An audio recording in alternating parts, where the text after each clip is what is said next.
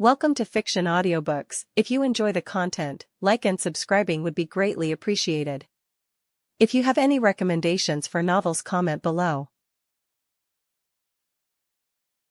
Please join my Patreon at https://www.patreon.com/fictionaudiobook.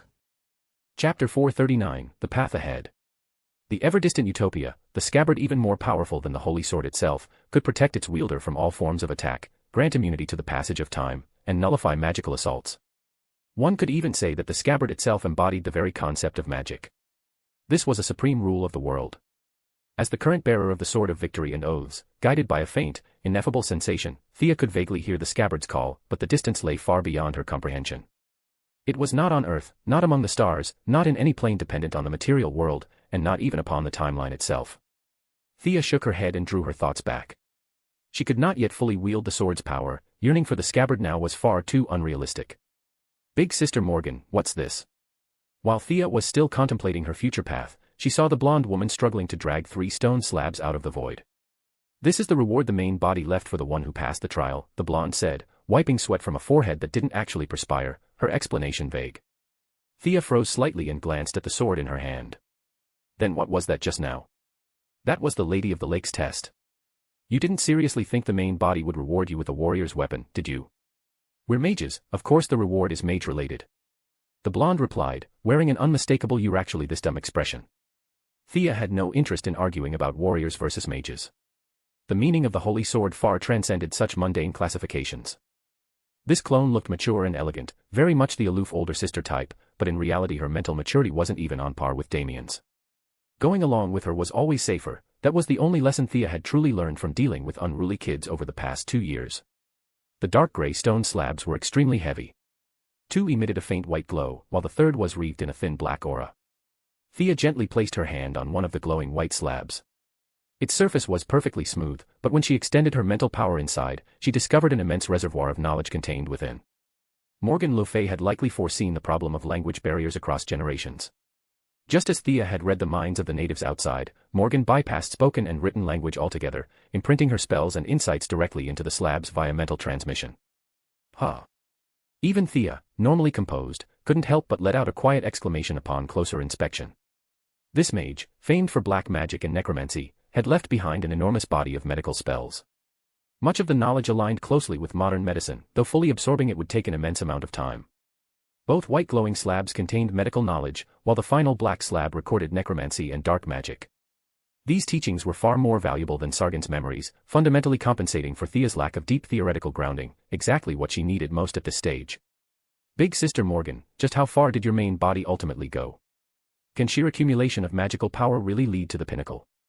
To be honest, Thea was uncertain about her future path. She couldn't compare herself to monsters like Superman. In this era of fading old gods and emerging new gods, she wanted to climb higher, but had no one to consult, groping forward like a blind person touching an elephant. Earth held no answers, and she certainly couldn't swagger over to Apocalypse and knock on Darkseid's door to ask, "Hey, Blue Fatty, how do I become the god of magic?" Darkseid would annihilate her instantly. She had once believed that acquiring the divine power of Black Adam and Shazam would naturally lead to godhood, but her brief encounter with the Lady of the Lake shattered that naivete. Power was necessary, yes, but realm and state of being were just as crucial. Compared to true deities, she was still missing something. That realization was the real reason she posed the question to Morgan's clone. For once, the blonde Morgan grew serious, examining Thea with a probing gaze. The main body has definitely left this world far behind. As for you, you haven't mastered your true power yet. She stroked her chin and pointed at the unicorn tattoo on Thea's shoulder. This thing grants you power, but it also limits how far you can go. Only by becoming one with it again can you truly reach the heights. Become one with the tattoo again. I don't quite understand, Thea said, caught off guard. You call it a tattoo? Fine. That tattoo is a reflection of your heart, light and darkness, hero and criminal. That was the choice fate gave you. But you defied fate and walked a completely new road. Your multiple possible futures condensed into this symbol. It represents what you could have become. To move forward, you must fully embrace everything: justice, evil, reason, passion. The clone's explanation was halting, clearly earnest but limited by her ability to articulate the concept. Still, Thea understood. It was her original fate, one she believed she had long cast aside. Yet the power of her bloodline had dragged remnants of it back. Did she truly need to merge with the light and darkness within the unicorn tattoo?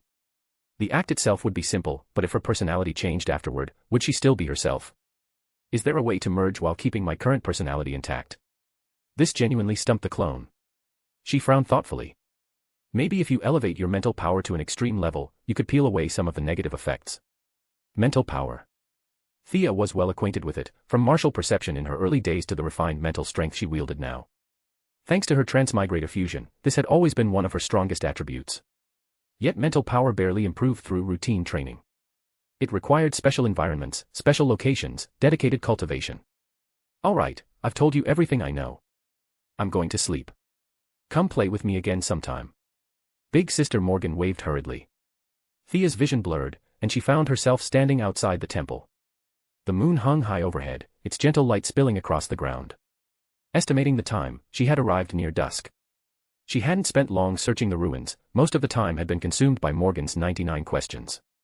The instant she stepped outside, her bond with the Sword of Victory and Oaths tightened dramatically. Unlike the bloodline resonance of Merlin's sword, this connection conveyed responsibility and burden. The relationship between sword and bearer felt less like ownership, and more like comrades in arms. The holy sword hummed softly. Understanding its intent, Thea murmured the inscription along the blade. The sword dissolved into a mass of intangible energy and flowed into her arm. Checking her communicator, she confirmed the time. 3 full days had passed within the temple. She didn't leave right away. Instead, Thea found a large tree, reclined against its trunk, gazed up at the moon, and began to contemplate the road ahead. Chapter 440, The Hidden Place of Nanda Parbat. The unicorn was still very young, having just entered adulthood, it couldn't express many things clearly. Thea summoned her clone, wanting to ask for her opinion. We are you. As long as you make up your mind, there's no need to scruple our opinions. We are a whole, we are your future, the choices you might possibly make. When our existence hinders your path, you should make your true choice. The clone spoke calmly, then vanished again like smoke. Become childish like the unicorn. Or become gloomy like the clone. Thea muttered to herself facing the empty night sky. She quickly shook her head, neither was what she needed. Light wasn't justice, shadow wasn't evil. This was unrelated to right or wrong, it was simply that she disliked them and didn't want them. Merging wasn't urgent for now. She needed to make more plans and preparations. However, what Morgan Le Fay called raising mental power was something achievable at present. Although Morgan's main body possessed profound magic power and extensive knowledge, she might not necessarily understand the true secrets of this world. And among these secrets, Thea could think of a holy land for cultivating mental power. Nanda Parbat. Of course, not the place Raz Al Ghul called his base camp, which was actually a cellar, but a gap between mountains and valleys, between matter and illusion. There existed a paradise rich in high-level energy. Raz Al Ghul chose this place back then. Thea felt it was most likely Trigon behind him who peeked through numerous planes and saw the uniqueness here. Unfortunately, the distance was too far, and even with the great Demon King's power, the true hidden place wasn't found. If contemporary Earthlings were the 5th generation and Atlantis the 4th, then this place was the gem left behind by Earth's very first civilization. Realizing their civilization was about to be destroyed, on the eve of the drastic change, the wise men of this super-ancient civilization gathered the entire race's mental power and forcefully opened up a space. All clansmen abandoned their material bodies, existing here forever in the form of mental power to avoid the inevitable world-destroying disaster from the outside. The initial vision was very good, their spirits were preserved, and to some extent, they achieved immortality. But as Earth's 2nd and 3rd civilizations appeared one after another, without the reliance of a physical body for a long time, even the leaders whose wills were originally like iron couldn't withstand the erosion of time and the baptism of years. They forgot their names, forgot their missions. Tens of thousands of years of emptiness caused severe polarization among them. The kind became kinder, the evil became more evil. Weak spiritual bodies were all abandoned.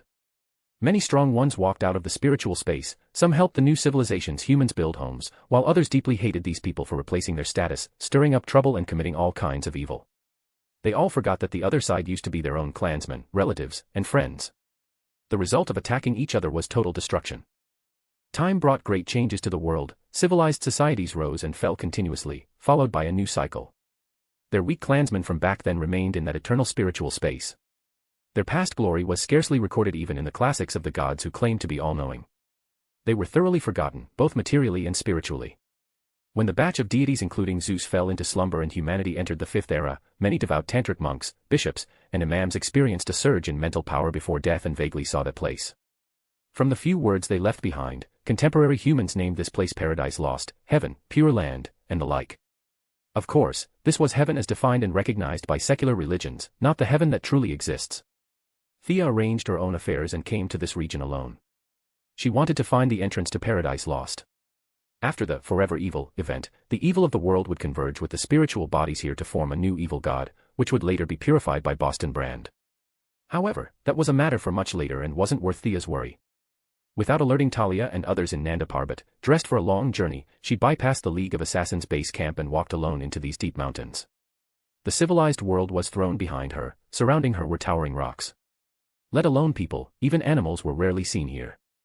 Thea now had an astonishing constitution, walking steadily in this barren mountain and wild ridge, occasionally taking out Croydon's compass to confirm the direction. One had to say, this item coveted by Constantine was indeed useless sometimes, but sometimes its effect was heaven-defyingly strong. Thea did a lot of homework before coming. All records mentioning this area, the deathbed notes of several religious leaders, were borrowed and read by her under various names. However, the records were all vague and ethereal, leaving one confused. Afterward, she also used her bloodline connection to find Madame Xanadu, who was now bubbling with beauty, and asked her to help with a divination. The result was disappointing. 5 cards popped out at once, covering all 5 continents. Even Madame Xanadu was dumbfounded. Thea realized she could only rely on herself. She began various satellite positioning, carbon element detection, supercomputer simulations, mental power scanning, and magic sensing. However, all these efforts combined were not as effective as this Croydon's compass. This compass thoroughly taught her what specialization in a field meant.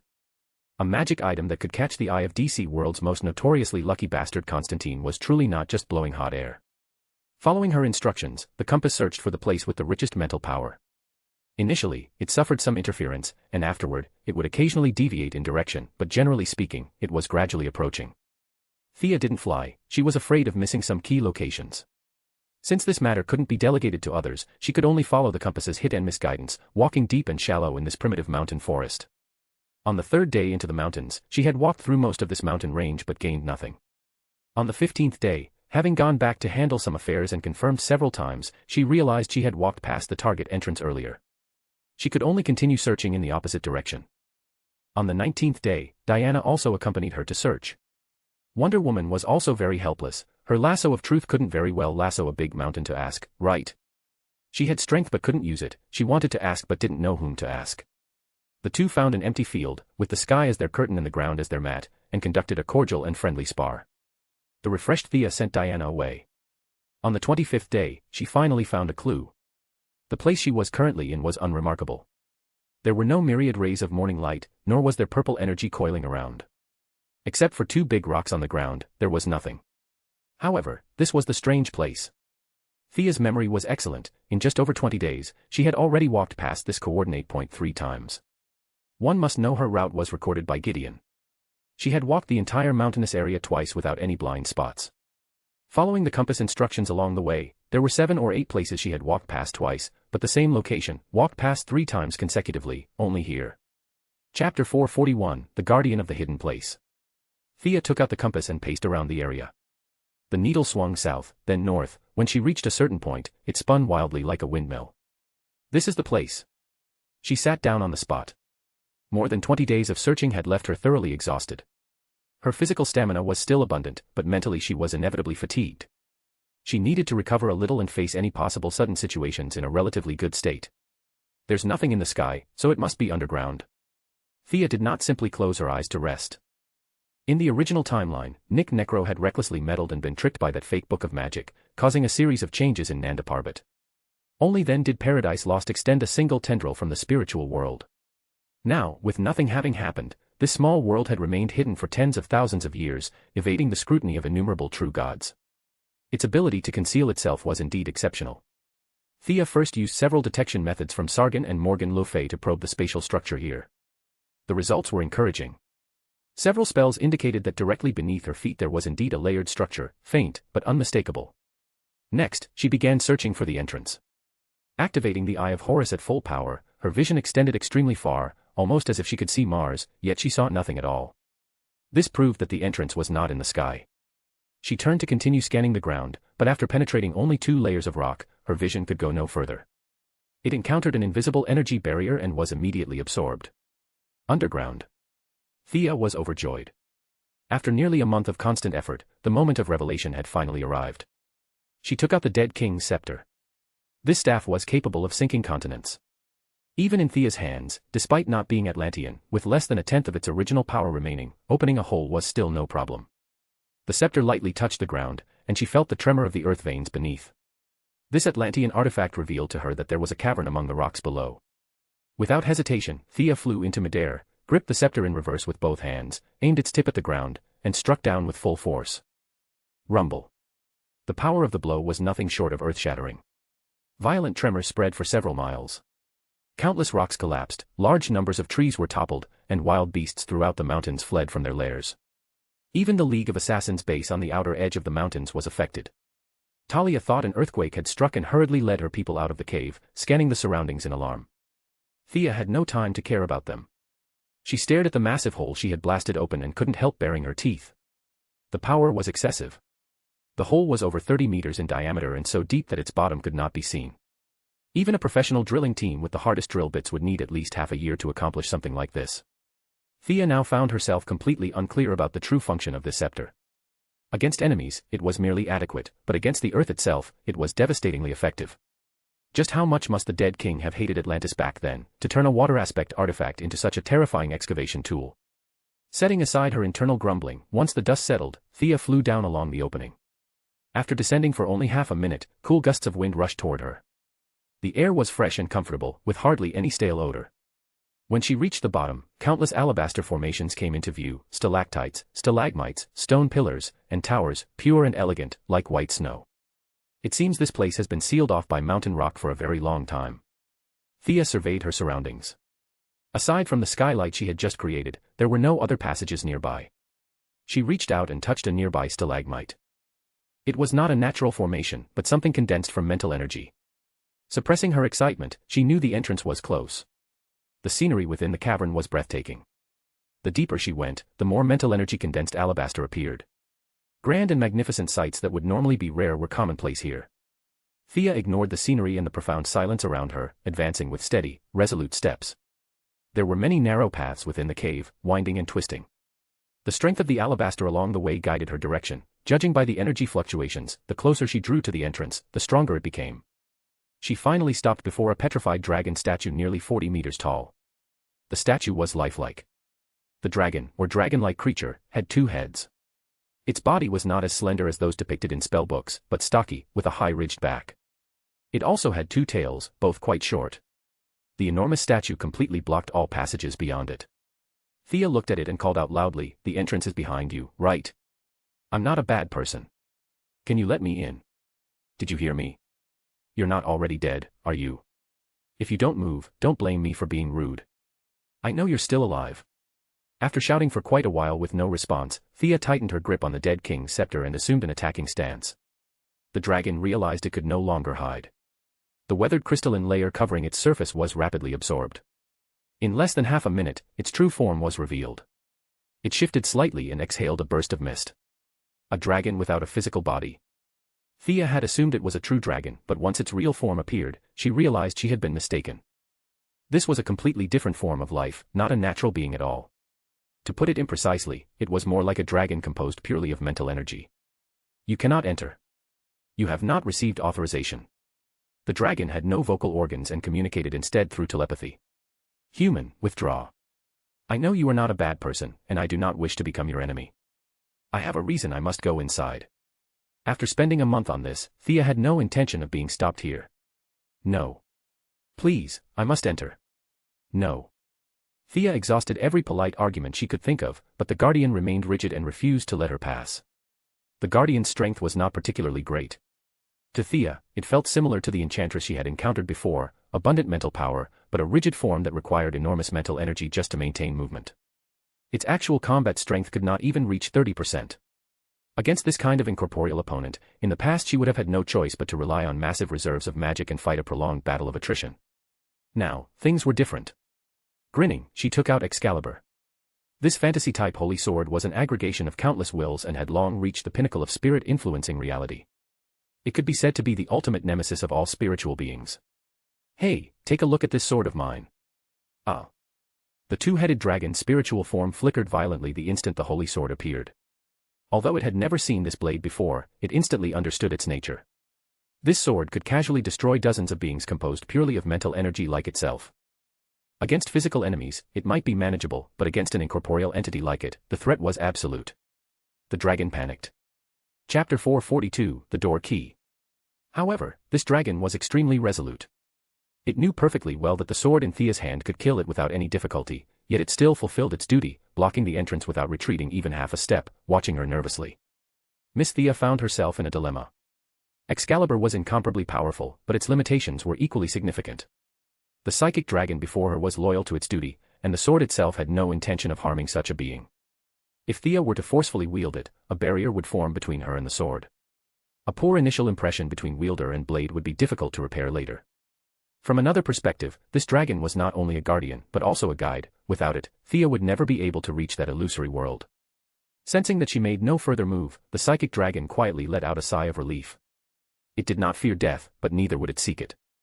After a brief hesitation, it proposed a compromise that it believed did not violate its rules. Find someone who possesses the qualification to enter Paradise Lost, and have them invite you in. That is the greatest concession I can make. Thea smiled. This was a result she could accept. As you wish, Guardian. With that, she sat down on the spot.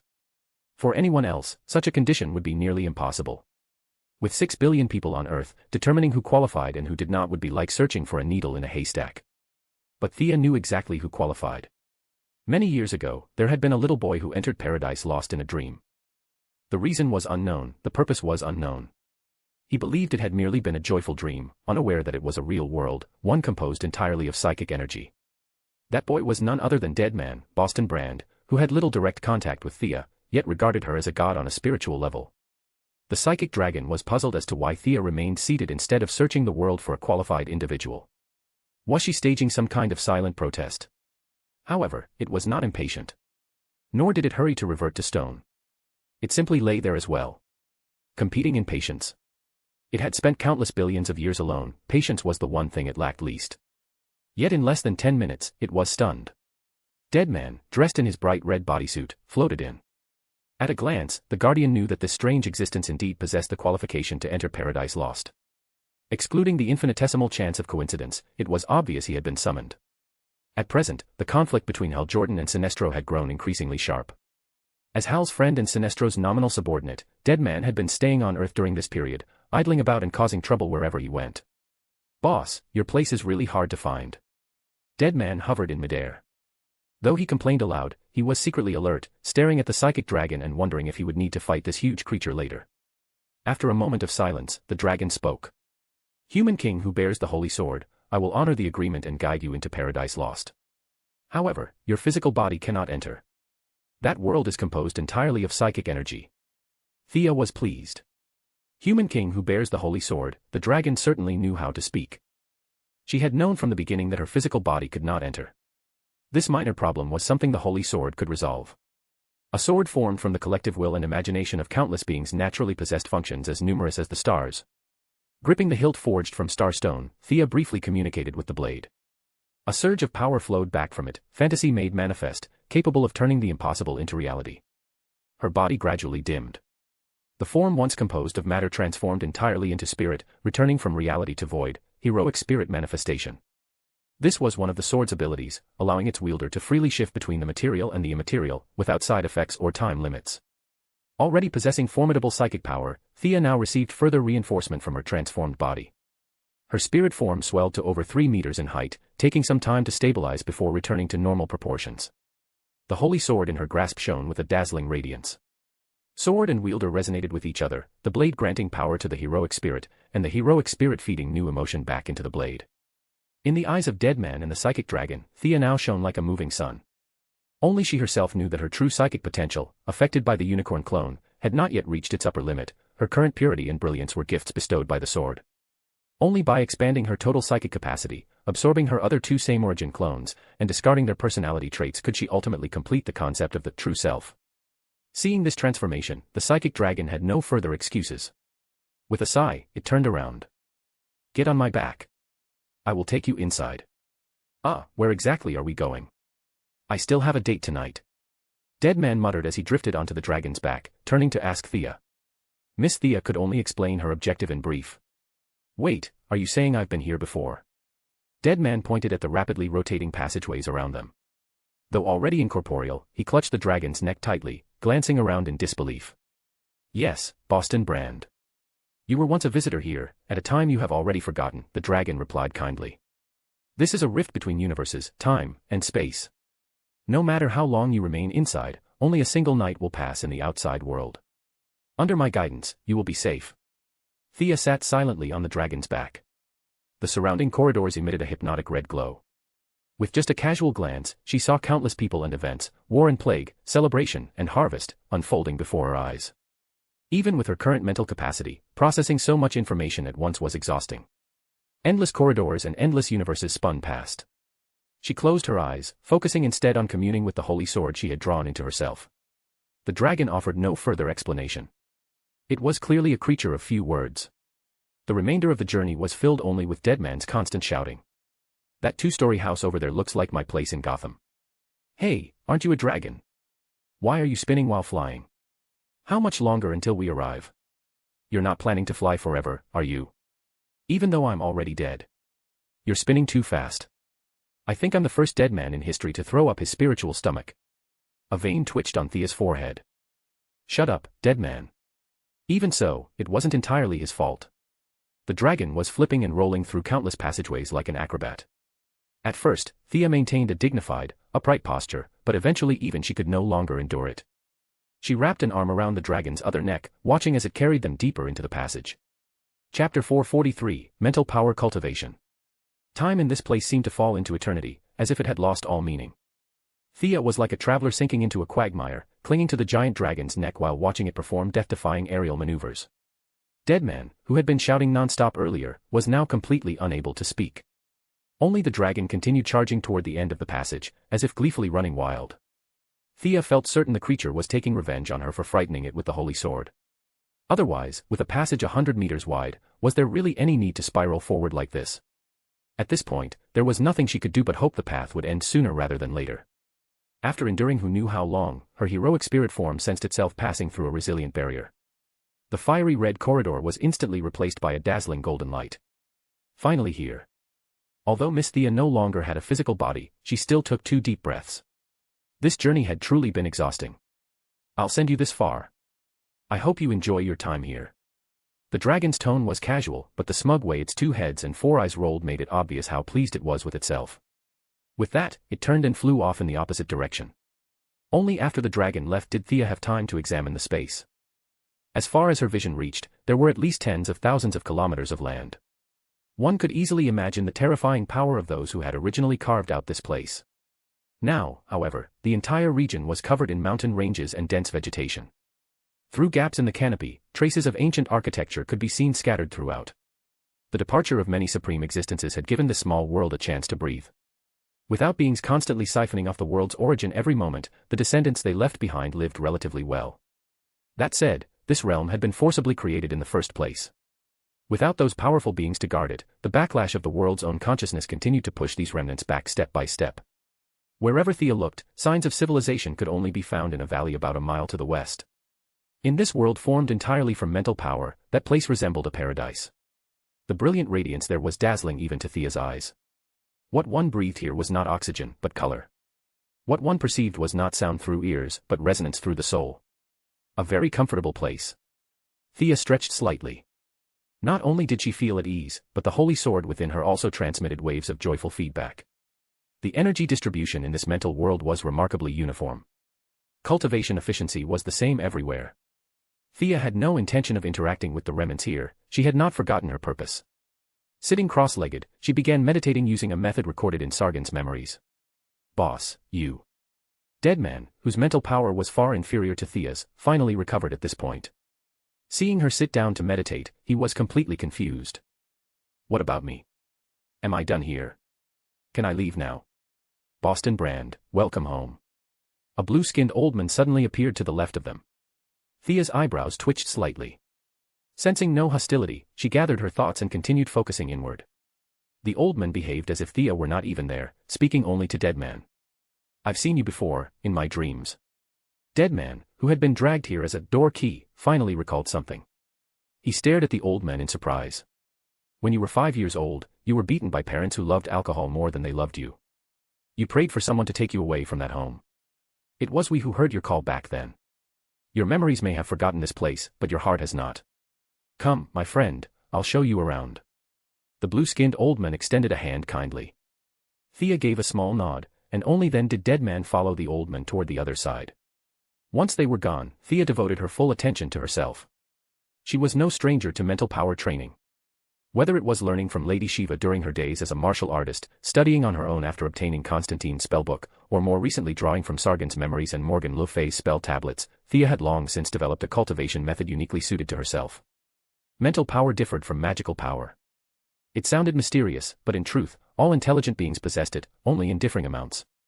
Most living beings were shackled by their physical bodies, with their mental power suppressed by the endless signals processed by the brain. What one sees, hears, and thinks fills the mind to capacity. Aside from a rare few with exceptional talent, most people live their entire lives without ever tapping into this potential. Mages realized early on the supportive role mental power played in magic. Physical attacks were the strength of the body, mental attacks belonged solely to the soul. Mental power, magic power, and the soul were seen as three interdependent components, none could be missing. When a mage's internal energy reached a certain peak, the soul would leave the body, carrying all its essence toward a higher form of existence. Whether this meant ascending to a higher dimension, Thea could not say. However, the rainbow transformation, described in many religious texts, bore a strong resemblance to this process. This legendary realm, though not godhood, surpassed it in some respects. Thea gave it little thought, such heights were far beyond her current reach. Her only goal was to strengthen her mental power, merge her clones, and return to her true self. The fusion of two souls had already granted her a natural advantage in mental power. Now, within this mental realm, and with the holy sword occasionally feeding her energy, her cultivation speed was more than 100 times faster than in the outside world. There was no sunrise or moonset here, no passage of time. Thea sat unmoving for what felt like an eternity. During this period, Dead man finished his tour. Seeing her still immersed in cultivation, he did not disturb her and left the realm through another exit. After an unknown span of time, free from the constraints of a physical body, Thea's mental power accumulated rapidly. What had once been a trickling stream had become a clear, tranquil lake. When she attempted to complete part of the fusion, the holy sword stopped her. It was not yet time. She continued to accumulate power. As her mental strength grew, the entire realm responded. The ground trembled, and mist-like radiance rippled across the sky. Yet aside from the blue-skinned old man glancing over from afar, none of the remnants paid any attention. For them, time held no meaning. Neither did survival. Life and death alike failed to stir even a hint of emotion. When Thea's mental power broke through a certain threshold, another portion of the Holy Sword's abilities unlocked. Using this realm's unique environment and the sword's emotional resonance as a conduit, she could now hear the appeals of countless lives. As the chosen one of the moon goddess, Thea already possessed the ability to hear others recite her name at night, and the 7 words spoken afterward. The ability sounded impressive, but in practice, it had caused her no small amount of trouble. Chapter 444, Fusion.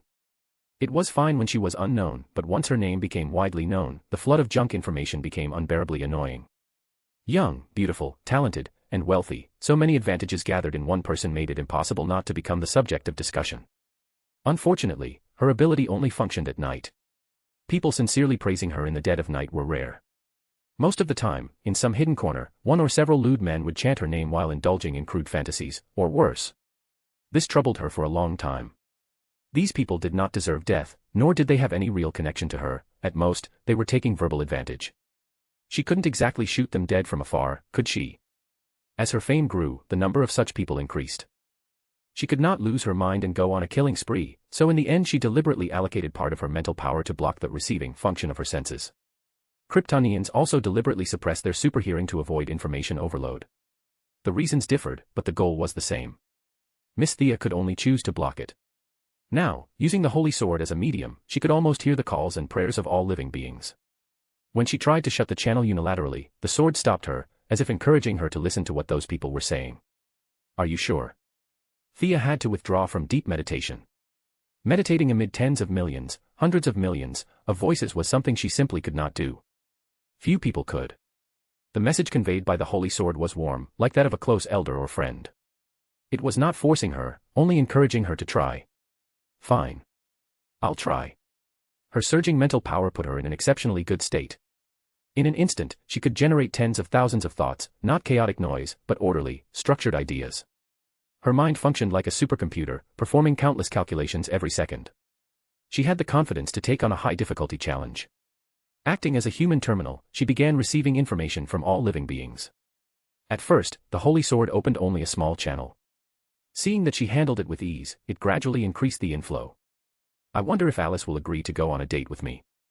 Will Dad come watch my baseball game? Please let this fishing trip return with a full haul. Countless wishes flooded into Thea's consciousness. Legend said that gods could answer their followers' prayers, descending with power or avatars. She once thought it sounded simple enough. Now, after barely half a minute, she wanted to curse. It was exhausting. She didn't need to process or respond. Merely receiving the information made her spiritual form sway. Seeing no sign that the Holy Sword intended to stop, Thea could only endure. Her sharp mind quickly devised a compromise solution. Many wishes were weak, optional at best, and could be set aside. She would prioritize those with strong intent. Since she didn't need to respond, she would listen as quickly as possible and move on. Her mental power was consumed at high speed. At the same time, those with stronger wishes seemed to sense that their prayers were being acknowledged, their emotions lifting as they unconsciously fed back small amounts of mental power. With these replenishments, her reserves continued to shrink, but she could still hold out for a while. During this process, she also heard many familiar voices. Shadow praying for them to capture Brick. Laurel wishing to see her sister. Luther's secretary hoping that he might spare her a glance amid his endless work. Most wishes were kind. Naturally, many were vile, and those Thea discarded immediately. While filtering the information, a beam of golden light entered her spiritual world. This was an unmatched call. The strength of will and sincerity of desire surpassed the sum of all the wishes she had processed so far. My brother and I are trapped in the basement by bad people. They're on their way to kill our dad. I beg heaven to give me the strength to save him. The image of a young boy appeared in Thea's consciousness. His voice was not loud, but his resolve and determination surpassed conventional definitions of power. The entire channel fell silent, leaving only this single plea. Hawk and Dove. Don Hall. Then the one beside him must be his brother, Hank Hall. Through her network of medical pods, Thea had collected extensive personal data. She knew these brothers. They were not major figures on a global scale. The elder brother relied on violence to solve problems, an ordinary man in her eyes. But the younger, Don Hall, was extraordinary. His combat power was negligible, yet his sanctity was unrivaled. Even the black lanterns that swept across worlds could not shake him. Thea shook her head and laughed softly. So even Hawk and Dove's future is something I set in motion. Interesting. Understanding the causal chain, she knew what she had to do. She summoned the unicorn that embodied her light and sacred aspect. The unicorn's spiritual form did not transform into human shape. Their minds were already connected, no words were needed. Come, Arthas. Merge with me completely. From today onward, there is no separation between us. The unicorn gently licked the corner of her eye. Thea tugged at its ear in return. Knowing she would never see this familiar companion again brought her genuine sadness, but this was fusion, not parting in life and death. She steadied her resolve. Wiping the damp corner of her eye, the unicorn sensed her determination. They had merged before, only a slight adjustment of resonance was required. Come. Thea opened her mind completely, welcoming the future that fate had arranged for her. The fusion of the two spiritual bodies caused violent upheaval throughout the realm. Mountains, lakes, and forests formed of mental power were drawn in, dissolving into pure origin energy to fuel the union. Thea's consciousness operated at extreme speed. Power remained. Origin remained. As for the sacred traits and qualities, she sealed them layer by layer into a radiant golden sphere. This sphere represented the purest part of herself. She knew that absorbing it would bring about a drastic transformation in her moral nature. Justice was admirable, worth aspiring to. She could shoulder the world if necessary. But she did not like that image, did not wish to become a purely righteous being. That was not who she was. Those brothers, especially Don, are rare saints of this age. They should suit your standards. Whether she was speaking to the merged unicorn or to herself, even she could not say. This complete fusion brought no golden helm or armor as before. Instead came a fundamental leap in her level of existence. Perhaps still inferior to Superman or Diana, but on this earth, few could rival her now. That golden sphere carried traces of Thea's own essence and a fragment of the unicorn's abilities. The power within was more than enough to transform the Hall brothers completely. Chapter 445, Hawk and Dove. Thea was delayed on her end for only a brief moment. For the Hall brothers on the other side, not even 1/10 of a second had passed. As Don called out, before his voice had even faded, a sound far beyond anything they could imagine echoed directly within the brothers' minds. You desire power. You thirst for power. Then I will grant you power. Thea had no intention of frightening them. However, she was now far removed from the material world and could only communicate through telepathy.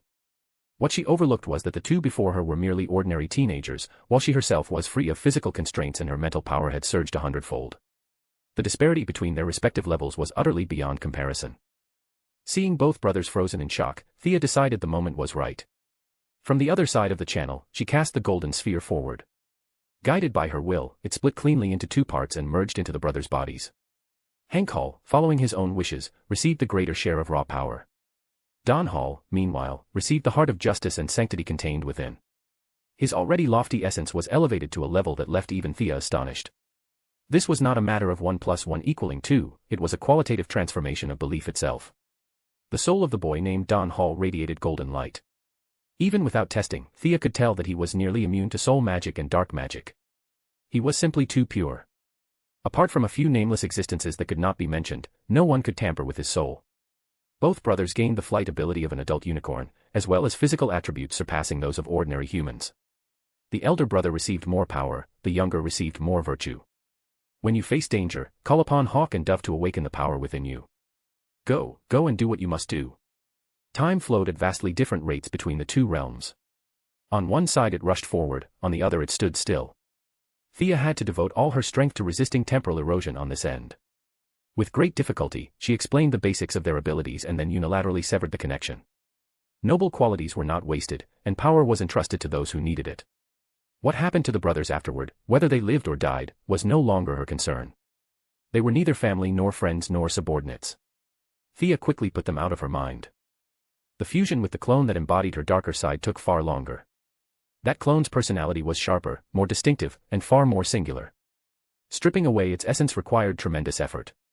Compared to the unicorn that represented light and justice, the dark aspect clone was the one most like her true self. To prevent that personality from bleeding back into her, Thea proceeded with extreme caution, judging bit by bit, separating thread by thread. Power remained.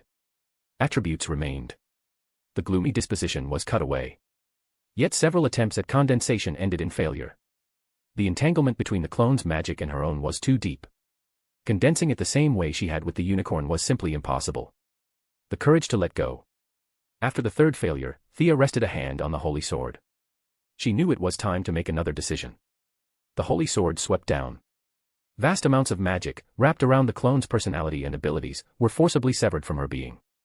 There were no bloody visuals, no agonized screams, only a profound trembling of the soul. That really hurts. Her spiritual form suffered heavy damage. Her total magic reserves dropped by nearly 20%. Yet as she looked at the dark, mist-like mass still thrashing about in the mental realm, she knew her work was not yet finished.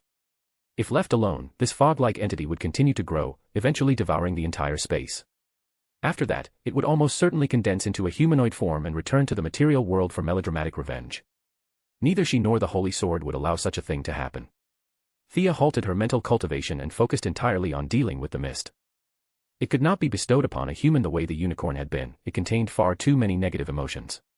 The solution she devised was to forge a dark aspect staff, but one imbued with the concept of healing. Such a contradictory idea should not exist in theory. Yet many of Morgan Le Fay's spells offered guidance. This master of healing-oriented black magic had pioneered a path that fused two extremes, each serving as the other's outer and inner face. This would be a staff of redemption, one that saved others, and in doing so, saved its wielder as well. Each act of healing would grant both staff and user a new form of understanding. Drawing on pure mental power from the surrounding space and using the Holy Sword's ability to turn the intangible into reality, Thea worked without rest. The finished staff was dark gold throughout. At its head coiled a golden serpent, twisting around the top. Though her forging skill could not rival Diana's, crafting a staff was well within her capabilities. After an unknown span of time, Thea collapsed to the ground, exhausted. The staff was complete, but a new problem arose. This object was, in essence, a part of herself. If she used it personally, it would return to her body within 2 days, rendering all her suffering meaningless. So the question remained, who should wield it? First, the wielder had to be dark aspect. Second, they could not be an irredeemable villain. Third, and ideally, the wielder would be female.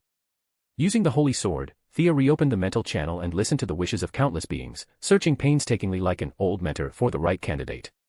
Reality proved that being a proper mentor was no easy task. Some had potential but no talent, others had talent but no potential. With no intelligent filtering or search mechanism, she could only skim endlessly and rely on chance. Those who craved power were everywhere. Those with magical talent were fewer than 1 in a million. Thea had no time to awaken bloodlines for the handful that qualified.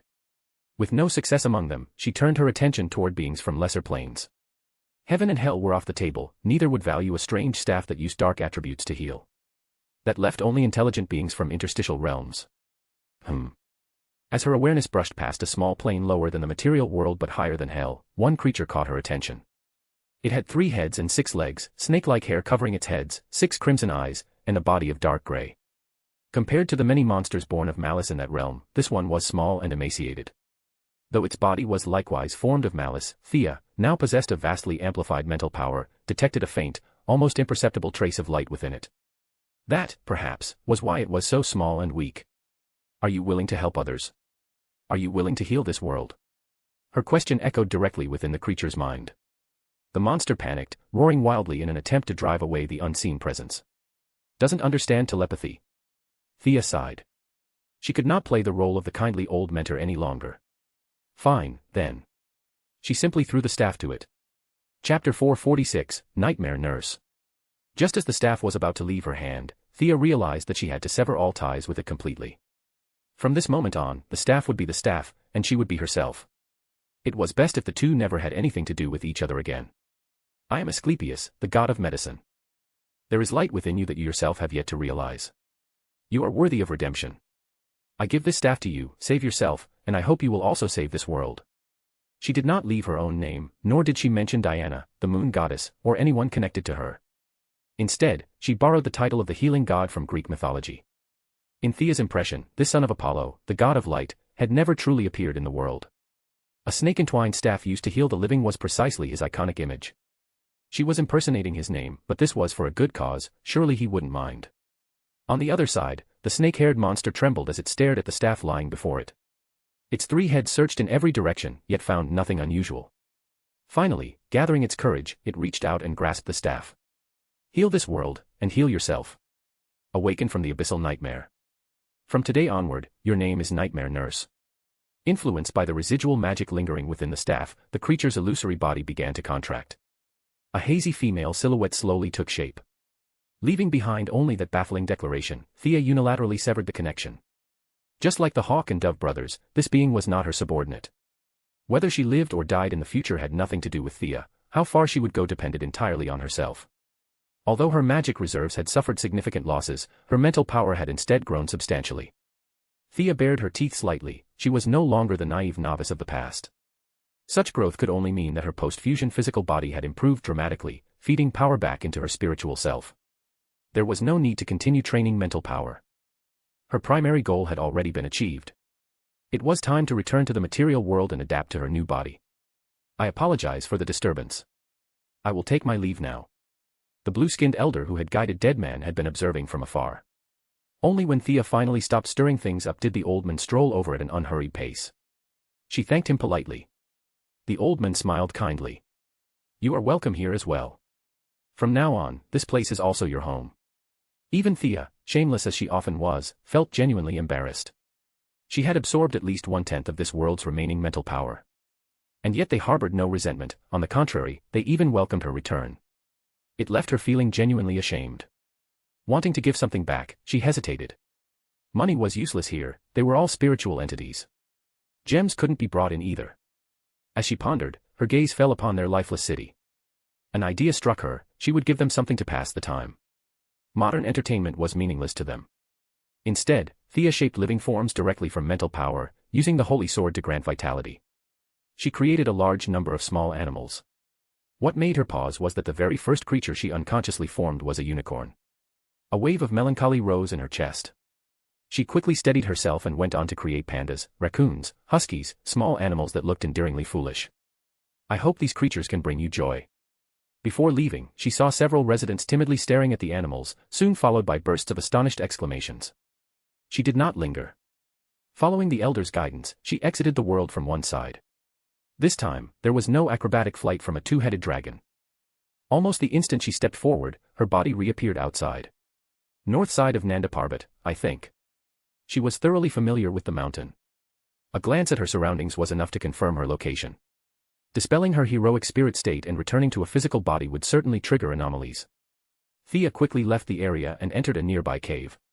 Come. Gripping the holy sword, she twisted her wrist.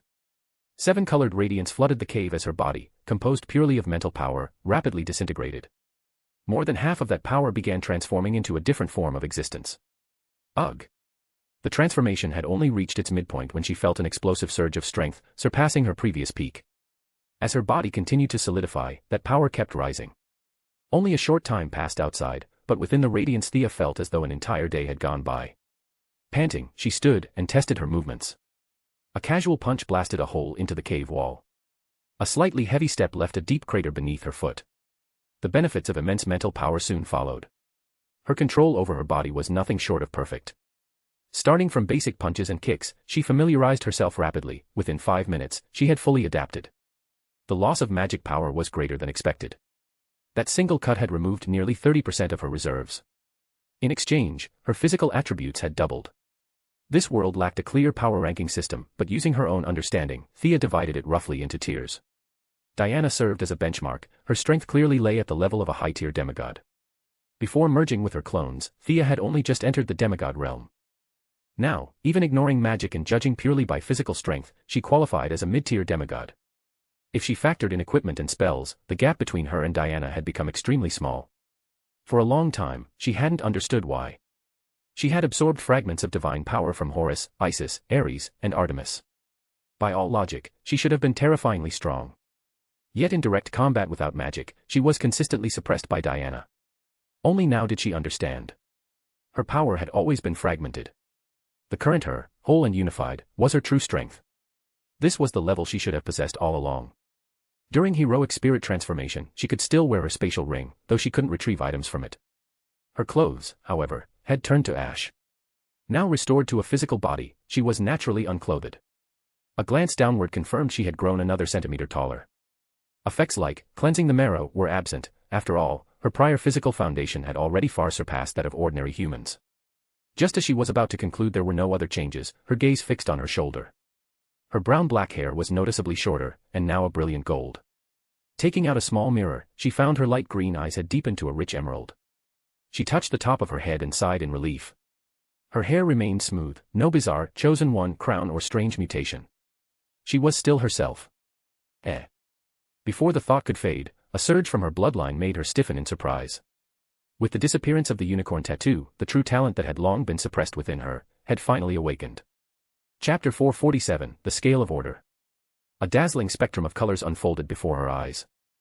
With just a casual glance, she could see countless microorganisms and insects moving within the cave. With a little more focus, even their internal structures became visible. Plants stubbornly grew from cracks in the rock, and not far away, underground water flowed slowly through the mountain wall. Thea blinked once, and her vision returned to normal. With a thought, that wide-ranging perception immediately returned again. The world she now perceived differed subtly from what she once saw through the eye of Horus. Whether it was color, detail, or even the molecular structure of objects, so long as she wished to see, she could see it, and see it clearly. The eye of Horus is gone. The thought struck her instantly. There was a trace of surprise, but far more joy. After undergoing heroic spirit transformation and returning to a physical state, followed by the fusion of two clones, transformation, fusion, reconstruction, during that entire process, the eye of Horus had been completely absorbed and assimilated by her body. From this moment onward, there was no eye of Horus. Only Thea's own eyes remained. With the barrier between her body and her vision gone, her mental power surged. What now appeared before her eyes was the true world as perceived by divine sight. She didn't linger on the change in her vision. Almost immediately, her bloodline transmitted new information to her, revealing her true innate talent. This talent was complex.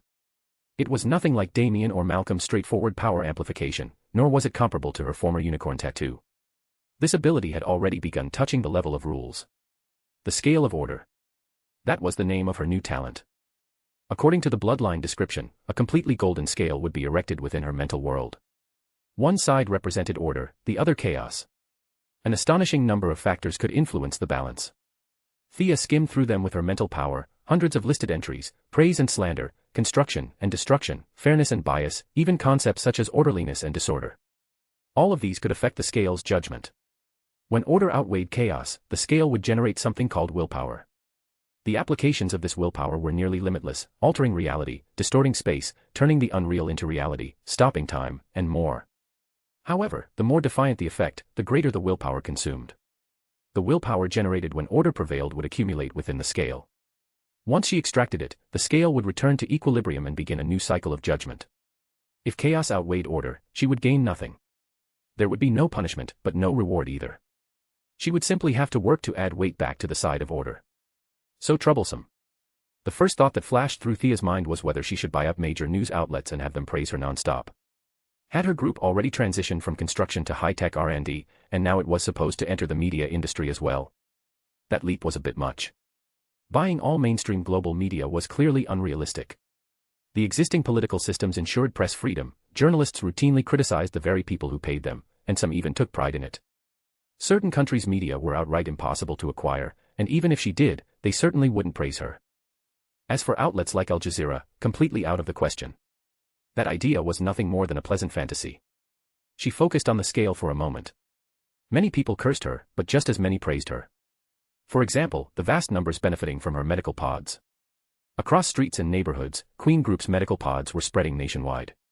Procedures that cost tens of thousands of dollars in major hospitals now cost only a few thousand, safe, efficient, and capable of resolving most conditions within half an hour. This talent really is tailored to my personality. Thea sighed. She was accustomed to quietly accumulating wealth. Asking her to act like a traditional superhero, saving an elderly woman from running a red light today, helping a child find a lost dog tomorrow, she simply couldn't bring herself to do it. She preferred working within existing rules, maintaining those rules, and acting with planning and structure. Not rushing around the city like an emergency responder, saving whoever happened to appear. Philosophically, she already conflicted with traditional superheroes, and this new, order-focused talent only widened that gap. She wanted to test the power of willpower. Unfortunately, the scale had only just begun operating. Order outweighed chaos by the slightest margin, the available willpower wasn't even as thick as a strand of hair. After calming herself, she reflected on this strange talent. Though endlessly troublesome, its power was undeniably terrifying. She wasn't some chosen child of God, yet this bloodline talent was so strong that even Merlin, back when he was merely a mage apprentice, likely never awakened anything comparable. Eliminating other possibilities, the only explanation was that her true talent had long been suppressed, and had continued evolving as her power increased. Or perhaps her talent awakening had never reached its final stage. Once the unicorn tattoo was removed, this ability emerged fully formed, powerful beyond reason. Most people awaken talents while still mortal. Thea had been forcibly suppressed until now. From a purely talent-based perspective, she might well be an unprecedented demigod-level mage apprentice. She checked her body again. Even inside the cave, ambient light still existed. Her ability to absorb sunlight and moonlight remained intact, otherwise, being forced to practice 18 meditation techniques a day like Mr. E would have driven her to become a pure warrior instead. She retrieved a set of clothes from her spatial ring. After hesitating briefly between flying back or teleporting, she chose teleportation, less trouble. She didn't return to Star City or Metropolis. Instead, she appeared directly in London, where Diana owned an apartment. "Finished with your business?" Diana asked, watering flowers without turning around, having sensed the spatial disturbance. "My strength has increased a lot. Let's spar." "It's still daytime." "What are you thinking?" "A duel." Thea interrupted. "Gear up, we'll find an uninhabited planet." Without giving her time to argue, Thea dragged Diana off-world. Thea needed intense combat to fully adapt to her new physical strength. Diana sighed, set down the watering can, picked up her equipment, and followed. Sword and shield in hand, fully armed, this was Diana's attitude toward battle. She never discarded equipment out of arrogance, and Thea knew that well. Thea didn't use powered armor. She didn't cast enhancement magic. She simply tied her hair into a single ponytail. She didn't draw the holy sword, instead, she charged forward wielding the godkiller sword, a weapon Diana knew all too well. Careful. Diana didn't block head-on, choosing instead to sidestep. But she underestimated Thea's speed. The moment the thought of evasion formed, Thea was already in front of her. With her competitive spirit ignited, Diana raised her sword and struck back. Chapter 448, Sparring. Two treasured swords, forged by the same god of fire and sharing the same origin, collided yet again. No one knew how many times it had happened before. In the past, Thea would have been knocked flying. Now, she merely retreated half a step. The shockwave from the clash of blades swept across several miles. Your strength has increased this much. As the person who understood her best, Diana knew her capabilities extremely well. They had sparred countless times in every conceivable way, she had the greatest authority to judge. It has. This is the level of strength my body should have had all along. The benefits of heroic spirit transformation were not limited to training mental power. The decomposition and reconstruction process filtered out all the residual impurities in her body. The various divine powers Thea had absorbed before came from different gods, even from different pantheons. Even though they had long been degraded into magic power, the impurities within that energy were still frighteningly numerous. This reconstruction was equivalent to reforging her body from scratch. No traces of Ares, no remnants of Horus, every bit of power now belonged purely to her. Light. Smooth. Effortless. All of these could describe her current physical state. Even in terms of appearance alone, she was no longer inferior to Diana. Objectively speaking, she was now a completely new demigod. The effect of this reconstruction was absurdly good. And heroic spirit transformation was merely one of the Holy Sword's countless abilities, an unremarkable one at that. From this alone, its extraordinariness was obvious. A new body required adaptation, and her combat style needed adjustment as well. It was like how Batman knew Wing Chun but almost never used it, the technique simply didn't suit his build. Thea now faced the same issue. Many techniques that once felt light and natural now felt awkward. The problem wasn't the techniques themselves, it was that she was no longer suited to them. Diana did not hold back just because Thea's movements were rough. Shield in her left hand, sword in her right, unlike Thea, she didn't train in countless styles. One set of combat techniques, one sword and shield system, refined to near perfection. Despite her familiarity with Thea's martial arts, Thea was still driven into disarray. Under immense pressure, the techniques she had mastered began rapidly fusing together. No form defeating form was impossible, but the essence of various styles was reshaped and applied seamlessly. Courtly swordsmanship, Eastern blade arts, any technique that fit was a good technique. You're in the way. Realizing that Thea's raw strength was no longer much weaker than her own, Diana discarded her shield and attacked with both hands on the sword, launching a storm of strikes. The facts proved that Diana's overall combat ability still surpassed Thea's. Strength, endurance, reaction speed, every stat edged her out. The eldest miss accepted this calmly. After all, even though her magic power had dropped by nearly 30%, her core was still that of a mage. If a mage could overpower a pure warrior like Diana in a direct physical clash, that would be abnormal. In the past, she would have activated every skill and fought desperately for victory. But after fusing her two clones and shedding mental distractions, her mindset was tranquil. Losing wasn't a big deal. Winning would have felt strange. Move by move, she steadied her thoughts and met Diana's attacks head-on, occasionally landing counterstrikes. Both fought with complete seriousness. Diana hadn't enjoyed such a purely martial contest in a long time. Previously, sparring with Thea always involved magic layered onto combat, fear shocks and tricks mixed in, never the path of a pure warrior. It had always left her feeling constrained. There were few on Earth who could truly fight her. Farah barely counted, they only knew each other through Thea, and occasional sparring was fine, but there wasn't enough rapport for frequent bouts. As for Superman, Diana would have loved to test herself against him. Unfortunately, Clark was perpetually busy, what little free time he had was monopolized by Lois Lane. Sparring was simply impossible. Leaving the island for a century had left this warrior demigoddess thoroughly starved for battle. Seeing Thea's close combat strength advance by leaps and bounds, Diana might have been just as happy as Thea herself. The two unleashed their power without restraint. One sword strike carved a trench, one punch raised a wall of compressed wind. On the desolate planet, mountains were blasted apart by the residual shock waves. The atmosphere itself thundered in response. Within a 100-mile radius, the land looked as though it had been ravaged by a typhoon, and at the eye of the storm stood two beautiful women. The fight dragged on for a long time. Even demigod bodies began to feel fatigue. Catching the instant Thea turned midair, Diana leapt and hurled a punch straight at her. Thea sensed this might be the final exchange. She twisted her waist, bent her arm, and drew out a faint trace of willpower from her spiritual world. I can do this. I will. A faint golden glow wrapped around her jade-white arm. It flickered once, then vanished, as though it had never existed. Boom. A deafening sonic blast erupted at the point of impact. An invisible shockwave exploded outward in all directions. Diana landed heavily, her feet carving a deep furrow in the weathered ground as she slid back more than 10 meters. Thea tumbled through the air, flipping 7 or 8 times before finally stabilizing herself. What a strange power. Having fought Thea countless times, Diana was familiar with every type of power she possessed. This was neither magic nor emotional energy. It resembled divine power, but not quite. Let's go. We'll talk about it properly once we're back. Thea changed clothes again, the previous set had been shredded. At their current combat intensity, ordinary clothing didn't last more than a few moves. This also highlighted the value of Diana's armor, not just its defense, but its excellent coverage. A teleportation gate opened, returning them to Diana's apartment. Both were filthy and exhausted. After quick showers, neither had the strength for an all-day sparring session. They ordered enough takeout for 10 people. Amid the deliveryman's stunned expression, the eldest miss accepted the mountain of food. Like on Themyscira, the two sat on the floor, eating and talking. Willpower. That sounds like something from religious texts, doesn't it? Diana stuffed half a slice of pizza into her mouth, speaking indistinctly. At the same time, Thea gnawed on a chicken leg with zero elegance. The food itself was meaningless to them. If they truly wanted energy, even meals for 100 people wouldn't suffice.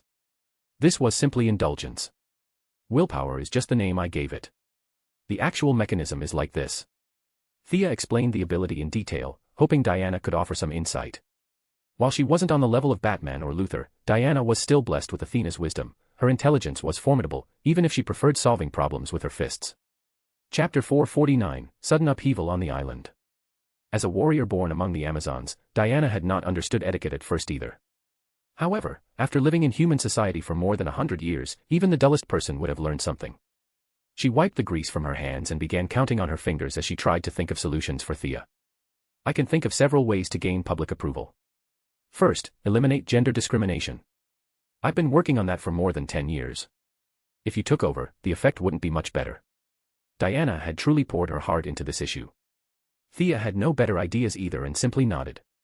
This was a matter of overall social structure, not intelligence. Second, end wars, save children, pay attention to vulnerable groups, provide employment opportunities, offer free medical care, and support people below the poverty line. It was clear that Diana had long been concerned with these social problems. Unfortunately, her influence was limited, and she had no effective way to truly push these changes forward. Not only did these issues give Diana headaches, they also made Thea feel helpless. Exaggerating only slightly, if one dug out Moira's old mayoral campaign speech, tens of thousands of words would be devoted to exactly these topics.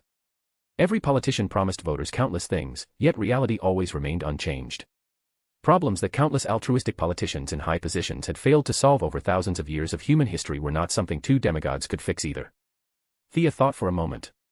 Universal gene fluid injections were out of the question, but manufacturing a batch of gene-level miracle drugs to cure terminal illnesses and releasing them at low cost might be feasible, at least to test the response.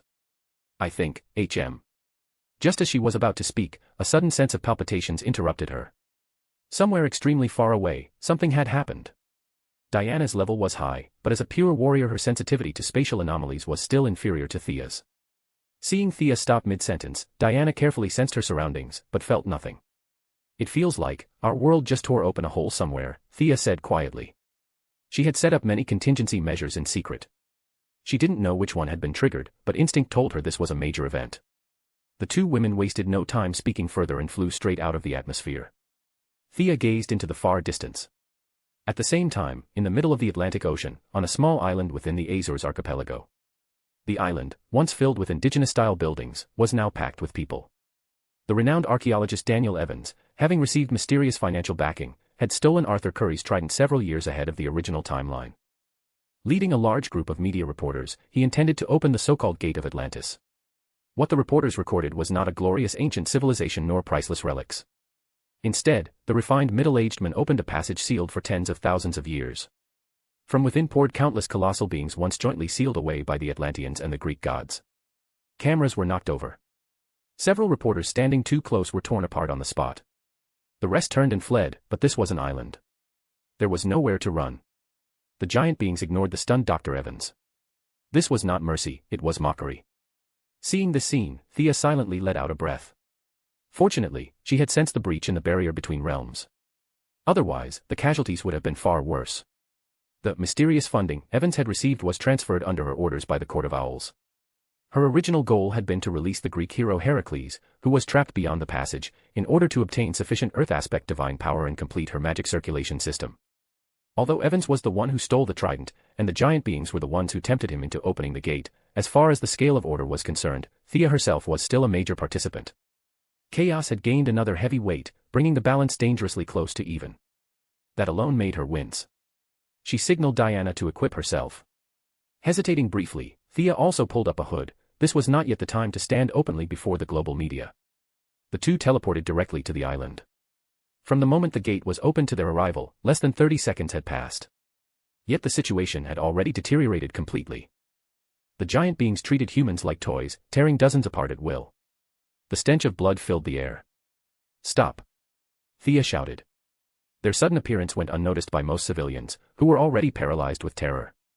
But the giant beings immediately recognized the threat. Two pure demigods were impossible to ignore.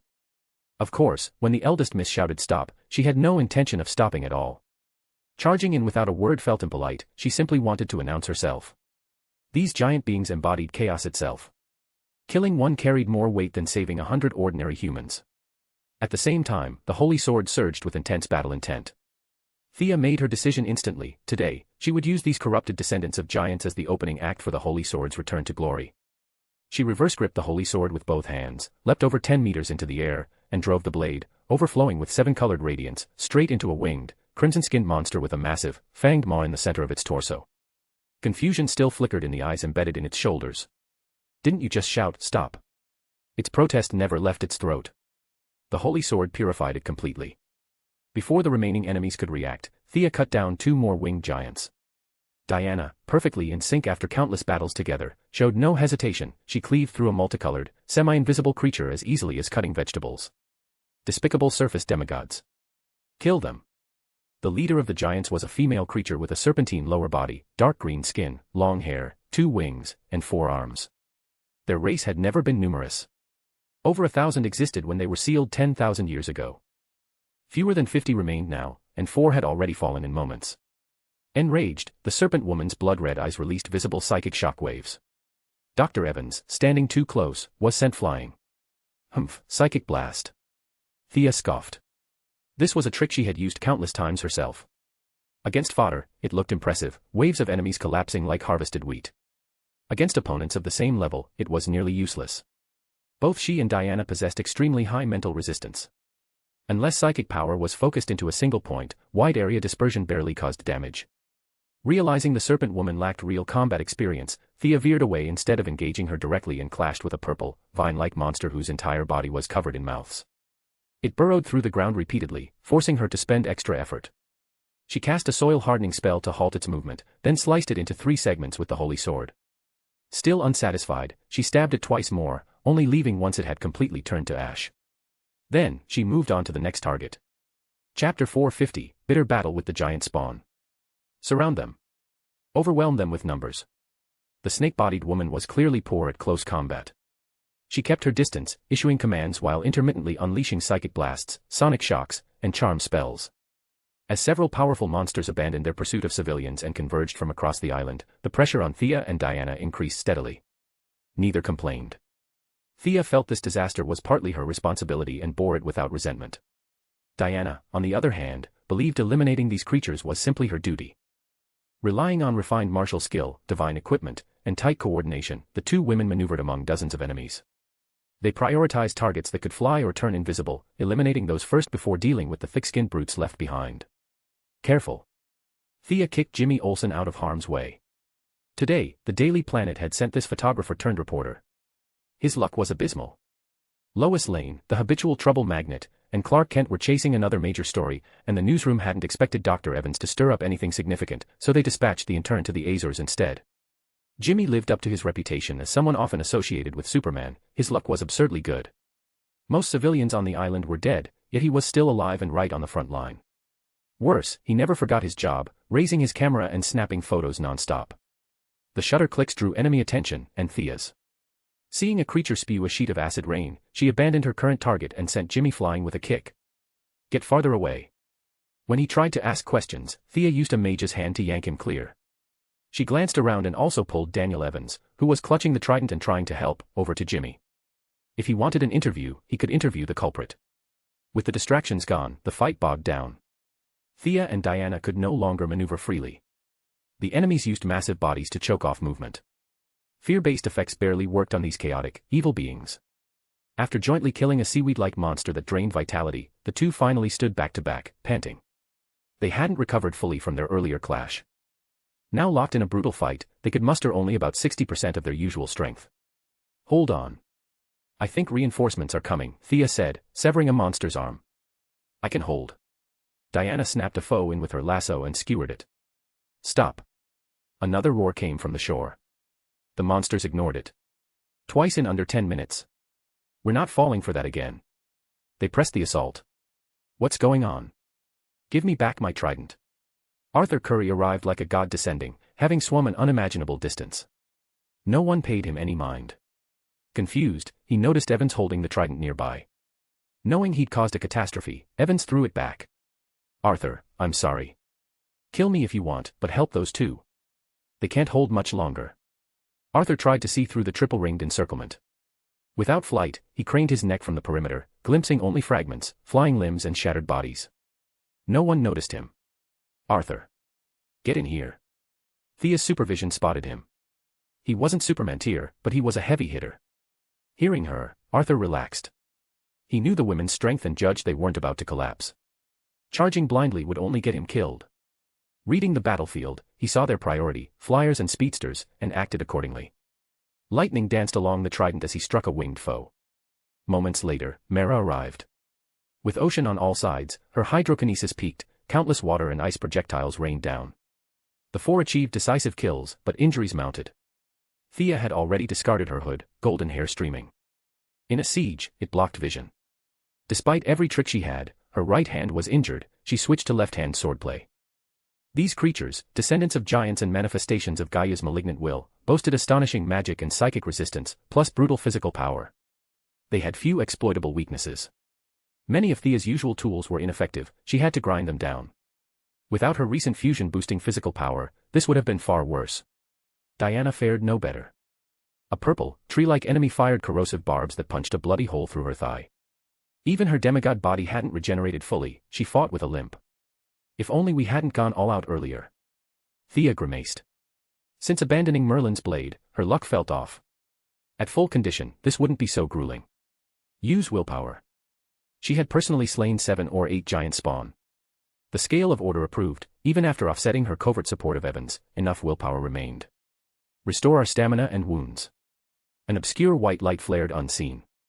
Their stamina surged, but injuries healed only halfway before the willpower ran dry. 2 healing gems followed, easing the damage further. The snake-bodied woman, watching from afar, smiled coldly, needle teeth gleaming. Greeks and Atlanteans. You think the giant spawn are your only enemies? How naive. Behold a true nightmare, the companion who kept us company for tens of thousands of years. Before she finished, the previously sealed passage exploded. Rubble and smoke billowed. A violent surge of divine power jolted Diana, Thea darted to shield her. Ugh, ah. Amid a thunderous roar, a massive figure burst from the breach. Chapter 451, The Madness of Heracles. Among the towering monsters standing several meters tall, the man who charged forth, standing 3 meters tall himself, wasn't particularly noticeable by height alone. But the raw power radiating from his body commanded everyone's attention. The newcomer wore animal pelts around his head and waist, his bare upper body rippling with explosive muscle. 2 ferocious dragon heads served as shoulder guards, and through the pelts, you could see his bearded face and a pair of utterly crazed eyes. Even without seeing his features clearly, the oppressive presence in the air was overwhelming. Heracles. Diana was genuinely surprised. This was the fascinating thing about Greek mythology, aside from a few of the elder gods, everyone else was siblings, all created by the promiscuous old Zeus. Whether it was Apollo or Ares, including Diana herself and the Heracles standing before her, their mothers came from all races and levels, mortals, demigods, and true gods. But they all had one father. Diana never expected that besides Ares, she'd encounter another living brother. She mechanically fended off the primordial being's attacks while glancing toward Thea. Thea put on an expression of just discovering this fact, mostly confusion with a hint of shock. She wasn't one of Zeus's children, after all, so this expression was just right. Kill them. Kill them all. They're traitors. Remember the despair you felt when they betrayed you and left you alone in the abyss. The snake-bodied woman didn't dare approach the demigod too closely, only using her enchanting voice from afar to stir his emotions. Heracles' eyes grew increasingly crazed. His chest heaved, and his already steel-like muscles visibly expanded another size. Even from a distance, you could hear his labored breathing. Ah, Atlanteans, I'll tear you apart. Heracles scanned the area. Like Aquaman when he first arrived, Heracles couldn't see the two women surrounded by the mountain-like primordial beings in the center. Instead, he spotted Aquaman on the outer ring, apparently quite muscular and wielding a trident in fierce combat. This guy must be his enemy. Without a second thought, Heracles stomped the ground violently, raising a whirlwind as he charged at Aquaman with his massive fist raised. Aquaman had heard Diana's cry of alarm and knew this was a deity famous for his great strength. If it had been an ordinary person, his temper would have led him to punch back immediately. But facing the legendary Heracles, he chose to evade temporarily. His plan was sound: let the initial momentum exhaust itself. Unfortunately, he underestimated Heracles' power. If he only had a few tricks up his sleeve, this son unloved by Zeus, the Lion of Olympus, wouldn't have survived to this day. After fighting the primordial beings alone for 10,000 years, his stamina was nearly infinite and his martial skills had reached their peak. Though the primordial beings' millennia of whispers had driven him mad, his combat ability was completely unaffected. A combination of strikes forced Aquaman into continuous retreat. Within 10 moves, Heracles grabbed Aquaman, lifted him overhead, and prepared to tear him apart. Let him go. For their own different reasons, 3 women simultaneously came to his aid. Mera's eyes turned red as ice arrows as thick as her arm rained down on Heracles. Diana whipped out her lasso of truth, binding one of his arms. Thea drew her silver moonbow, knocked Zeus's lightning arrow, and shot it lightning fast at his chest. Held aloft, Aquaman wasn't completely helpless. His innate ability let him control all aquatic creatures. Spotting a nearby primordial being that looked like a catfish, he didn't overthink it, he just forced control. His power was formidable, the creature resisted briefly before being dominated, opening its bloody maw to bite down on Heracles' head. Heracles' vision suddenly went dark, covered by something foul-smelling. He tried to tear off this unknown thing, but his arm was bound by Diana's lasso, his body pierced by Thea's arrow. The familiar aura told him that arrow carried his old man's divine power. Combined with Mera opening several transparent holes in his body, he had no choice but to throw Aquaman away. He struggled violently twice. Diana's strength was equally impressive. She gripped the lasso tightly, keeping his right arm completely immobilized while he felt the Aquaman-controlled primordial being biting his neck. His free hand hammered the primordial being's head. Each thunderous blow punched a bloody hole in the creature's skull, unknown fluids gushing out. Very impressive. I underestimated you all, The snake-bodied woman was still watching from the sidelines when an azure lightning arrow pierced straight through her chest. Without a word of last testament, Thea shot her dead. I've been wanting to do that. Trash. Thea exhaled sharply.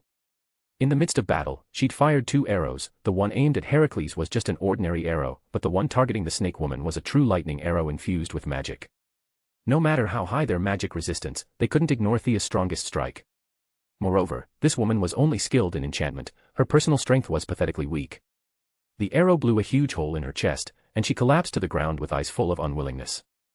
Without her secret manipulation and commands, many of the less intelligent primordial beings fell into chaos. Thea and Diana finally broke through the encirclement. Mera, help me. Diana, you help Arthur. All the flying ones had been cut down, only ground units remained. Mera's ice arrows were actually physical attacks, so paired with Thea's lightning arrows, the two of them dealing with the remaining primordial beings from the air was optimal. Diana was also eager to have a chat with this crazed brother. Shield in hand, she relieved the precarious Aquaman. While dealing with the enemies below, Thea kept an eye on Diana's battle. After just a few glances, she spotted the problem. Diana was holding back and was also outmatched in strength, getting knocked around like a bowling pin, from east to west, from north to south. Thinking of the original timeline where Aquaman seemed to have defeated Heracles underwater, she immediately shouted, "Pull him into the water. Arthur can beat him underwater." Aquaman gave her a thumbs up, meaning, "You've got good judgment." Thea began continuously shooting arrows at Heracles' back. Diana's lasso came into play again, and Mera controlled massive amounts of seawater to help pull. With some pulling, some dragging, and some pushing, the 3 women's coordination was excellent. Heracles' feet plowed 2 deep furrows in the ground as he roared continuously. But with the 3 determined to drag him down, no amount of rage helped. Splash. Thea dug a pit beneath Heracles' feet. He stepped into empty air, his body stumbling. Diana exerted all her strength, Aquaman pulled alongside her, and like a tug of war, they dragged Heracles into the water.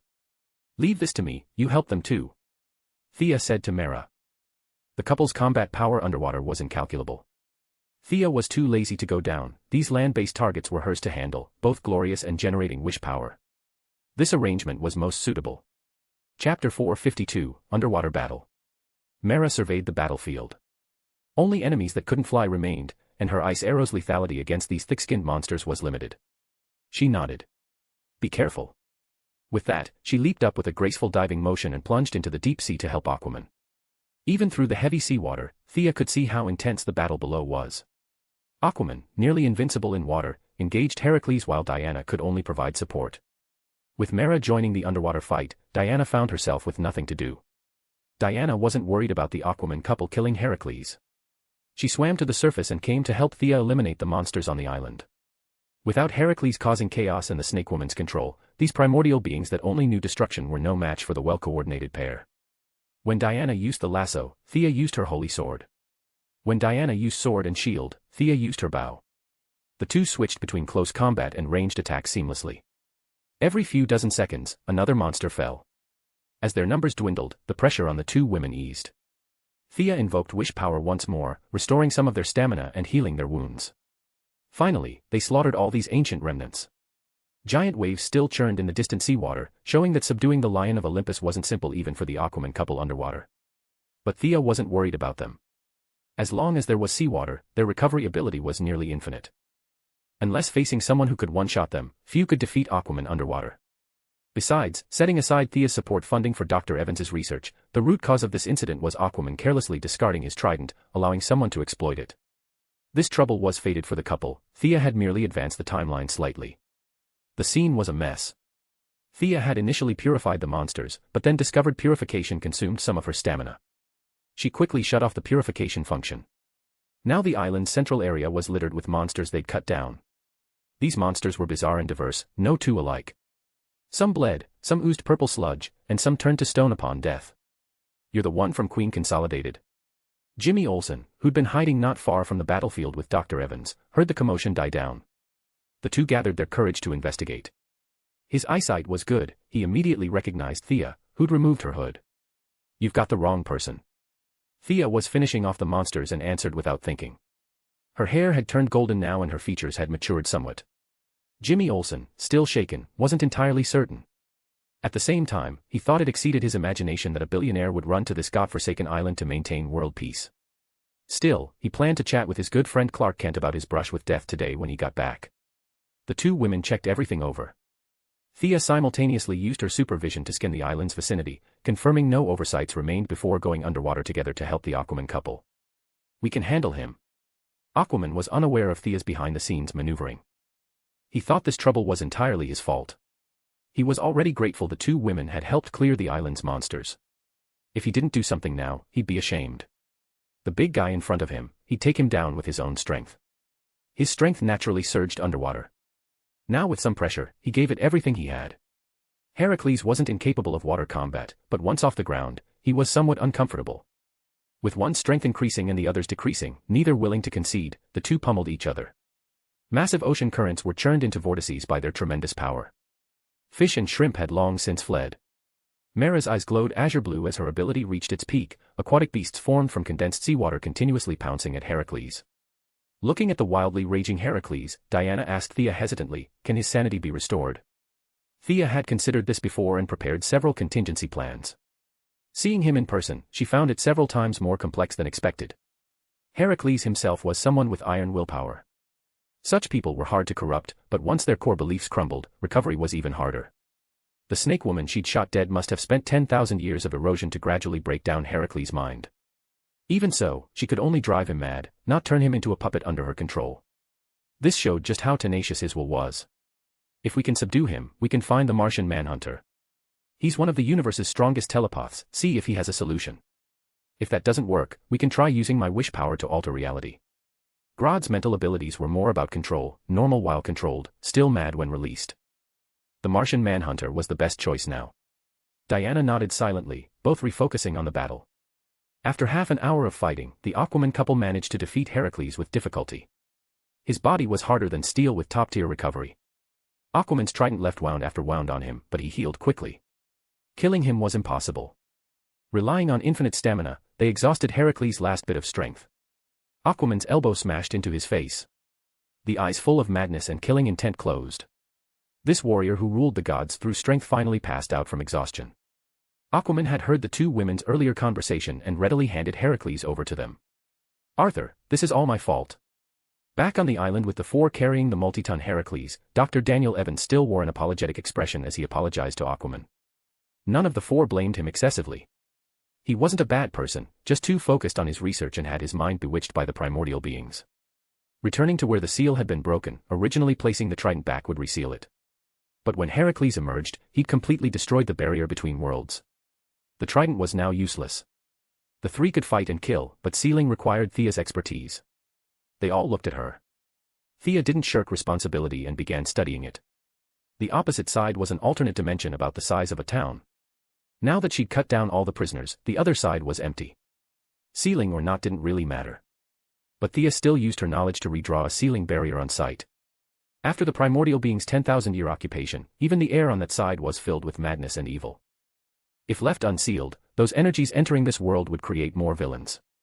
With abundant theoretical knowledge, the task was straightforward, even simpler than sealing the Nanda Parbat portal. Borrowing Atlantis' original framework, Thea quickly resealed the passage. Chapter 453, Purification. This island should be designated a forbidden zone from now on. The seal's key remains your trident. Under several outsiders' watchful eyes, Thea effortlessly traced countless irregular lines. A purple energy gently swept across the scene, and the spread of madness and chaotic energies in the air immediately halted. Diana and the others were fine, but Jimmy Olsen and the other survivors found it dazzling and incomprehensible. As for the forbidden zone she mentioned, everyone shuddered at the thought. No one planned to return to this cursed island anyway, so whether she forbade it or not didn't matter to them. The surrounding seas had been affected by their battle. Waves still surged violently, and countless vortices churned beneath the surface. Good-hearted Aquaman called the survivors to board the ship while he and Mara supported it from underwater, leaving the sea area. Thea and Diana bid the couple farewell, watching them depart with the survivors. The previously noisy island fell silent, but the destruction from various energies and the corrosive blood flow had destroyed what little vegetation existed. Thea first piled various sealing spells on Heracles, then fitted him with a large array of black tech restraining devices from ArrowVerse. Amanda had used these to contain Lobo. Presumably, they'd be effective against Heracles too. With layers of restraints, even if he suddenly woke up and violently resisted, he'd have little lethality. Thea first examined the fierce warrior as if he were mentally ill, stuffing him into the largest medical pod. After scanning for ages, the result was useless. Human psychiatric treatment methods were completely ineffective on him. His problem wasn't brain damage but a soul issue. There was no quick cure, she'd need to figure something out slowly back home. Thea instructed Diana to watch him while she dealt with the primordial beings' corpses on the island. These creatures' bodies were objects of extreme evil. Hand them to those in the cult of the cold flame and they could create at least 100 magical artifacts, all in the categories of curses, chaos, and confusion. Leaving them in the world posed too many problems. Purification was the best choice. She gathered all the corpses together, holding her holy sword and quietly adjusting her state. Softly reciting the inscription, the holy sword responded simultaneously. Light gathered instantly at the sword's tip. Thea's own magic power rapidly converted. This wasn't the light from the light spell that any apprentice mage could cast. It was spiritual light condensed from the wishes of all beings, the light of wisdom, the light of the soul. Thea sensed that if this beam of light continued upgrading endlessly, its endpoint might be that light when God said, "Let there be light," representing the world's first beam of light. Of course, she was just purifying some monster corpses now, there was no need to go that far. Even multiplying her magic power tenfold couldn't convert to that level.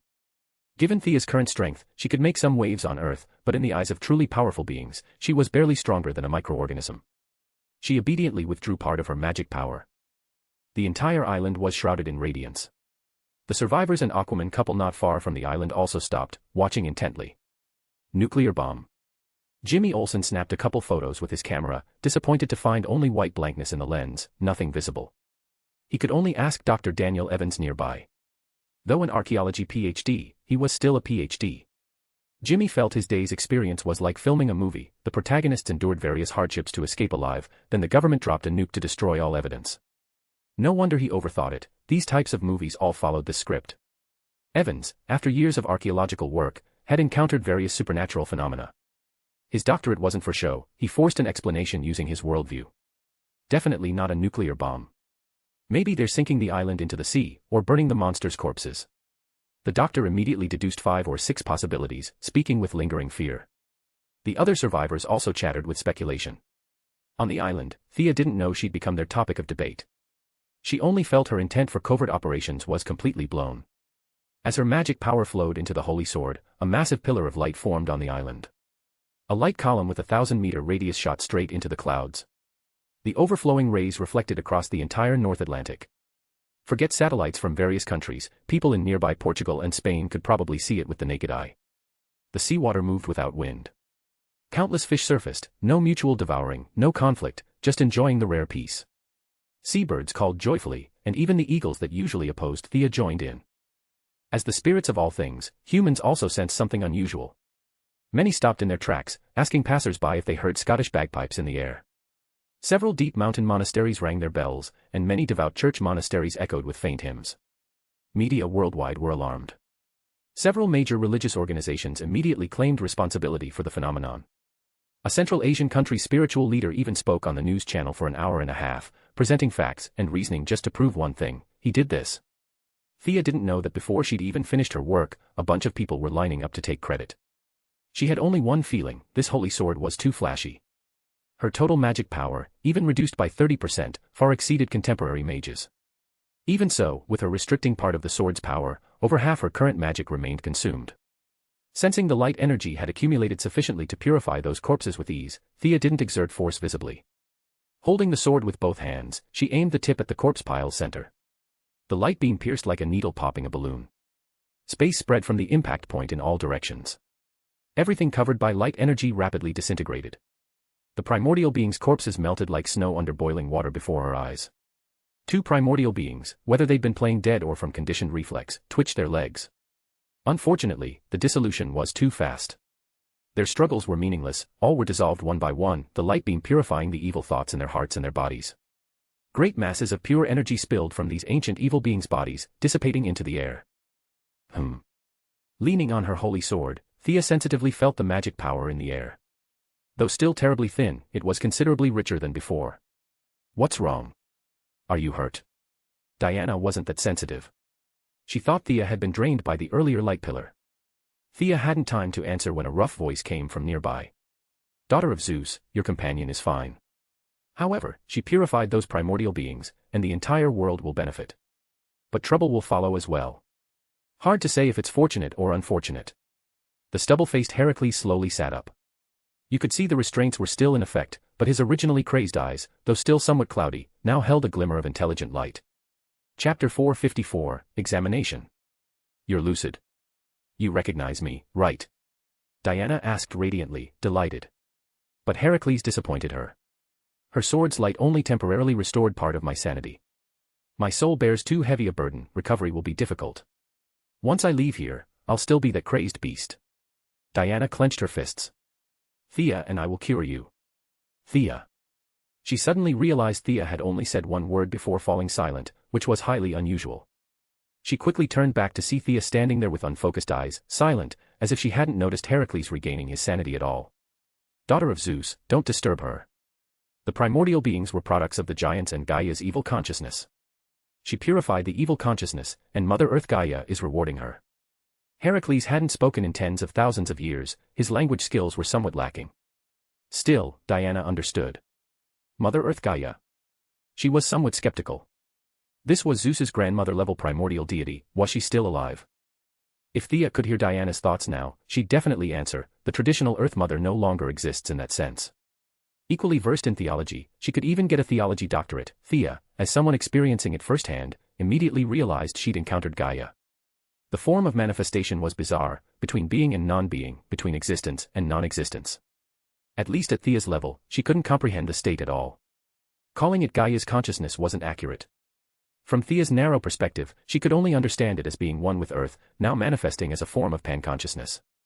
The imagined journey to Earth's core, the little movie showing the primordial being's birth process, the great revelation of ancient mythology, none of that happened. The consciousness was ethereal and mechanical, like completing some programmed setting. It returned a large mass of divine power to Thea, then vanished as if it had never been there. Thea almost wanted to laugh triumphantly. Divine power was precious, and this pure earth attribute divine power was even more precious. She'd originally planned to obtain some from Heracles, even designing several plans for it. Now she'd struck gold unexpectedly. This large mass of divine power was extremely pure. It could not only activate Thea's earth attribute and initiate her magic circulation, but distributing it across the 6 major attributes could even restore her to pre-division levels. This was far better than carefully extracting from Heracles. Thea was delighted, but she didn't absorb it immediately.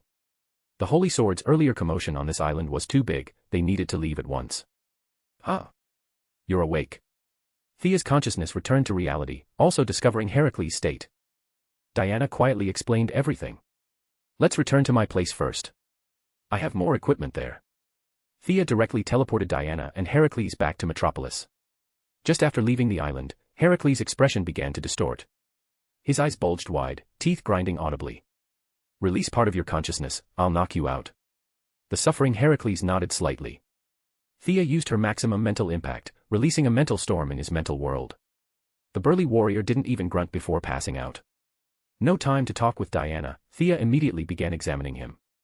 Using the opening Heracles had deliberately left, her mental power extended inside, trying to find the true cause of his madness. 3 minutes in, sweat beaded on Thea's forehead. His mental world was too vast, filled with countless images and figures, praise and insult, love and hate. His mental world also contained projections of legendary divine objects like the Golden Apple and Golden Fleece. Of course, there were also powerful enemies he'd slain. Thea's mental power spotted the 9-headed Hydra, its crimson eyes peering at her from across some unknown timeline through Heracles' mental world. Thea scoffed. Just a broken snake. She wasn't the novice she once was. She hadn't feared it when it was alive, why fear it after countless years of death? She searched for a full 10 minutes. His mental world was vast as smoke and sea, searching with her current mental strength was laborious. Heroic spirit transformation could explosively increase mental power, but the Holy Sword had just unleashed that earth-shattering strike and needed rest. It couldn't provide her sufficient energy for transformation now. Using the mental link, she found the Martian Manhunter and stated her request. You want me, an alien, to heal Earth's ancient deity? The Martian Manhunter was somewhat amused, though having lived on Earth for years, he'd heard of Heracles' many exploits. In his heart, if they could cure him, it would definitely be a great general for the side of justice. Without further ado, he said he'd arrive immediately. But Thea and Diana waited and waited. 4 hours passed before they saw the immediately arriving Martian Manhunter. He temporarily found a Metropolis mission, then disguised himself all the way before coming. Uncle John, you could have just flown here in under 3 minutes, right? You're too cautious. Thea was practically acquainted with him now and teased him. The Martian Manhunter glared at her.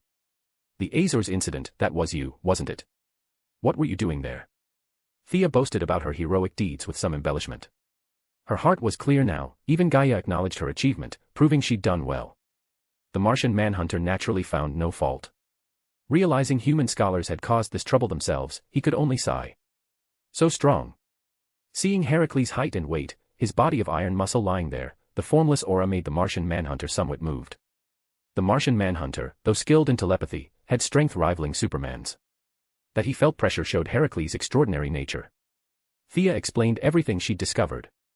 You think those primordial beings still have images left in his mind? Yes. You call it the mind, we mages call it the mental world, mediums call it the soul world. They're all the same, the inner being of intelligent creatures. Thea first unified their terminology. Then she continued, not necessarily just one. I estimate there are many various kinds, enemies from different periods all polluting his mental world. He could previously suppress all malice with iron will, but after 10,000 years of corruption, his willpower was broken down, and that malice jumped out to pollute his mind. After listening, the Martian Manhunter thought it over. Some things differed from his worldview, but the general direction was similar. Without dwelling on it, he began carefully examining Heracles. Chapter 455, Return of the Gods. Though Thea had acquired many telepathic techniques and methods from the Martian Manhunter, she primarily used mental power to control them, which consumed her own energy. The Martian Manhunter was different. This was his innate ability, like Thea's scales of order or Aquaman's control over aquatic creatures. His telepathy operated with very little consumption. Comparing purely by quantity, he far exceeded Thea's current level. Though not quite matching the heroic spirit transformation's communion with all beings, the gap wasn't large. With his natural ability and minimal consumption, his search was more efficient and faster than Thea's. He rubbed his forehead. There are indeed many polluted consciousness entities affecting his sanity. What do you want to do? Uncle John, with your ability, can you eliminate them? It's difficult. If there were few, maybe I could try, but there are too many pollutants in his mind. I see. Thea leaned against the wall, thinking. He wasn't her, so he couldn't use heroic spirit transformation to separate wheat from chaff, nor could he use soul-splitting techniques. There were almost no simple, easy methods. I'll work with you. We'll use our respective methods and eliminate as many polluted consciousness entities as we can before we can't hold on anymore. With no good solution, they'd have to brute force it. A bit crude, but the Martian Manhunter had no better ideas. Let's do it. The Martian Manhunter's consciousness entered first as the vanguard, with Thea following behind. They split up to search for polluted consciousness entities. Thea quickly spotted something like a skinned Cerberus. Defeating it in the mental world wasn't hard, but completely eliminating it was troublesome. Thea shot the creature dead 3 times in succession, but it just shook its head and stood up again. The polluted consciousness entities were too closely linked to Heracles' core being. Each death consumed Heracles' consciousness. Simple slaughter was meaningless and might even worsen things. Thea looked at her now rich wish power and extracted 1/10 of it. A bright white beam shot from her mental projection's finger straight into the Cerberus's body. Its form immediately froze, flickering with mosaic-like waves before completely collapsing, reverting to Heracles' original consciousness. Resolute, tenacious, brave, this small consciousness entity possessed nearly all qualities a warrior could have. Light flashing, it transformed into a miniature Heracles holding a battle axe, nodding gratefully at Thea before running toward another direction. It seemed consciousness entities and polluted consciousness entities shared some natural connection. Thea followed closely, soon discovering another pollutant. The positive consciousness entity wielding the axe was locked in combat with it. Looking at the wish power in her hand, already nearly half consumed, Thea didn't hesitate. She shot this beam into the pollutant. Like before, another positive consciousness entity wielding twin swords jumped out. Excellent. This was conversion, turning enemies into allies. One less for them, one more for us. Only in mental world warfare would this work. In reality, such tactics would drive the opponent mad.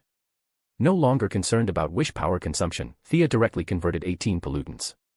Keeping some wish power for emergencies, she signaled the positive entities to act freely. During the process, she discovered these positive entities, unlike external mental forces like theirs, could actually kill pollutants permanently. Perhaps this was the so-called, he who tied the bell must untie it. She rushed back to the entrance. Thea's mental power and wish power were both nearly depleted, she needed to retreat. Halfway there, she saw the Martian Manhunter in full glory. In the mental world, he'd revealed his true form, green skin, purple cape, crimson eyes. Judging by appearance alone, he looked almost villainous. His mental projection was more offensive than Thea's.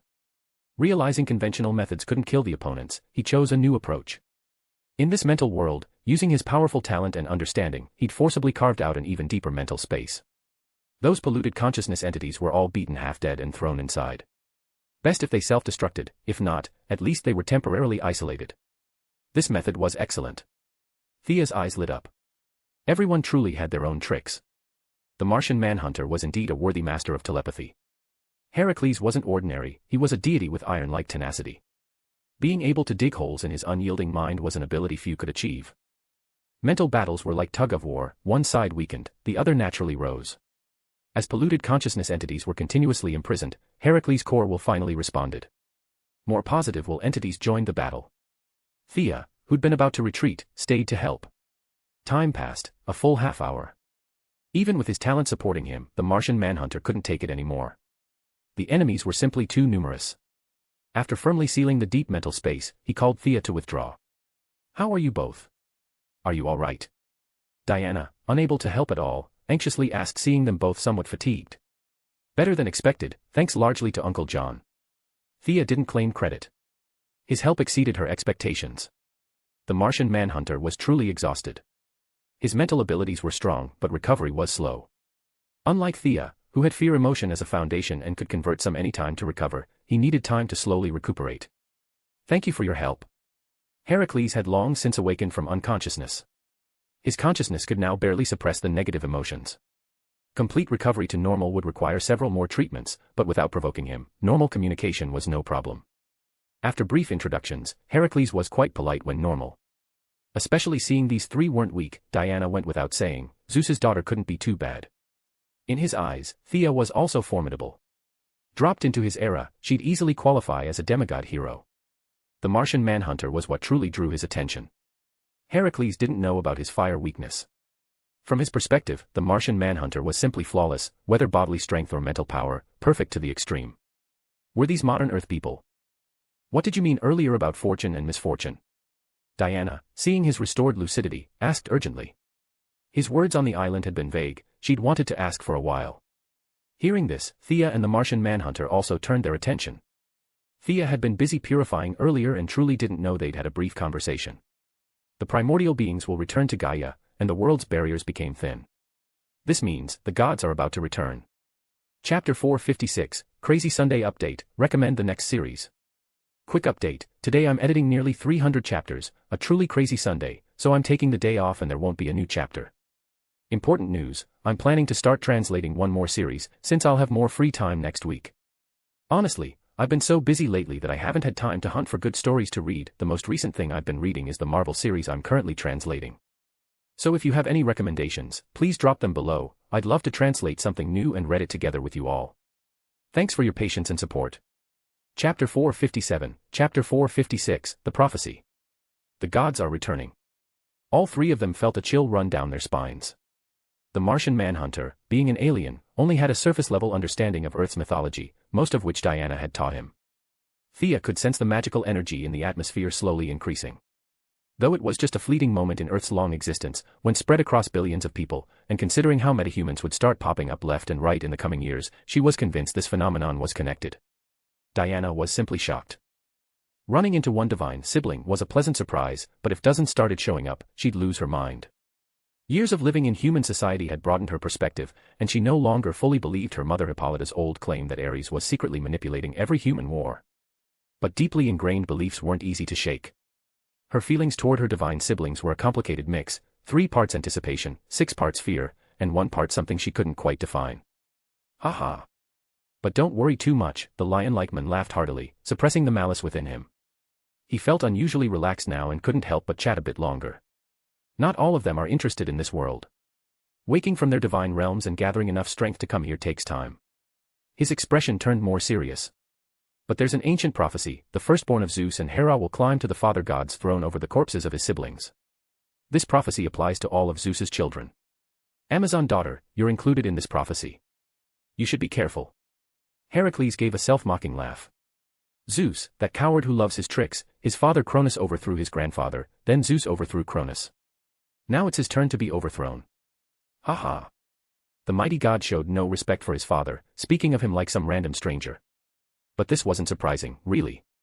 Zeus had been far too generous with his affections. This one god had single-handedly created an entire pantheon. 80% of all the heroes, demigods, and gods in Greek mythology were related to him somehow. The man was incredibly productive. Troubled times ahead, Thea sighed internally. Compared to the new gods of Apocalypse, these returning old gods were merely a minor nuisance. They had weak divine power, easily countered abilities, almost no faith to sustain them, and their personalities were all deeply unstable. This wasn't ancient times. As long as they didn't show up at critical moments, Earth's current forces could handle them. The only real concern was the firstborn. This was Diana's most dangerous potential enemy. Thea estimated that this being, feared even by Zeus himself, was stronger than both Diana and Heracles. He was Zeus and Hera's first child, not some half-god like Diana. He'd been born as one of the most powerful deities. Still, as Heracles had said, there was time. This so-called return of the gods sounded intimidating, but it was really just a handful of stubborn deities trying to reassert their relevance. The mighty god wasn't inclined to explain further, or perhaps his personality simply didn't favor long conversations. Without another word, he lay down on the floor, wrapped himself in his tattered animal hide, and fell asleep. Having made himself completely at home, he'd literally set up camp in Thea's laboratory. The three of them could only retreat. What power level are these gods he mentioned? Will they threaten Earth? The Martian Manhunter asked the two women in a low voice. Diana glanced at Thea. When she saw that Thea wasn't going to explain, she answered herself. Based on what I understand, their combat abilities won't exceed Heracles. As for threatening Earth, that's harder to say. Gods think differently than we do. The Martian Manhunter gave a noncommittal nod, simply advising the two to be careful before departing alone. Over the next few days, Diana didn't return to London, staying in Metropolis instead. On one hand, she wanted to talk more with Heracles and learn about what was happening behind the scenes. On the other, she worried he might suddenly lose control and attack, and that Thea wouldn't be able to handle him alone. Thea was also concerned about Heracles potentially backsliding, which could affect their combat strength. She decided not to immediately absorb the Gaia divinity, planning to wait until his condition fully stabilized. Unlike Diana, whose job allowed her to slack off half the time, Thea had disappeared for a month, and work had piled up considerably.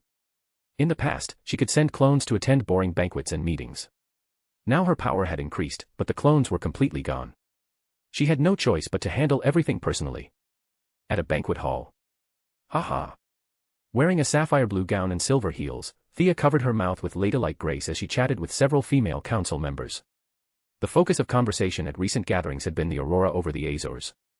People were spouting all kinds of wild theories, alien invasions, new government weapons, legendary treasures emerging.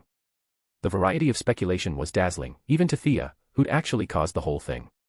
She found their imagination impressively creative. She sensed someone watching her from nearby.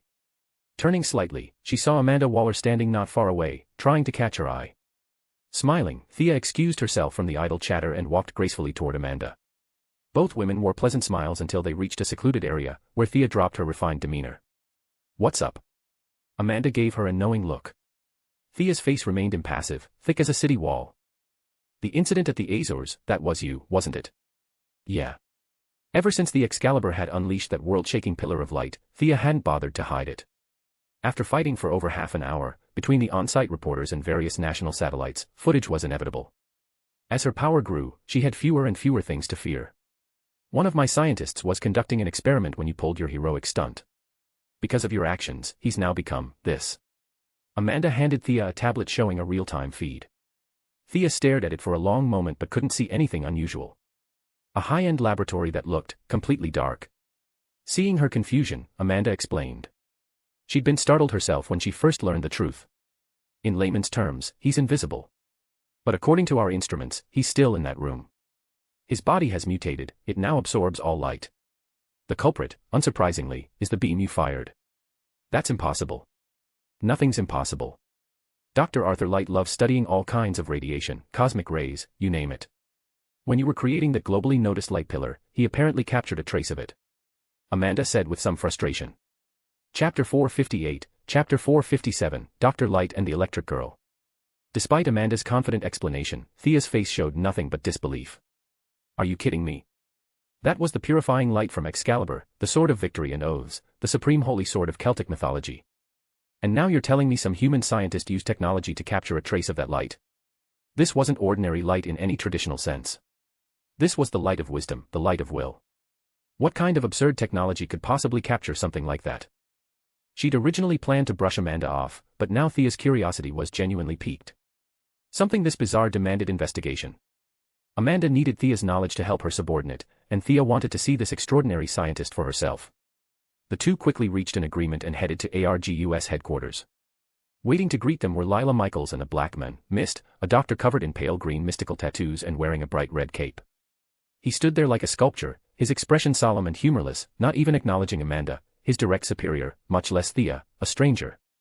Acting like some kind of master, Thea thought with amusement.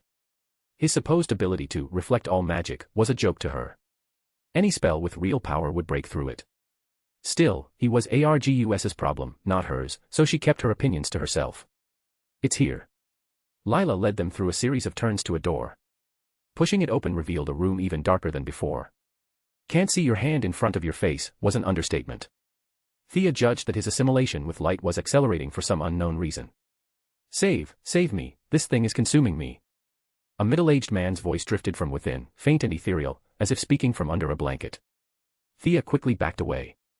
Amanda and the others, not understanding what was happening, hurried after her. She didn't stop until they'd walked several hundred meters. Looking back at the distant room, she breathed a sigh of relief. "Is it going to explode?" Amanda had to ask. Thea blinked, realizing they'd misunderstood. She laughed. "No, it won't explode. I don't know exactly what he did, but your doctor's condition is somewhat my fault. If I get too close, his assimilation accelerates until he completely transforms into a beam of light. No one can help him, he'll have to save himself. Have him design a light-generating suit for himself to absorb energy from. After that, he should stay in dark rooms as much as possible." "So what do we do now?" Amanda asked. "Use your highest-powered searchlights on him. When the light energy in his body accumulates to a certain level, his body will restore balance. Don't worry, he'll be fine.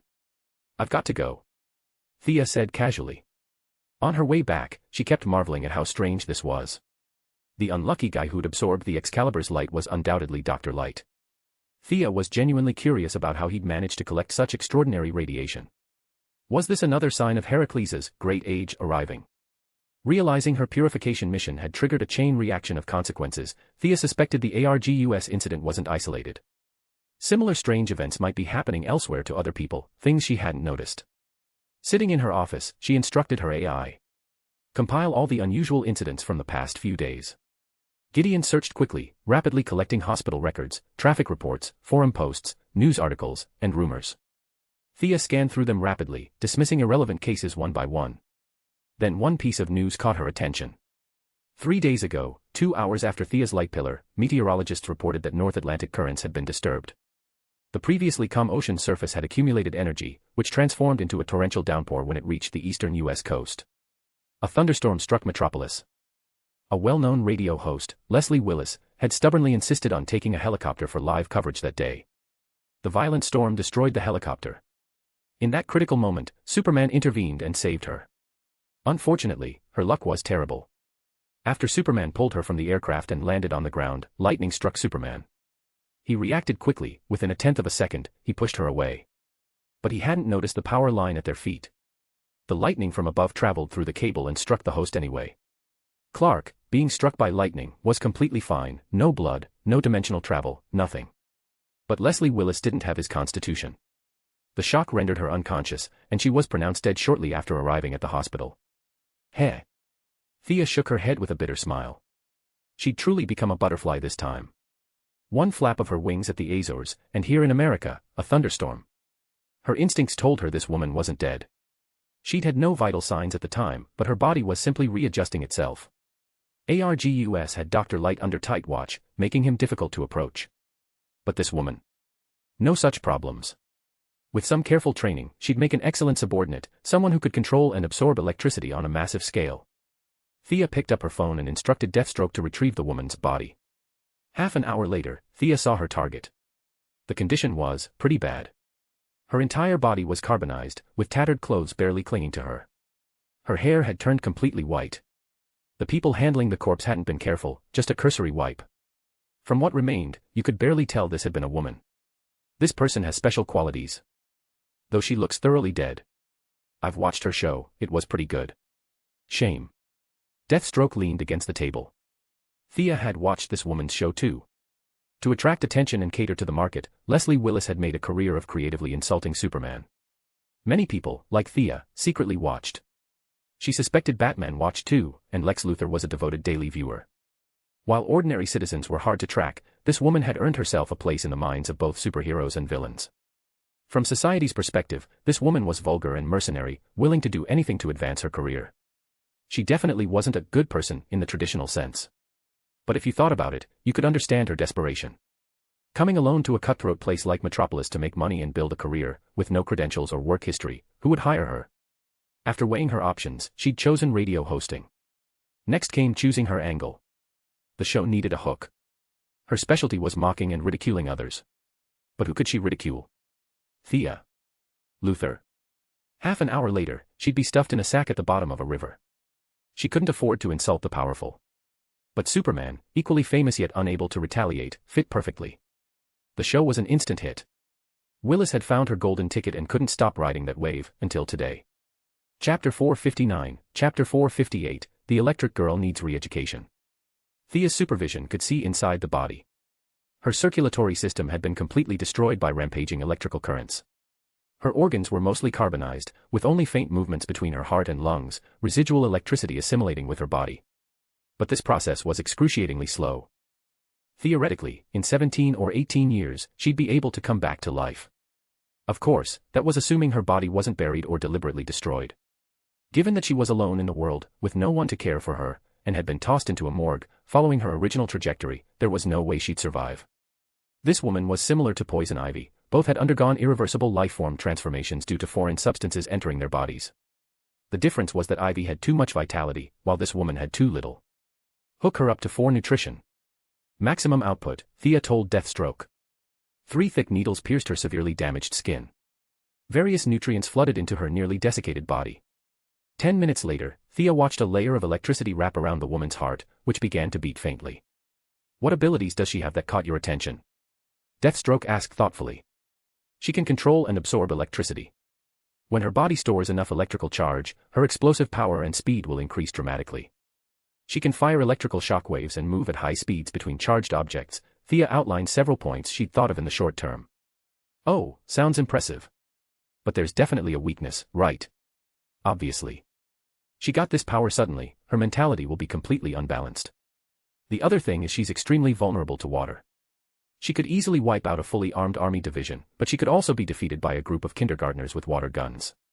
Seeing Deathstroke's expression darken, Thea quickly amended, kindergartners is an exaggeration.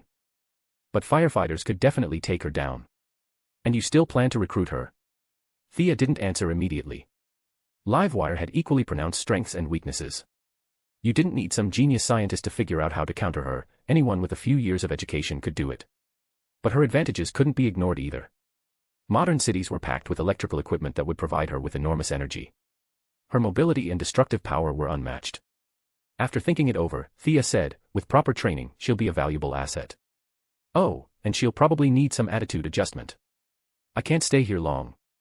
Leave the ring with you, give it to her once her arrogance is gone. Thea handed Deathstroke a replica yellow ring. Time moved toward evening. With continuous nutrient supply, Livewire's carbonized body began cracking. Charred skin fell to the floor and shattered. The newly exposed skin was nearly transparent.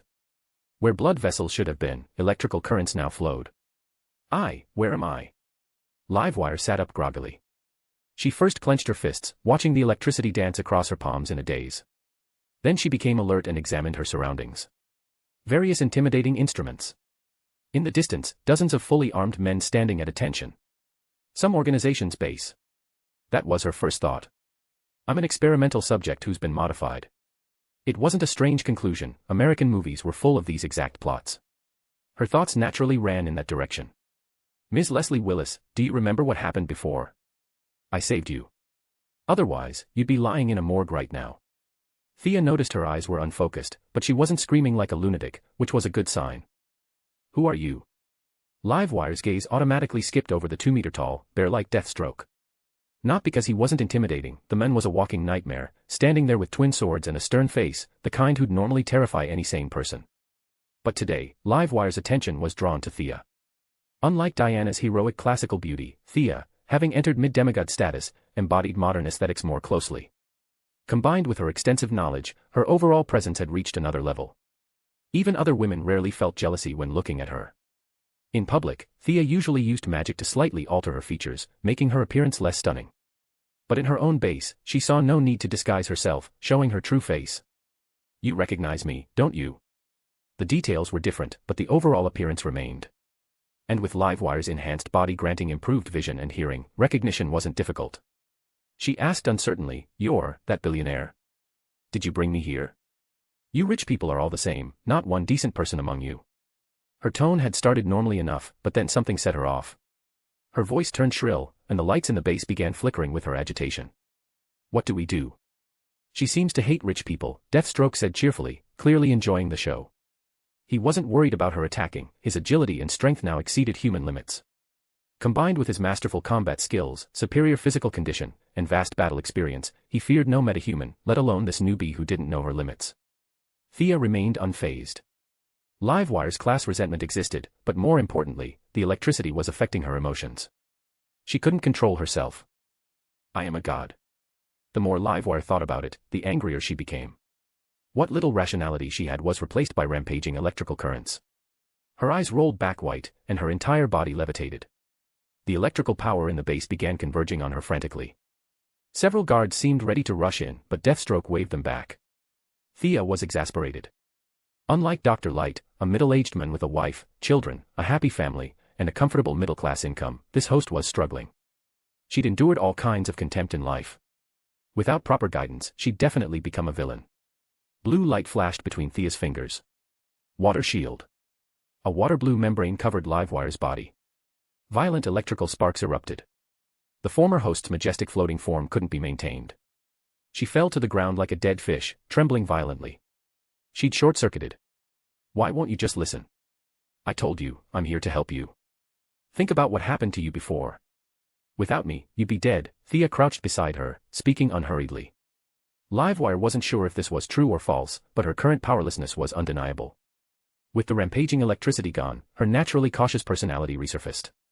Never having seen magic before, she assumed Thea had implanted something inside her, just like in the movies. Realizing she was fish on a chopping board, she became completely docile, putting on a flattering expression as she waited for Thea to continue. Chapter 460, Chapter 459, An Encounter. Good girl. Stand up on your own, don't make me help you. Thea's height advantage meant she towered over Livewire.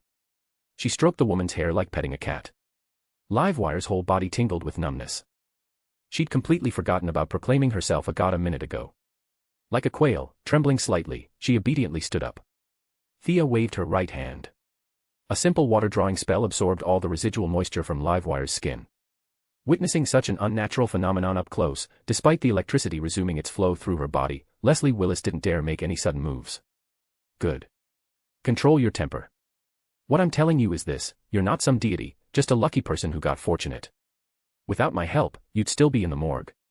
As her head cleared, she finally remembered getting electrocuted. Didn't Superman save me? Thea couldn't help but laugh. This was the typical Metropolis citizen mentality, constantly insulting Superman, yet expecting him to save them when trouble came. You people haven't paid him a dime, but you want him as your personal nanny. All of you have been spoiled by superheroes. Unfortunately, Superman didn't save you. Of course, healing isn't one of his abilities, and you'd already entered a state of suspended animation. He didn't notice. Livewire surveyed the surroundings. No matter how she looked at it, the place seemed sinister. She asked hesitantly, "Can I leave now?" Thea chuckled. "What do you think?" Livewire's emotions flared up again. Large amounts of electricity gathered between her hands. "You can't stop me." Thea checked her watch. She still had dinner plans with Diana and really didn't have time to waste. Seeing Poison Ivy approaching, she gestured for her to handle things while heading for the exit herself. "Don't leave." A brilliant arc of electricity shot toward Thea's back. The attack was loose and chaotic. Without even turning around, Thea erected a magical barrier behind her, effortlessly blocking the electrical discharge. A water-blue portal opened, and she stepped through, leaving the underground base. Where did she go? Livewire had only seen people vanish like that in novels. Was that a portal? No one answered her question. A massive plant burst from the floor, wrapping around her in 3 tight layers. "Ivy, you've damaged my floor again," Deathstroke said wearily. The approaching Poison Ivy shrugged, completely unconcerned. "So this woman is our new partner. Quite the temper. She's yours now. I've got things to do." Deathstroke tossed her a ring. Thea left this. "Give it to her when the time's right." Watching Deathstroke also leave, with only the green-skinned, red-haired woman remaining, Livewire felt disrespected. Nobody leave. She tried to release the electricity around her body, intending to burn this strange plant to ash. But she'd miscalculated. This plant wasn't from Earth, it came from a peaceful, high-tech planet. It had no special abilities except one, absorbing electrical energy. Anything related to electricity, it could absorb. Poison Ivy hadn't planned to use it in combat, just kept it out of curiosity. Now it was proving surprisingly useful, even to her. Ah. Let me go. If you dare, let me go." No matter how hard Livewire discharged electricity, the plant in front of her maintained that half-dead appearance, as if it would turn to charcoal the next second. But 10 minutes passed, and continuous discharge was taking a heavy toll on her body. She couldn't communicate with plants, but she could observe the plant undergoing subtle, indescribable changes. Poison Ivy was delighted. The plant's joy was her joy. She even encouraged Livewire, "Keep going. Don't stop." Thea had left the volatile Livewire to the patient Poison Ivy for attitude adjustment. The woman needed to learn a lesson about her "I'm God's gift to the world" mindset. That kind of thinking was utterly unacceptable. Metropolis's prosperity had fully returned. Citizens in every corner had resumed their daily lives. Leaving the underground base, Thea now found herself with Diana, engaged in a shopping spree through nearby stores. Both women were extremely tall. With their height combined with excellent figures, they managed to make long dresses look like short skirts. Many clothes looked beautiful but didn't come in their sizes, a constant frustration for both of them. Of course, Thea could make one phone call and have 100 assistants buy clothes for her. But Diana genuinely enjoyed the shopping experience, so Thea had tagged along. Elegant long-sleeved blouses, round-collar autumn-winter wool coats, casual professional slacks, slip dresses, mini skirts, boots, various heels, whether useful or not, the two had bought a huge haul. "Oh. You're out shopping too. What a coincidence." The two had bought mountains of clothing. The shop owner personally escorted them out, where they ran right into Clark Kent and Lois Lane. Diana reflexively greeted them. Neither group had expected to meet on the street. After all, no one keeps their supervision or superhearing on 24/7. While Thea's appearance had subtle differences, the overall resemblance remained. Anyone who'd met her could recognize her. Publicly, she and Clark were acquainted, if not close. But Diana shouldn't know Clark. Lois Lane looked at her boyfriend with some confusion, then at the heroically impressive Diana, her mind filling with questions. "I'll explain later." Superman gave an awkward smile. Seeing Thea and Diana about to leave, he quickly stopped them. "Thank you for saving Jimmy. I'm buying, let's have dinner together." Lois seemed to realize something and said nothing. The two women exchanged glances. They hadn't eaten dinner yet, might as well let someone else treat. Clark Kent wasn't poor. His family had a farm, and he alone could do the work of 10,000 men. In Metropolis, the Daily Planet was no small-time newspaper. With all the exclusive Superman coverage and his first-hand reporting, Clark's bonuses often exceeded the editor-in-chief's salary. His status among media professionals was quite high. Otherwise, why would Batman v Superman show Luthor introducing him to Bruce Wayne for a handshake? Heroic identity aside, not every random person qualified to shake hands with billionaires. There were even rumors he'd win this year's Pulitzer Prize. Lois Lane was quietly well off. The Lane name carried weight, some merchants would even waive off the bill rather than risk ending up on General Lane's bad side, whether that meant unwanted scrutiny, lost contracts, or just a lot of trouble. Add in years at the planet, a relatively modest lifestyle, and a solid income, and it was only natural that she'd built up a small fortune. Chapter 461, Chapter 460, Small Talk. The group found an upscale restaurant and chatted while eating. "You saved Jimmy? You're both superheroes. You knew Clark before." Lois's Clark naturally referred to the men beside her. Her intelligence was sharp, and investigative journalism demanded strong analytical skills. Superman specifically mentioning Jimmy, combined with various clues, made the truth clear. Lois knew Superman's real identity but hadn't realized her social circle included other superheroes, and a billionaire, no less. Her only remaining question was whether both women were heroes or just one. Thea and Diana exchanged glances and both nodded. Lois was arguably the ordinary person closest to superheroes. Her father and boyfriend both knew Thea's true abilities. Telling her wouldn't be unacceptable. "Oh." Lois's eyes widened in realization. "So you really did save Jimmy? Who's Jimmy?" Diana had no idea who they were talking about. Seeing the restaurant was quiet with no one paying attention, Thea lightly tapped the table. A water mirror projection formed, displaying Jimmy Olsen's image from that day. Diana studied it and recognized him vaguely. "Oh, him. He's quite brave." Thea silently rolled her eyes. "More like reckless." Seeing this demonstration, Lois became completely convinced. Curious, she poked her finger at the water image. Her fingertip came away clean, nothing there at all. With everything out in the open, Superman breathed a quiet sigh of relief. "What exactly was the enemy you encountered on that island?" Jimmy got quite a few photos. "Was it aliens?" Thea had explained this several times already and went through it again with practiced ease. Superman's expression shifted, sometimes frowning, sometimes pursing his lips. When he heard all enemies had been eliminated and the justice side had gained an ally in Heracles, he visibly relaxed. The information didn't affect Superman much. Whether gods or evil beings, they were all roughly the same to him.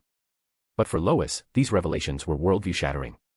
Greek gods, world consciousness, Atlanteans, all of it contradicted her existing understanding. Learning that Diana was the daughter of Zeus, and that a famous mythological deity was currently recovering in Metropolis, left her speechless. Aquaman. Heracles.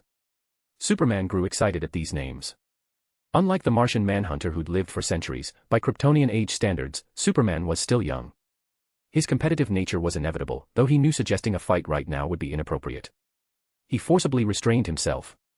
With initial introductions made, conversation flowed more easily. Thea primarily inquired about Superman's recent experiences. Superman mentioned with some confusion that he'd recently been attacked by missiles from unknown forces. Thea feigned ignorance, though she knew the truth. Luthor was collecting Superman's genetic material to create clones. Cloning someone like Superman, whose genes had reached perfect optimization, required astronomical amounts of prep work. Even with help from surrendered Kryptonians, Luthor's workload was massive and complex, costing him another handful of hair. Current Earth technology could barely clone animals. Someone like Thea, who scoured space for scientific knowledge and literally hacked the universe, could only manage cloning ordinary humans. Luthor had set himself a hell difficulty opening challenge. Thea didn't know what to say, except that he'd somehow actually succeeded, which was jaw-dropping. As for the missiles attacking Superman, Poison Ivy had used plants to stealthily collect samples. After just a glance, Thea had identified Luthor as the culprit. He'd installed numerous nanobots on the warheads, combined with microscopically small kryptonite needles, using them to quietly collect Superman's cells. Anyone capable of using miniaturized equipment and understanding kryptonite application had to be either Thea or Luthor. Since it wasn't her, the mastermind was obvious. When Thea had seen the nanobots Ivy retrieved, she'd realized Luthor had mastered the atomic-level knowledge she'd revealed on the Kryptonian ship. This man was truly remarkable. Though he hadn't understood much at the time, he'd memorized everything Thea said on that ship and figured it out himself back home. The nanobots he'd created proved his dedication. The only good news was Luthor's personality, arrogant, proud, desperate for everyone's attention. This character trait meant he'd never research something like an atom suit. He'd rather build a towering robot to pound Superman into the ground than become microscopic and invisible. The Atom's philosophy and personality were too different from his. If there ever came a day when Luthor became invisible and unknown, he'd rather die. The four chatted about everything. Time flew by. When they said their goodbyes, Diana hesitated briefly before speaking. "I want to spar with you." Diana's expression was unusually serious. Thea immediately realized this request had been bottled up inside her for a long time, she just hadn't found the right opportunity. Thea believed in Diana's abilities and didn't object, quietly waiting for Superman's response. Lois also sensed the gravity of the moment. In her mind, Superman was synonymous with invincibility. Someone actually challenging him today left her excited. The choice fell to Superman. Deep down, he wanted a proper fight. But Earth had too few opponents worthy of his full power. This comfortable environment had dulled the Kryptonian warrior instinct in his blood. Tonight, first hearing about their battle with Heracles, then Diana's direct challenge, finally stirred the heat in his veins, overcoming all his reservations. "All right, I accept. But the battlefield. Thea will figure something out," Diana said confidently. Thea's mind raced through options. Space combat was most environmentally friendly. Both could survive in space, but Diana clearly wasn't suited for space battles. That option was eliminated. Earth combat would let Superman continuously absorb yellow sun energy, equally unfair to Diana. Plus, satellite surveillance was annoying, and their destructive power was enormous. Thea suspected the two could knock the planet off its axis. For the sake of billions of people, Earth was ruled out. That left alien worlds. But where? Ideally somewhere with neither yellow nor red suns. Can I watch? I've never seen him fight at full strength, Lois added another complication. Superman's intense gaze turned to Thea, the meaning unmistakable. Great. Now she had to find a planet where an ordinary human like Lois could survive too. Chapter 462, Chapter 461, Spectators.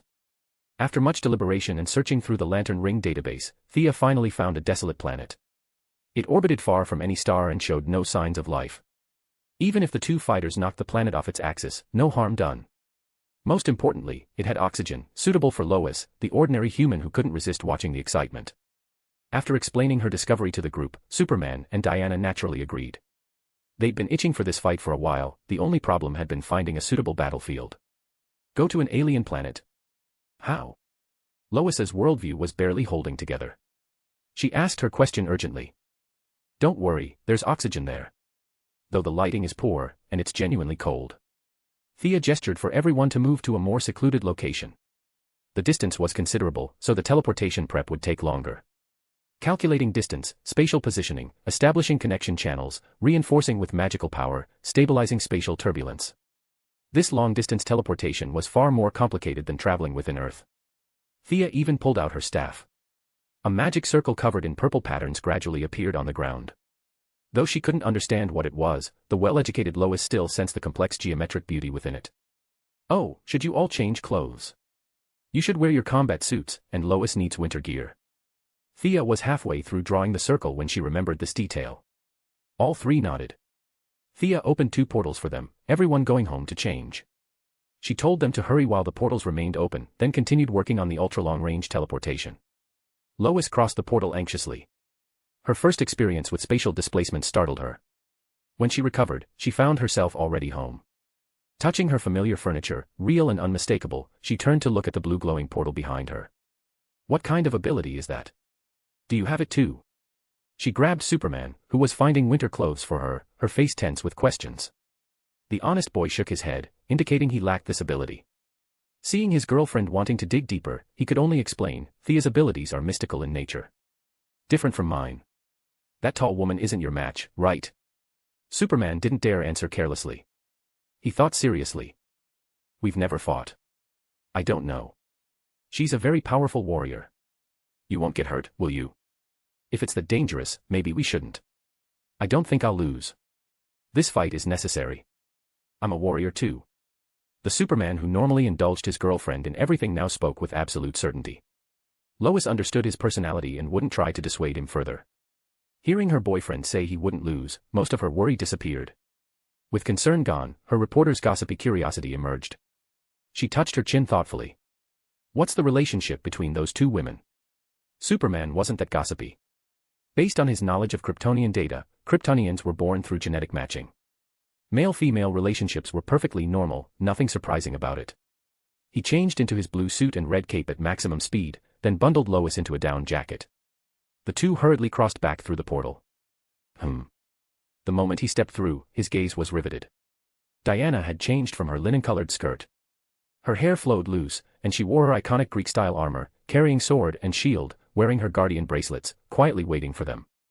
Their battle intent instantly peaked, though both still held back out of concern for Earth, forcibly restraining themselves.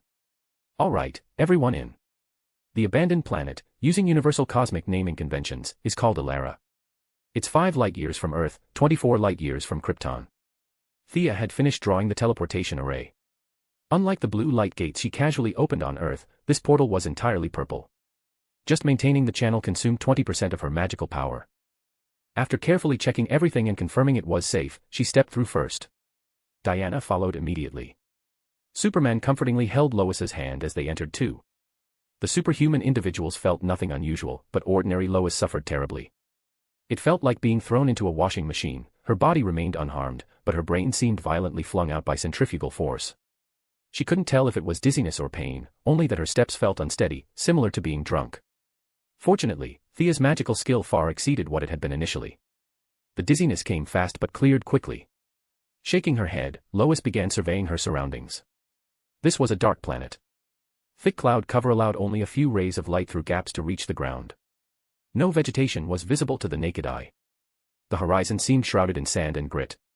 The environment was worse than Arabia. The only good news was the oxygen here, though it was quite thin. Pulling her coat tighter, she approached Thea, somewhat curious. There's no sun here. You said it's 5 light-years from Earth. Actually there is a star providing light, it's just very far away. Plus the star has entered its decline phase. Seeing her unconcerned expression, Lois couldn't help asking, aren't you worried about your partner? Won't Miss Prince be in danger? Thea shook her head without answering the question. Without kryptonite, no one could defeat Superman. But likewise, with a full divine arsenal, having reached the peak of demigod status, just one step from true godhood, Thea didn't think Diana would lose either. She was actually quite eager to watch this fight herself. Seeing Thea had no intention of continuing the conversation, Lois suppressed her urge to talk. She glanced sideways at Thea's short-skirted, short-sleeved, purse-carrying shopping outfit, comparing it to her own down jacket bundled, shivering state. Speechless. Thea silently laughed. Anyone else would have gone home already. But this woman's curiosity exceeded everything, she showed no signs of backing down. Her eyes were currently gleaming as she stared at the two distant figures. Are you better at aerial combat or ground combat? Superman floated 3 meters high, asking politely. Though Superman spoke his opening words calmly, Diana still detected something new. He was applying psychological pressure. She immediately countered, do you prefer fighting with weapons or barehanded?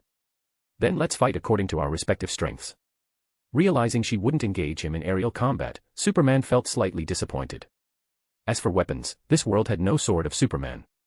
He didn't use weapons. He flew directly to high altitude, looking down at Diana. Knowing she excelled at defense, he understood this meant he should attack first. He didn't hold back. His legs kicked powerfully in midair, angling down at 45 degrees, pushing his speed advantage to the limit. His form swift as lightning, he charged at Diana. Diana didn't immediately use her sword and shield. These past few days talking with Heracles, her martial arts had improved significantly.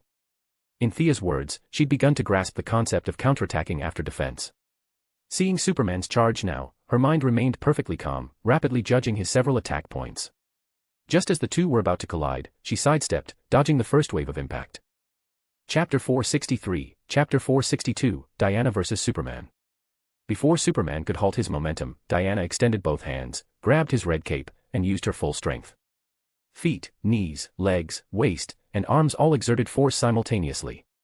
She spun rapidly several times on the ground before releasing her grip, hurling Superman viciously into a mountainside.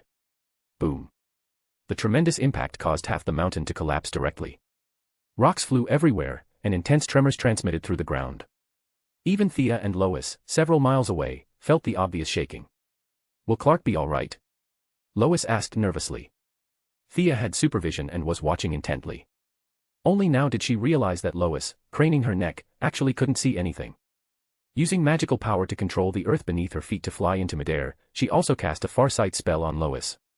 After thinking it over, with those two about to shake heaven and earth, she'd need to ensure Lois's safety. For an ordinary human to observe this level of battle, without sufficient methods, protecting her would be genuinely difficult. Thea used her ring to construct a small house. The two sat inside watching the fight outside. Thea was quite proud of her construct, even Superman's full-force strike couldn't break it. Withstanding battle aftershocks would be more than sufficient. This level of rough treatment didn't even count as a warm-up. Only Lois showed a panicked expression, though seeing Thea's calm face, her tension gradually subsided. Superman didn't linger in the mountain rubble long.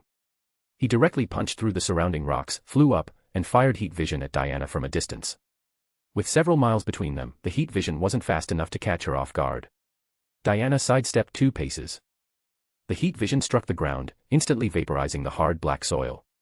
But Superman didn't stop the energy output, his head turned slightly, sweeping horizontally to the side. Diana immediately realized her mistake. His head movement was much smaller than her evasion action. Her feet pushed hard, shield held in her left hand, she charged forward at full speed against the heat vision, trying to close the distance between them. The heat vision hitting her shield made hissing sounds. Though this was high-energy radiation converted from solar energy within Superman's body, it still fell somewhat short against Diana's divine power shield. Diana didn't just stubbornly endure it. During her charge, she occasionally made feints, switching between straight and diagonal lines, angling her shield, trying to use small techniques to distract Superman's attention. Realizing Diana wanted close combat, this suited Superman perfectly. He stopped the heat vision, gripped with both hands, grabbed a several-ton boulder beneath him, and hurled it at Diana. Such a large boulder, even ignoring the force behind it, carried tremendous kinetic energy and imposing momentum. Its massive size and high speed sealed off Diana's left and right evasion paths. Retreat. Her unbending personality meant Diana never considered retreating, especially not in battle. Even knowing it was disadvantageous, she still chose to meet the challenge head-on. Her feet pushed hard against the ground, launching herself into the air like an arrow. The boulder struck the ground. Its tremendous kinetic energy produced a magnificent shockwave. The already crater-riddled planet gained another massive pit. But no one cared about the planet anymore. Superman seized the opportunity tightly, pushing his speed to maximum. With sonic booms roaring, he closed on Diana. Her weakness in aerial combat caused Diana slight hesitation. She could only raise her shield to block Superman's thunderous strike. Invisible waves radiated outward in all directions from the two at their center. Though their collision point was high above ground, the tremor aftershocks still created an irregular crater on the surface below. Watching this scene, Thea nodded quietly. She knew Diana inside and out naturally. Superman's strength didn't exceed her expectations by much. If future enemies were all this level, though she might not necessarily win, at least it wouldn't be too dangerous. However, she also remembered Superman telling Luthor in the original timeline that he'd never used his full strength in combat. Years of Earth life, rationality, moral codes, laws, various miscellaneous constraints, had caused him to voluntarily bind himself in shackles. His true strength was difficult to judge. Diana's situation was similar. Her guardian bracelets provided powerful defense while simultaneously restraining her own power. If Diana unsealed her guardian bracelets, her true strength would increase 100-fold. By Thea's estimation, Diana at that point could slaughter gods like it was nothing. These were two warriors fighting in shackles. Superman's were self-imposed moral concepts, Diana's were fear of her own bloodline and divine power. Neither wanted to breach their bottom line. Though this fight was fierce, it wasn't fatal. This was also why Thea didn't object. "I am an Amazon warrior. I am the daughter of Zeus and Hippolyta," Diana shouted loudly. Gradually falling into a disadvantage under Superman's fierce assault, she began deliberately raising her own momentum. Announcing, "I am the grandson of so-and-so, the son of so-and-so," was a very classical combat style. Many legendary heroes had this habit in battle. If the enemy also respected tradition, they'd remember the family tree their opponent recited. When defeating them, they could show off by stepping on their enemy saying, "So-and-so's grandson, so-and-so's son has been defeated by me." In a sense, this was the classical literary version of bragging about your parents. Superman could read all of Earth's medical texts in 5 minutes. He was no muscle-headed warrior. His knowledge level was quite high. He certainly knew this custom. But as an alien, announcing his biological father and grandfather's names in battle was genuinely embarrassing. His silent response still caused his storm-like offensive to weaken slightly. Diana seized the opportunity, discarded her shield, and attacked Superman single-handedly with the Godkiller sword. Having lost her initial advantage, Superman's battle instincts remained terrifyingly sharp. However, battle instincts couldn't be relied upon constantly, they involved significant randomness. They couldn't compare to solid, reliable martial technique. After meeting Diana's frontal punch, Superman didn't notice her feint and took a sword slash to the shoulder, creating a shallow bloody groove. Both paused with mutual understanding. Without kryptonite, and not in a weakened state, this was Superman's first time being injured in combat. It made him realize Man of Steel was just a figure of speech. Nothing was absolute. Nothing was truly unbreakable. Impressive. You're a powerful warrior. Energy circulated slightly within Superman's body. The wound healed instantly, with only torn clothing reminding him a wound had existed there. Come on. Seeing he was fine, Diana felt no fear, only excitement. Finally, someone who wasn't afraid of her attacks. Superman's thoughts were similar, though the gravity in his eyes deepened further. Chapter 464, Chapter 463, Princess Starfire. Bang. The two exchanged positions in midair. Diana spotted another opening. Her bracelet carrying 10,000 pounds of force, she punched Superman in the abdomen. Even the Men of Steel, this punch made Superman nearly retch. Thea glanced at Lois inconspicuously, wondering if this punch would affect their future, happy, life together. Superman realized he was at too great a disadvantage trading techniques.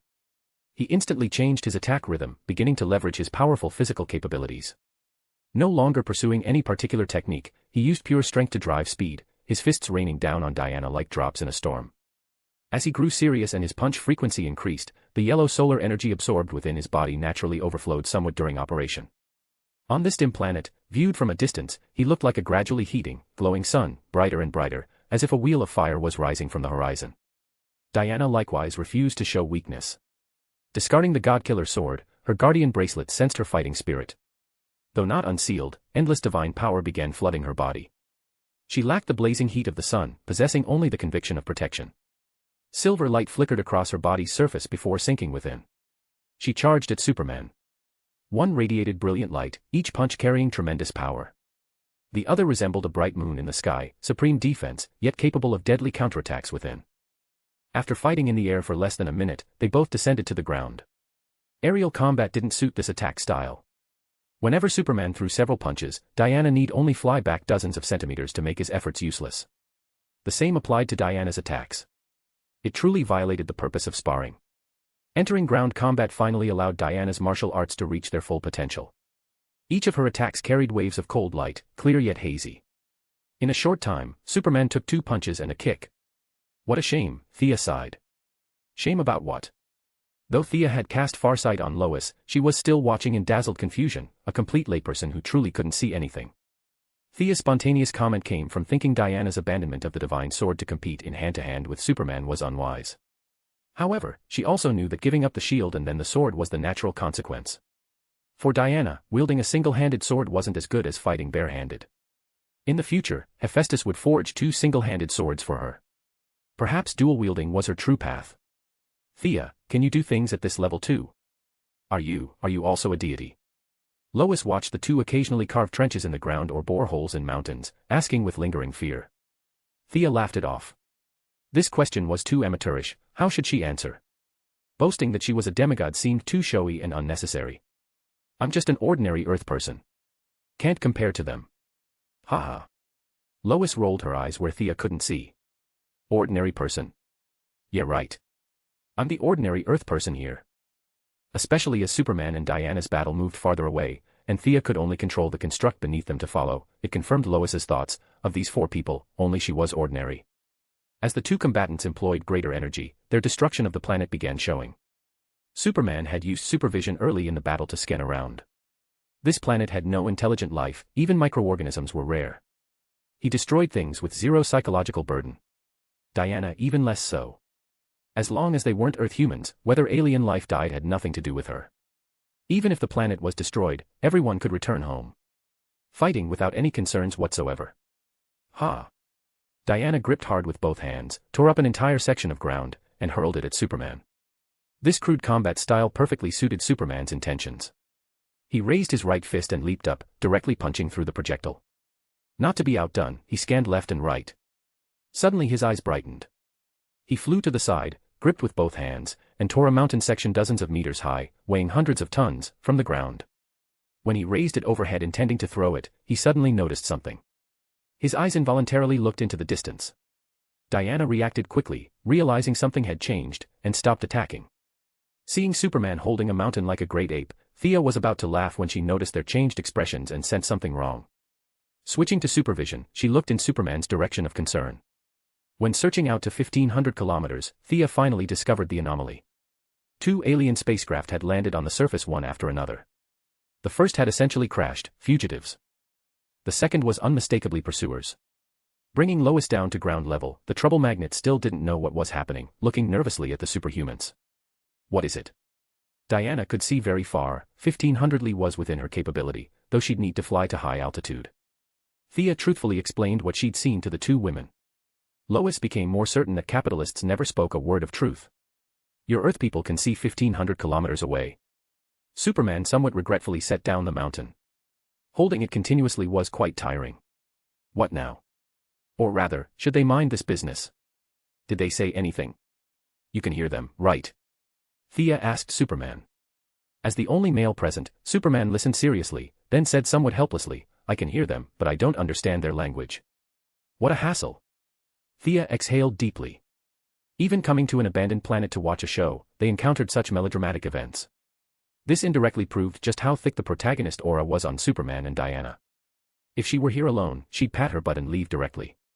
Diana might mind the matter before her eyes, but from over 1,000 kilometers away, she might not necessarily care.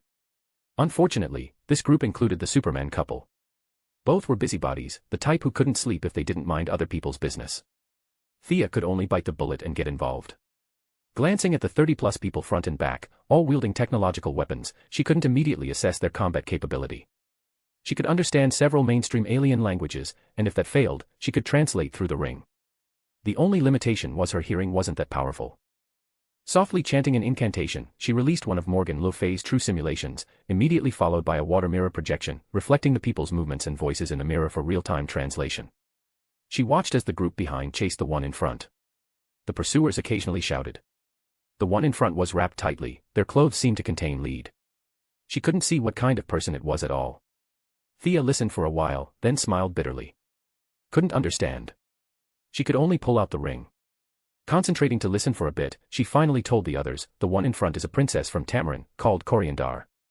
The people behind were sent by her sister to kill her. Chapter 465, Chapter 464, Entrustment. Royal internal vendetta, family members in opposition, influenced by Earth's film and television dramas, everyone easily analyzed some of the inside story. They exchanged glances, seeing the same intention in each other's eyes, save her. Leaving Lois in this desolate wilderness made Superman uneasy. But protecting her safety while bringing his girlfriend along at superhuman speed, neither he nor Diana had that ability. The big burden fell to Thea again. Who told her to have so many tricks? She constructed an aircraft and headed straight for the distant location with Lois aboard. 1,500 kilometers was but a moment for them. They arrived at the battle scene almost simultaneously. The princess called Starfire occasionally turned back to attack her pursuers. Her palms fired some kind of green energy shockwave. However, she seemed injured, her steps were chaotic, her aim extremely difficult. She was being pressed step by step, clearly about to be defeated. 4 idle parties descended from the sky, leaving everyone somewhat puzzled. Without supervision and superhearing, they thought this was an abandoned planet. They hadn't expected to encounter intelligent life. Thea and Lois sat in the constructed aircraft, all yellow and glowing. They couldn't tell what it was. Superman and Diana's attire was very conspicuous, especially Diana holding shield and sword, automatically making the pursuers associate her with certain backward civilizations. Several leaders exchanged cold smiles. In their minds, these 4 who descended from the sky were probably natives of this planet, primitives with some strength but no understanding of technology. Not far away, Princess Starfire's thought process was similar. she urgently shouted, telling the four to run quickly. Language barrier aside, Superman still judged from behavior patterns that the one telling them to flee was good, while the group raising technological weapons behind were bad. Nothing more to say, fight. His perfectly good battle had been interrupted, leaving him somewhat frustrated. Running into these oblivious fools, there was even less need to show mercy. However, he still exercised restraint, not even using 30% of his true strength. Diana was equally annoyed by the pursuers' looks and rushed forward with displeasure. When Thea wanted to help, she discovered the enemies were already lying all over the ground. The two had played around and knocked down all the pursuers. Amidst the wailing on scene, only Princess Starfire remained standing. Starfire removed her helmet, revealing red hair and orange skin. Ignoring her skin color and judging by Earth aesthetics, this woman was quite a beauty. She chattered on at length. Thea translated 2 sentences before quickly discovering this princess talked far too much, repeating and re-questioning constantly. She got annoyed. You all learn it yourselves. Using the ring's language function, she projected Tamarin's language entries and vocabulary in 3D in the air, letting the 2 scholars learn on the spot. Superman and Diana exchanged glances, seemingly finding this quite interesting, and began memorizing simultaneously. Facts proved Superman's father's farsightedness. The abilities of the all-purpose Kryptonian were simply incomparable.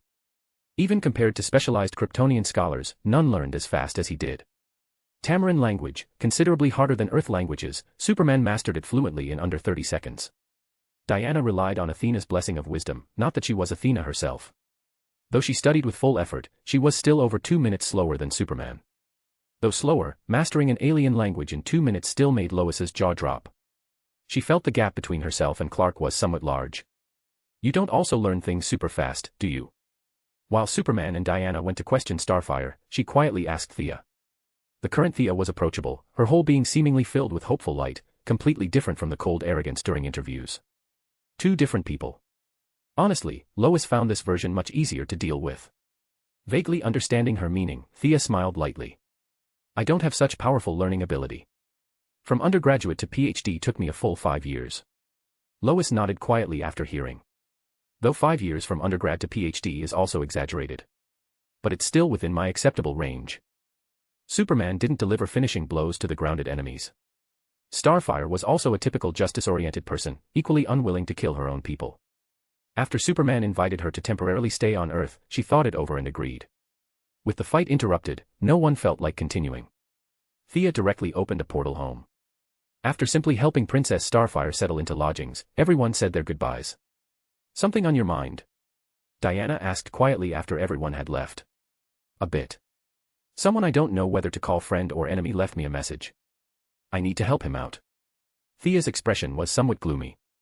Knowing she didn't want to elaborate, Diana didn't press. The 2 kissed lightly. Come back soon. Thea nodded, put on the yellow ring, and flew directly out of the atmosphere. Reaching an uninhabited planet, she finally opened the ring's communication channel. A human-sized 3D projection appeared, it was Sinestro. Feeding energy steadily, the projection began speaking. Thea Queen, by the time you see this image, I will no longer be in this world. Working with you, though unpleasant, wasn't annoying. The projection paused, as if the original recorder's emotions had fluctuated.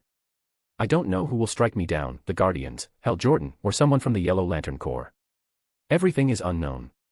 I've experienced glory, was once watched by thousands, was the kind of hero the Green Lanterns believed in. Now I'm considered a traitor, a tyrant. These are all trivial matters. I only know I must protect my home planet Corrigar. That is a responsibility higher than my life, higher than everything. The Yellow Lantern Corps is shrouded in fear. When I'm no longer in this world, their existence will destroy my home planet. Help me watch over Corrigar. From today, the Yellow Lantern Corps is yours. Arkillo and Lissa Drac will both pledge loyalty to you. They can control fear, elite soldiers. Watch out for Mongol's son. He's ambitious but mediocre, yet wildly ambitious. My departure will certainly give him opportunities. I never misjudge people. I know you'll help me. The image closed completely. Thea snorted coldly with displeasure. Sinestro asking for help yet maintaining such a high posture, from beginning to end, not even a thank you. However, he truly understood Thea. This testament-like entrustment, she really couldn't refuse. Strange. If he was no longer in the world, why hadn't those ring portions returned to her? Had they been directly destroyed, or had someone tampered with and seized them? Her first suspect was the Guardians, those little blue men who'd lived countless billions of years. Their power was unfathomable. Hard to say whether they were secretly manipulating things behind the scenes. Chapter 466, Chapter 465, Hope. The planet controlled by Grud wasn't far from Corrigar. Thea commanded her official ring members, Deadman and Fiora, to meet her there. She herself followed the ring's faint connection, attempting to trace Sinestro's final location. This was an area of stellar debris. Countless cosmic dust particles drifted here. From time to time, overburdened boulders broke into pieces under gravitational forces. Thea followed the ring's guidance, gradually approaching this region. Many battle traces remained visible here. Emotional energy still filled the area. One side was the green of courage. The other was the yellow of fear. The green lantern felt not unfamiliar to her, precisely the one she'd briefly worn, inherited by Hel Jordan from Abin Sur. The yellow lantern was even more familiar, sharing the same origin as her ring. It was Sinestro's. Scanning the scene in all directions, she saw no body. Just as she prepared to search deeper, a figure abruptly appeared not far from her side. White hair, blue skin, wearing red clothing and a white robe, a guardian was thoughtfully watching her. Just one. Thea blatantly surveyed her surroundings, discovering only this one appeared before her. The teleportation gem she'd prepared in hand went back into storage. She nodded slightly. Honored Guardian, what matter has alarmed you enough to leave away, which you've guarded for billions of years? Hello, Earth person. We meet again. You may call me Ganthet. The little blue guardian spoke expressionlessly. Oh.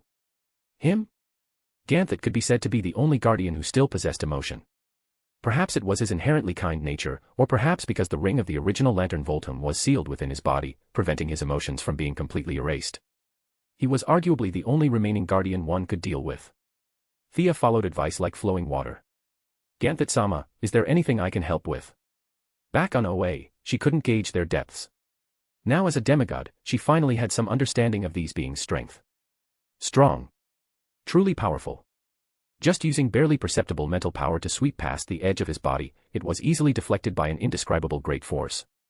The guardian named Ganthet seemed unaware, his expression wooden as he watched her. Thea grimaced slightly. No one she knew was stronger than him. Though in the original timeline, Ganthet had audaciously claimed the Spectre was inferior to him, only to be pinned down calling him Daddy 3 minutes later, his glorious battle record notwithstanding, his level was genuinely higher than Thea's current state. Thea felt she'd need to reach new god status, or merge with Parallax, before she could match him. Ganthet paid no mind to her small movements. Perhaps after billions of years, so many who thought they had some skill had tried testing them, they'd become immune. Do you think Sinestro was right? He used his own order, his own understanding, to plunge a planet into fear's vortex. Hal Jordan disapproved of his methods. The two fought. You and Hal both come from Earth. What's your viewpoint? Thea truly hadn't considered this question much. Before half an hour ago, whether Corrigar exploded had nothing to do with her. She was busy as a spinning top every day, where would she find idle time to ponder such things? Thinking seriously, she had to admit Earth's various philosophical works were truly rich. Predecessors had long ago reached conclusions on this matter. She slightly modified it, adding some of her own understanding, turning it into new theory. Sinestro used his lone strength to establish planetary order, enforcing laws himself, judging himself, requiring all planet inhabitants to live according to his plans. From birth to death, he arranged everything meticulously. Earth has a specialized term for this, utopia. Meaning an imaginary nation, impossible good fortune. No one on Earth does this. Without extraordinary power intervening, ancient sages only tested this ideal nation concept in small settlements. Reality told them it simply wouldn't work. Ganthet, originally just listening woodenly, now had his attention captured. This powerful guardian asked involuntarily, why? Freedom. People lack freedom, or rather, the right to choose. They lose life goals, lose anticipation, lose hope. Everyone sinks into numb trivialities, accomplishing nothing as they consume their time. Hope. Ganthet murmured. Thea spoke more smoothly, not caring whether he listened, continuing on her own. Earth sages abandoned utopian concepts. We walk on a free and unrestrained path. Let me give a counterexample, Krypton. You know Krypton, right? Ganthet nodded. Such a famous planet, he naturally knew of it. He also sensed what Thea would say next. Krypton possessed genetic matching technology second to none in the universe. They screened at the embryonic infant stage, using massive algorithms to calculate children's future development directions. Before they were even born, their future paths were already determined. Every Kryptonian understood their mission when they became aware. Like machines, they cyclically, repeatedly performed their tasks. Their planet ultimately was destroyed. Only one naturally born Kryptonian escaped with his life. His parents gave him the right to choose. Humanity's brilliance now shines across Earth. This is the birth of a great soul. Ganthet seemed to be pondering the principles within her words. Hope, is it? Life hopes for change. Only hope can save them. He muttered to himself, slowly seeming to understand some supreme principle. His ancient well-still face showed a trace of emotion. Without any earthly aura, he stepped backward, tossing Thea an energy-wrapped remnant before disappearing. This is what remains of Sinestro's ring. I collected it. You should be able to unleash its power. Sinestro was merely banished to the antimatter universe. Don't worry. According to the Book of OA's records, his story hasn't ended. Take care, thoughtful Earth person. We'll meet again. Not until he'd vanished without a trace did Thea examine the energy mass. She wasn't worried about Sinestro at all. This old gentleman initially served the Green Lanterns, then yellow, then became green again before returning to yellow. In the final records of Green Lantern history, he seemed to ultimately return to the Green Lanterns for retirement. Sinestro's whole life was green, yellow, green back and forth. Add in brief wearings of indigo and white lanterns in between, you could say his story had just begun. Describing him with 3 rises and 3 falls wasn't excessive.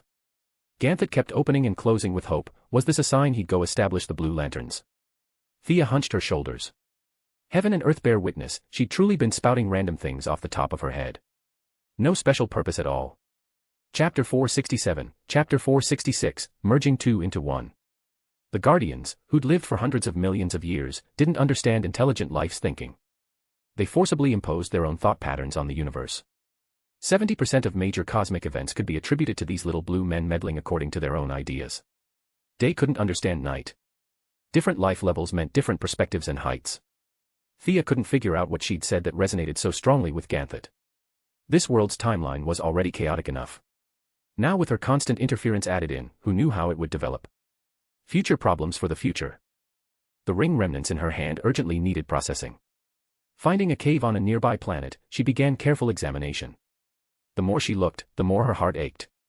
Hal Jordan and Sinestro were both idiots. Their mutual attacks had literally blown the ring apart through sheer energy impact. Thea released her own ring, using fear emotion to communicate with the residual energy in the fragments. Her control over mental power now far exceeded these lanterns. They were all one-shot deals, everyone's mental power was whatever they were born with. No training methods existed. Whatever amount they had was it. Virtually no growth afterward. With weak mental power of their own, they relied on so-called willpower to control emotion. Those with strong willpower like Hal Jordan could graduate in 3 days and defeat their master badly enough to send him to the antimatter universe in 5. Other professions had a process of easy to learn, hard to master, requiring gradual progress. Lanterns needed no accumulation at all. Working for a lifetime versus 3 days made little difference. Skill levels were obvious at a glance. This stemmed from lacking mental power assistance, they could only stupidly rely on personal will to withstand emotion's impact. Thea now felt these little blue guardian bastards were playing possum. With just slight contact, she could tell Ganthet had practiced mental power or some higher-level internal force.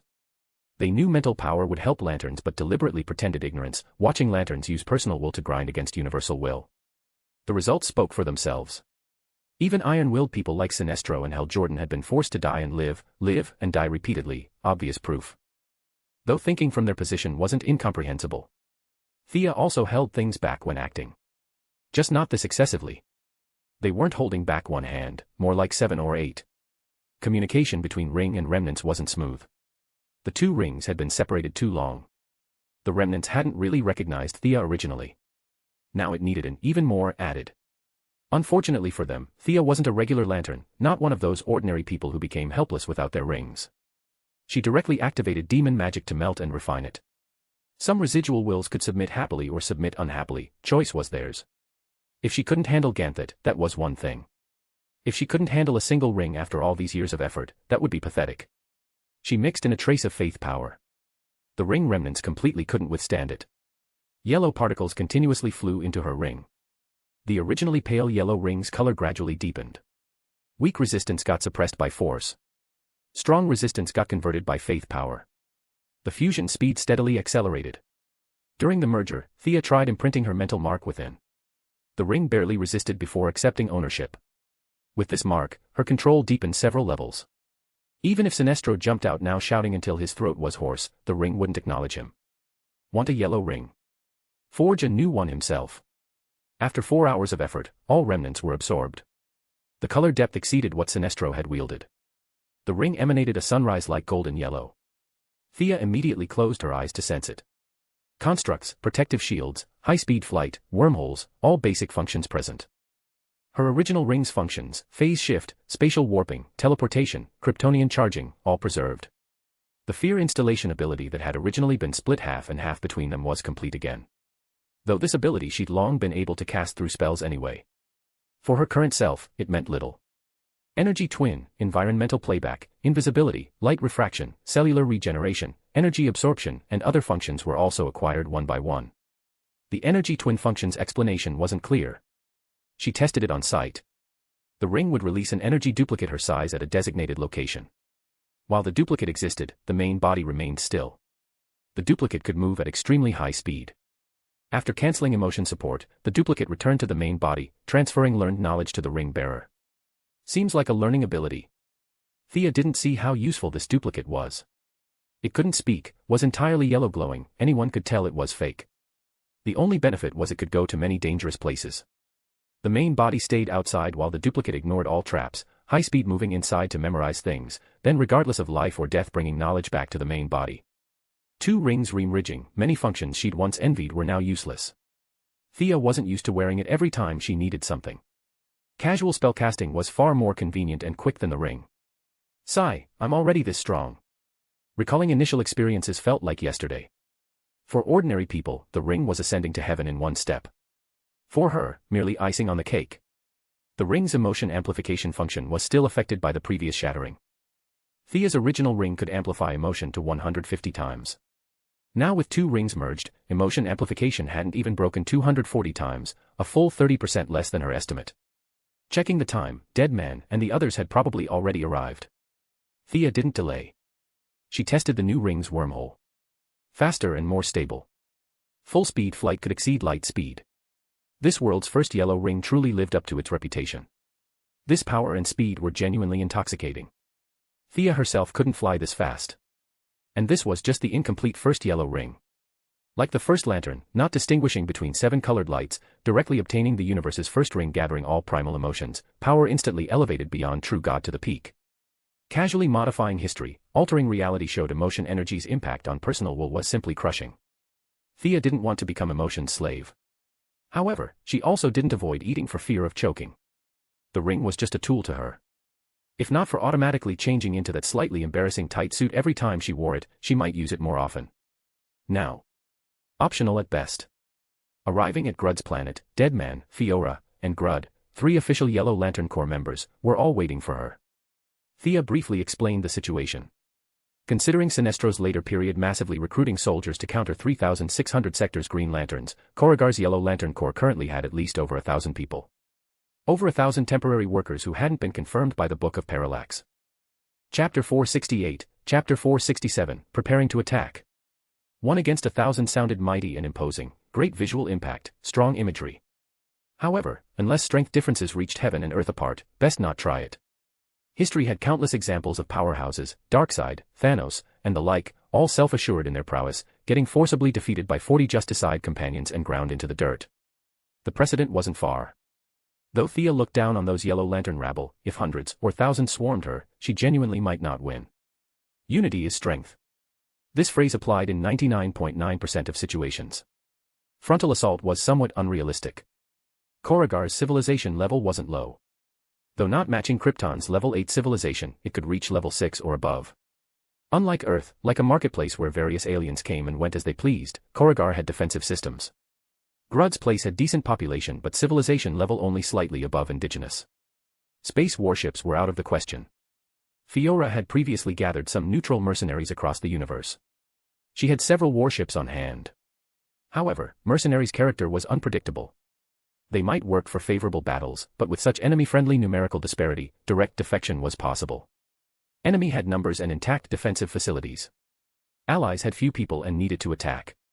Only one choice lay before Thea, the routine shown countless times in movies: organize a small team for assault.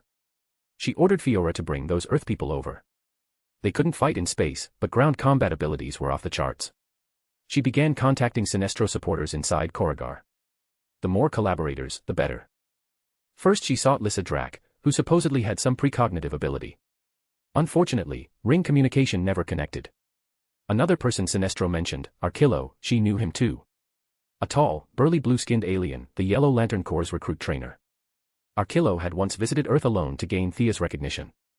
Loyal, simple, though a savage fellow, Thea's impression of him was decent. Regrettably, she couldn't contact him either. No need to elaborate. Certainly after Sinestro's disappearance, his ambitious subordinates had defeated those loyal to him. Unable to contact ring members, fortunately she had other means of contacting people.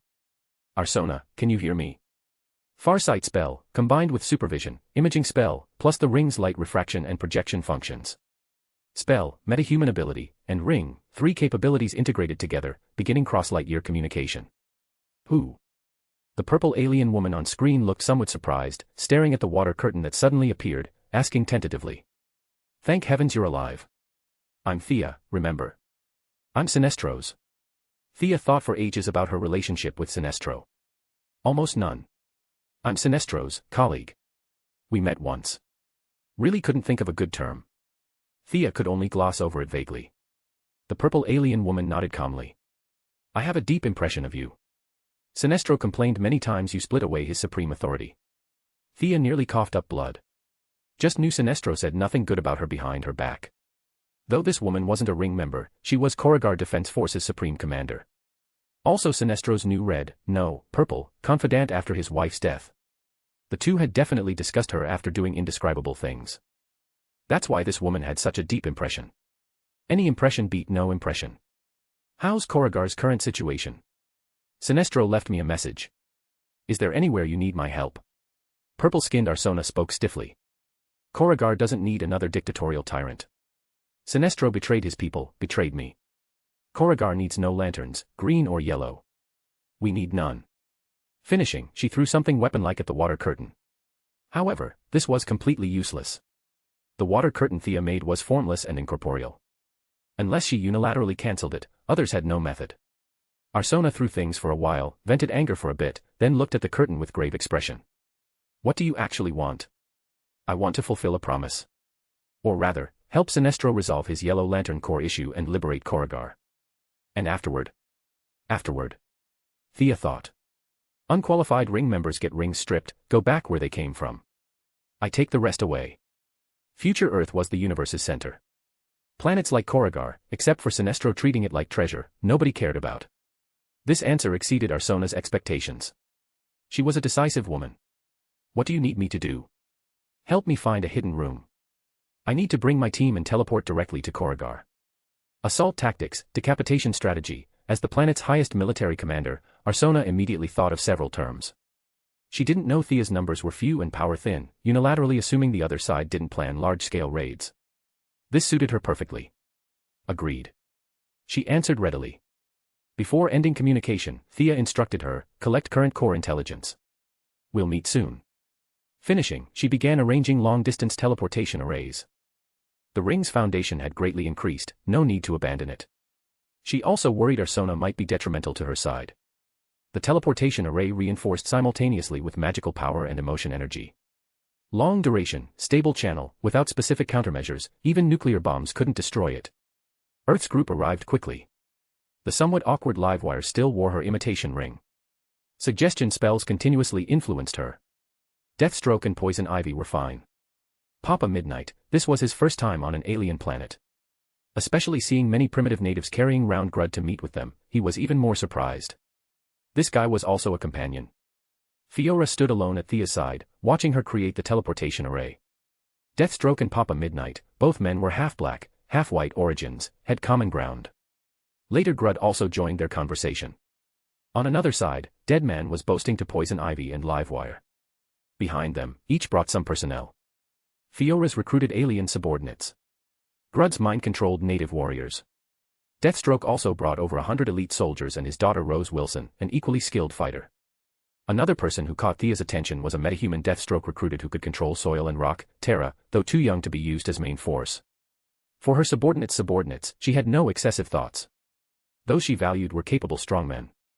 Having ideas to develop power was normal. Like she told Ganthet, having hope gave motivation. Chapter 469, Chapter 468, Infiltration. Combined subordinates totaled nearly 500. To let some massive-bodied fellows, like Grud, pass through smoothly, Thea raised and widened both sides considerably. Viewed from a distance, it resembled a miniaturized dark portal. This teleportation gate was also an experiment for her. Emotion energy merged with magical power. Constructed materials connected with magic. Magic convergence points protected by constructs. Traditional lanterns constructs would immediately dissipate when emotion energy maintenance ceased. Thea input some emotion beforehand, then wrapped it with magic. This teleportation gate could persist half a day even without her maintenance. Everyone, we depart. Don't touch local natives. Anyone wearing yellow and attacking us, kill on sight. After carefully checking coordinates, Thea turned back to order. According to the advance plan, Deadman went first. Even if Arsona betrayed them, he could possess and control her. Then Fiora and her subordinates. The shrewd female deputy could fight and endure, sufficient for all scenarios. After that came Earth Warriors and Grud. Thea looked around, no oversights, then stepped through. Arriving on the other side, the expected fierce battle scene didn't appear. Arsona seemed quite trustworthy after all. Thea parted the crowd and emerged. Though she disliked this outfit, today she came to take over the core. She still changed into that somewhat embarrassing tight combat suit. What's the current situation? Thea asked the equally fully armed Arsona. This planet's defenses were too comprehensive. Metal interference, various electromagnetic interference, all affecting her supervision. She wanted to find the Yellow Lantern's central battery. After trying hard for ages, she hadn't found it. Sinestro's intimate friend looked at Thea's yellow combat suit. Her pupils slightly contracted. She quickly dispelled unnecessary emotions and spoke loudly. Come to our command center. Those Yellow Lantern scoundrels are destroying our cities everywhere. Bringing Deathstroke and Fiora, two with battlefield experience, Thea came to Corrigar Resistance's frontline command. One could see Sinestro wasn't completely unprepared for possible rebellion. He'd equipped his people with some weapons targeting ring hardlight constructs. However, Corrigar had been peaceful too long. Many Yellow Lantern members were notorious bandits. Events happened suddenly. The Resistance lost 15 cities in an extremely short time. Large numbers of elite died in the first wave of impact. If Thea didn't intervene promptly, their destruction or enslavement was only a matter of time. Do you know about the central battery? Thea worried her expression wasn't clear. She directly water-mirrored a ring-charging lantern to show her. A thing 100 times bigger than this. Have you seen it? Know where it is. Arsona really had seen it. After all, a several 100-meter-high, entirely golden-glowing lantern was hard not to notice. Sinestro might hide small things, but something this massive had high placement requirements. I've seen this thing. Seems to be deep underground in Citra City. Sinestro hollowed out 20 kilometers underground, placing many things. Arsona recalled. What will you do? My ring can control the central battery. It will recall all energy from all rings. Afterward, dealing with some unarmed alien criminals, surely your resistance can handle that. If rings lose power, what about you all? Arsona's meaning was obvious. Thea smiled brilliantly. Even Arsona, also female, looked slightly dazed. Haha, for Sinestro's core, rings are everything. With rings they have everything. But for me and my subordinates, this is just one method. We've crossed distant star seas, traveled through time and space, witnessed civilizations' changes and iterations. Mere ring abilities are too insignificant for us. Haha. Arsona didn't understand anyway. Thea's boasting cost no taxes. She self-promoted thoroughly, listening to these words without seeing the person. One might think she was New Genesis's High Father. Arsona's eyes filled with stars. Wanting to disbelieve, but the previous cross-light-year communication and teleportation made her realize this woman possessed capabilities Sinestro lacked. No longer dwelling on ring issues, she explained in detail what they needed to note going to Citra City. Half an hour later, Thea's assault team had reached the city outskirts. Ahead were various detection devices. She didn't quite dare charge in under invisibility spells. 500 people's invisibility spells required exceptionally high magical power. Thea planned to split some people for feints, remaining people assaulting the city. Deathstroke stopped her, signaling Terra forward. Only 8 or 9 years old, Terra had been dragged to alien planets for combat. Ordinary girls would have fainted from fright long ago. However, this girl was quite strong. Seeing Deathstroke watching her, she pressed both hands to the ground somewhat nervously. Rumble, an extremely muffled sound came. She controlled Earth continuously turning over. Solid ground seemed to be playing with her. Several tons of earth and rock automatically flew out. Before everyone's eyes appeared a pit 17 or 18 meters deep and 10 meters wide. Oh! Not bad ability. Thea currently hadn't absorbed Gaia divinity. She could only cast simple earth attribute spells. Digging pits and burying people in daily study and life was possible. This kind of large-scale earth vein movement, somewhat like earthquake plus rupture spells plus silent spell combined, Terra's smokeless, fireless release was unthinkable. If they could dig underground silently, that would save much trouble. Using X-ray vision to check, not too far from Sinestro's underground base. Digging at an angle, under 2,000 meters distance. Good girl. This will restore her stamina. Tell her to dig at an angle downward following my indicated location.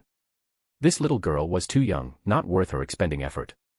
When she matured needed at least 5 or 6 years. Too long. Thea tossed Deathstroke a stamina-restoring gem. His subordinate, better he command. Deathstroke was excited. As Thea's subordinate's talents increased, his importance was trending downward. Desperately needing to prove his value, bringing 9-year-old Terra out took resolve. Deathstroke nodded heavily at Terra. Because of her metahuman ability, from childhood she'd been treated as an outsider in the village. If Deathstroke hadn't passed through and saved her, villagers would have burned her to death. Seeing she'd gotten Deathstroke's signal, like anime characters desperately needing recognition, her psychology filled with motivation. Eyes emitting brilliant light, ability running at full power, she dug deeper following Thea's markers. The young miss had zero guilt about employing child labor, continuously remote controlling. 10 degrees left. A bit lower. Chapter 470, Chapter 469, Enemy Encounter and Battle Begins.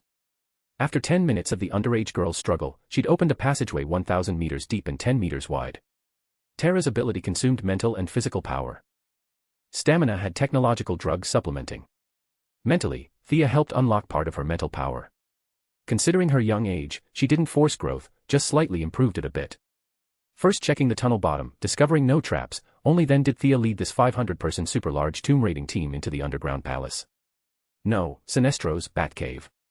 Along the way they saw no traps, just encountered many alert devices. Large numbers created unavoidable problems. Some mercenary inadvertently stepped on a mechanism. Sharp alarm sounds immediately rang from the walls. Forget it, charge straight southwest. Thea only saw that direction blocked her X-ray vision. The central battery must be there. On one hand contacting Arsona to launch surface attacks attracting some enemies, on the other hand casting a super large range group acceleration spell on the tomb raiding team's assembled heroes, beginning to race time with the enemy. The large force rushed ahead 4 or 5 minutes. At a crossroads, numerous yellow lanterns blocked them. One could see the other side also assembled hastily, under 100 people. Among them was a slime, whose body consisted of corrosive liquid, one of the few official Yellow Lantern members Thea had seen. It could borrow abilities from corpses its liquid wrapped. This thing was hard to measure by human meaning of good and evil, because it didn't even count as a life form. Betrayal was even more irrelevant, it probably lacked the concept. This area greatly interfered with vision. Thea couldn't see the Yellow Lantern Corps' Despot Ellis, the Corps' deadliest killer, a supervirus only observable by microscope. The enemy might have a microscopic enemy. Have your plants start searching. Thea turned to instruct Poison Ivy. Plants had sensory systems different from creatures, most skilled at searching for microorganism-like enemies. Some plants could even release interferons, lethal to viruses. The opposing crowd stirred chaotically. A sallow-faced, 5-meter-tall burly alien stepped forward. Book of Parallax Controller, have you come to congratulate me on occupying Corridor and inheriting core leadership? The alien's orange-red eyes automatically looked toward Thea.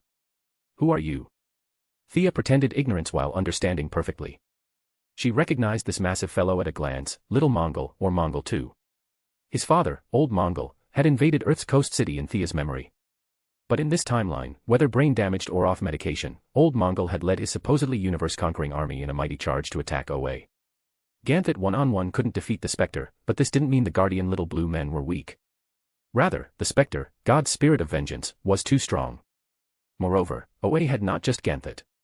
6 other equally powerful Guardian Little Blue Men, plus 7,200 official Green Lanterns, considerable reserves, and a few body-modified elite Honor Guard Green Lanterns.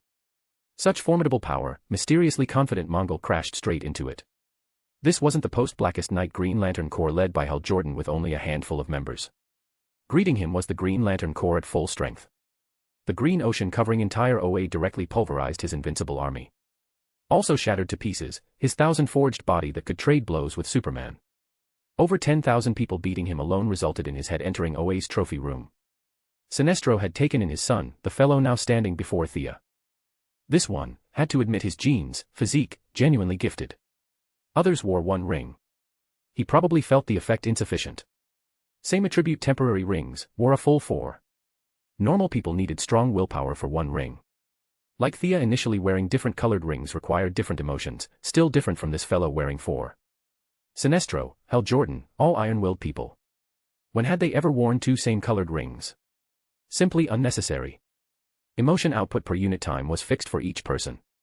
Wearing 4 same-colored rings advantage probably just maintained continuous fire. When one ring's energy depleted, switch to the next. Or one ring constructs offense, another defense. At least Thea could only think of these functions. Benefits existed slightly. Disadvantages were great. It doubled emotional consumption for individual ring bearers. It lacked universality. This Mongol too seemed to Thea somewhat neglecting fundamentals for trifles. The powerful body and mental power inherited from his father, he'd consumed on rings. In the original timeline, this guy also betrayed, getting instantly killed by Sinestro who tampered with rings. Thea currently lacked this method. However, she felt dealing with this fellow who'd abandoned family techniques to play with rings wasn't too troublesome. His dad could clash with Superman. His body genes should also be strong. Must control attack intensity shortly, best preserve the corpse for reference. Mongol 2 didn't know his full story had been exposed. The young miss planned to take his corpse back for research. Like wanting to quarrel with someone, he roared red-faced and frantic. I am Mongol, Koragar's ruler, tomorrow's universal emperor. Thea snorted mockingly. Her laughter was somewhat harsh. With severely damaged self-esteem, Mongol extended his waxy yellow left hand. A construct warhammer formed from fear energy smashed toward Thea. Interesting. The opponent wasn't brainless. His attack still had some merit. 4 layers. With just a glance Thea saw this construct had some deceptiveness. Looking ordinary from outside, actually internally composed of 4 nested constructs. Temporary rings emotion construct bonuses were too thin. Mongol couldn't work on quality, could only purely pursue quantity. However, these were meaningless before absolute strength. Fiora stood beside Thea. Seeing the massive warhammer smash over, her expression unchanged, she casually punched, directly shattering the construct. 3 layers, 4 layers, or 5 layers made little difference to her. This move directly shocked the opposing Yellow Lanterns. Not relying on emotion energy, not relying on tech equipment, just casually punching to shatter what they considered invincible Mongol's attack. The Yellow Lanterns composed of villains couldn't help their morale stalling. Thea's side originally outnumbered them. This waning and waxing, the opposing side looked even more inadequate. The big guy leading, leave a whole corpse. Kill all the others. Thea said lightly. Her words just fell. The greatly personality changed, violence-inclined Livewire charged out first. This underground base had extremely abundant electrical equipment. She directly rushed into enemies. Silver-white electric current began raging through the crowd. Chapter 471, Chapter 470, Crushing Victory. While they'd been talking, Poison Ivy had also planted numerous plants on the battlefield. Now under her control, plants burst from the ground one after another. The Yellow Lanterns were accustomed to construct combat. The plants emerging from underfoot and Livewire caught them completely off guard. Some were shocked senseless. Some had bodies half corroded by acidic plants sprayed mucus. Some were swallowed whole by carnivorous plants. Some had hands and feet bound by vines, all varieties present. Deathstroke wasn't to be outdone. Avoiding numerous Yellow Lantern constructs, he killed in from the side. Left hand held a titanium alloy blade. Right hand held an acid attribute magic blade obtained from looting the cult of the cold flame. Many aliens looked quite abstract. He didn't care what enemies looked like, aimed at estimated neck, wrist, ankle locations, and slashed fiercely. His physical capabilities had long exceeded human limits. Combined with strange footwork and skilled martial arts, many Yellow Lanterns barely noticed someone beside them before getting whirlwind slashed to the ground. Papa Midnight cast 2 group spells. His magical power wasn't as deep as Thea's, effects were mediocre. Suddenly he saw Slime, resembling a blob monster, trying to escape. Though the corpse wrapped inside appeared to be an alien with no connection to his Earth ancestral spirits. He still chanted and cast. Forced control. The ancestral spirits responded. Borrowing magical power to bridge the connection, the skeleton inside Slime suddenly extended a bone claw. The fleeing creature suffered heavy damage, liquid gushing from the wound. Papa Midnight pressed his advantage, directing the skeleton to explode directly inside Slime. The liquid-bodied lantern burst into acid water, collapsing motionless to the ground. Battlefield situation showed one-sided dominance. Most eye-catching was definitely Livewire. From visual audio effects, ignoring her was difficult. Silver-white electric current continuously scattered from her. Yet having been a host previously, she'd fought pitifully few times. She also wanted to coolly throw lightning bolts. However, her aim was truly worrying. Force control also problematic. Clearly aiming at the enemy before her, opponent's construct shield also raised, unexpectedly her swing landed on a nearby enemy's face. The yellow lanterns didn't know her aim was poor. They thought this was her fighting style, rushing over en masse to surround her. Livewire least feared being surrounded. Plus she couldn't control wildly arcing electricity. Her area damage results could be called scene best. Add her occasionally flashing out of encirclements, running from one crowd to another to discharge, she beat numerous yellow lanterns miserably. Not everyone could be like Sinestro and Thea, creating construct giants protecting entire bodies. Most people could only construct partial body armor. Everyone was shocked painfully, without special life forms, few could be immune to electric shocks. Can't fight like this. Originally seeing Thea not acting, Fiora who'd seemed fierce earlier also not entering, the self-proclaimed, Universal Emperor Mongol 2 also stood unmoved, playing cool. Now he felt he couldn't stay still. Though losing face slightly, he still prepared to eliminate the greatest threat to his side, Livewire, first. He'd barely taken a step when he instantly froze. Could only feel something squeezing into his body. Simultaneously, it felt like a giant hammer viciously pounding his head. He didn't know this was Deadman and Grud cooperating, one drilling in, one forcing control. His will had originally been worn 7/8 away by 4 rings. Now encountering these two rogue skills, he in the mental world continuously lost ground. His entire body's control had been seized by a third. If he could still move, that would be bizarre. Seeing several generals fighting beautifully, Thea's side soldiers' morale greatly lifted. Deathstroke's daughter was particularly outstanding. Her fighting style closely resembled her father's. Dual blades danced up and down. Strength, speed, technique, all comparable to Thea initially. Several natives Grud brought were quite valiant too. Daily lifting the several-ton gorilla running all over mountains, they genuinely trained tremendous strength. Arm-thick javelins were thrown as afterimages. The lead warrior's projectiles could even shatter construct shields. Chapter 472, Chapter 471, Taking over the Yellow Lantern Corps. Mongol 2 was dragged into the mental realm by Deadman and Grod for a brutal tug-of-war. Sludge and the super virus were obliterated outright. The remaining yellow lanterns fell one after another. If not for the constant stream of reinforcements returning from the ground battle, they would have collapsed already. But their complete lack of coordination and chain of command left gaping holes in their defense. Against Thea's superior forces, they were being ground down piecemeal. 1 died, 1 arrived, 2 died, 3 came. They seemed to be holding on, but in reality, supporters of Mongol were dwindling fast. With no chance to earn the Cosmic Emperor's favor, many were already planning their escape routes. Seeing the battle going well, Faura, the second-in-command and Thea's strongest lieutenant, personally entered the fray. With enemies and allies mixed together on the battlefield, large-scale attacks weren't viable. For someone like Superman or Supergirl, whose every punch cratered the ground and every kick shattered mountains, this was restrictive. But Faura had no such problem. Her combat technique was already refined. While her Kryptonian martial arts no longer matched her explosively enhanced physique, her battle experience remained. If Superman was a farmer with incredible strength, Faura was a maxed-out rogue. Her movements were lightning fast as she cut through the crowd. Not a single opponent could withstand even one strike. These low-tier constructs had zero defense against her. After instantly killing more than 10 enemies, she reached the dazed Mongol 2.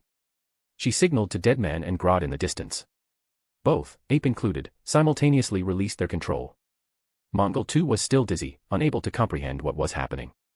Then Faura grabbed his head with one hand and his chin with the other. She twisted hard. Crack! The giant's neck snapped with a crisp sound. His tenacious vitality kept him from dying instantly.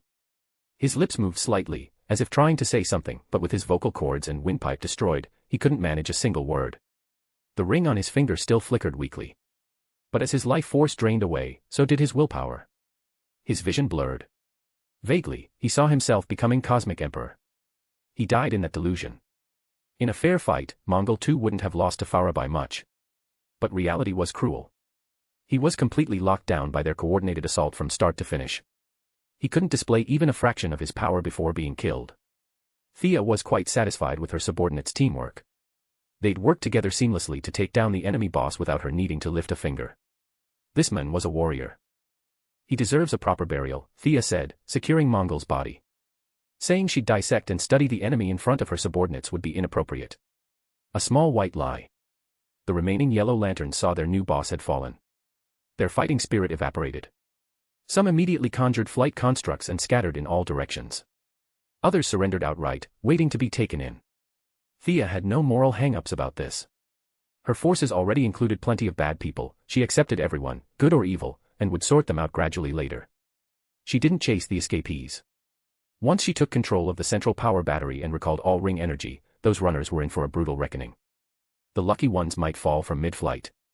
The weaker ones would die on impact, stronger physiques might survive with paralysis. The unlucky ones who fled into space would watch their rings suddenly die. Without space survival capabilities, they'd just wait for death. As for the unluckiest ones who'd already entered wormholes when their rings cut out, what horrific fate might befall them in transit, Thea couldn't even guess. With the resistance scattered, they advanced through the corridors, guided by their turncoat allies. Before long, Thea saw the massive yellow central power battery. Same design as the standard charging lantern, just scaled up 100 times. How unoriginal. She walked around the enormous battery, somewhat disdainful. That tiny yellow energy fragment had taken Sinestro tremendous effort to grow this large. But the design was pathetic. The green lantern central power battery on OA looked exactly the same. That was understandable, the Guardians had no artistic sense, their minds calcified over billions of years. But Sinestro? Surely he had more imagination than this. Copy-pasting everything except the color showed just how deeply the green lanterns had influenced him. Ah. You're here. Why is it you? Thea extended a thread of mental energy into the central power battery and unexpectedly came face to face with the creature inside. Parallax, looking like a giant insect, was sleeping inside. He hadn't expected to encounter Thea, someone who wasn't afraid of him. Thea hadn't expected to find this guy hiding in the power source. For this human who had fears yet wasn't afraid of him personally, Parallax had no good options. The beings she feared were ones he feared too. He didn't dare manifest images of those powerful unknown entities to scare Thea. A strange paradox left him helpless. He could also see that Thea's mental strength far exceeded what it had been before, leagues beyond mortals like Sinestro. He went through the motions, asking if she wanted to be possessed or wanted great power. You don't want any of it. Fine. I'll go back to sleep then. You do your thing. Thea had no interest in this false external power. Parallax seemed equally disinterested. After perfunctorily running through the routine, Parallax fell into deep slumber. Recall all ring energy. Thea issued the command decisively. The golden central power battery received the highest authority command and began emitting a silent roar. Across the entire planet, yellow light streamed toward this location. Every ring on site, enemy or ally, except Thea's own, had all energy returned to the main battery. Even on distant alien worlds, accompanied by incredulous screams, yellow energy masses flew from rings and streaked toward Koragar. Asona, how's your situation? We won. We won. The commander on the other end was so excited she'd forgotten her own name, speaking incoherently. The remaining battle was a massacre. Tens of thousands of Koragar resistance fighters against over 1,000 powerless aliens. They kept killing until only 300 remained. Then Thea and Asona re-signed their agreement, formally ending hostilities. The Battle of Koragar was over. Asona needed to reclaim their cities. 15 cities had fallen, 6 already reduced to rubble. Countless lives lost. Material losses reached astronomical numbers. She was busy. Thea was busy too, receiving current members, sorting them by quality. The truly worthless ones had their rings confiscated and were sent back to their home planets. Chapter 473, Chapter 472, New Base. Whether these repatriated former Yellow Lanterns would return home and continue causing trouble, Thea didn't care. Lisa Draka and Archilo, along with Sinestro's other die-hard loyalists, were rescued. Archilo immediately pledged loyalty to Thea. She acknowledged his ability to train new recruits. The guy was crude, rude, believed only in strength, and had a face full of muscle, a perfect drill instructor. Karu Hill was another matter. Compared to Lisa Draka, the somewhat neurotic witch, she was one of the rare young women among the Lantern members. After a moment's hesitation, she also chose to pledge loyalty. When she stayed quiet, her delicate features might have made her beautiful. But the moment she opened her mouth, those rows of sharp teeth meant she wouldn't need makeup for horror films. Beast souls constantly swirled around her body, even without a ring, she counted as a metahuman. Lisa Draka, along with the antimatter lifeform weaponer, whom Thea had never quite figured out, wanted to search for Sinestro. They had no conflict of interest with Thea. In the original timeline, Sinestro had wanted to return and save his people, quickly shaking off his defeat. Now, he might not have that same determination. Thea didn't make things difficult for them. Too many veterans remaining in the core wouldn't help her maintain control. Their departure was a good thing. She helped recharge their rings and sent them off from Koragar with courtesy. All ownerless rings from the battlefield were reclaimed. 3,000 members was excessive. Sinestro's initial selection criteria focused on wielding fear. Later, it devolved into creating fear. Perhaps due to pressure from the Green Lanterns, or his own unbalanced mentality, he'd forgotten his original purpose and began recruiting villains and thugs wholesale. The entire Corps' initial elite atmosphere had been destroyed. Did mastering fear necessarily mean being a bad person? Look at Batman. Sinestro had led the entire Corps astray. Thousands of temporary rings were thrown directly back into the central power battery. The returning energy made Parallax inside exceptionally excited. This beautiful environment gave him the urge to sleep another 500 years. Cutting away the deadweight, the massive stockpile of rings was converted back to energy. Thea extracted a portion and distributed it among her subordinates. Deadman, Grodd, and Faura's rings were all upgraded to so-called elite tier, roughly equivalent to Hal Jordan's ring efficiency. Deathstroke and the other Earth allies each received an official ring. The best at constructs among them was Papa Midnight. High-intelligence magic-side individuals had natural talent for these imagination-based powers. He directly manifested a creature that looked assembled from various animals, very much in the Eldritch God style. Poison Ivy and Livewire's imaginations were somewhat lacking. For them, the rings were more useful for getting around. Deathstroke's constructs were similar to Hal Jordan's: machine guns, rocket launchers, planes, tanks, and the like. Their original knockoff rings didn't conflict with the official ones. Probably because she and Diana had modified them so much, the rings didn't recognize those as fellow lanterns. The group rested on Koragar for 3 days. Those who hadn't participated in looting and those loyal to Sinestro, plus battlefield survivors, the Corps' remaining 1,000-plus members were winnowed down to 300. Massive numbers of hangers-on were expelled and dismissed. Though numbers dropped by nearly 70%, they were more united. Everyone was registered. The era of the Corps being full of temporary members was gone forever. With tighter bonds and ring energy restrictions removed, the new Yellow Lantern's combat effectiveness hadn't actually decreased much. The reorganized Yellow Lantern Corps began evacuating Koragar. Koragar belonged to Green Lantern Sector 1417. With Sinestro's death, a new Green Lantern would arrive soon. Thea wasn't ready to openly defy OA. Leaving was the right move. After bidding farewell to Asona and leaving her a communicator for future assistance, Deathstroke, Grodd, and their subordinates selectively returned to their home planets. Thea began considering the Yellow Lantern Corps' new base. Bringing them all to Earth definitely wouldn't work. Many were wild and untamed, they'd be unmanageable on Earth. Leveraging their strengths to gain benefits for herself, that was the only way. What could these guys do? Every one of them was built like brick houses and looked mean. Helping old ladies cross streets. Not happening. Getting a bunch of muscle brains to do technical research. Impossible. Following the precedent of red and orange lanterns, finding a region to rule over was a good approach. Places in the universe the Guardians couldn't reach weren't many, but there were a few. Thea didn't go to some remote sector. That wouldn't serve her interests. Her future plan for the Yellow Lantern Corps was mercenaries, collecting protection fees. Charging neutral factions protection fees while taking on commissions, training troops and making money. Why not? Of course, target selection required caution. For example, a place with simple folk like Apocalypse, even with Mother Box technology making travel convenient, Thea didn't have the guts to collect protection fees there. Her chosen target was a trading company called Ibn. That was the closest Earth language translation. They were actually an interstellar mega-alliance centered on trade, not some fly-by-night operation. Their location was in Sector 0571. Ring records listed it as Oasis Bay Starport, under Ibn Trading Company. It's enormous. Even the well-traveled Faura couldn't help but exclaim. Yes, a fine place. Thea also felt the massive object drifting through space was magnificent. They'd converted an entire planet, using its core as the ship's power source, processing the whole celestial body into a supermassive spacecraft. The central region was the original planetary body, about 20,000 kilometers in diameter. Countless city structures stood on the planet's surface. Various aliens moved through the cities on the ground. A port, by definition, berths vessels. But they didn't dock sea ships, they berthed spacecraft from various civilizations. Around the planet were tens of thousands of kilometers of landing pads. Every weapon Thea recognized, and many she didn't, covered the visible area densely. This crystallization of technological weaponry couldn't be dealt with without deploying a massive invasion force. The Kryptonians' usual method was to take whatever they saw. Seeing Thea somewhat tempted, Faura asked softly, interested in this place. Thea didn't answer directly. Let's go down and look around first. Most cosmic beings arrived by ship. Groups like theirs, in uniform flying through wormholes, were quite rare.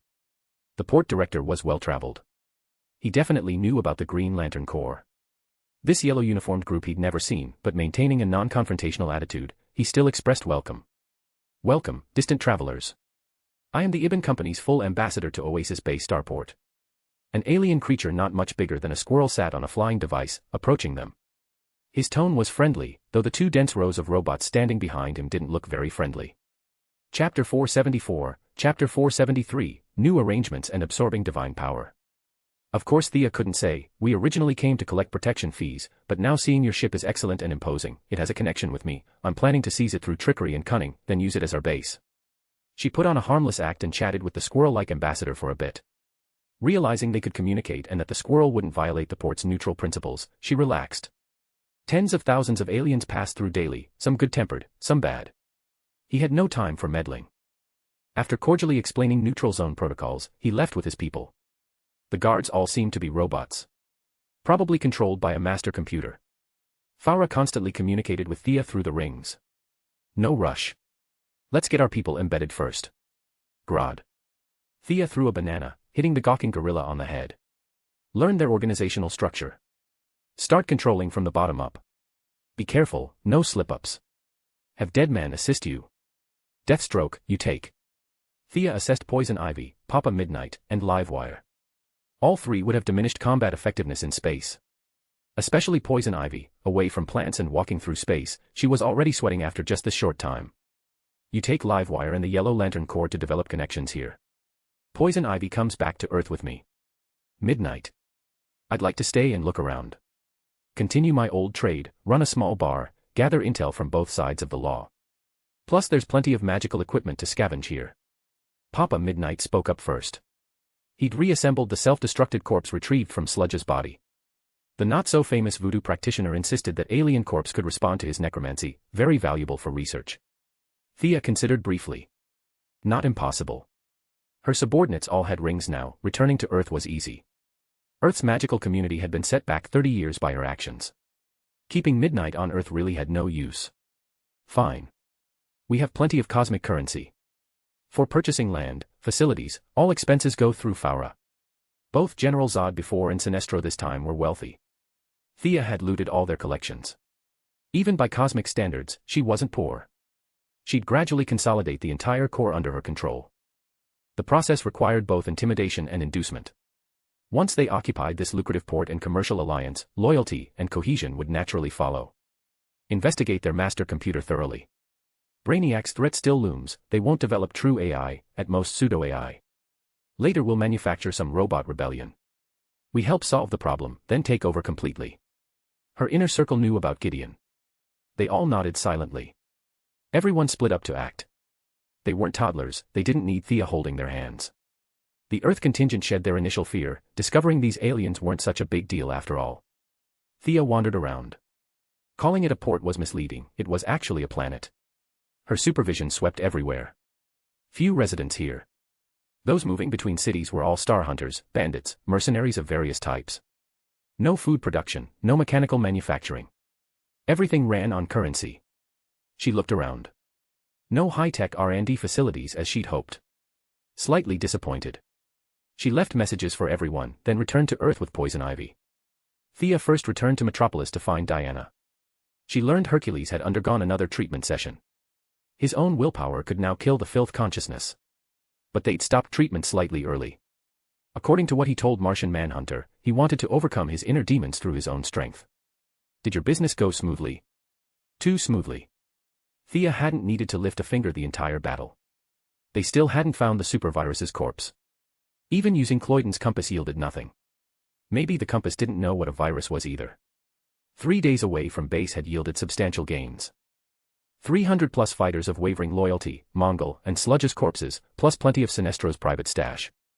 The two women chatted casually for a bit, then Thea left Metropolis alone. Finding a secluded, uninhabited mountain cave, she prepared to absorb the divine power essence gifted by Gaia. The process was familiar now.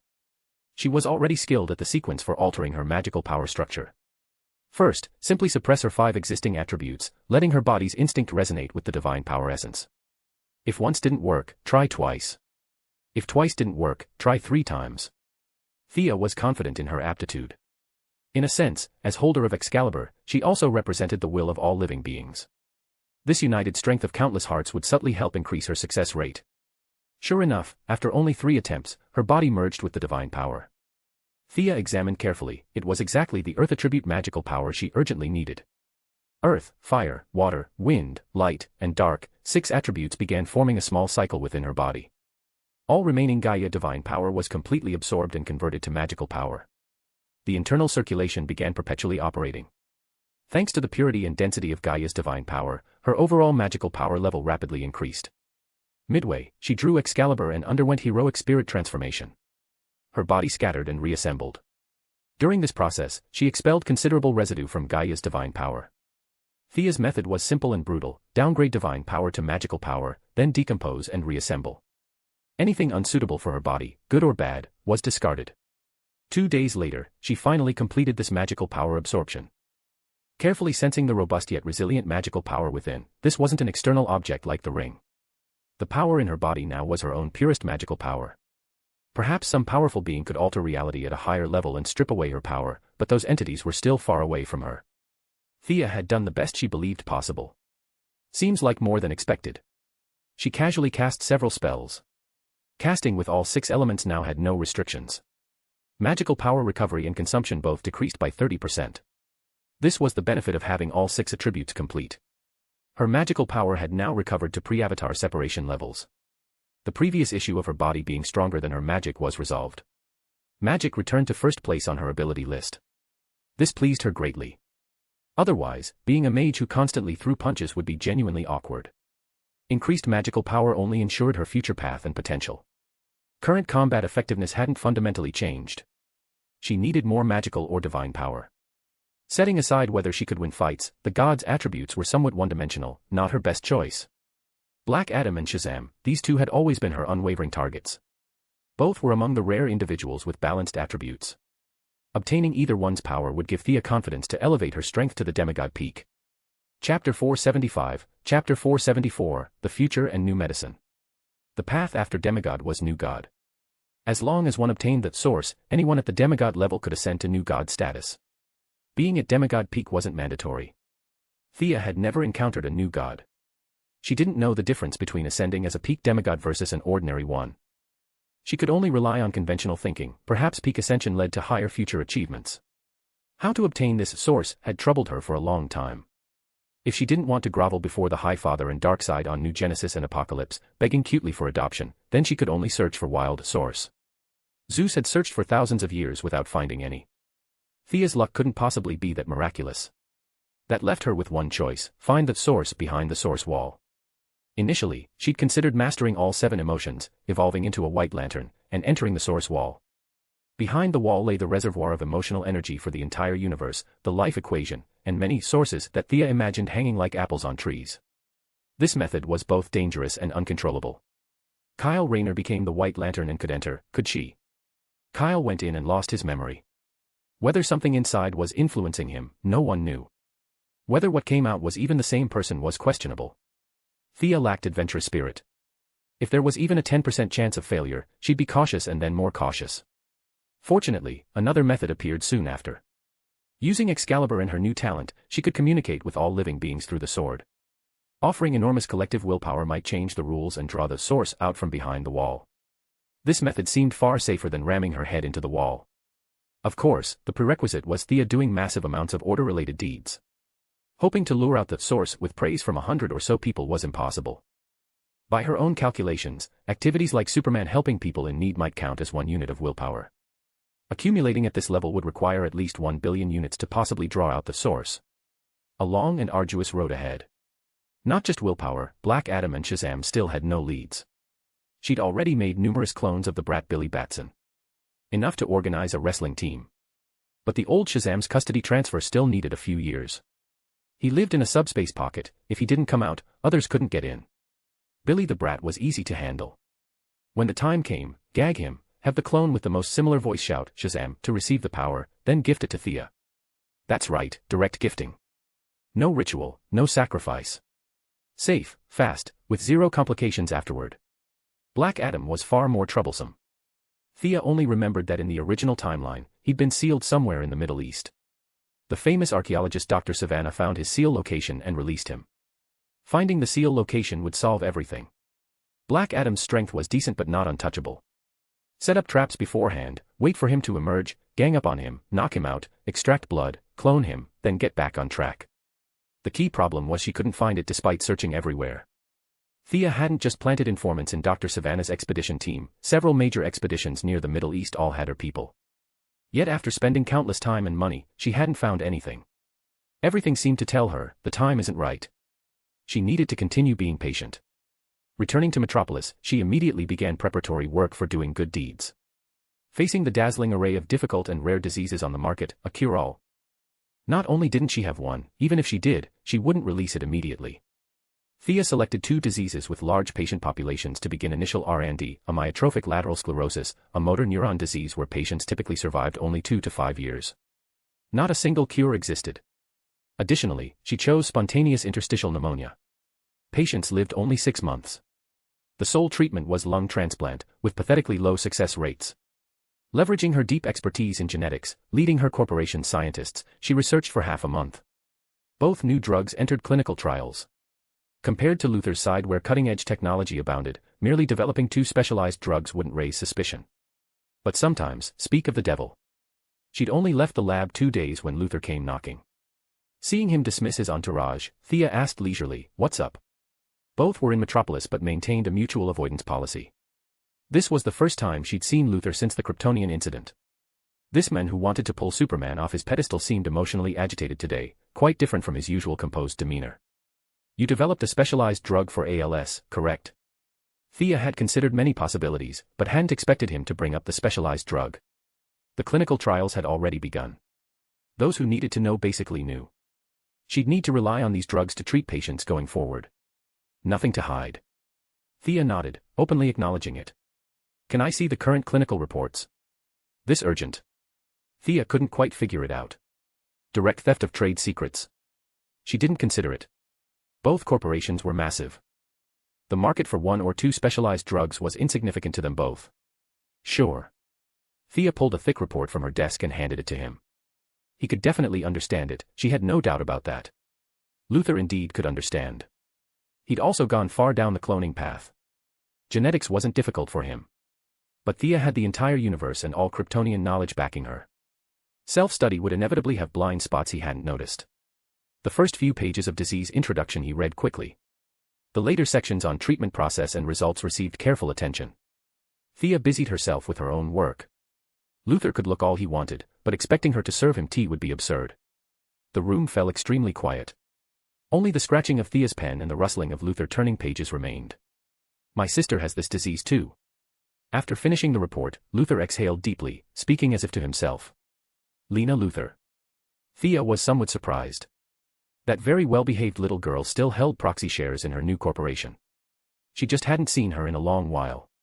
"Yes. It's been a year already. I've wanted to develop a cure too, but never had confidence." "Your drug? Are you certain there are no aftereffects or similar issues?" Thea smiled. "Rare to see you so concerned." "Of course I'm confident. You saw the experimental reports. I don't need to explain further." Luther suppressed his inner excitement, saying "good" 3 times, then left Quinn Merlin Group without another word. Chapter 476, Chapter 475, Doomsday Cell Research. Thea had no intention of using a specialized drug to manipulate Luther. She was planning to gain reputation anyway, giving it to anyone was the same. Her moral baseline wasn't so low that she'd watch a little girl suffer and die while using a few pills as leverage. Clinical trials proceeded extremely quickly. She had many follow-up plans and didn't want to waste too much time here. She ordered several departments to accelerate production. Luther could see the drug's composition clearly, but he didn't dare give it to his sister directly. He also hoped to see her drug hit the market, with numerous patients providing real-world validation. He wanted to observe, more cured patients would strengthen his confidence. Quinn Group's PR focused on the new product. Luther quietly pushed from behind. Both their connections and relationships exerted full force. Various procedures and formalities advanced extremely quickly. Countless, socially virtuous personages helped lobby the government about the miraculous nature of these two drugs. The president urgently sought his advisor's help, nearly thinking the entire nation had contracted these two diseases. Learning that very few people actually had these illnesses, he breathed a sigh of relief. Elite figures' goodwill must be reciprocated. Even if it were poison, approval was required. Skipping layers of review, he directly signed approval for the drug's market release. For modern medicine, these were terminal illnesses, but in the genetic field, not a big deal. Just slightly adjust internal genetic structures.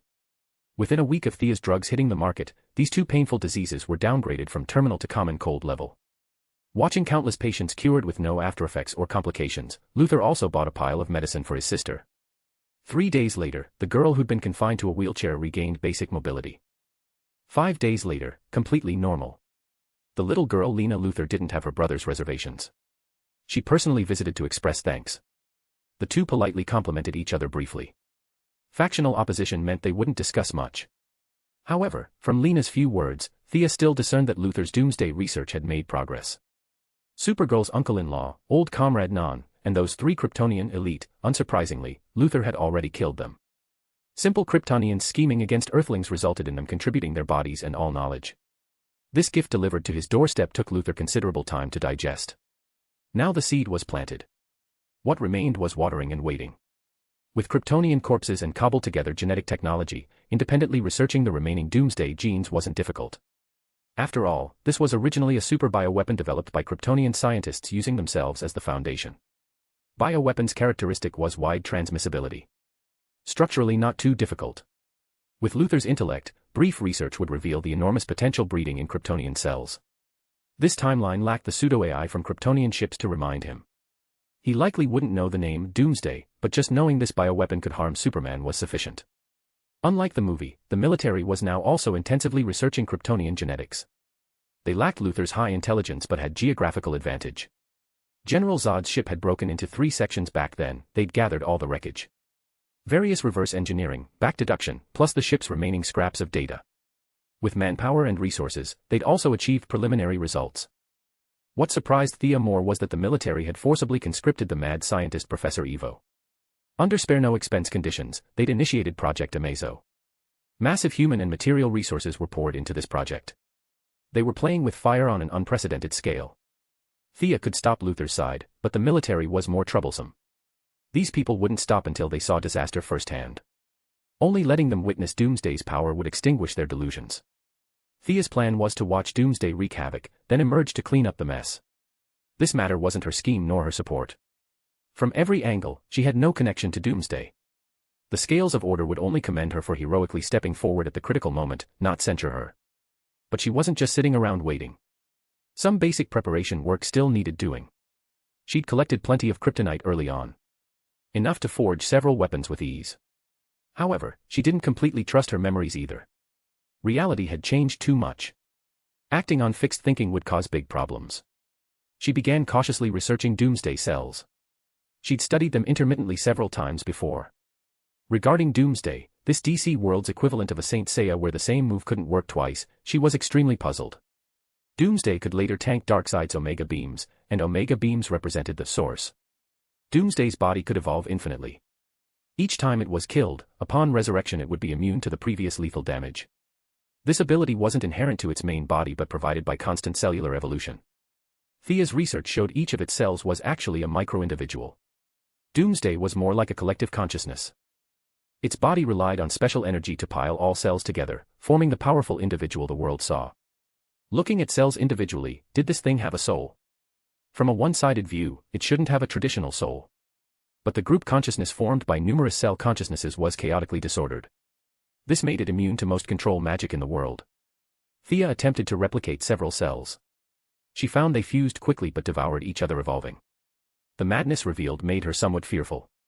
This absolutely shouldn't be a creature existing in the world. Kryptonian scientists hadn't figured out a countermeasure in tens of thousands of years. She didn't plan to eliminate it through science. The benefit of having all 6 attributes complete was that Thea could cast any spell and release some higher-powered combination spells. The cell's absorption efficiency for earth, fire, water, and wind was absolutely top tier.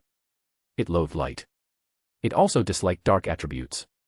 Thea repeatedly experimented with light and dark magic, finally finding a spell with some effect, Aging Curse, a spell combining dark, wind, and water attributes. The affected cell's vitality visibly decreased. To resist spell erosion, the cell would instantly release all life force within. Short-term cell vitality would spike, then continue increasing magical power output. The cell would rapidly fall silent after depleting its foundation. After completing spell experiments, she also tried emotional energy. Fear emotion versus the death-destruction consciousness within cells was basically 50-50. Doomsday couldn't replicate fear emotion, this contradicted its fundamental existence form. But fear couldn't overcome it either. Chapter 477, Chapter 476, Batman's Problem. The last test involved the Holy Sword. In theory, this crystallization of collective will could kill Doomsday. Thea tested it 3 times in a row. The resurrected Doomsday cells couldn't figure out the sword's underlying principle, they were completely unable to simulate or replicate it. The downside was that the Holy Sword consumed too much power when dealing with insane thoughts, and it couldn't completely kill the creature. Thea suspected that Doomsday possessed something similar to a source within its body. It embodied the destructive impulses of the universe itself. As long as such impulses existed, it would never truly die. This weapon was a last resort, the option when nothing else worked. If the kryptonite failed to kill Doomsday immediately, Thea's most reliable backup plan was to seal it. This was a traditional method countless heroes had developed when dealing with demon lords. Kryptonian spatial technology wasn't exactly top tier. Their so-called Phantom Zone was notoriously unstable. After a brief review, Thea abandoned that approach. The infiltration of the neutral port oasis was still proceeding in secret, but purchasing a few high-tech containment devices at premium prices posed no problem. In just one day, Fiora delivered 3 sealing devices of different designs. Thea's plan involved combining high technology, lantern ring constructs, and magic all at once, then hurling the sealed Doomsday into some remote corner of the universe.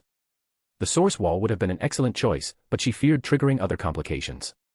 If this thing evolved to the point where it could shatter the wall, who in this universe could possibly stop it? Each civilization's sealing device had its merits. Integrating these technologies with her own abilities would require considerable preparation. Doing good anonymously wasn't Thea's style. She lacked such noble sentiments. Besides, this was a time when she desperately needed massive acclaim. The 2 experimental drugs had achieved tremendous success. She brought dozens of patients who'd been on death's door to Metropolis for a live press conference. The patients didn't put on any act. With tears streaming down their faces, they emotionally described their joy at surviving against all odds. Reporters frantically snapped photos while Thea made a few brief comments before handing the floor to the corporation's presidents. She noticed Bruce Wayne in his suit making eye contact with her from across the room, so she dismissed the idle onlookers. The 2 of them moved to a secluded spot. "What's up?" she asked. "There's something. Do you recognize this symbol?" Bruce drew a large omega for her to see. "Omega? You already know what it is." Thea had a vague sense of what was coming. Bruce carefully considered his words. "I have this symbol in my mind, along with memories that feel real, but I don't actually remember experiencing them." He struggled to articulate the feeling at first, switching through several languages before finally conveying what he meant. He thought something from the mystical side might be affecting him, which was why he'd made this trip to Metropolis. Thea knew better. This was likely the Flash from some future timeline coming back with a warning, allowing Batman to glimpse images from a parallel time stream. In the original timeline, it happened because of the Batman v Superman conflict. In this timeline, their ideological disagreements still existed and remained significant, but they were nowhere near the point of open warfare. So why had the Flash come back? What was he warning them about? She didn't know the answer, and neither did Batman. She carefully chose her words. Full disclosure was obviously unnecessary, but she could provide a brief introduction. "I can't explain these different life trajectories you're describing. That's beyond my abilities. But this symbol, if you're not just testing my knowledge of Greek letters, I might know something about it." Thea's words were deliberately vague, but Bruce's attention was completely captured. "Remember that day at the battle in Coast City? The guy in the tight green outfit. I investigated him. Hal Jordan. Previously worked for Ferris Aircraft as an excellent test pilot," Bruce replied without hesitation. "Right. But he's got a new employer now. He currently belongs to the universe's police force, the Green Lantern Corps. They're responsible for this sector of Earth. What I want to tell you about is his new boss. They're the universe's most ancient race. Today, they call themselves the Guardians. You know I'm a Yellow Lantern. I had a brief, friendly period with the Green Lanterns."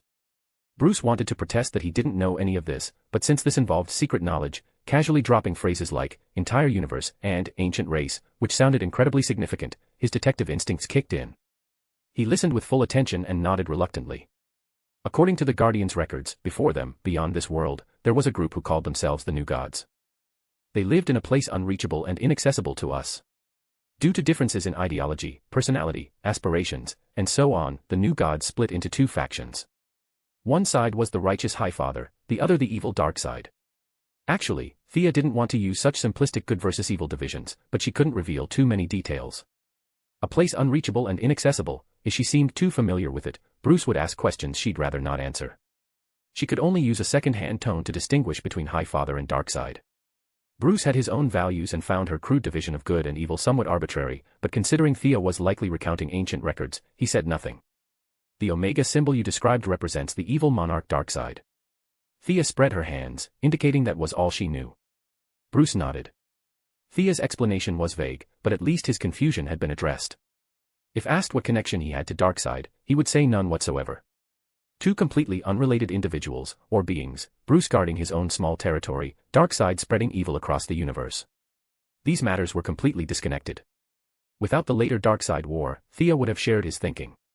They operated on completely different levels. In Darkseid's eyes, Earth was no different from an ant. Who could say what would drive him to invade Earth? Bruce felt relieved knowing it wasn't some earthly villain targeting him. He buried his remaining questions in his heart, waiting to uncover the truth later. They chatted briefly before parting ways. Thea's life returned to normal. Publicly, she continued tackling humanity's intractable diseases, something that in the past would have been a huge deal. But now, whether it was Luther's Cadmus project or the military's Project Amazo, both were drawing the attention of interested parties. They'd poured massive amounts of funding and resources into their initiatives. The big players were on edge every day, both hoping for breakthroughs and fearing catastrophic disasters. Thea's medical research simply didn't fall within their scope of concern. They paid lip service to it and moved on. Chapter 478, Chapter 477, Universal Learning. After two cautious tests that revealed no storms on the horizon and zero reaction from the higher-ups, Thea directly released her new cancer treatment protocol. Combined with her new medical pods, as long as a patient wasn't already on their deathbed, lying in the pod for a maximum of 1 day would completely kill all cancer cells. The news sent shockwaves across the world. The Nobel Prize in Medicine would undoubtedly be hers. Her name had already entered medical textbooks. Patients worldwide suffering from terminal illnesses saw hope for survival. In an instant, massive amounts of faith flowed into the scales of order. Thea was so pleased she practically floated when she walked. In her all-day sparring sessions with Diana, she miraculously managed to overcome her opponent, marking a rare victory in both her work and personal life. Using her own technology, she'd gained enormous public support. Quinn Merlin Group's fortunes rose with the tide. Scientists in a dozen medical departments worked around the clock comparing experimental reports, anxious to uncover any potential flaws. Young people flocked to apply for positions. They didn't care if the pay was lower, they just wanted Quinn Group's name on their resumes. Scholars and scientists from around the world swarmed to visit. Quinn Group established a dedicated reception department of hundreds of people to handle study visits, discussions, and experience exchanges from all industries. Compared to Luther hiding underground every day with his experiments unknown to anyone, Thea's reputation instantly reached near mythic levels. She didn't slack off either, touring everywhere to give speeches and build public support. Even the medical personnel who'd initially lost their jobs because of her medical pods no longer dared criticize her openly. Her reputation was simply too high. At this moment, Thea was at Buckingham Palace in England, accepting an interview from the Times. It was all content she'd repeated countless times, just swap a few words, deliver it with emotion, and the task was complete. After the interview, Thea even met the Queen. The old lady seemed quite kindly, holding Thea's hand and making small talk. The old woman didn't realize how fortunate her timing was. Thea made a few perfunctory responses before taking her leave. She didn't head straight home but instead went to Diana's new apartment. "What's wrong? Something on your mind?" Tonight Diana wasn't herself. Both wearing sleepwear, Thea asked softly. "Hard to say. I'm restless, like something's about to happen." With such vague feelings, Thea couldn't begin to guess. They could only hold each other and sleep. The experimental drugs matter was nearly concluded, but the path to gathering faith had only just begun. There was an old saying about 3 paths to lasting legacy: virtue, merit, and words. Building moral character or voicing profound theories didn't suit this utilitarian era. Achieving concrete results did. Actually, Luther and the military's plans touched on this concept. They were either billionaires or high officials. They had no personal pursuits left, which led to their so-called consideration for humanity's future through the Cadmus Project and Project Amazo. The starting point was decent, but their methods were too self-centered, never truly putting ordinary people's welfare first. They never considered what ordinary people lacked, instead thinking about what they should give ordinary people. This so-called democracy was still essentially an elite system run by the few. Thea herself benefited from this system. She didn't have grand delusions about revolutionizing it. She could only make ordinary people's lives a bit better when possible. Physical health was the first step.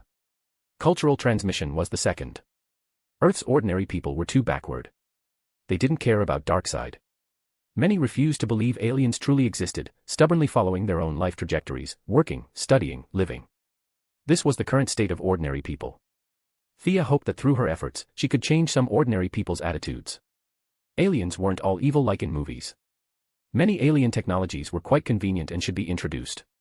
She even encouraged some scientists to venture out rather than staying locked in labs every day figuring out how to blow Earth sky high. The road had to be traveled step by step. At minimum, certain attitudes needed changing.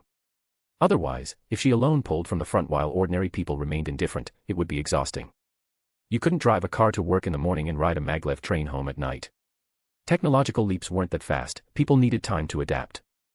As for the new breakthrough point, Superman and Diana's experience learning to Marinine that day had given her some inspiration. Learning the universal language.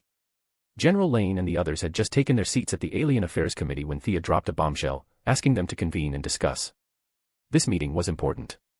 Diggle temporarily served as staff, handing documents to each representative. He felt anxious inside because as a mid-level committee member, he was also required to learn the universal language. Good grief, he only spoke English and a few Afghan phrases like surrender and kneel down. Learning something as advanced as the universal language was giving him a massive headache. His headache came from standing at too low a level. The attendees understood what this entailed, especially the military struggling to crack the Kryptonian ship. Repeatedly blocked by the language barrier, they felt it most acutely. Seeing their pained expressions but no outright objections, Thea wanted to laugh. The irony wasn't lost on her, how the tables had turned. Making all aliens across the universe speak English. Not even the military's most arrogant, delusional general would suggest that. Everyone will eventually need to venture beyond Earth. The era is rapidly advancing. Learning languages and communicating equally with numerous aliens, that should be our committee's responsibility. Thea neatly placed the project on herself. History offered countless examples of what happened when communication and understanding failed between different civilizations. Dr. Quinn, what exactly do you mean? As the government representative, Kentucky Senator June Finch, a middle-aged woman of 50, had no problem fooling voters, but when she found herself at a disadvantage dealing with aliens, she couldn't help but tremble. Seeing her sallow complexion, Thea knew she'd misunderstood. This pure politician probably thought she was about to launch cosmic battleships. My meaning is simple. It's just early preparation. Based on voluntary principles, we won't heavily promote it or ignore it. Let's produce teaching materials in the committee's name. Whoever wants to learn can buy them. The middle-aged woman's face regained some color. General Lane and Steve Trevor were both the cautious type who believed in being prepared. Unless Earth could dominate the entire universe, learning alien languages was an unavoidable obstacle. Chapter 479, Chapter 478, Thea's Suggestions. The committee's daily expenses were measured in units of 100,000. The study materials currently proposed wouldn't cost much. Everyone agreed to Thea's proposal, though each returned to brief their respective bosses on this minor matter with far-reaching implications. The bigger players saw even further. Perhaps a few among them were entrenched figures interested only in preserving the status quo, but this wasn't subject to their will. When aliens came knocking on the door, they'd be the first to suffer losses. Compared to Luther and the military's single-minded focus on building big weapons, Thea's subtler, cultural approach was far more palatable. The representative's thoughts weren't hard to guess. If Luther succeeded, he'd want to use military force to gain greater power. Which politician would give up their position for him? Or let him sweep everyone aside and establish a dictatorship? Thea's more cultural approach was very popular with the politicians. No one obstructed it at all. The study materials she compiled under the committee chairman's name were quickly manufactured. Far-sighted people existed everywhere. The initial production of 100,000 teaching material sets never even reached the general market before being snapped up. Someone like Luther directly bought 1,000 sets to distribute among his company's employees. Those who couldn't learn would be fired immediately. Bruce Wayne didn't miss out either, purchasing several sets to take back for the Bat team to study. National leaders, foreign affairs personnel, spy agencies, whether kings or presidents, everyone bought at least a few sets. This wasn't some nuclear weapon. The US side, with a mindset of shared risk and collective responsibility, was very open-minded and approved everything. Afterward, Thea quickly manufactured over 100,000 more sets. This time sales were sluggish. Many ordinary people thought it was an April Fool's joke. Only a very small minority realized something, but they were the minority after all. Their opinions were quickly drowned in the crowd's mocking laughter. Thea wasn't too concerned. Established attitudes weren't easily broken. The seeds of hope had been sown and would gradually grow strong. Seeing the Bat team's studious diligence, she didn't forget her own brothers. Although Thea felt the Arrow team, with their uneven educational backgrounds, had no heart for studying, she still brought a pile of study materials back to Star City. Returning to the secret base she'd originally established, now the Arrow's headquarters, she found one more person on site. Roy Harper was receiving training from Oliver. Quite lively here. Thea wanted to laugh seeing the scene in the base. 2 green arrows, 1 black arrow, and a red arrow still in training. It looked more like an archery club than a vigilante base. When she entered the base, the 4 were training intensely. Felicity and Laurel, these 2 sisters with no martial skills but who loved watching the action, stood not far away observing their training. However, through subtle observation, Thea noticed Laurel's fingers also bore traces of archery practice. She shook her head in amusement. Thea. Oliver naturally spotted her first. Everyone greeted her warmly. Roy Harper also nervously thanked her for saving his mother back then.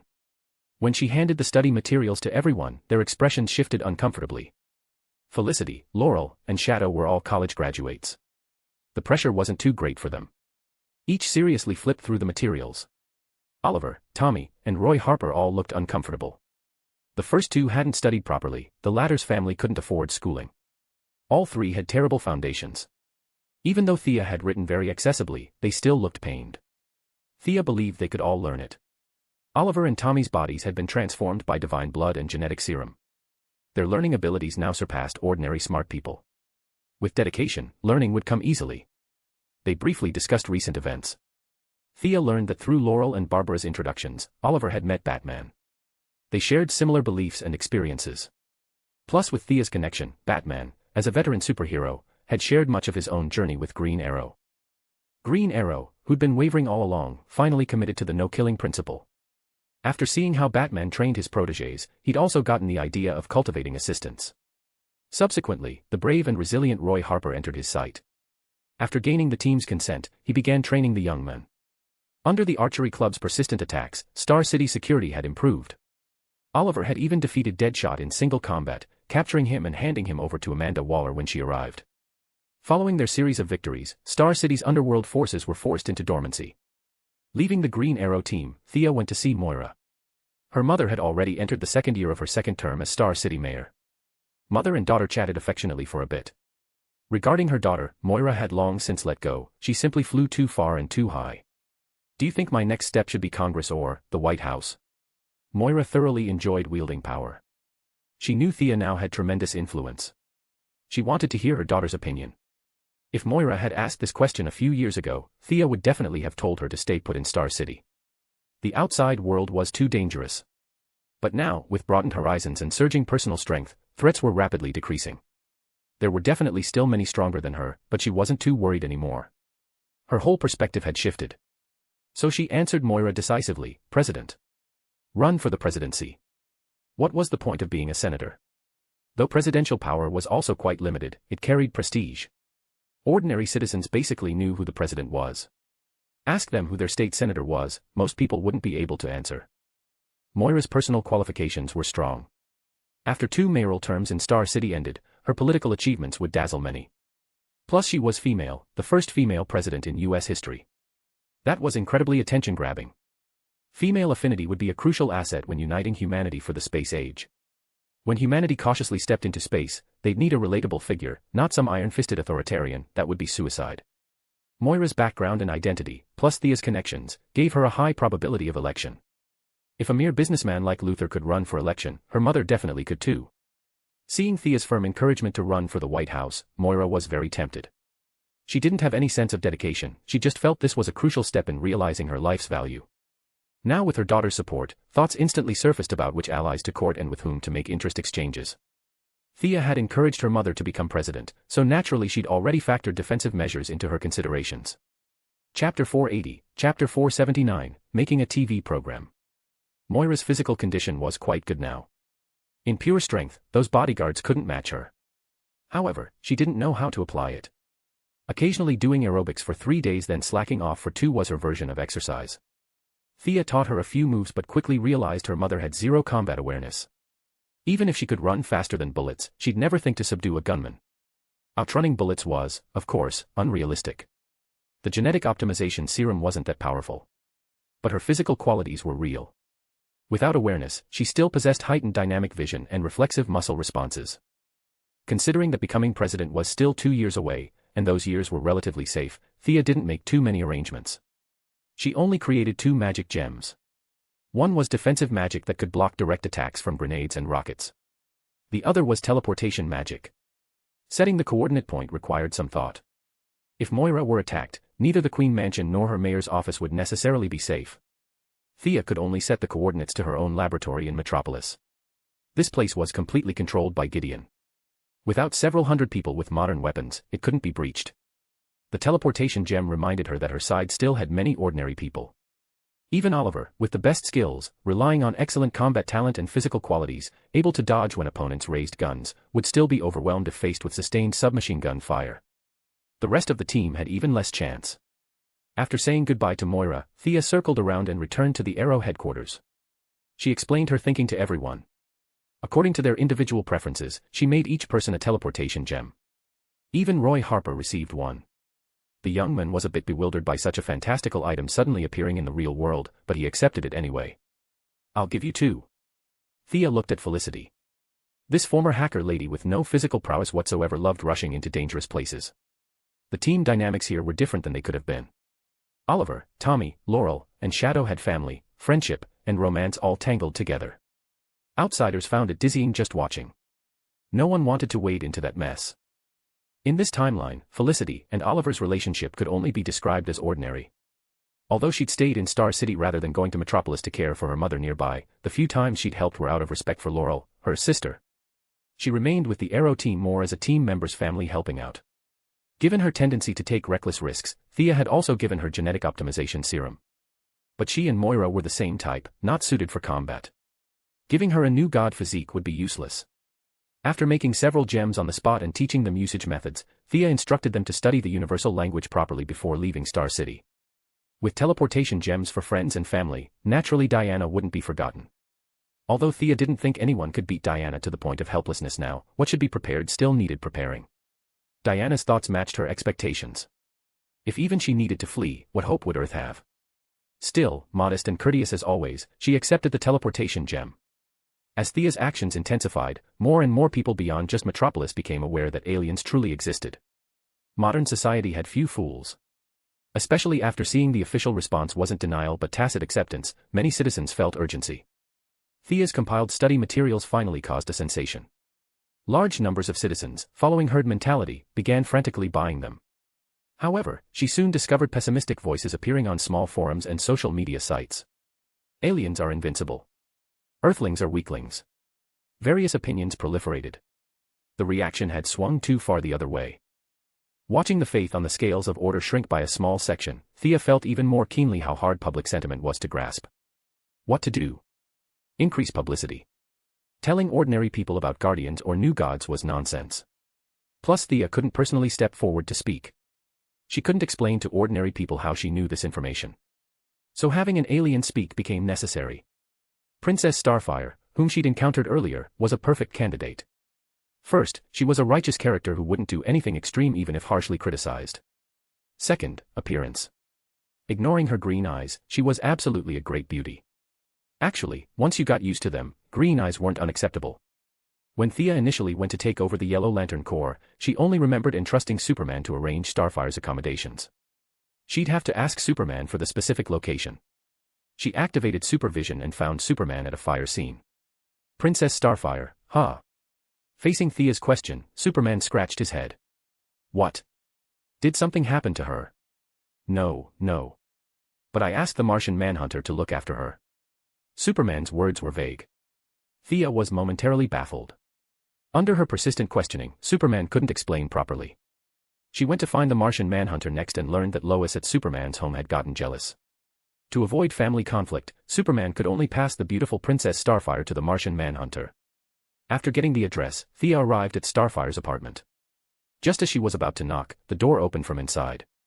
The tall, handsome Nightwing Dick Grayson was holding hands with Princess Starfire, preparing to go out. What a coincidence, what a coincidence. Having known each other for so many years, pretending not to know each other was impossible. Dick Grayson could only awkwardly greet Thea. He was clearly doing far too well for himself. Broken up with Barbara yet still maintaining some ambiguity, and here he'd already connected with Starfire after she'd barely been on Earth any time. Thea could only shake her head in amazement. Originally worried that she and Starfire weren't close, now with Nightwing connecting them, conversation would be easier. Thea caught Nightwing before he could slip away. Bloodhaven could wait. He needed to finish her business first. After briefly introducing her intentions, Thea began explaining her purpose. Princess Starfire, would you be willing to do a TV program introducing alien matters to Earthlings? Just from your own perspective, don't scare citizens, but don't cultivate arrogant attitudes either. A TV program. Starfire and Nightwing exchanged glances. What would I talk about? I can't discuss Tamarin, can I? You can. You can say whatever you want. You know Earth's research capabilities aren't weak. We can bring many alien technology products to Earth. At that time, you'd help promote them.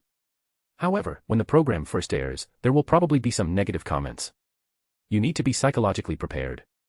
Chapter 481, Chapter 480, Christmas Gala. Starfire was currently alone on Earth. With her playful personality, she'd been exploring the city when she ran into Nightwing. As a righteous person without income, she couldn't resort to robbery. With her resources dwindling, when Thea offered her a work opportunity, she thought carefully. Seeing Nightwing had no objections, she agreed. A TV program definitely couldn't be boring. Having Starfire alone on stage reading from a script, extolling alien virtues and advanced technology, nobody would watch that. She needed a co-host, preferably an Earthling who wasn't afraid of aliens, was personable and attractive, and ideally had some program recording experience. With so many conditions, the candidate pool should have been small. However, Thea quickly identified a suitable target.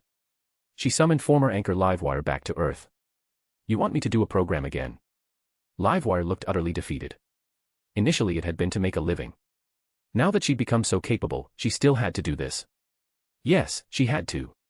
She didn't really have the option to refuse. The former anchor could only come out of retirement. Starfire's personality wasn't hard to get along with.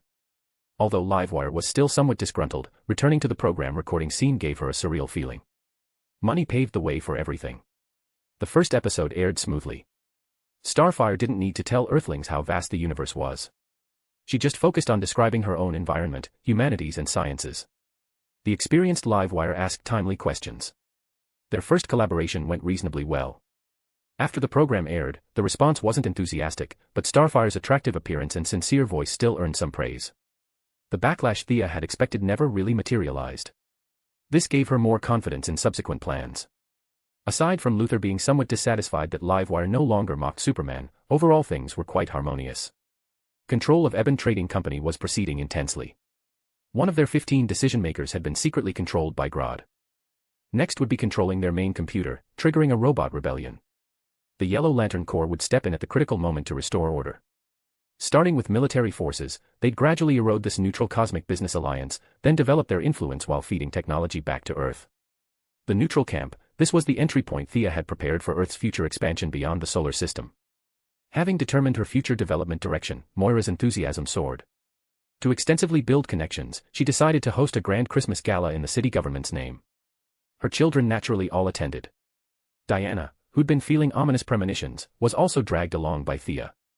Mrs. Queen, I've admired you for a long time. Diana bowed slightly. Her etiquette was impeccable, a junior greeting an elder. Miss Prince, I've also often heard Thea mention you. Regarding this impossibly beautiful woman's relationship with her daughter, Moira understood clearly. Nowadays this wasn't anything unusual. Since they were happy themselves, Moira naturally had no complaints. She warmly took Diana's hand and spoke a few words. Soon other guests arrived. Only then did Thea pull Diana aside. Your mother has great presence. She's an outstanding person. Whenever Diana saw women achieving success, she considered them admirable. This concept was deeply ingrained and couldn't be changed. Right. Don't you think she resembles Queen Hippolyta somewhat? Thea said teasingly. Ah. She really does. No wonder I felt she was so approachable.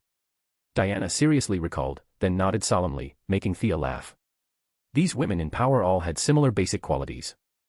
As if to prove her point, another middle-aged woman approached Moira to chat, Lillian Luthor, Lex Luthor's mother, bringing her daughter Lena Luthor to the gala. Soon after, Oliver arrived with Shadow, Tommy with Laurel, successively reaching the venue. Moira's ambitions weren't small this time. She'd mobilized all her connections. With Thea also helping appropriately, quite a few political figures attended. The vice president, congressional members, several cabinet secretaries, numerous social celebrities, almost everyone invited showed up. The safety of various officials couldn't be neglected. Both the DEO and ARGUS dispatched capable personnel as security. The Martian Manhunter, who maintained a human identity, naturally also came. Not only him, Gotham billionaire Bruce Wayne and this year's Pulitzer Prize winner Clark Kent both arrived. When Thea spotted both of them, her eyelids twitched. They all had to pretend not to know each other. This was a severe test for the slightly inexperienced Diana and Superman's acting skills. The remaining miscellaneous people were even more numerous. For instance, as relatives, Catwoman and Lois Lane. For instance, the young Damian and Raven who'd come for the festivities. Thea even saw Starfire and Nightwing talking quietly to one side, drawing Barbara's, who'd come with her father, irritated glances. Barry Allen, currently without much combat ability, Felicity, friends from the Star City lab, Caitlin Snow, her fiancé Ronnie Raymond, Cisco Ramon, all arrived at the venue. Some were Oliver's friends, some Thea's. A huge group of young people gathered together made things quite lively. Seeing Thea constantly surveying the venue, Diana felt curious. What's wrong? Something happened. Thea obviously couldn't say that with so many powerful heroes gathered together, she wouldn't be surprised if Darkseid himself showed up. She laughed awkwardly, indicating nothing was wrong. Pretending to pass by casually, Clark Kent with his dorky glasses quietly told her, 10 miles away there's a group of people with firearms who seem to be heading this way. Also, this venue seems to have their inside agents. Thea immediately activated supervision to observe inside the venue. Not having paid attention before, she now discovered that some of the workers had fierce faces and aggressive auras. Though they acted humble, their peripheral vision still revealed malicious intent. Following Superman's directions to observe 10 miles away, it was indeed a small gang, over 30 people holding various firearms. The leader was a tall, sturdy man in one of the two trucks, discussing something with his crew. Their direction of travel was heading straight for City Hall. Thea let out a long breath. This wasn't scary at all. She didn't recognize those grunts, but she'd seen photos of the leader. This was Brick, who'd recently disappeared. The workers serving inside the venue were subordinates of the Triad's China White. Thea even spotted several suspicious-looking men who clearly weren't ordinary catering staff helping in the back kitchen. Chapter 482, Chapter 481, Poor Brick Wall. In addition to the few insiders in the venue, their leader, better known as China White, real name Chien Na Wei, wore a fake wig to hide her white hair. Dressed in a high-slit cheongsam, she was working as a greeter at the entrance. Thea felt genuinely sorry for them. With so many heroes at the scene, robbing the White House would be safer than this place. It was sheer madness. Each hero present could take them down single-handedly. But with so many heroes around, a new problem emerged: who should handle it? Uncle John, can you just mind control all of them? Thea asked the Martian Manhunter through their mental link. As expected, the Martian Manhunter refused without hesitation. I won't use my abilities on ordinary people. Handle it yourself. Thea sighed. Fortunately, Superman was helpful and volunteered to deal with Brick's crew. They had sensed the anomaly with their powers, and among the many political figures' bodyguards and agents, some had also noticed these suspicious individuals. The title, agent, sounded impressive, but they were really just marginally better than civilians. If they acted first and caused a commotion, it would directly ruin the venue Moira had carefully prepared, something Thea absolutely couldn't allow. Plus, many superheroes' identities couldn't be exposed, which made her hesitate to act. She quietly told Felicity to create a distraction to draw the agent's attention, then whispered to Oliver. China White's people are in the venue. How many? Oliver's vision was already top-tier human, repeatedly enhanced, and now even sharper.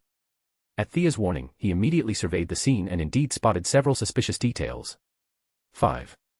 Don't make a scene. You four and Diana, each take one and handle them nearby. Don't affect Mother's event. At Thea's signal, Felicity got into a conflict with a server. Years as vice president gave her an imposing presence as she scolded the other person into apologizing repeatedly. Thea directly cast a slow spell on each of the 5 targets.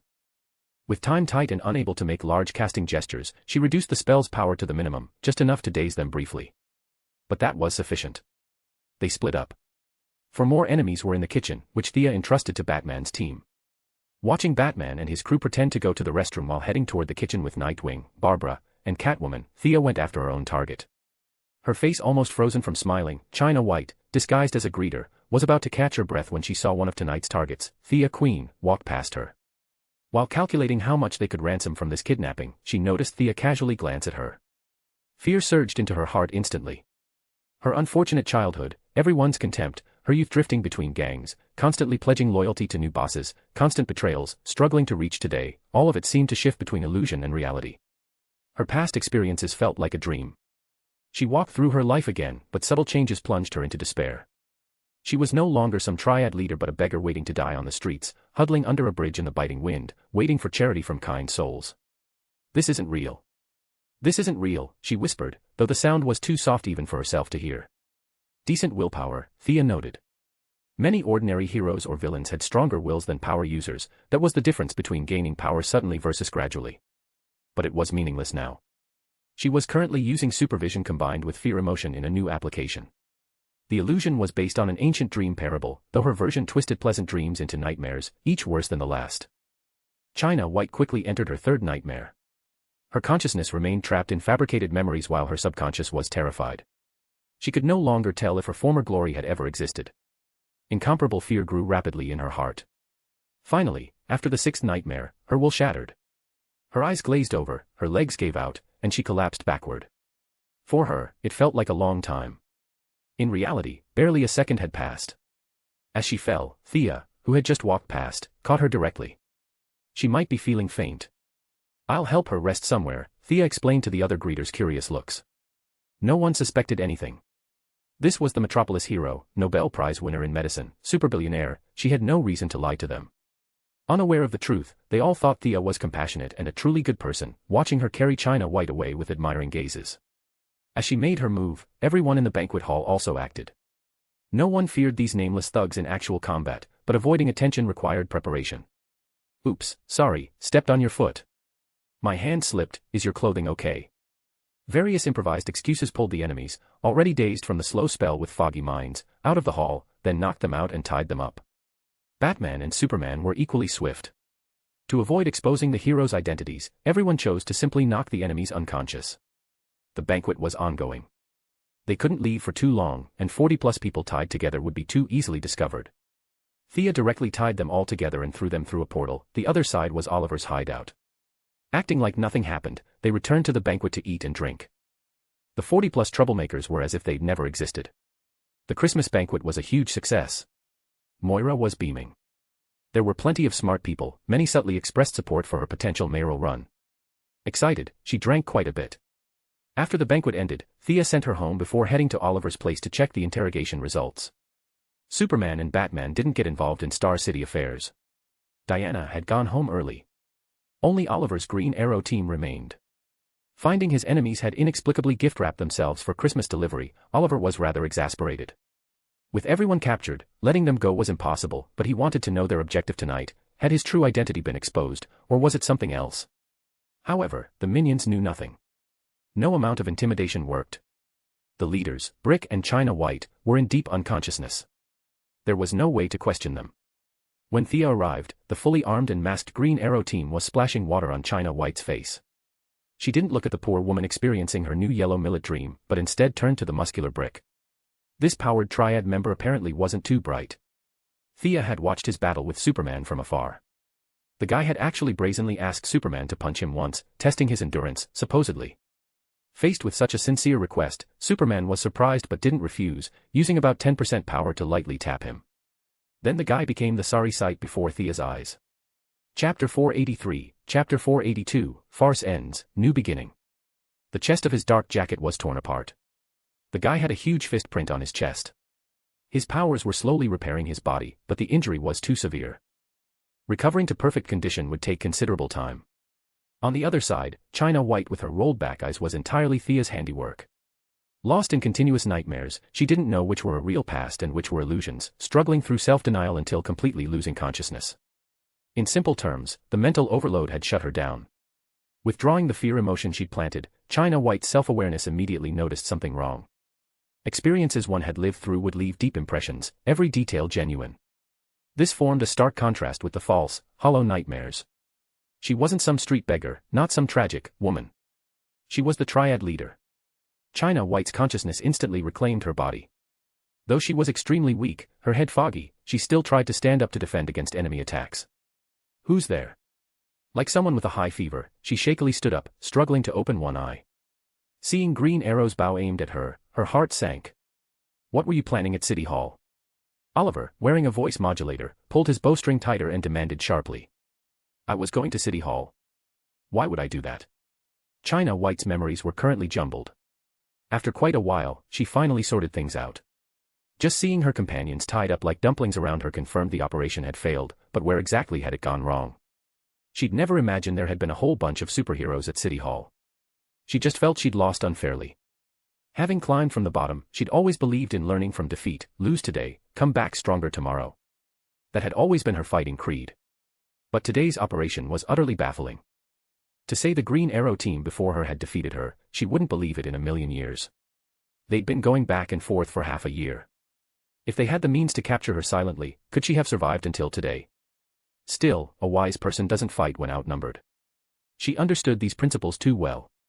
Very honestly, she said. Planning to kidnap some City Hall officials and extort some money. Oliver was somewhat incredulous.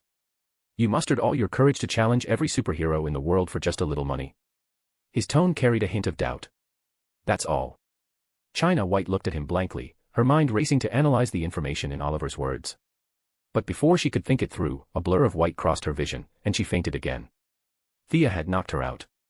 Looks like a coincidence. This woman only knew about the City Hall Christmas banquet. She thought it was just a regular Star City event, didn't realize so many dignitaries would be there. Oliver understood his sister's meaning. Moira's mayoral term still had 2 years left. Today was just a small-scale preliminary test, not heavily publicized. These two unlucky fools didn't know the vice president and a bunch of congressmen were on site. All the talk about democracy and equality was nonsense. Kidnapping a clerk was a criminal case, but kidnapping the vice president was practically treason. The vice president and congressmen had arrived fairly late. Their insiders hadn't seen these VIPs. If they'd known the venue's detailed situation beforehand, they definitely wouldn't have courted death like this. The incident was over. Whether to send these unlucky guys to the police or handle them otherwise was Oliver's call. Thea went directly to Diana's London apartment. Late at night in London, silence surrounded them, with only occasional dog barking quickly soothed by owners. Disturbing the peace was no joke. In the quiet room, a subtle fluctuation instantly woke Thea. Spatial teleportation. Her first reaction was an ambush, but she quickly realized, this disturbance wasn't subtle. An ambush was unlikely.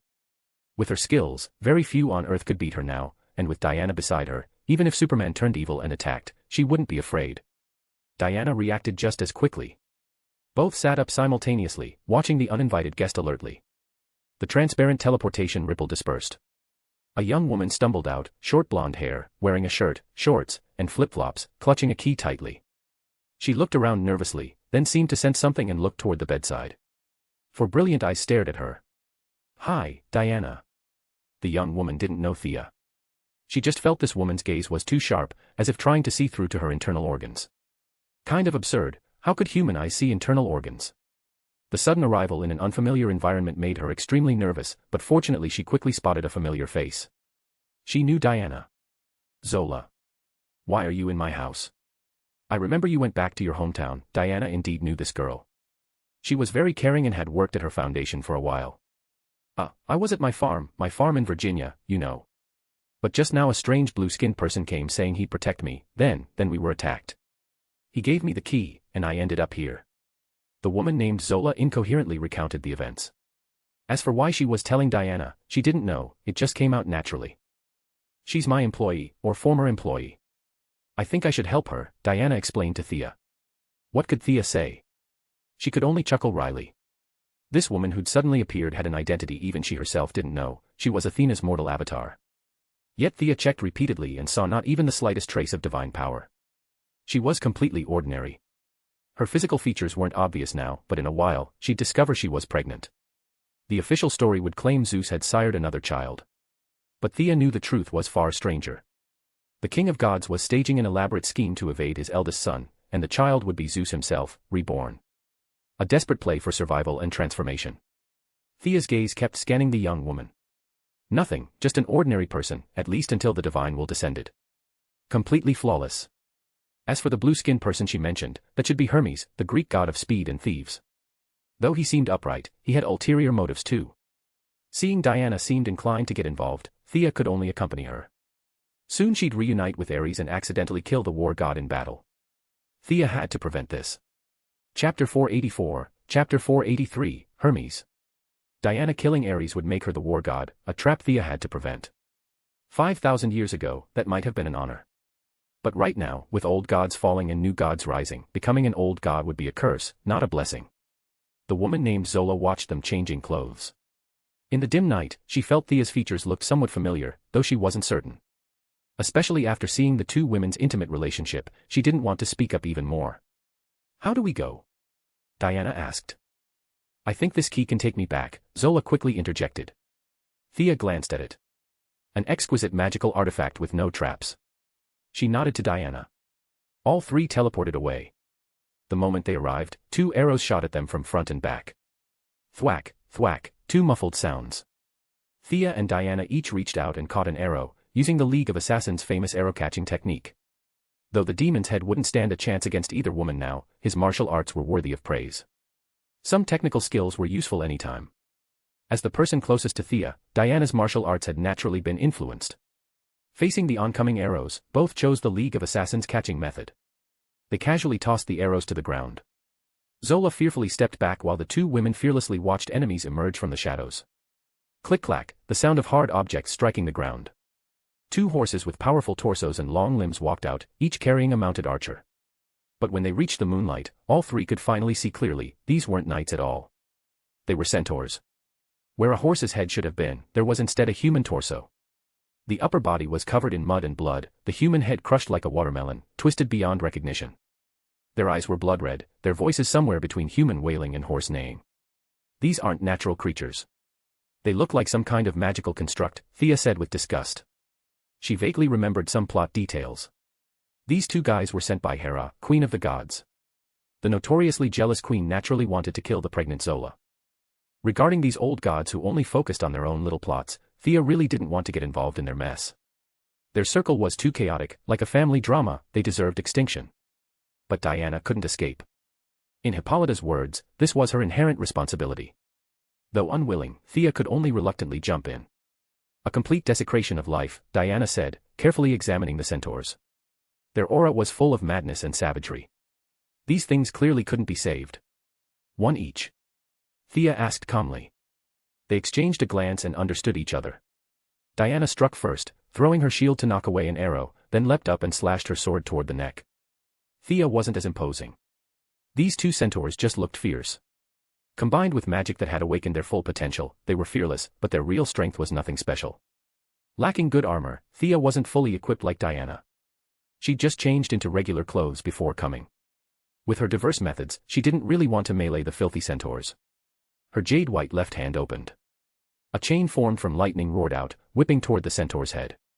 Sensing it couldn't take the hit head-on, the centaur, its mind filled only with killing intent, half knelt on its front legs, lowering its body to dodge the chain while simultaneously drawing its bow and firing another arrow at Thea. "Compete in archery with me." Thea scoffed. Such a crude magical construct didn't deserve her shooting back. Return. With a quick reversal spell, the arrow reversed direction mid-air and flew back even faster. The caught-off-guard centaur was hit solidly. The arrow pierced through its human torso as thick, dark blood continuously flowed out. Thea pressed her advantage. Reshaping the lightning chain that had swung empty, she threw a lightning spear crackling with electricity. She wasn't sure where a centaur's vital spot was, but aiming for the head generally worked. Thunk, the lightning spear opened a huge hole right through the centaur's head.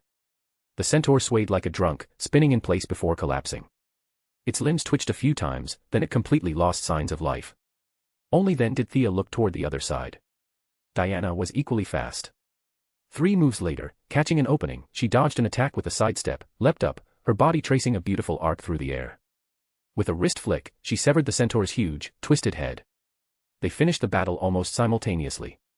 Bystander Zola finally remembered the blue-skinned person who'd saved her and rushed into her room. The two women each delivered finishing blows to their enemies, confirming death, before following into the room.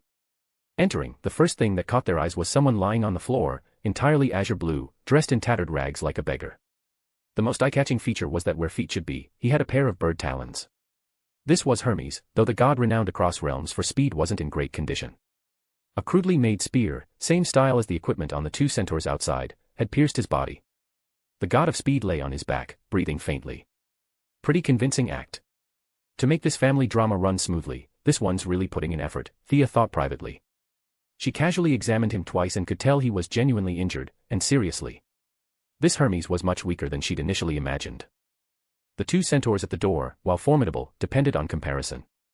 Against ordinary people, they'd be invincible, but even moderately skilled heroes could take them down. Thea felt Oliver could handle those two centaurs without much trouble. With proper backup, they could be defeated without casualties.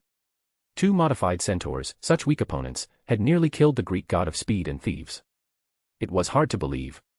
Divine power couldn't be easily violated, but neither would it hide itself. Hermes had some acting involved, but his real strength was truly painfully low. Though he tried hard to conceal it, rough power levels could still be estimated. Thea felt even counting his hidden strength, she could take on 3 or 4 of him. In his prime, he had once been one of the 12 Olympians, having blessed Diana. Now his divine power compared to Diana, it was like a candle in the wind, ready to extinguish with any effort. Chapter 485, Chapter 484, a plot gone wrong from the start. Thea couldn't understand their reasoning. In this condition, instead of staying safely in your divine realm, you reveal yourself to cause trouble, then demonstrate to everyone what barely clinging to life looks like. Thea, see if you can heal him. Diana still felt some gratitude toward these deities who'd once blessed her. After examining Hermes' wound, the injury was very serious, but she wasn't worried. Originally very talented and having received Morgan Le Fay's magical insights, hardly anyone in this era could surpass Thea in healing arts. Diana was confident in her lover's abilities. Ooh. Eyes closed, lying on the ground playing dead, Hermes was truly badly hurt. He didn't know Diana had followed his plan but brought an extra person. A bad premonition arose in his heart. This sudden intruder might ruin his plan. This made him extremely anxious. But he was currently a critically wounded patient who'd been pretending unconsciousness. Immediately jumping up to see who this unplanned participant was, anyone with common sense would know that was impossible.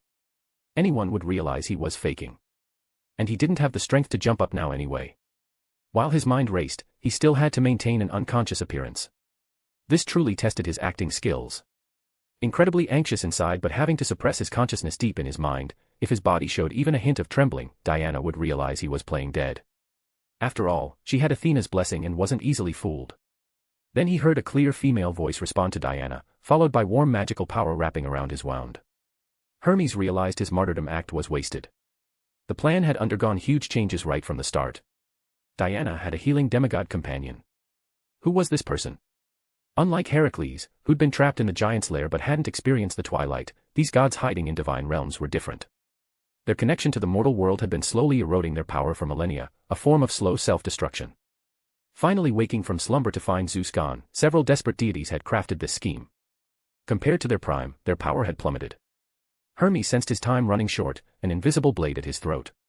He was both pawn and player, seeking survival in chaos. But he'd never imagined Thea would appear as such a huge variable. These old gods, just crawling from their divine realms, didn't know about Thea and Diana's relationship. Arrogant and hasty, Hermes had only done cursory research before staging today's drama. Thea's divine power was genuinely demigod level with vague Greek traces. Had Hippolyta deceived the gods? Were there 2 children instead of 1? Though incredible, a gentle, rich magical power filled with life force directly healed his wound. Continuing to feign unconsciousness would be inappropriate. Hermes regretted it to his core but still pretended to be dazed as he opened his eyes. You are. Though mainly looking at Diana, his peripheral vision caught Thea's commanding presence and striking features. Her calm gaze seemed to carry scrutiny. Thea's gaze met Hermes' peripheral vision. The god of speed and thieves actually felt fear. How was this possible? No matter how weak, he was still a chief god. How could he feel fear? He must be overthinking, feeling guilty. Not knowing fear emotion had already merged with Thea's gaze, Hermes, thinking he'd just overthought, instinctively avoided Thea's eyes, his own flickering. Though feeling his plan had serious flaws, he still tried to continue the act. Stumbling a few steps, he found Thea had healed him very well. Both demigods had sharp gazes, playing cripple wasn't a good strategy. Clearing his throat, "You're the Amazon daughter Diana, right? I've seen you. You shouldn't have come here. Take this girl and run, to the ends of the earth. Otherwise, she'll surely die before the Queen of Gods." His words were prepared lines, but he regretted them the moment spoken. Thea naturally caught the flaw, saying very sincerely, "You're the god of speed, Hermes, right? Your speed is unmatched among gods. We'll cover you, you take this woman and leave first." Hermes wanted to slap himself. He really was an idiot. What now? Say his speed didn't work. Humans could lie through their teeth, but he was a deity. If he said his speed didn't work, he'd be finished immediately. No discussion. These were the rules constraints. Admitting you couldn't do it yourself meant automatically abandoning divine authority. The consequences were too severe. While desperately thinking of countermeasures, Diana's interruption temporarily saved him. "Queen of Gods. You mean Hera?" "Correct. Hera's might is everywhere. Her jealousy is unmatched, so..." He couldn't continue. What should he say next? Thea laughed aloud. "Everywhere. That was an exaggeration at best, more likely borrowed power from a divine artifact. Olympus had a divine mirror observing all worldly affairs. That was the source of her knowledge about everything. From the centaur battle onward, she'd felt vague surveillance." Hermes found Thea's laughter somewhat grating. "Young one, don't underestimate the Queen of Gods. She has unimaginable divine power." "Is that so?" Through continuous calculation and reverse monitoring, Thea had roughly grasped the other party's location. She seemed to be in another dimension, the Greek god's common area. Mount Olympus. Chapter 486, Chapter 485, Finding Reinforcements. She focused her supervision with full intensity. Massive amounts of magical power poured into her eyes. Through the divine artifacts channel, her gaze penetrated the spatial barrier, and her eyes met those of the middle-aged, regal woman wearing peacock feather robes on the other side of the mirror. Queen of Gods Hera, casually observing their movements, hadn't expected to be attacked. Orange energy wrapped in fear emotion struck her directly. Even deities couldn't resist fear, especially one whose power was down to less than 10% and who'd never been known for strong willpower. Still, immortal life brought huge advantages. Divine pride prevented her from falling into self-denial like China White. With some difficulty, she reached out and closed the divine mirror's channel. So this was Hera. Thea silently assessed her. The ill-reputed Hera had revealed her true strength in their brief exchange. Calling her weak would have been an exaggeration, but she was far from invincible. Moreover, Hera felt more like a mage than a deity, one who relied on technique rather than raw divine power. Whether her original divine power was insufficient or there were other reasons remained unknown. Originally, she'd wanted to teleport directly there, but the opponent had retreated quickly, decisively closing the channel. Mount Olympus' location wasn't in traditional geographical space, without precise coordinates, she didn't dare teleport rashly. The sense of being watched vanished. Everyone present except the still ordinary Zola could feel it. Hermes didn't know what had happened, but he could guess Hera's attention withdrawing definitely wasn't from benevolence or peace-seeking. Watching Diana stare at him, ready to dump the burden called Zola on him, his mind raced through countless thoughts. He actually came up with an explanation. Putting on a righteous tone, he said, "I'll take Zola away, but Hera has already noticed Paradise Island. You must warn your mother to be careful." He made as if to leave. As expected, Diana immediately grew alert at Paradise Island's mention, grabbing his arm somewhat nervously. "Paradise Island? You're saying Hera has already seen my mother?" Hearing Hermes mention Paradise Island, Thea knew trouble was brewing. Having just lost a round, Hera might well vent on Paradise Island. In the original timeline, Hera had turned the Amazons into snakes and Hippolyta into stone. Who knew what she'd choose in this timeline? And better safe than sorry, Hippolyta and the others couldn't withstand even the current weakened Hera. Diana wanting to return home was impossible to stop, she even had to approve. Thea sighed quietly. Feeling Diana had fallen for it, Hermes wanted to cheer in triumph. After so much effort, countless brain cells dying, things were finally back on track. "Thea, I need to go back. What's your opinion?" Diana urgently sought her lover's view. Thea certainly couldn't oppose, but she wouldn't jump into their ambush unprepared either. Being able to win was one thing, fighting desperately was another. Having helpers and not using them, that was foolish. "May I ask, which deities have awakened?" she questioned the god of speed and thieves, famous for well-informed intelligence. Gathering information was his business. If he knew nothing, that would be too suspicious. The list was longer than Thea had hoped. He only mentioned most of them. The agricultural goddess Demeter, who was in league with him, he didn't mention. Nor did he mention the moon goddess who'd briefly been Thea's superior. But Thea hadn't sensed signals of the moon goddess descending. Did she feel her divine power was sufficient and wasn't getting involved? Thea considered this good news. The moon goddess still represented some mutual respect, crossing swords would be unfortunate. Ares. Diana's expression now wasn't like a century ago when mentioning Ares was like mentioning her father's murderer, but it still wasn't pleasant. Unlike the moon goddess with scarce faith, the sun was an important prerequisite for Earth species survival. Even if modern society no longer worshipped sun gods, cumulative diffuse faith still existed. His combat power was hard for Thea to gauge. If the two of them simultaneously faced 4 or 5 weakened deities, victory was truly uncertain. Especially the sun god's combat power, she couldn't guarantee winning. Fortunately, this world was full of surprises. 30 years ago, an alien spacecraft had landed on Earth, demonstrating Kryptonian prowess to Earthlings. Thea's solution was recruiting a Kryptonian to fight the sun god. Considering Paradise Island combat and their exclusion of all males, Superman was directly eliminated. Between Supergirl and Faura, Thea chose Supergirl. Not that Faura was weaker in combat, but she couldn't get away. Plus Faura's personality was too rigid, unsuitable for the equally rigid Paradise Island women. Conversely, the ditzy, naive Supergirl was very suitable. Plus Thea remembered she'd visited Paradise Island in the original timeline, there shouldn't be major issues. After explaining to Diana about finding reinforcements, Diana didn't fully understand Thea's cautious intentions but chose to trust after years together. She knew Supergirl, just not well. Thea quickly contacted Kara Danvers, currently studying at National City University. They had a good relationship. Thea treated her like a little sister, often taking the girl out to eat. Kryptonians and Psions had similarities, both could really eat. Just treating her to one meal, the credit card numbers were heart-stopping. Ordinary billionaires couldn't sustain this diet. Kara Danvers arrived quickly. Blue bodysuit, red boots, red cape, with a large S emblem on her chest, all replicas Thea had made based on Superman's suit. Though testing showed it wasn't as good as what Superman's father left him, the quality was still excellent, more than adequate for regular combat. How is it? Pretty impressive, right? This was actually Supergirl's first time coming out to fight in her exclusive equipment. She flew very fast. Upon arrival, instead of landing immediately, she flew 2 more circles in her red cape before descending. After greeting Diana, she asked Thea cheerfully. Thea had plenty of ways to handle the eternally youthful Kryptonian. Coaxing and praising made Supergirl burst out laughing before she finally stopped. Hermes' expression was somewhat strange. Initially he didn't know what they were waiting for. Thinking Diana had seen through the trap, he'd made several gestures to take Zola first but was stopped by Diana, who wanted everyone to move together. Only then did he relax. Then learning there were reinforcements, he could only wait quietly. Chapter 487, Chapter 486, Return to Themyscira. Supergirl's arrival only deepened Hermes' confusion. The girl had absolutely no divine power, that much was certain. Although Hermes' current strength had deteriorated drastically, his past heights ensured his perception remained sharp. No divine power, true enough. But this woman was far too strong. Surging, roiling energy flowed through her body, and her physical structure approached absolute perfection. Moreover, her flight speed was extraordinarily fast. Even at his peak, Hermes might not have been much faster than her. Could this woman be the culprit who would cause his demise in the future?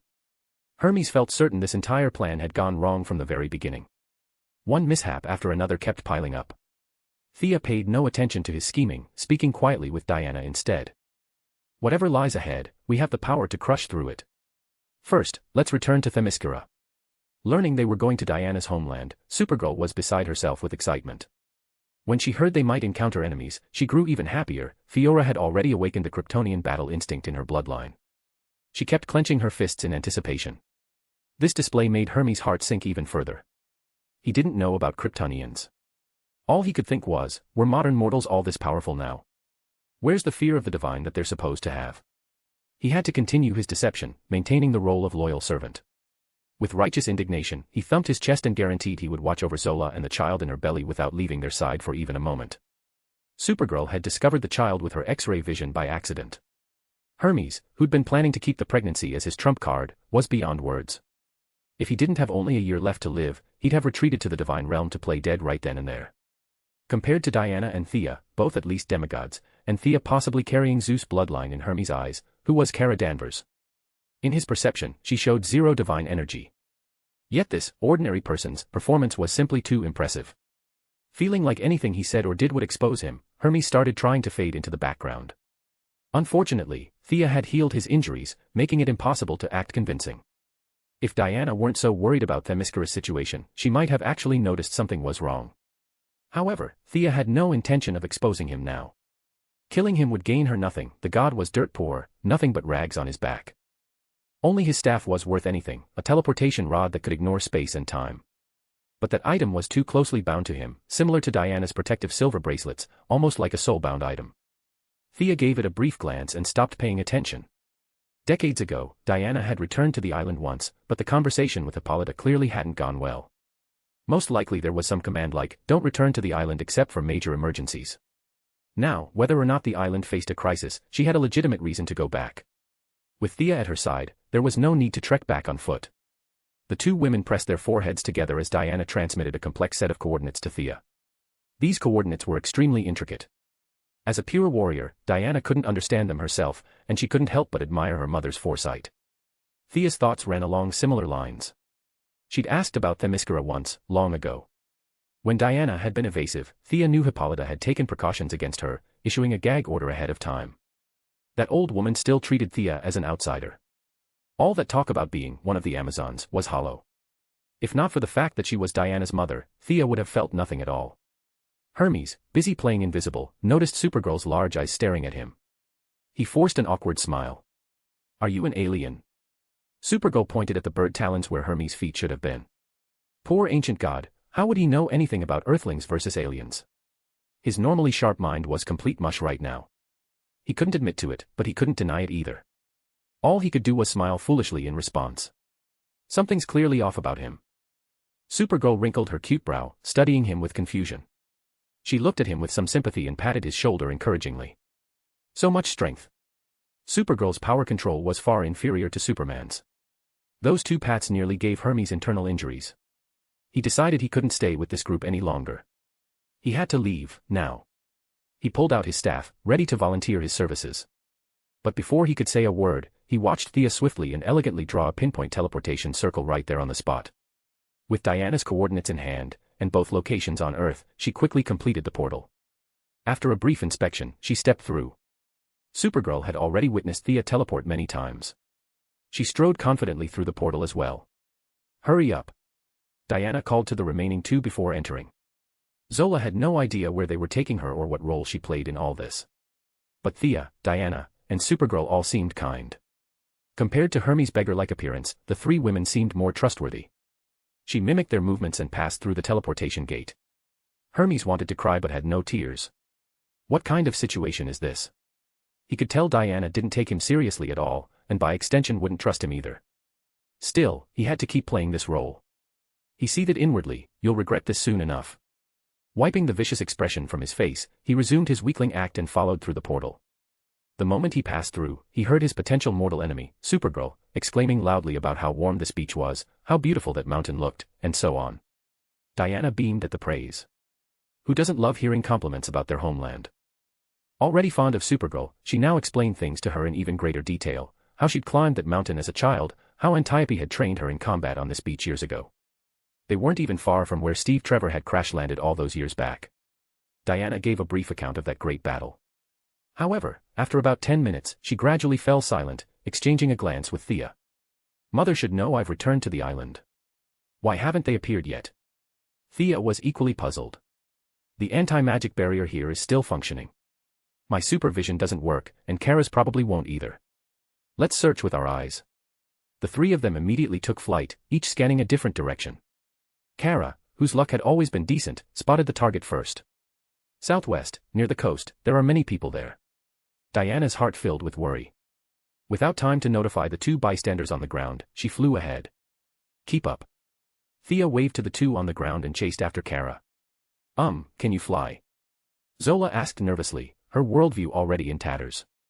She looked at Hermes with uncertainty. She still had no idea why she'd been brought here, only knowing that the fanatical Superman copycat had glanced at her belly and declared her pregnant. Was that even possible? She felt nothing herself. How had that woman in the blue bodysuit and red cape figured it out? Chapter 488, Chapter 487, Gathering at Themyscira. Zola wanted to stay behind, but she had no idea where else to go. The surrounding area looked desolate, definitely not the kind of place where you could hail a cab. She could only turn to Hermes, who at least seemed relatively friendly. The god of speed and thieves nearly had his nose bent out of shape by her words. When I was circling the earth at faster-than-light speeds, these women didn't even exist yet. Forcing down his irritation, he said, Of course. Of course I can fly. With some bitterness, he picked up Zola and followed the others. But they hadn't flown far before Zola had another question. You don't seem to fly as fast as them. Though she wasn't a scientist and didn't have a speedometer, she'd clearly seen the sonic booms from Supergirl's flight. As someone who'd received a modern education, she could at least recognize near supersonic speeds when she saw them.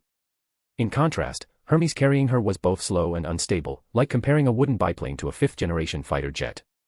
Hermes wanted nothing more than to drop her and let her fall to her death. But he could only think about it, there was too much at stake, and his scrawny arms and legs couldn't bear the consequences.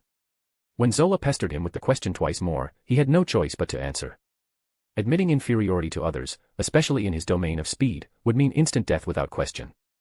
Fortunately, Hermes' intelligence remained sharp. He quickly thought of a key point and explained patiently, It's all for your sake. Your body can't withstand high-speed impact. Don't worry, they'll be fine. Let's just fly over slowly. Zola found this reasoning sound and accepted the answer readily. Setting aside the slowly flying pair, the three women had already landed. Supergirl was fastest, Diana second, and Thea, not using her ring, came in last. Mother. Diana spotted Hippolyta standing at the front of the group. Even the strong goddess of war shed tears. The innocent Supergirl seemed to think of her own family, growing somewhat emotional as well. Thea didn't share such rich feelings. She first assessed the opposition. At the center stood the woman who'd exchanged a blow with her 10 minutes ago, Hera. The Queen of the Gods had arrived in full regalia, wearing an emerald floor-length gown and draped in a cloak woven from peacock feathers. The cloak was clearly high-grade, at least a superior divine artifact. The bracelets and earrings she wore all radiated divine power. Hera stood with imposing dignity, looking at the Themysciran forces like ants. The javelins and bows of the warrior women seemed like toys to her, unworthy of attention. To Hera's left stood a purple-skinned man. He wore no divine artifacts, just plain, unadorned clothing that looked worth next to nothing. Yet his casual attitude made her more wary. Not needing any artifacts meant his foundation ran deep. Compared to him, the fully armed Hera seemed somewhat inferior.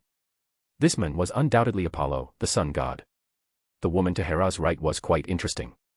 Unlike the sun god and the queen of the gods, she showed no fighting spirit whatsoever. She wore an ultra-short skirt, exposing large expanses of lotus-pink skin, and regarded everyone with a frivolous expression. Watching Diana exchange a few brief words with Hippolyta, Thea relaxed and turned to pay her respects to the Amazon queen. Like Diana's greeting to Moira, Thea offered the courtesy of a junior to an elder. It's been a long time, Your Majesty. I'm delighted to see you're still in good health. The same to you, Diana's companion. You are also my child, and I sincerely thank you for the selfless help you've given Diana. Seeing that Hera and the others showed no signs of immediate attack, Thea chatted idly with Hippolyta for a few moments before introducing Supergirl. This is our friend, Kara Danvers, like a sister to me. Thea pulled Supergirl beside her for the introduction. Themyscira welcomes you as well. I can see you're a brave warrior and a good person. Thea could guess Hippolyta's thoughts well enough. With Themyscira facing catastrophe, she'd welcome anyone who came to help. Besides, Supergirl looked naive and pure, quite in line with Amazon traditions. Have you decided your order of death yet?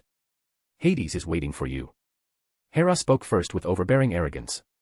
Who on their side should respond? Thea and Diana glanced at Hippolyta, noticing the queen looked somewhat ashamed. As the other woman confronting the legitimate wife, she naturally felt a bit guilty. Having Diana respond didn't seem appropriate either. As Zeus' daughter, at least nominally Hera had authority over her. Modern people might not care, but Amazons who followed ancient customs were quite restricted. Now able to argue with even the guardians of the universe until they were dizzy, Thea's increased power left her without reservations. She stepped forward first. Your Majesty, Queen of the Gods, no one will die in battle today.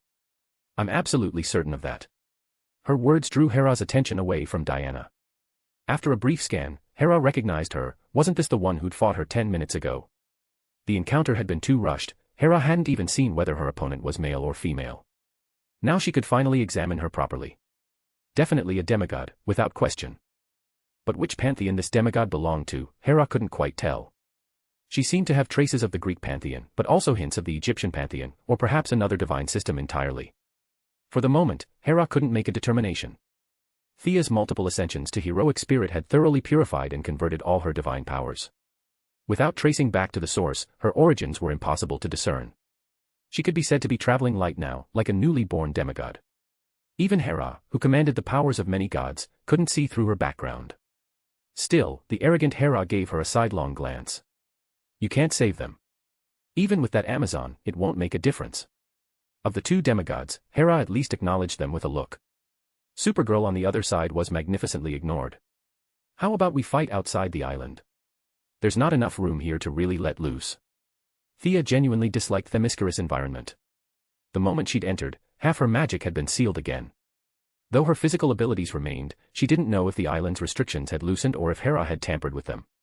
Besides, she had no desire to fight Hera. It would be completely pointless. You want to kill your stepson? Go ahead, just don't drag Diana into it. Keep your family drama to yourselves. However, the other side had no intention of letting things end peacefully. Hera let out a cold laugh and pulled from her robes a deep brown seal carved with lightning. With a malicious laugh, she crushed it. Thea, who could have passed for a grand mage in ancient times, immediately sensed it. Themyscira's entire anti-magic barrier had failed. Her supervision and magic fully returned. But this was followed immediately by a sharp stabbing sensation in her heart. The feeling came and went quickly, but Thea realized something terrible had happened. She quickly retreated and turned around. The Amazon warriors who'd been holding bows and spears now lay scattered across the ground. Hippolyta knelt on one knee. Even Diana's face was twisted in pain as she struggled to stay standing. This was a special countermeasure specifically designed against Themyscira's barrier and inhabitants. Thea instantly understood. Her heart palpitation came from having lived on the island for half a year. But this small magical impact meant nothing to her. Within 2 breaths she'd recovered to normal. Now only Supergirl and herself remained at full combat strength. How are you? Thea didn't have time to worry about the other Themyscirans. She checked on Diana first. She tried several healing spells experimentally, but unfortunately they had little effect. The attack targeted the entire island. The closer one's connection to the island, the greater the injury. The warrior women had fallen unconscious directly. Antiope and Hippolyta barely retained some awareness, but neither could fight in the short term.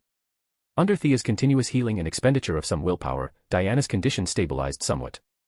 But she still couldn't sustain prolonged combat. Rest for now. Leave this to me. With her magic fully restored, Thea didn't mind exchanging a few blows with Hera. Just as Thea was about to issue her challenge, Apollo stepped forward with supreme arrogance, not even turning his head as he said, "Hera, you're still so fond of petty tricks. Are these mortals worth such effort? Or have you fallen to their level? Apollo, you will respect me. I am the queen of the gods." Hera found Apollo's words too harsh and roared in extreme displeasure. But her voice carried a hint of weakness. Apollo snorted coldly. His gaze swept over the enemies opposite. The pale-faced Diana made him shake his head. He ignored Supergirl entirely, then looked at Thea with some curiosity. Your strength is acceptable. Will you be my opponent? Thea wouldn't mind exchanging a few moves with him. She could absorb sunlight too, though not as effectively as Kryptonians.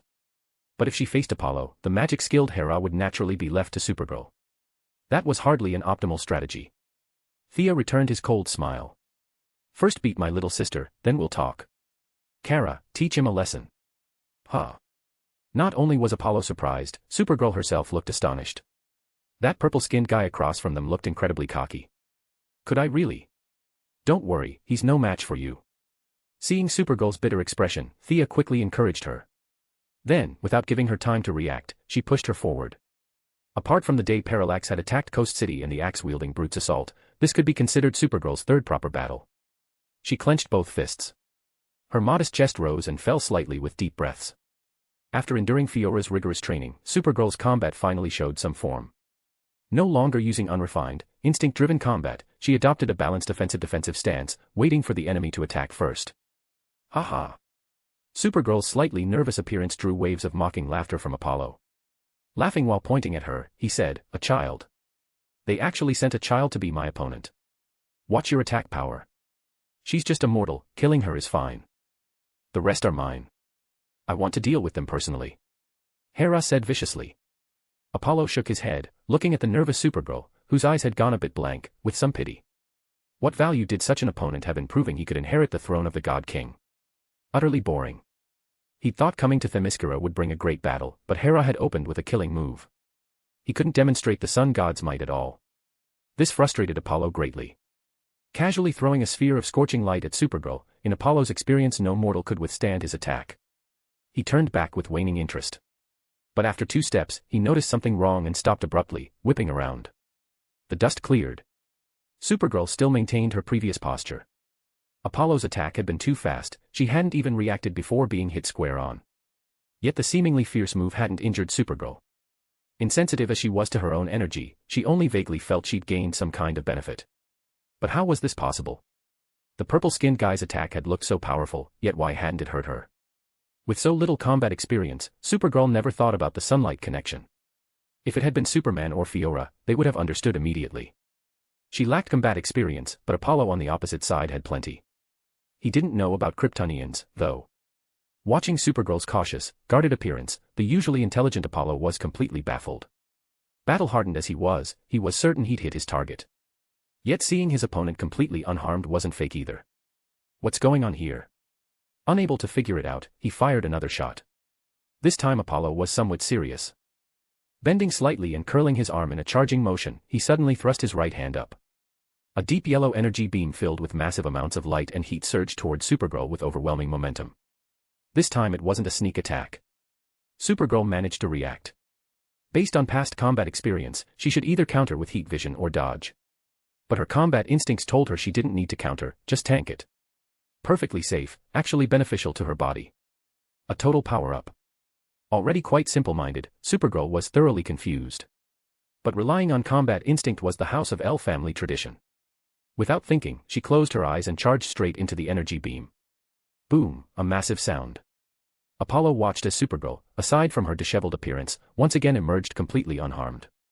He was utterly dumbfounded. He'd anticipated several possible responses, dodging, counterattacking, those choices wouldn't be surprising. But Supergirl's reaction completely blindsided him. How had she responded? She'd frozen for a moment, then chosen to ram the attack with her body. Apollo didn't even know what to say anymore. Thea burst out laughing at the sight. Diana, who also knew about Kryptonian traits, smiled as well. Now realizing her opponent's attacks couldn't hurt her, in fact, they replenished substantial energy, Supergirl might be naive, but she wasn't stupid. She guessed his attacks were related to the yellow sun. His 2 attacks had been completely absorbed by Supergirl's body. Her energy had surged noticeably. To accumulate this much power from sunbathing would take considerable time. Always feeling overshadowed by her more experienced cousin, Supergirl felt a surge of genuine confidence for the first time. She laughed with delight. Chapter 489, Chapter 488, Supergirl vs. Apollo. What are you laughing at? The 3 of them laughing one after another made Apollo's expression darken. As a major pillar of the Greek pantheon and the self-proclaimed heir to the throne of the god king, Apollo's fury erupted. Energy surged within his body. Golden flames burst simultaneously from his eyes, ears, nose, and mouth. Apollo's expression turned savage. This island had mocked his authority. He would sink Themyscira directly. Not a chance. Thea casually fired a shadow arrow. Since his entire body radiated light-based energy, the shadow arrow could create a momentary delay, preventing the attack from launching. Hera reacted just as quickly. Though appearing to lead from the center, her divine power fell far short of Apollo's. Seeing Thea intervene, she refused to be outdone and fired a water arrow that neutralized the shadow arrow. Thea immediately retaliated. Spells of every color rained down like a deluge. The 2 immediately launched into an intense magical bombardment. On the other side, Supergirl also began her assault on Apollo. Boom. With an explosive sound, Apollo's technique ultimately failed to complete. He'd only accumulated about half the energy before Supergirl interrupted him. But his application of divine power truly had unique qualities. He moved the explosion center to right in front of him, between himself and Supergirl. The plan was solid, his own energy definitely couldn't hurt him, so his opponent facing this impact head-on should be finished, right? But the result shattered him. He was indeed fine, but so was Supergirl. The adorably clueless Supergirl's energy had surged by another huge amount. For the first time, she felt genuinely powerful. The young woman was thrilled, and her fists carrying 10,000 pounds of force rained down on Apollo's head. Apollo's ultimate attack certainly had formidable power. Though the explosion center lay between him and Supergirl, some shockwaves still ravaged the surroundings. Hera casually shook her peacock feather cloak to block the impact. Thea absorbed sunlight naturally and didn't need defense. But the Themyscirans lacked such abilities. As a pure warrior, Diana couldn't shield such a large area. In the midst of battle, Thea could only hastily construct a defensive barrier to block Apollo's residual energy impact. Her moment of distraction immediately gave Hera the upper hand. Several energy sources converged within her body. She raised her hand and fired a lightning bolt at Hera. To her surprise, Hera exploded instantly. "I am Zeus' wife. How dare you use lightning against me?" As it turned out, Hera, being Zeus' #1 wife, also knew lightning magic. She just didn't normally use it. Thea traded a few blows with her and discovered the lightning spells made her somewhat hysterical, losing her usual judgment. Inwardly delighted, she imperceptibly began turning the tide. Things like, "Mother, be careful," or "Does daughter need to help," or "Watch out, red-caped girl, Apollo's going for your shoulder." You couldn't tell whose side she was on from her endless chatter. She seemed indifferent to whoever won. Diana threw out her lasso of truth. Eris didn't resist. She said whatever she wanted, and if you ignored the fact that her power far exceeded the lasso's binding force, everything she said was the truth. She just wanted to provoke everyone into fighting. The more heated the battle, the better. Whenever anyone's momentum weakened, her silver tongue would stir things up until both sides fought with fierce intensity. Only then would she be satisfied. Diana tried to gag her, but it was useless. Her voice still carried to everyone present. Of the four combatants, Hera and Apollo naturally knew her style well. Thea, having endured constant media bombardment, could tune left ear in and right ear out. Supergirl suffered the most influence, though fortunately she held the absolute advantage. The impact wasn't too severe. Apollo was utterly miserable. Battle-hardened and experienced as he was, he could see his opponent possessed a sunlight-absorbing constitution. Such enemies were rare but not unheard of. Setting aside distant examples, nearby Thea clearly had that constitution too. But Apollo's impression of sunlight-absorbing constitutions and this red-caped woman were completely different concepts. She absorbed too quickly, with too high efficiency. After exchanging a dozen moves, Apollo could feel his power draining away while hers surged at an alarming rate. His energy, practically without loss, was simply converting into someone else's power. How was he supposed to fight something like this? If Supergirl used heat vision or similar energy attacks right now, Apollo could absorb them back. But Supergirl, having decided not to let him launch any big moves, directly engaged in physical close combat, beating Apollo into bitter suffering. As the sun god, he pursued power's purity, similar to Thea's purification process, leaving him with only light attribute attacks as his means. He couldn't win in close combat, his energy attacks were absorbed. Add Eris occasionally dropping sarcastic comments, and Apollo felt frustrated enough to bash his head against a wall. He considered switching opponents with Hera. Thea's constitution, he'd seen it. She could only absorb partial sunlight. Just increase the energy output and he could definitely injure her. Though still difficult, at least he could land some hits. The Supergirl before him left him with zero ability to fight back. Apollo urgently tried to signal Hera with his eyes. Then he despaired. Hera was currently consumed by jealous rage. Who knows what she was thinking about? She was trading lightning magic blows with Thea right now. Forget eye signals, even if Apollo died right in front of her, she probably wouldn't spare a glance. Useless teammate. Apollo didn't know this term, but the meaning was identical. Though it would damage his dignity as the sun god, today he could make a strategic retreat. His only question was whether to run with these two ignorant women or escape alone. But escaping wasn't so easy when he wanted to. Diana had long since seen through the battlefield dynamics. Thea and Hera's side didn't need concern, at their current level, they wouldn't determine a victor in 3 or 4 days. She angled her charge to block Apollo's retreat. Supergirl's combat experience was terrible, but Diana was battle-hardened. With Supergirl as the main damage dealer, Diana, still not fully recovered from her injuries, backstabbed from behind. Basically like a tank dropping her shield to play rogue. Hermes arrived late with Zola and saw exactly this deadlocked scene. Chapter 490, Chapter 489, Thea vs. Hera. Zola thought she must be dreaming. Never having lived in Metropolis, she harbored doubts even about Superman's existence. Were these two women casually hurling lightning, frost, and flames actually real? She felt tonight's experience must be a delusion, a not too terrifying nightmare.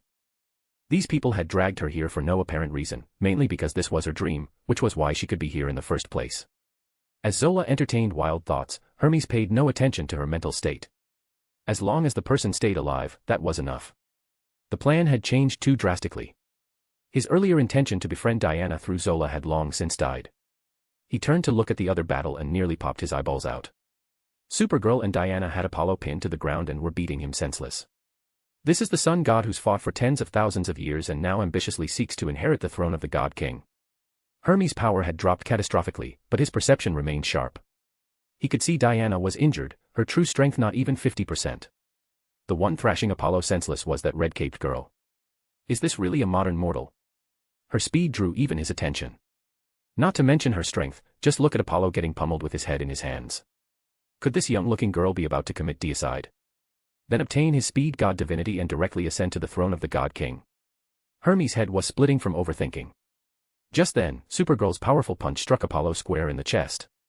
Buffed, he spat out a huge mouthful of golden divine blood. In that instant, Thea, who'd been trading blows with Hera, had her attention drawn away. God blood wasn't easily obtained. While this divine blood was useless to her, it could still benefit those few people at home. Apollo's divine blood attracted Thea, and naturally also drew the gaze of Hermes in the sky. The sun god who'd fought for tens of thousands of years without a single injury had been wounded by humans today. Thrown into the Homeric epics, this event could fill hundreds of words. Though present witnesses were few, everyone except Supergirl understood. One fact lay before them: Apollo was going down. Hermes felt his teeth ache.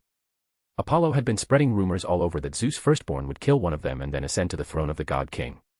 Now the firstborn's shadow hadn't even appeared yet, but this rumor spreader was about to die. Hermes deliberated repeatedly and decided to scrap the original plan. If soft methods didn't work, he'd use hard ones. His killing move, usable only once. Who should he use it on? Diana definitely not, he'd need her later. Supergirl was unnecessary, just a mere mortal in his eyes. That naturally left Thea. As an unexpected interloper, Hermes genuinely disliked her. Plus that Supergirl who was about to beat Apollo to death, she'd been called in by Thea too. Hermes made his decision. He looked at Hera, entangled with Thea, with some regret. Hermes laughed coldly to himself. You all have fun. From the void he pulled out a feather, one of the trump cards he'd left during his prime. This feather's power represented the pinnacle of his speed and thief god abilities. Holding the feather between two fingers, he watched for the right moment and threw it at the center point between battling Thea and Hera. This was a reverse teleportation array.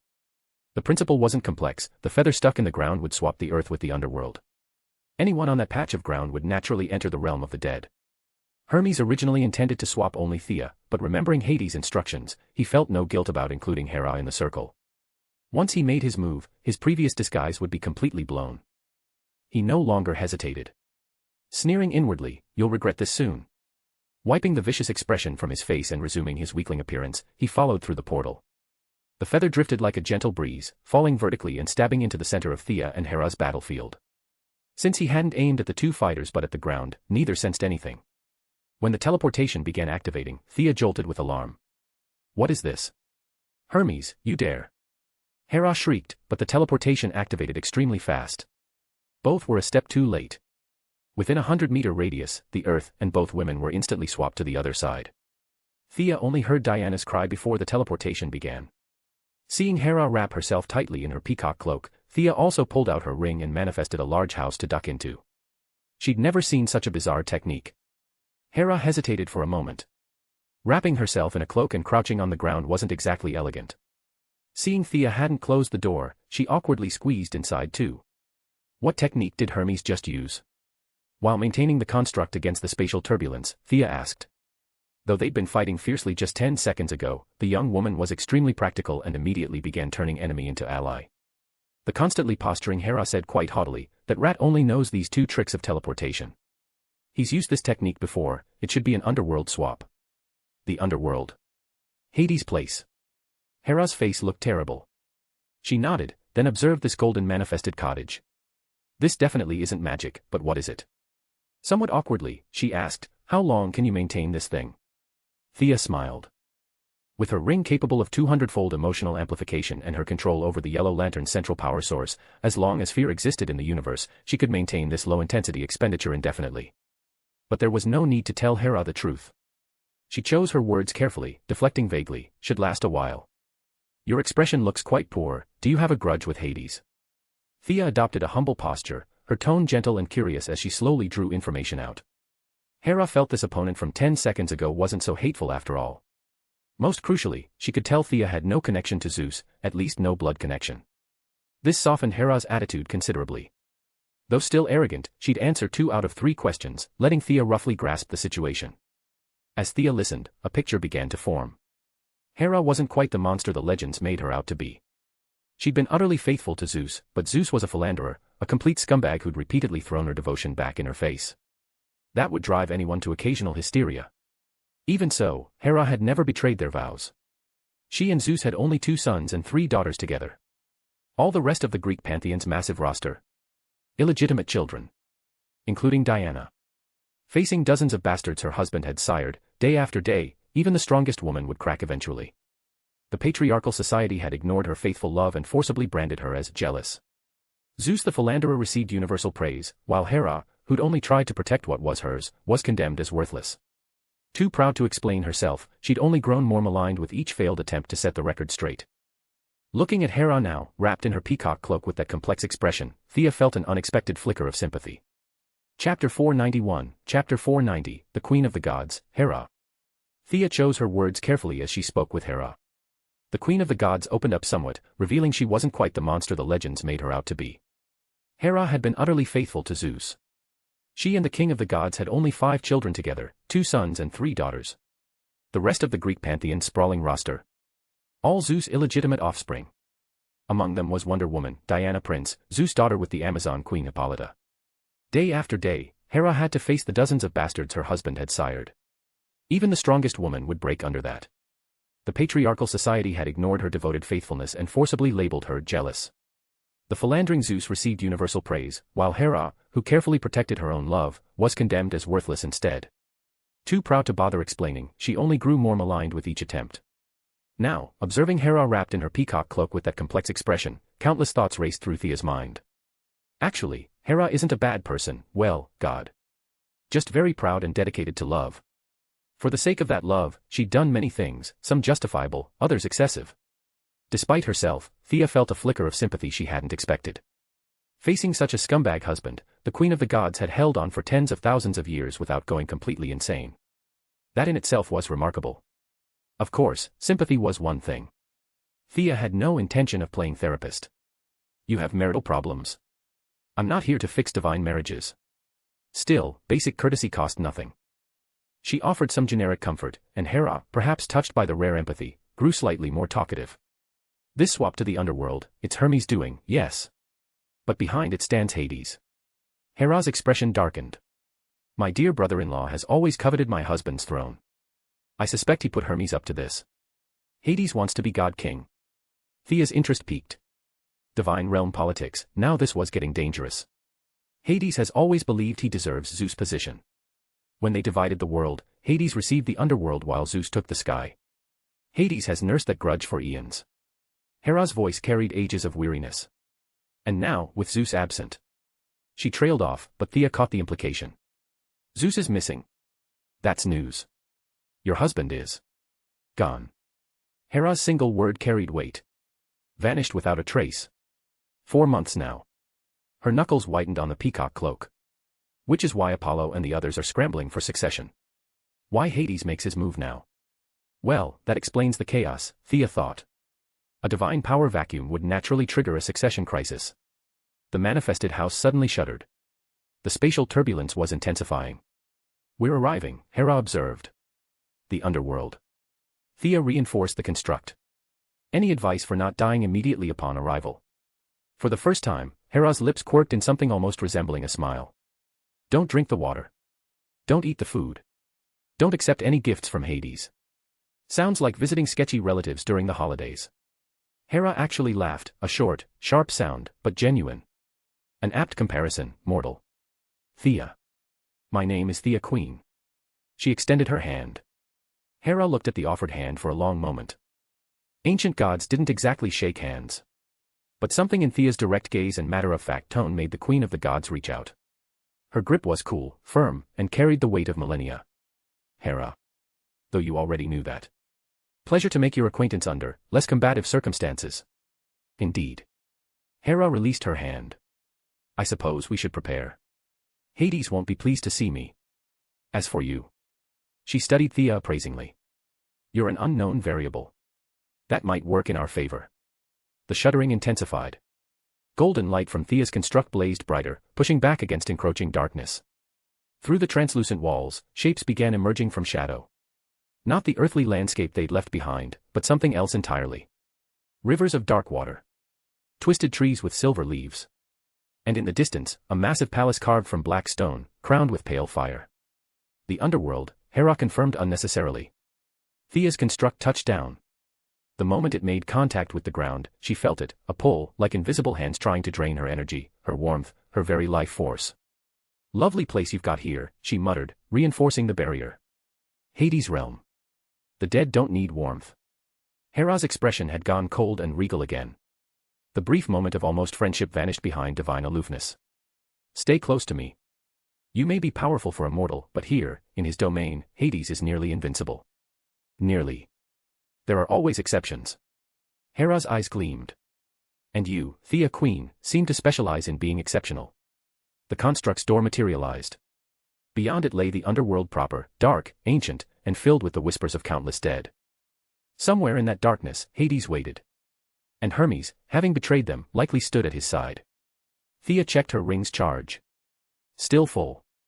The fear generated by billions of living beings across the universe flowed steadily into her reserves. "Ready?" Hera asked.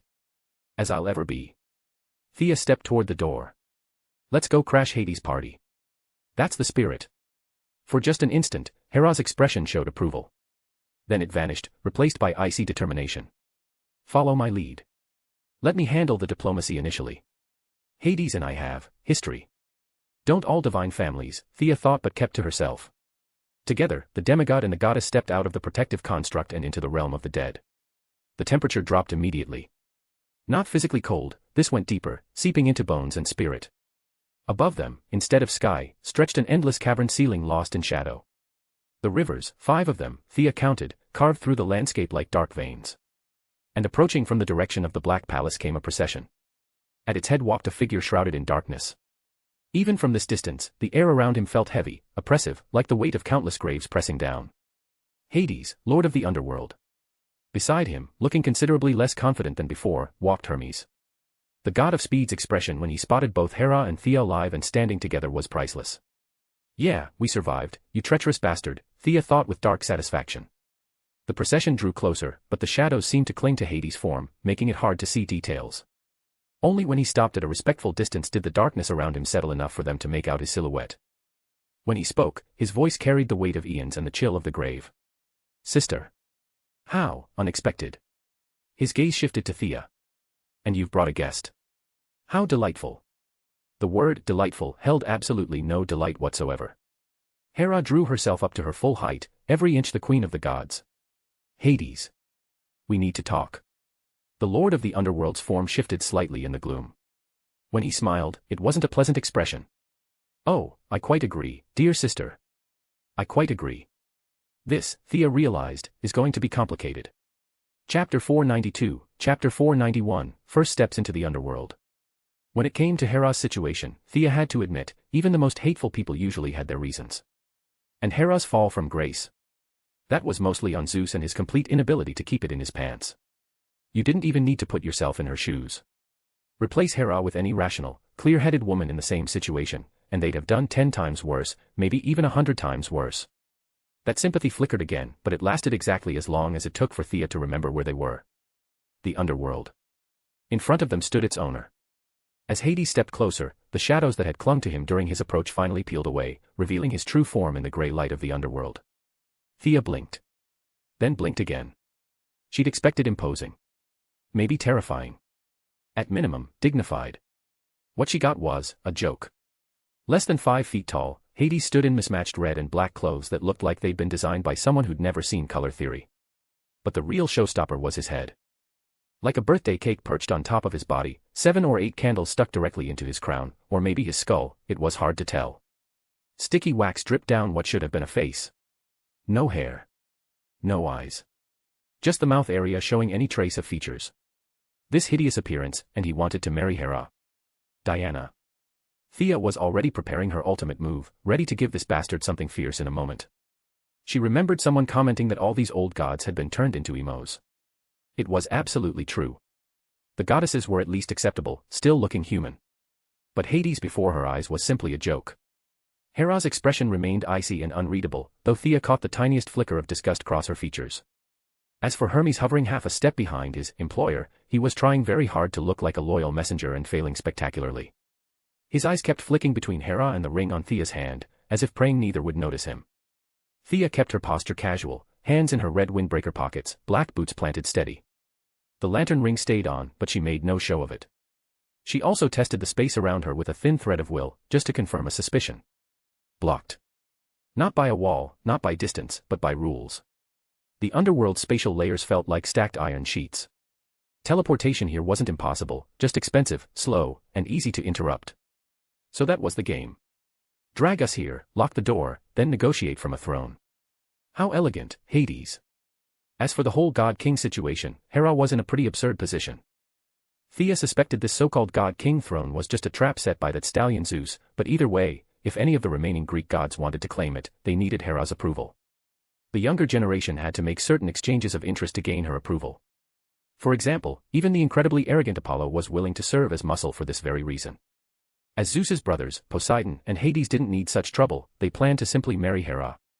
The goddess naturally refused, and this was the crux of their conflict. Usually, holed up on Mount Olympus, her refusal was just that. But now, tricked by Hermes, with both of them stuck in the underworld, things were getting awkward. The candlelit head turned slightly, and when Hades spoke, his voice was surprisingly normal, cultured, even. A stark contrast to his appearance. Now then, dear sister. Shall we discuss this situation in a more civilized setting? He gestured vaguely toward his black palace in the distance. My throne room awaits. Hera didn't bother with diplomacy. Open your filthy gate and let us leave. Hades was amused by her tone. The wax-dripping head seemed to tilt slightly. Come to my throne and let's talk properly. Thea felt it before she saw it. The underworld stirred. The gray clouds above them shifted, not like weather, but like a swarm. When the mass drifted closer, Thea realized they weren't clouds at all. They were bones. Countless bird skeletons, some shattered, some still intact enough to flap, spiraled through the air with silent, obsessive hunger. And the ground. The ground answered too. From cracks in the rock and seams in the soil, corpses began to crawl out. Not one or two. Not dozens. Hundreds. Thousands. Filth-caked dead with broken nails and hollow eyes, their hatred thick enough to taste. Hands pushed up from the earth like weeds. Rotting heads rolled free, jaws working soundlessly as if chewing on resentment. Oh great. Thea muttered, instinctively shifting her weight away from potential splatter zones. For mortals, these things could scare someone to death, but for her and Hera, it was just a matter of a few fireballs. The only concern was Thea's mild obsession with cleanliness. Facing corpses covering the ground and walls, that filthy environment, plus the thick stench accumulated by countless dead bodies, made her cover her nose. Hera, who presented herself with an image of elegance and nobility, wasn't doing much better. She wrinkled her nose and squinted her eyes, equally overwhelmed by the smell. What caught their attention came next. Countless walking corpses began to frantically converge. Large masses of flesh and blood were forcibly mixed together, and countless pools of stagnant blood were squeezed out. The gray ground was covered with a thick, heavy layer of deep black plasma. Such stomach-turning imagery made Thea grimace. The masses of flesh and blood didn't care whether she was disgusted, they forcibly formed into a face dozens of meters high. The facial features were blurry, but visible. At the mouth area, a large opening split open, and a dark, slow voice emerged. Hera, have you come to be my bride? Discovering that the other party had ignored her, Thea was about to pull out her holy sword and go into slaughter mode when she held back. Her friendship with Hera could only be described as former enemies, they were far from being friends. There was no need to stick her neck out for the goddess. As it turned out, even a dead tiger keeps its imposing presence, and Hera had no intention of letting Thea take the lead. Without a word, the goddess instantly grew her body to 50 meters tall, looking straight at the giant face Hades had formed from the flesh of the dead. Thea gave her a thumbs up. This move was really something, her aggro-pulling ability had reached max level. After Hera grew larger, no one paid attention to her, this little person, anymore. However, this trick was all show and no substance. Making one's body larger actually made it easier for opponents to attack and reduced agility. At the same time, divine power consumption per unit time also increased. After just a casual glance, Thea found a whole bunch of problems with it. But since no one was paying attention to her, she was happy to watch the show. Apart from being dirty and smelly, the environment here wasn't too bad. Open your filthy gate and let us leave. Hera knew nothing about negotiation tactics. Right from the start, she issued a hard command. The only good news was that she was kind-hearted enough to include Thea. Hades was amused by her tone. The face formed of flesh and blood seemed to tremble a few times. Come to my throne and let's talk properly. After the flesh face finished speaking, it dissolved into sludge and fell to the ground. Countless corpses and zombies emerged from underground, countless death knights assembled in the distance, giants who had lost their intelligence, and monsters killed in myths and legends all made their appearance. For hundreds of miles in every direction, everything was covered by an ocean of the undead. A path only 2 people wide suddenly appeared. This should be the road leading to Hades' throne. You're really going in there? Thea grabbed Hera, who had returned to normal size and was preparing to walk in. Do you have a better idea? Hera looked at her curiously. Thea roughly explained her plan. After listening, Hera shook her head. There isn't enough time. The other side won't give us much time to prepare. Thea had to admit this point. Once she began concentrating on rewriting the rules, she'd need at least 2 to 3 minutes. During that time, Hera would need to hold off the surrounding monsters. First, there was a trust issue. Hera wasn't Diana. She wouldn't fight to the death to protect Thea. Chapter 493, Chapter 492, come on, let's turn this place upside down. First, Thea wouldn't entrust her safety to someone who'd been an enemy just minutes ago. She wasn't that reckless. Second, even if Hera were trustworthy, she couldn't withstand the densely packed monsters around them, especially when several of them looked particularly formidable with their extraordinary builds. Thea only glanced briefly and recognized several that had left their mark in mythology. Like the legendary Arachne, who competed with Athena in weaving and now had a woman's upper body and a spider's lower body. Or the bizarrely shaped Amphisbaena, a 2-headed lizard said to cure rheumatism. This thing didn't have 2 heads side by side in the traditional sense, it had 1 head in front and 1 in back. There were many more, an eyeless Medusa, a Cerberus missing 2 heads. Things Thea recognized and didn't recognize filled the area. It was dizzying. As for fighting their way out and finding a deserted place to slowly study spatial coordinates, that was unrealistic. The entire underworld was Hades' domain. As long as they remained in this world, he could track them down. Trying to kill all the underworld's monsters with just the 2 of them. The difficulty wasn't just high, it was astronomical. Hey, how good are you in a fight? In a bit, I'll draw Hades' attention, and you seize the opportunity to grab one of the candles from his head. Then we can successfully leave the underworld. Unable to run for now and not in a hurry to fight, the 2 walked slowly along the path left for them. After not going very far, Hera finally came up with a plan. Thea certainly couldn't brag about being one of the contemporary masters of combat, skilled in both magic and martial arts, and so on. She vaguely indicated she could handle it. As for how to use Hades' candle, whether it would directly open a gate or create a teleportation point somewhere, Hera wasn't clear either. After all, no one had ever dared to make trouble on the king of the underworld's turf before. Hera only knew this information because Zeus had once told her. The 2 continued refining their plan along the way. Actually, there wasn't much to discuss. The more detailed a plan, the easier it was for something to go wrong. Just look at Hermes, who'd used both a ruse and a self-harm scheme. After walking for a while, they entered a city. An ancient metropolis of brick and stone, the roads fairly well maintained, just lacking the teeming crowds of the living. The nearby flower beds had no flowers, the distant fountains had no water. It was so quiet and empty you could only hear their footsteps. Thea felt the air here was so heavy it was hard to breathe. The holy sword in her body kept up a low rumbling, as if urging her to leave this place quickly. Stay calm, young lady. Hera thought she was nervous.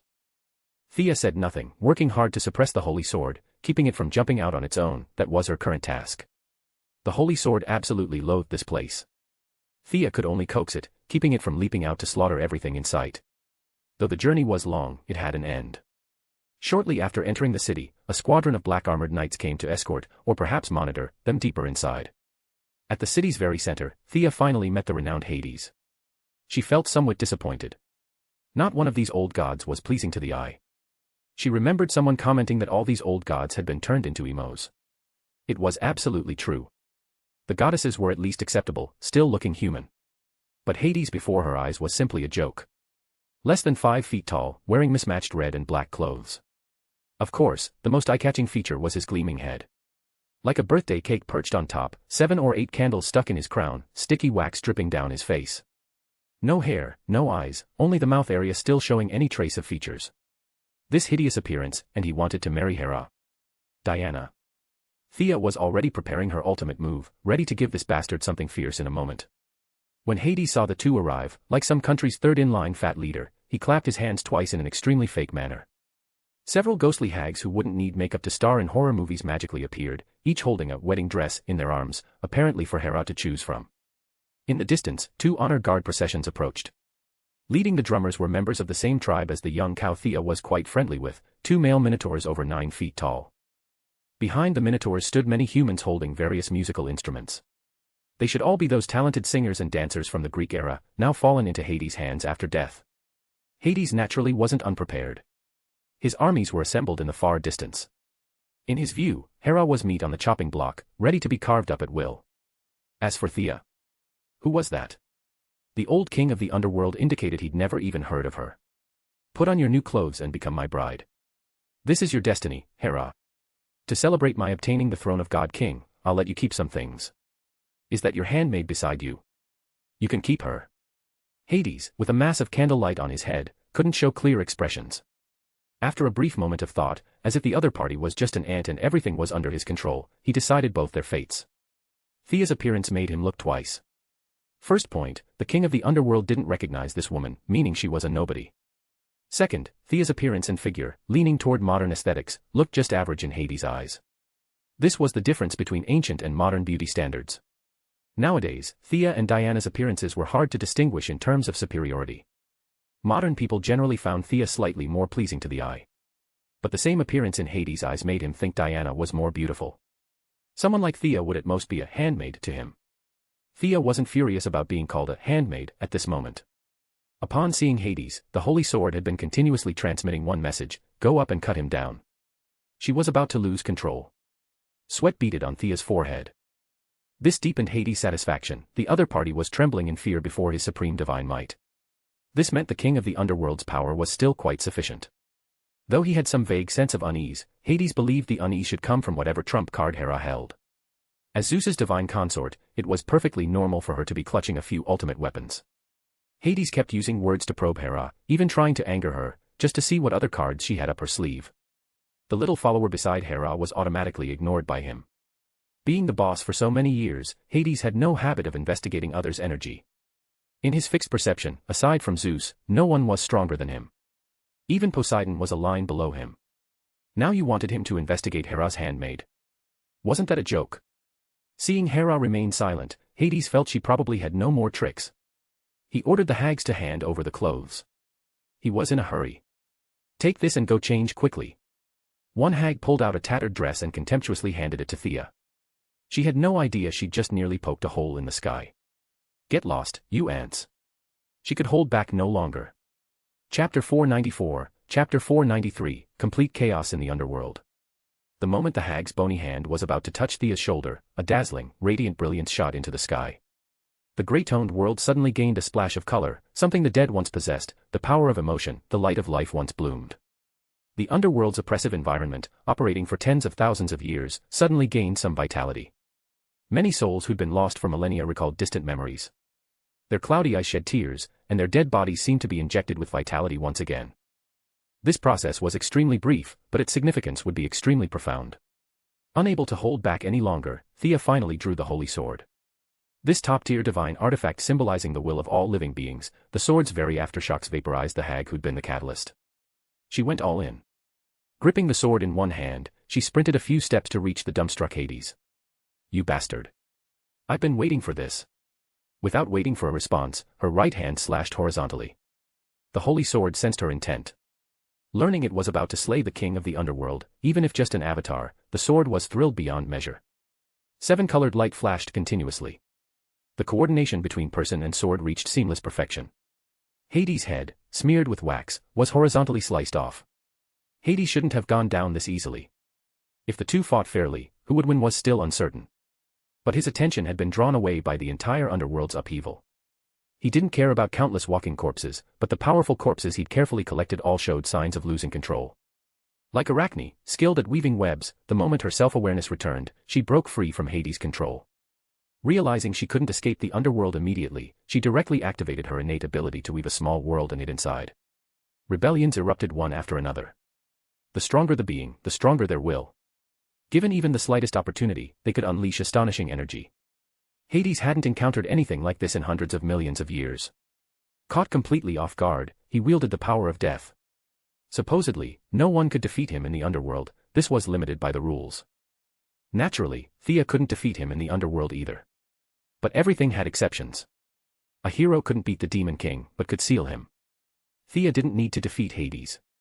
She only needed to release the tiniest bit of all living beings' free will, and the underworld was thrown into complete chaos.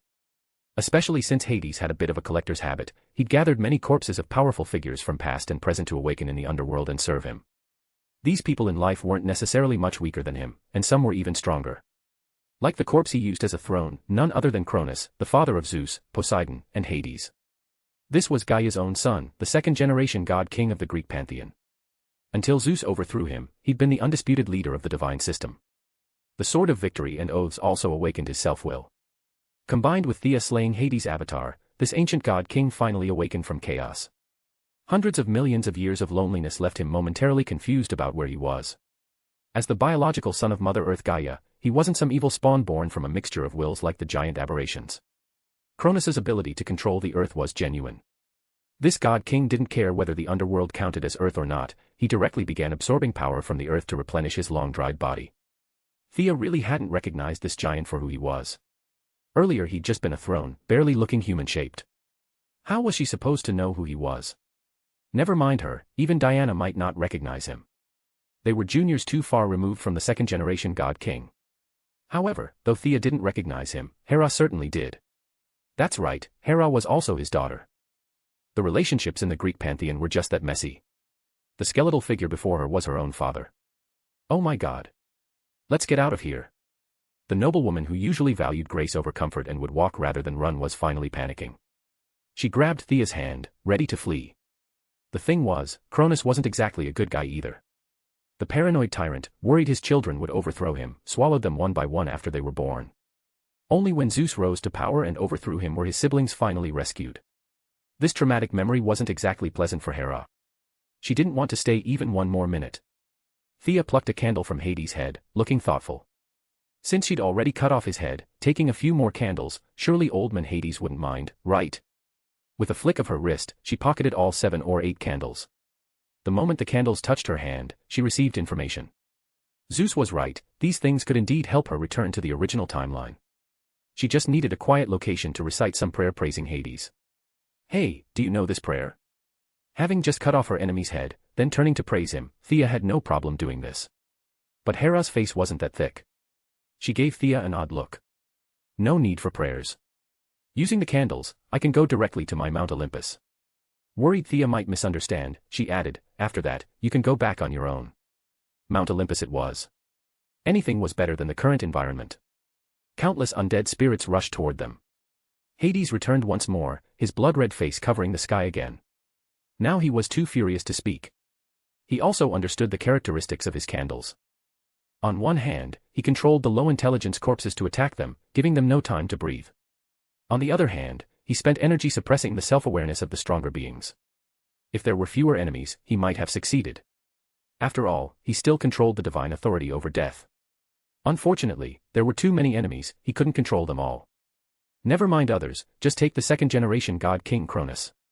This one continuously absorbed power from the underworld soil. His hatred for Hades ran deepest, and he resisted most fiercely.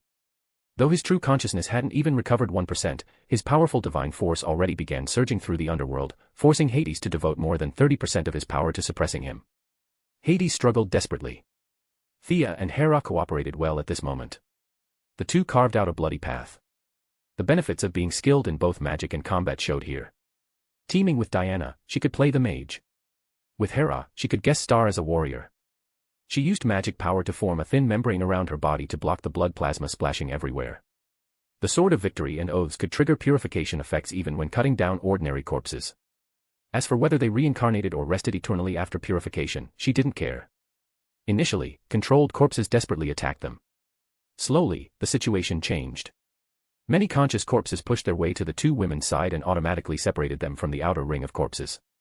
Like the Death Knight before Thea, not riding his horse, just pulling the reins and jogging along with them, constantly speaking. Quick, my consciousness can't hold much longer. Hurry and kill me. The Death Knight stretched out his neck. Chapter 495, Chapter 494, King becomes Queen, Queen becomes King. No, save me first. I never want to stay in this lightless place again. Let me rest in peace. On the other side, a guy with his face painted like a ghost, apparently a tribal warrior, swung a spear, driving back half a circle of approaching corpses. Seeing them form a circle on their own, isolating all enemies outside, Thea was amazed. Why the hell were they running? They should light the candles and retreat. She grabbed Hera, who was throwing lightning bolts and fireballs everywhere. The goddess's reaction was half a beat slow, but she wasn't stupid. She immediately understood Thea's meaning. Thea tossed her a candle, while staring unblinkingly at Hera's every subtle movement. How do we use this thing to get to your Olympus? Hera carefully gripped the candle, closing her eyes to sense it. Her integrity turned out to be higher than someone had estimated. She reached out to grab Thea and shouted, "Let's go." The entire small-scale space began compressing.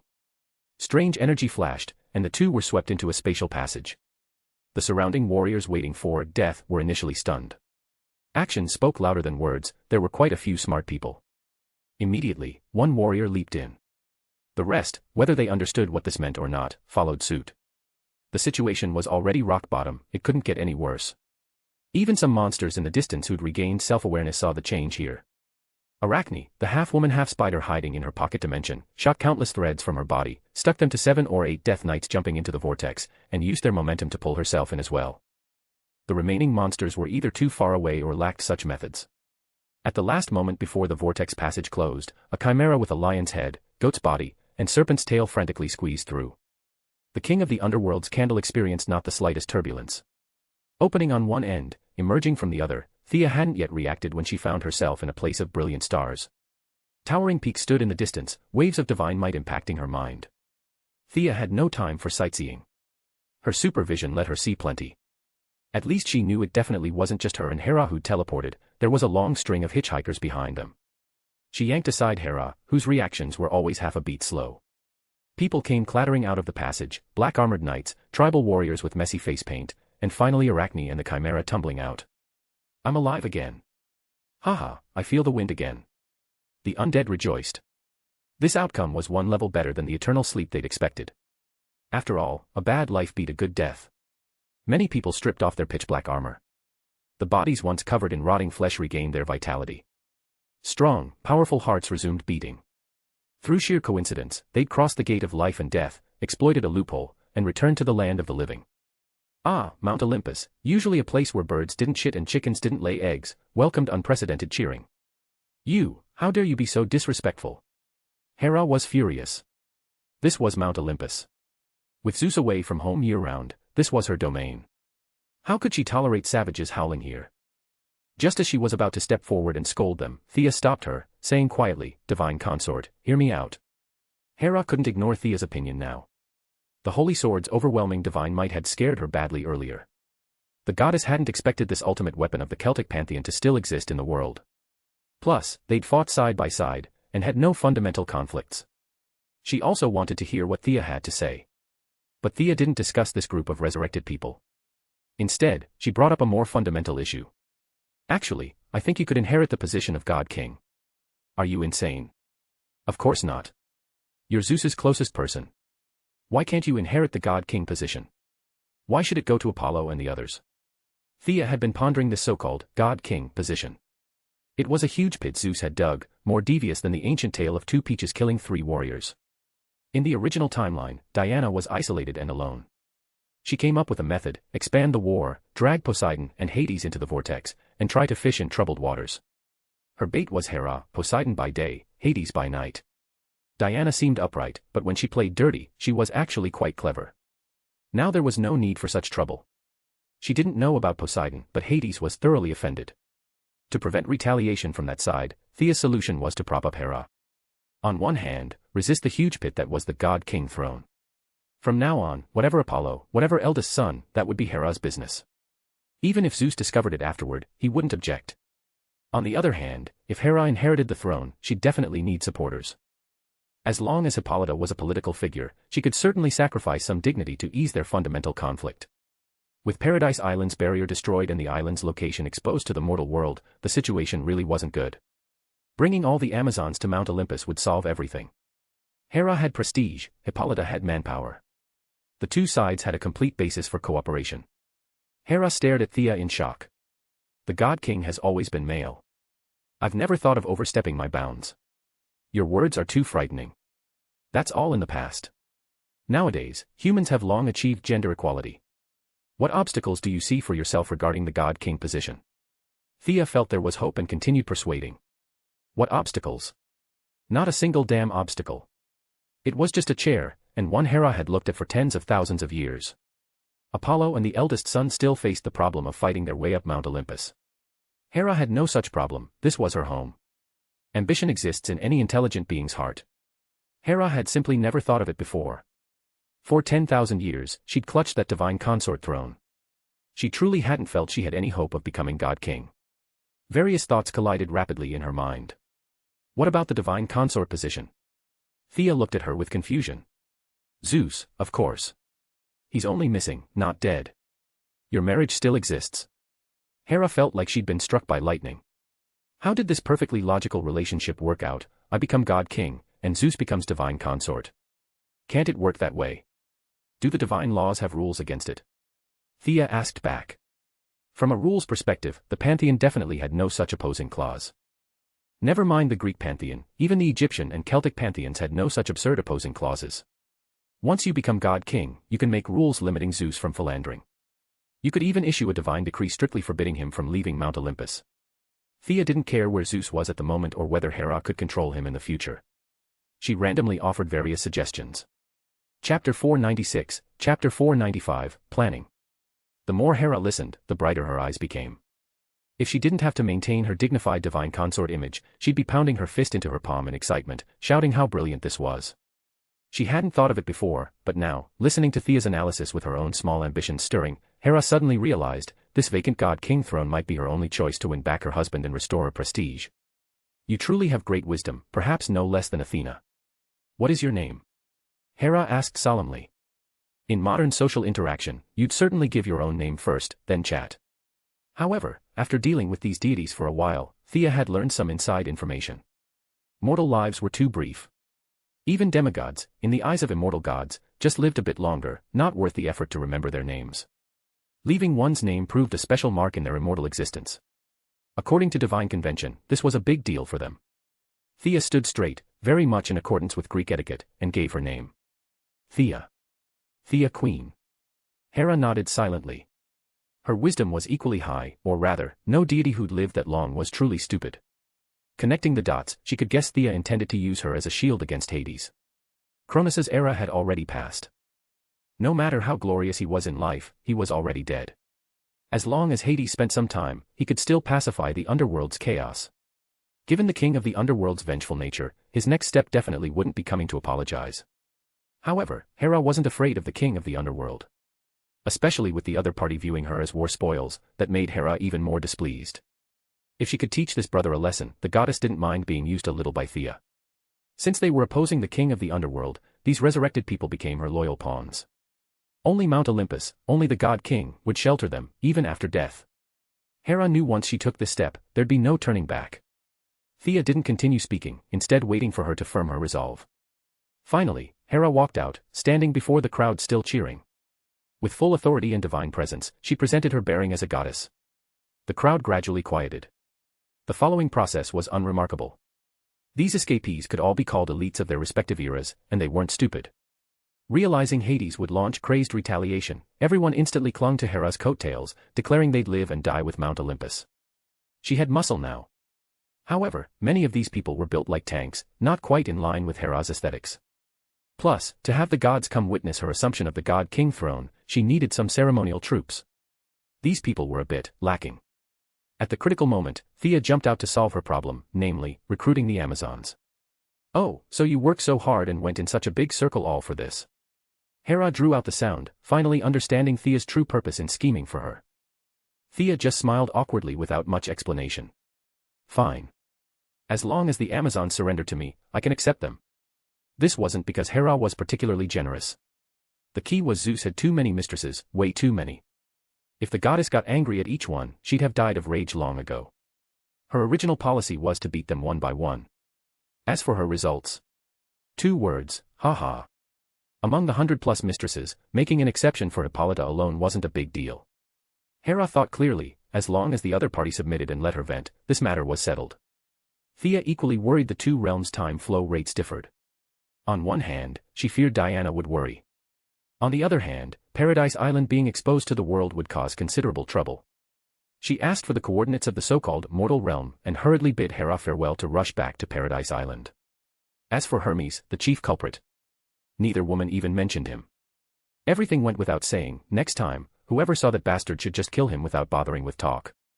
A flash of white light, and Thea looked around. She was back at Paradise Island. With the island's anti-magic field gone, finding people was much more convenient. Hastily, she saw Diana flying rapidly toward her. "Thea, you're okay." Diana had sensed her the moment she arrived.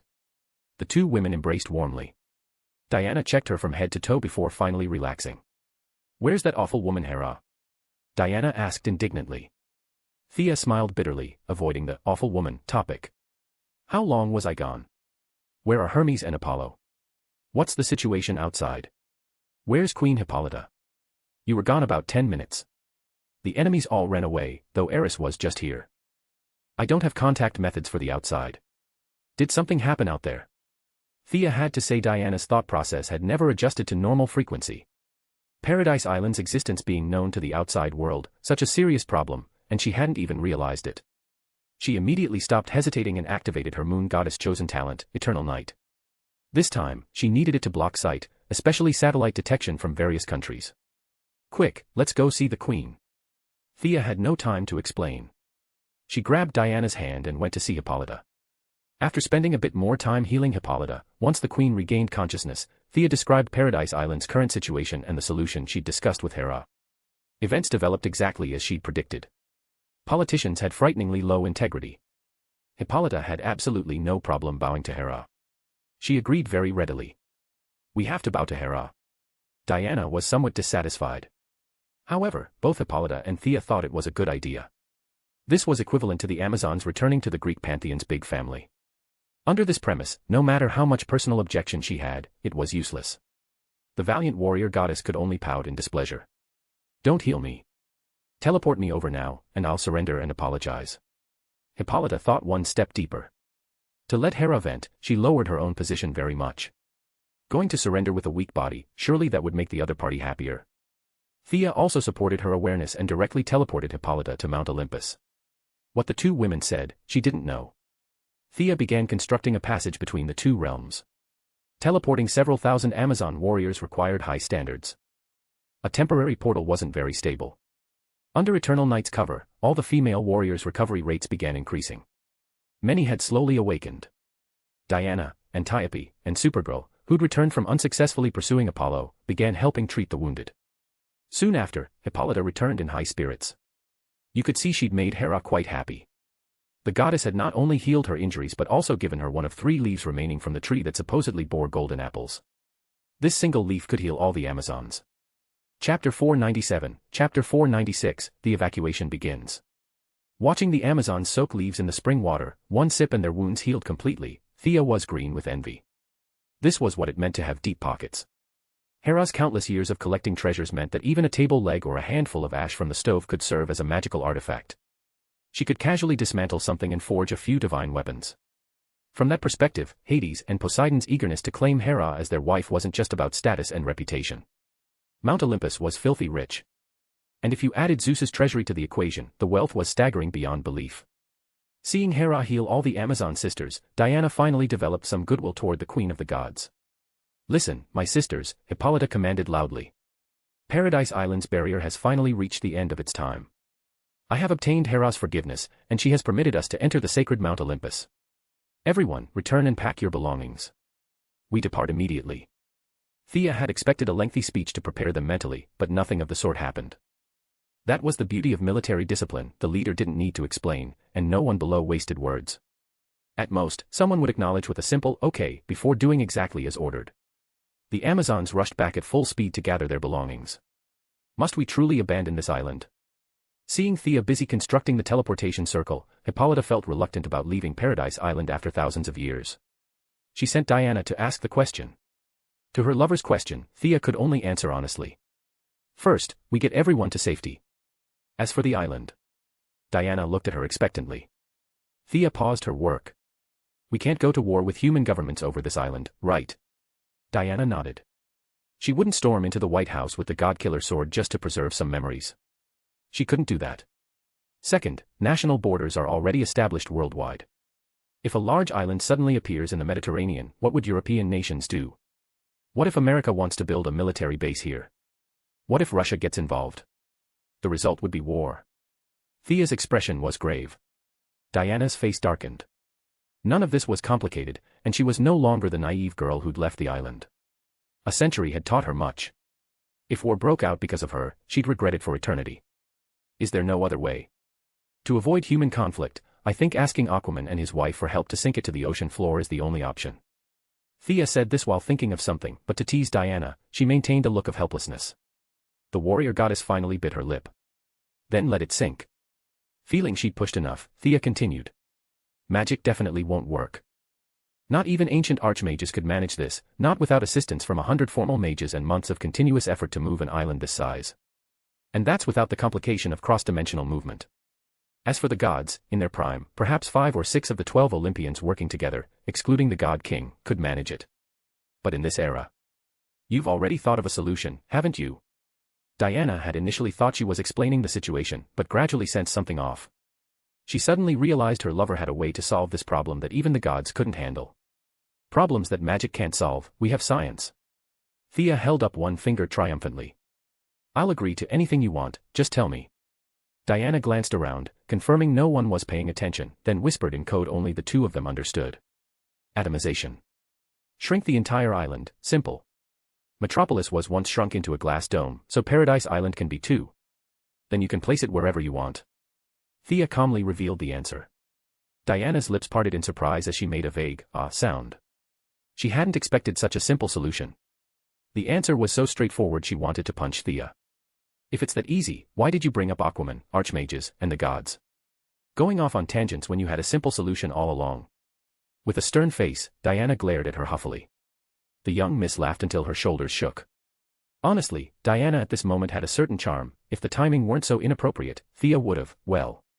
Suppressing her improper thoughts, she still needed to finish setting up the teleportation array. Atomization could shrink people along with everything else, but whether this scientific method would cause unexpected changes during teleportation was anyone's guess. Thea wouldn't gamble with lives recklessly. As long as people were safe, everything else could be managed. Diana relayed the results to Hippolyta. Hearing that external technology had developed to this extent, the queen was genuinely shocked. Not knowing this was black market tech and assuming it was commonplace technology, she became even more determined to relocate to Olympus. Earth was too dangerous. Though black mist shrouded the entire island, blocking satellite surveillance, this obvious phenomenon was a mixed blessing. Nearby countries discovered the mysterious fog and began dispatching ships to investigate. Hippolyta wasn't one to sit idle. She pulled out 3 or 4 magical artifacts to buy time. One summoned dolphins, another manifested sea monsters. Several search vessels were diverted off course without realizing it.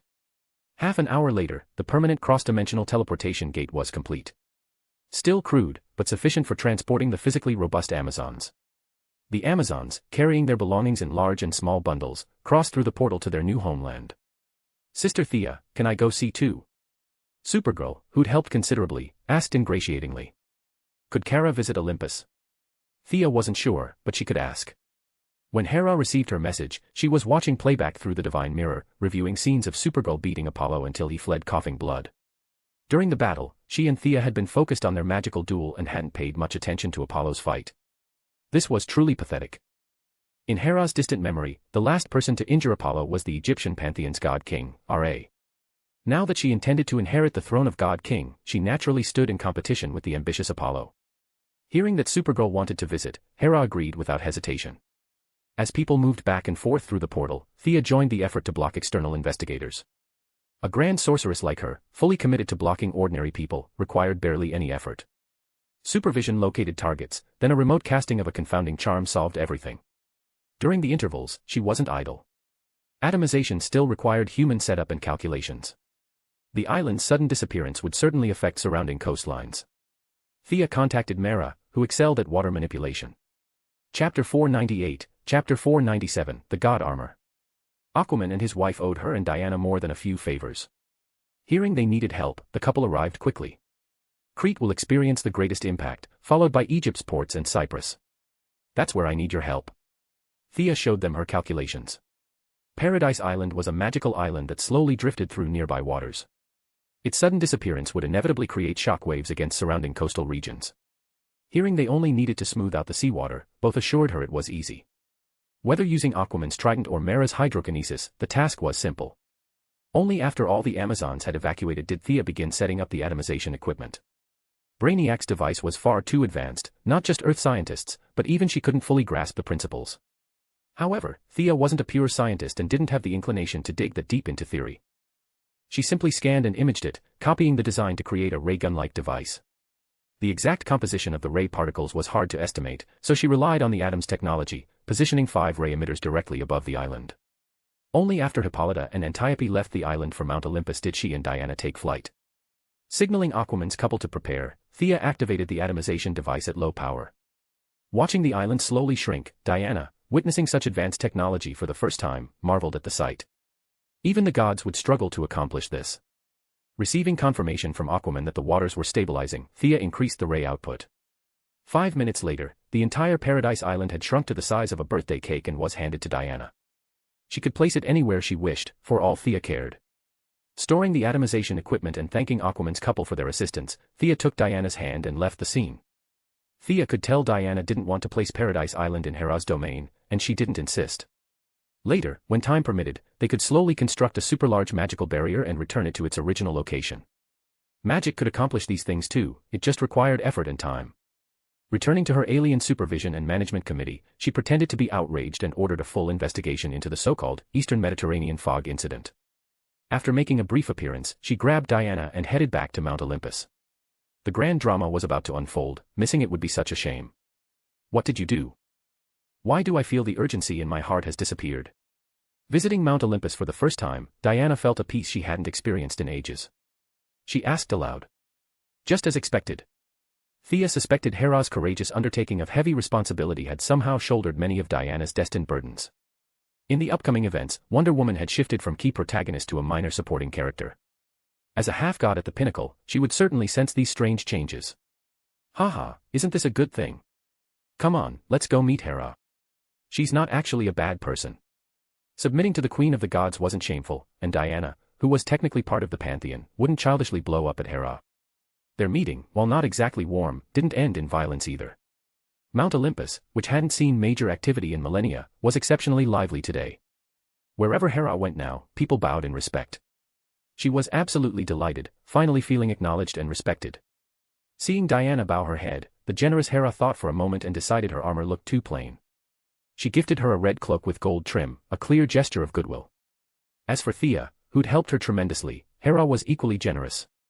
Noticing she lacked proper armor, Hera opened Zeus's treasury and retrieved a piece called the God Aegis. Looking at the armor in her hands, blue inner lining with silver-white outer plating, combined with her golden hair, emerald eyes, and the sword of victory and oaths, Thea felt she might have grabbed the wrong script and mixed in something strange. Still, a gift was a gift. She didn't refuse. The two found an empty room to test their new equipment. Diana's cloak only provided resistance to arrows, fire, cold, and acid. Given her current power level, the cloak served more as decoration. Wearing armor every day without a cape did look rather plain, especially after meeting cape wearers like Superman and Batman. The armor Hera gave Thea, however, was extraordinary. This wasn't mere decoration, this was crafted by Zeus himself when he had nothing better to do. To seduce young women across all professions, Zeus had become truly omni-skilled, a master of every craft and art imaginable. Forging armor was child's play for him. Though its defensive capabilities were impressive, Thea felt this armor resembled robes more than traditional plate armor.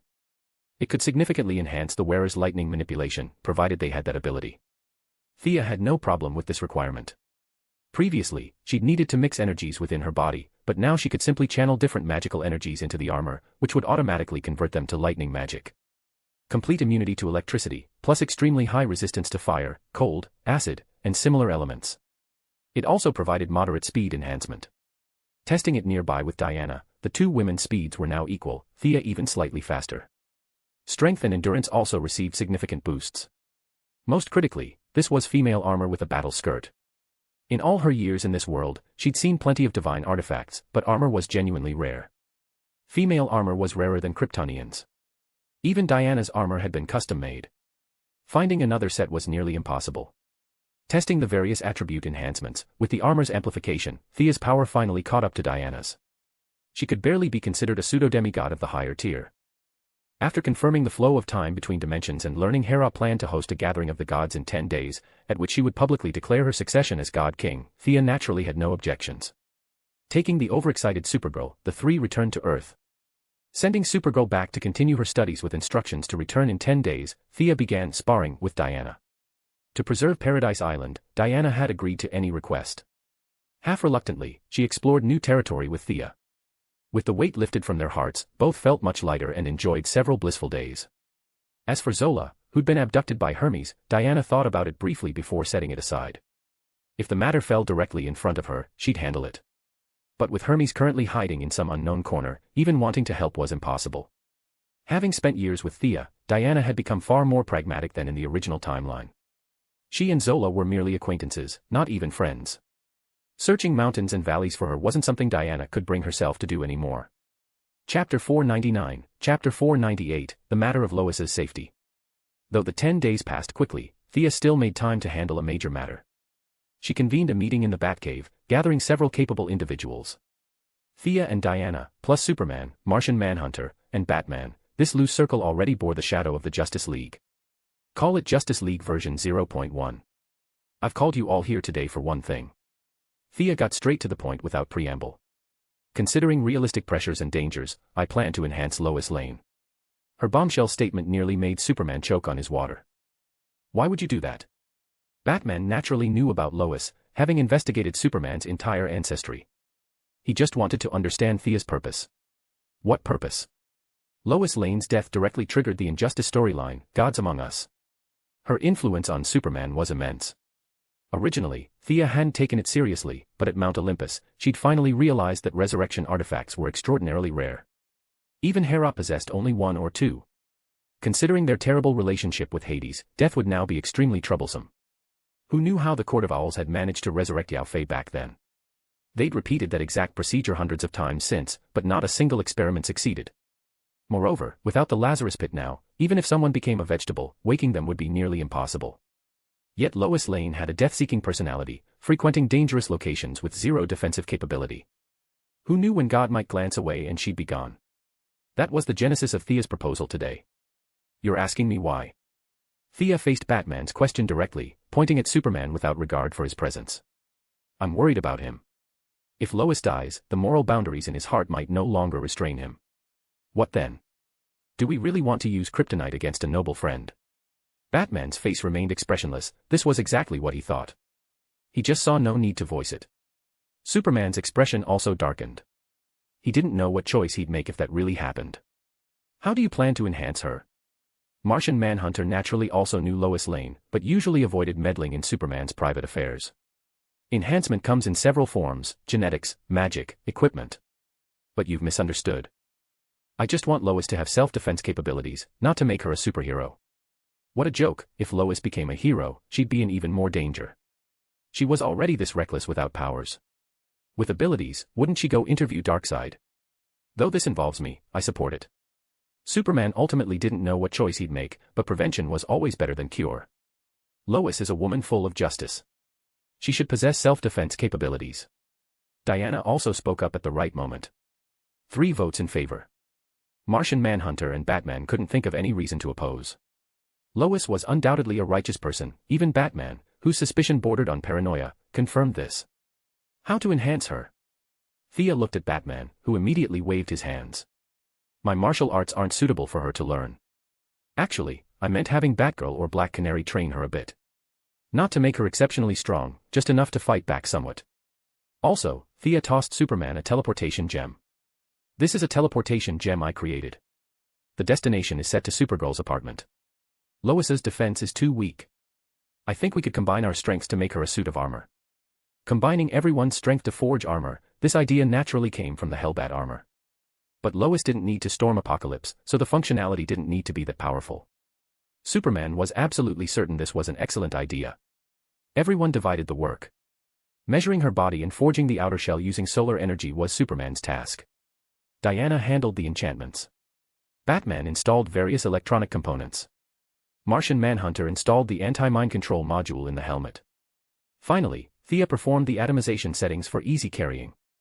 To prevent this reporter lady from walking further down the path of recklessness, all 5 capable individuals, including Superman, quietly agreed not to install any weapon systems. This armor could be said to have 0 offensive power while maxing out defense and speed. Assuming Lois wasn't actively seeking death, she should have reasonable safety guarantees. After some consideration, the training task was assigned to Barbara Gordon. Setting aside Thea as irregular combat power, Batgirl Barbara was exemplary among the younger generation of female heroes, outstanding in both intellect and martial arts, brimming with justice. She would surely find common ground with Lois. After settling Lois's matter, Thea and Diana returned to Mount Olympus. Naturally, the naive and simple-hearted Supergirl was also brought along. That young lady's battle with Apollo had increased her internal energy by at least 30%. Now Thea and Diana couldn't suppress her without going all out. Returning to Mount Olympus, the environment remained unchanged, but the atmosphere was far livelier than before. Hippolyta wisely stepped back to the second line, handing all Amazons over to Antiope's leadership. This stern warrior was dedicated to duty, never showing favoritism, earning Hera's high praise. Besides the Amazons, Mount Olympus had another force, the elite who'd escaped the underworld with Thea and Hera. Their structure was loose, but under the underworld king's tremendous pressure, they pledged allegiance to Hera, collectively electing Arachne as their leader. Controlling these two forces, Hera constantly balanced their relationship. The sweet taste of power consumed her. Now she wouldn't give up the God King's throne for anything. Compared to his refined middle-aged appearance during World War I, the current god of war had aged considerably. His face was covered with age spots, his beard reached his chest, and he dressed in rags. The only improvement was that he'd stopped pretending to be lame. The elderly war god looked like Hera's grandfather from a distance. In truth, he was Hera and Zeus's biological son. But people habitually categorized good and evil by their own understanding. As the son of the great villain and jealous Hera, Ares bore considerable infamy, whether deserved or not. Everything got dumped on the war god's head. Among those who'd cursed him were Hippolyta and Diana. Thea sometimes maliciously thought that when Diana's martial skills were still developing, she'd probably badmouthed Ares plenty behind his back. Chapter 500, Chapter 499, The New God King. Shortly after, the severely injured Apollo arrived. The sun god spotted Supergirl immediately, shrank his neck, and wisely found a seat without making trouble. Not long after he sat down, Hephaestus the smith god, Dionysus the wine god, and Demeter the goddess of agriculture entered in succession. The wine god looked relatively normal, outwardly a rather dashing young man. The smith god's appearance shattered Thea's expectations. The artistic physique, misty eyes, and distinct muscular definition she'd imagined were completely absent. This smith god looked squat and cylindrical, shaped like a chimney. His skin was rough like a severe burn victim's, red tinged with black. When he opened his mouth, it was full of sharp fangs. Change his clothes slightly and he could play a demon in Journey to the West next door. The remaining goddess of agriculture resembled a tree person, her skin withered and dry, her demeanor radiating age and exhaustion. Hermes, who'd been secretly colluding with others, didn't show up, disappointing Thea somewhat. She didn't know where this god of speed and thieves had run off to. Neither supervision searches nor Chloe's compass could locate his trail. The moon goddess Artemis remained sleeping in her divine realm. Her faith power, secretly bolstered by Thea, was more abundant than in the original timeline. No need to come wade into muddy waters. Heracles had never gotten along with the Olympian gods, and Hera didn't even know he still lived, so he wasn't invited. Thea pulled Diana aside to watch from a distance. She eagerly awaited the spectacle, imagining how wonderful these gods' expressions would be when Hera declared succession to the God King's throne. As for stepping forward to claim a seat among the gods, she had no such ambition. After finally extricating herself and Diana from this mess, jumping back in. That would be madness. Standing around a while wouldn't kill anyone. Hera didn't disappoint her. After exchanging pleasantries with the gods, she finally reached today's main topic. Zeus has been missing for ages. The dignity of the Greek gods cannot be ignored. As your mother and queen of the gods, I have a responsibility to shoulder this burden at this critical moment. Hera paused here, observing the gods' reactions. As always, having lived so long, no deity was foolish. As their nominal mother, Hera's words seemed strange, but exactly how they were strange, no one could quite figure out immediately. Apollo, who'd been brooding over how to kill Supergirl, turned his attention to Hera. The sun god didn't understand the significance of her words at this moment. Feeling more attention than ever before, Hera solemnly spoke earth-shattering words, "I will inherit the throne of God King." Apollo finally realized something. He flipped the table in front of him. Nonsense. The throne belongs to me and only me. Nearly forgetting his own name from rage, Apollo wasn't bluffing. Divine power surged from his body in all directions. Scorching flames erupted simultaneously from his eyes, ears, nose, and mouth. He was utterly beside himself. Hera felt somewhat intimidated. Not counting the firstborn, Apollo's combat power was absolutely first among the gods. Fortunately, the queen now had a way to restrain him. She beckoned behind her. Thea quickly pushed the engrossed Supergirl forward. Hera had given the girl a divine bracelet that could store solar energy for use. Surely she should make some effort. What was this spectating nonsense? Supergirl wasn't truly foolish. She quickly caught on, puffing out her still modest chest fearlessly, blocking Hera's path and preparing to continue absorbing energy from this humanoid yellow sun. Seeing her interfere, Apollo's heart went cold. Even now, he didn't know Kryptonians existed. He only knew this woman in the red cape completely countered him with no room for negotiation. No matter how the sun god thought, he couldn't devise any countermeasures. Huff, huff. Apollo panted heavily, forcing down his rage. Part of him wanted to leave in a huff, yet he also wanted to see whether Hera's ascension to the God King's throne involved something he didn't know. His body felt weighed down by tremendous pressure as he slowly sat back down. I will inherit the throne of God King. Who supports? Who opposes? Seeing Apollo humiliated, Hera couldn't have been happier. She loudly asked for the god's opinions. The remaining children were somewhat incredulous. Even the smith god, who usually only cared about his forge and ignored everything else, looked dumbfounded, his fang-filled mouth hanging open in stunned disbelief. Diana was also slightly shocked. Thea explained the whole story, naturally the version minus Zeus and Athena's various schemes. Diana, who'd always championed gender equality, instantly accepted this explanation. Who said the god king must be male? A goddess king was perfectly viable. Then where does this leave Zeus? Demeter, the goddess of agriculture, spoke up. She too was Cronus's offspring, sister to Hera, Zeus, and Hades, an elder among the gods. Hera didn't follow Thea's initial suggestion of swapping king for queen and back again. That was too horrifying.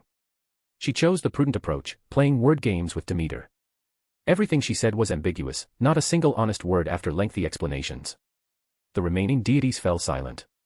What else was there to say? Hera wasn't alone here. If sweet talk failed, there was force.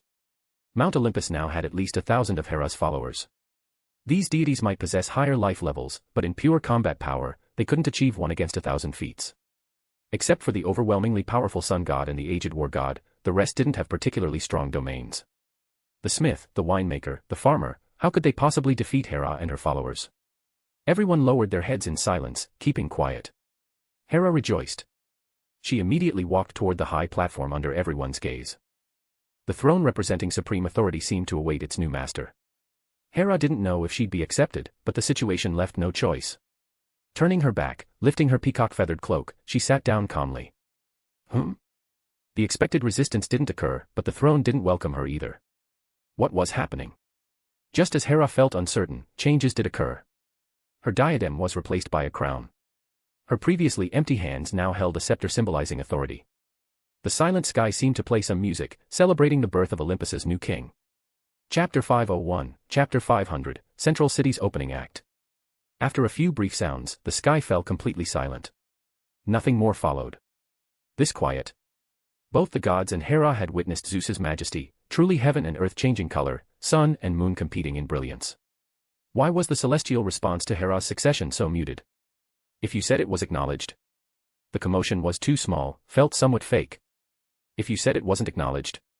Hera had received the crown and scepter, and heaven and earth had even symbolically celebrated a bit. This outcome left all the gods scratching their heads. Only Thea knew, Zeus still lived. Mount Olympus likely only acknowledged Hera's acting authority, equivalent to something like a crown prince serving as regent. She certainly had power, but fell short of formal succession. No matter what, Hera had inherited the throne. Even with grievances, Apollo had no standing to object. The sun god stormed out directly, leaving in a huff. Thea, bringing Diana and Supergirl, also bid farewell to the high-spirited Hera. Hermes has defected to the underworld. Hades' trouble still exists. Be careful. Before leaving, Hera kindly warned them. As the person with the best relationship with her, Thea expressed gratitude on behalf of everyone to the new God King. As for Hades, she wasn't particularly worried. These deities were truly immortal in Mount Olympus and the underworld, but entering the so-called mortal realm made them killable. The subtext of Hera's words meant more that she couldn't stay out of it. If Hades had problems, she'd need to help. Thea suspected Hades probably didn't even know who she was. At most, he traced the holy sword to the Celtic pantheon and secretly resented them. With all pantheons currently lying low in their respective divine realms, the difficulty of storming someone's home to cause trouble wasn't trivial. Given Hades' patient nature, he wouldn't launch any thunderous operations. The underworld king's divine authority meant no one could escape death, so he was never in a hurry. Whoever offended him would eventually fall into his hands. He'd upheld this core principle for tens of thousands of years and presumably wouldn't break it for Thea. The young miss felt quite at ease as she pulled Diana and Supergirl back to Earth.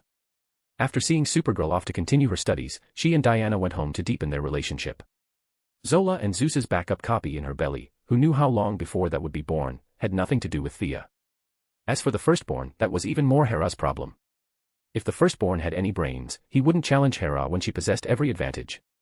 So overall, this aborted war of the gods was ending before it even began. As for Ares's divine position, Thea spoke for Diana, our goal is the new gods. Some broken war god position. Not interested. Everything returned to normal. Students continued studying, workers continued working. The Eastern Mediterranean fog incident ultimately became one of Earth's unsolved mysteries. Neither the I nor Thea's committee investigated any substance. Subordinates submitted confused reports, leadership signed off for archival and registration, and the matter finally concluded. Thea glanced at the invitation on her desk before tossing it back. It was from STAR Labs in Central City, inviting various figures to observe the particle accelerator's formal operation. As a contemporary authority in genetics, the young miss was now a big name in scientific circles. Combined with previous dealings with STAR Labs, the Reverse Flash disguised as Dr. Harrison Wells had also sent her an invitation. The particle accelerator is about to activate. Thea gazed at the overcast sky outside. Her vision flew beyond Metropolis toward distant Central City. If Metropolis was merely cloudy, Central City was completely overcast. Conducting experiments in such weather, anyone unfamiliar with the truth would say Dr. Harrison Wells had lost his mind. The scientific community generally disapproved of Wells's experiment. His claims about the imminent future, changing physics understanding, advancing dynamics, and unprecedented medical breakthroughs. Most scientists thought Wells was under too much pressure and mentally unstable. What nonsense was he spouting? Some sneered coldly, some earnestly advised, and naturally some were enviously bitter. Through Gideon, Thea learned that Reverse Flash was currently so excited he could practically jump. 15 years of careful preparation were about to bear fruit. He'd never been more focused. If this had been when she'd just arrived in this world, Thea could have gone to the particle accelerator explosion site to take advantage. With good luck, she might have gotten some ability. Unfortunately, Thea's current level was too high. Gaining an ability incompatible with her existing system would require another arduous soul-splitting process. More trouble than it was worth. Since the scientific community was boycotting this experiment anyway, she went with the flow and had her assistant call to decline the invitation. Diana also had no interest in scientific matters and went off to manage her foundation. Thea stayed home alone watching television. That night, it indeed began pouring rain. People from all sectors called Dr. Wells suggesting he postpone the experiment. Reverse Flash played the image of an obsessive, slightly mad scientist to perfection. Across several cities, Thea could see Reverse Flash shouting into his phone, his expression full of love for science and pursuit of truth. The old man's acting was truly superb. Over the phone, who could see his face? Yet he performed with contradictions and complex emotions, his explosive performance probably convincing even himself. The storm outside grew fiercer and denser. Not just physics scientists and STAR Labs peripheral citizens and reporters, but even internal staff began urging Dr. Wells to postpone the experiment. In such terrible weather, accidents were far too easy. Reverse Flash sneered internally. If it were sunny, what would I experiment for? I want the accident. Once again ignoring everyone's opposition, he forcibly activated the particle accelerator. Thea could glimpse a trace of nervousness in his subtle expressions. Would he return to his original timeline to live in luxury, or stay stuck in the 21st century waiting to die? It all came down to this moment. Amid the torrential downpour and waves of opposition, Reverse Flash activated the particle accelerator. Translator's little rant/a small confession, feel free to skip. Honestly, I still can't believe we've made it to chapter 500 already. The pace feels insane. I've only been translating for 3 months and 3 days, and we're already halfway through the whole story. Sometimes I think back to the early days, me hunched over my phone, squinting at a tiny screen while fixing typos and patching inconsistencies. It's funny now, but if I hadn't saved up for a laptop, I probably would have dropped this project, and maybe translating altogether. Choosing this series was a rough start for someone with zero experience. I ended up rewriting and adjusting a lot, especially parts that felt discriminatory or just plain unsuitable, and it was mentally exhausting. Some of my days off were spent doing nothing but cleaning up sections that didn't sit right.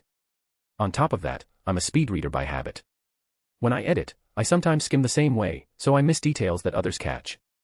And translating a DC-related story while not being a big DC fan definitely didn't help. There were references and events I genuinely didn't know. Lesson learned, I'm not touching transformation in the Marvel world by this author anytime soon. Doing 3 series from the same author would mean more heavy editing and fixes, and I don't have the energy for that until this DC monster is done, if I still do then. That's why my next project is going to be something lighter, a Yuri romance novel. Simple, soft, and actually my taste. No headaches, no constant second-guessing every line. I've already got around 30 chapters translated, and I'm planning to stockpile 60-page chapters before I post anything here. If I can keep the momentum, I'll start uploading next week, hopefully you'll enjoy it. Chapter 502, Chapter 501, A New Ability. The massive underground facility roared to life. Central City's power grid fed enormous amounts of electricity into the particle accelerator. Reverse Flash's calculations were precise, the initial and intermediate phases proceeded without incident, easing the concerns of the anxious lab personnel. But when the energy reached critical mass and the particle accelerator entered its 45th minute of operation, the equipment hit its breaking point. Urgent red alarms blared across multiple monitoring stations, plunging the lab team into despair. It was too late to stop it now. Reverse Flash put on a convincing display of shock and paralysis while several young volunteers rushed down to manually shut down the systems. Thea recognized the 3 brave souls, Ronnie Raymond, Cisco Ramon, and Caitlin Snow. But the accelerator's massive energy output distorted her vision, making their figures appear blurry and indistinct. Their near-suicidal heroism couldn't change what was already set in motion.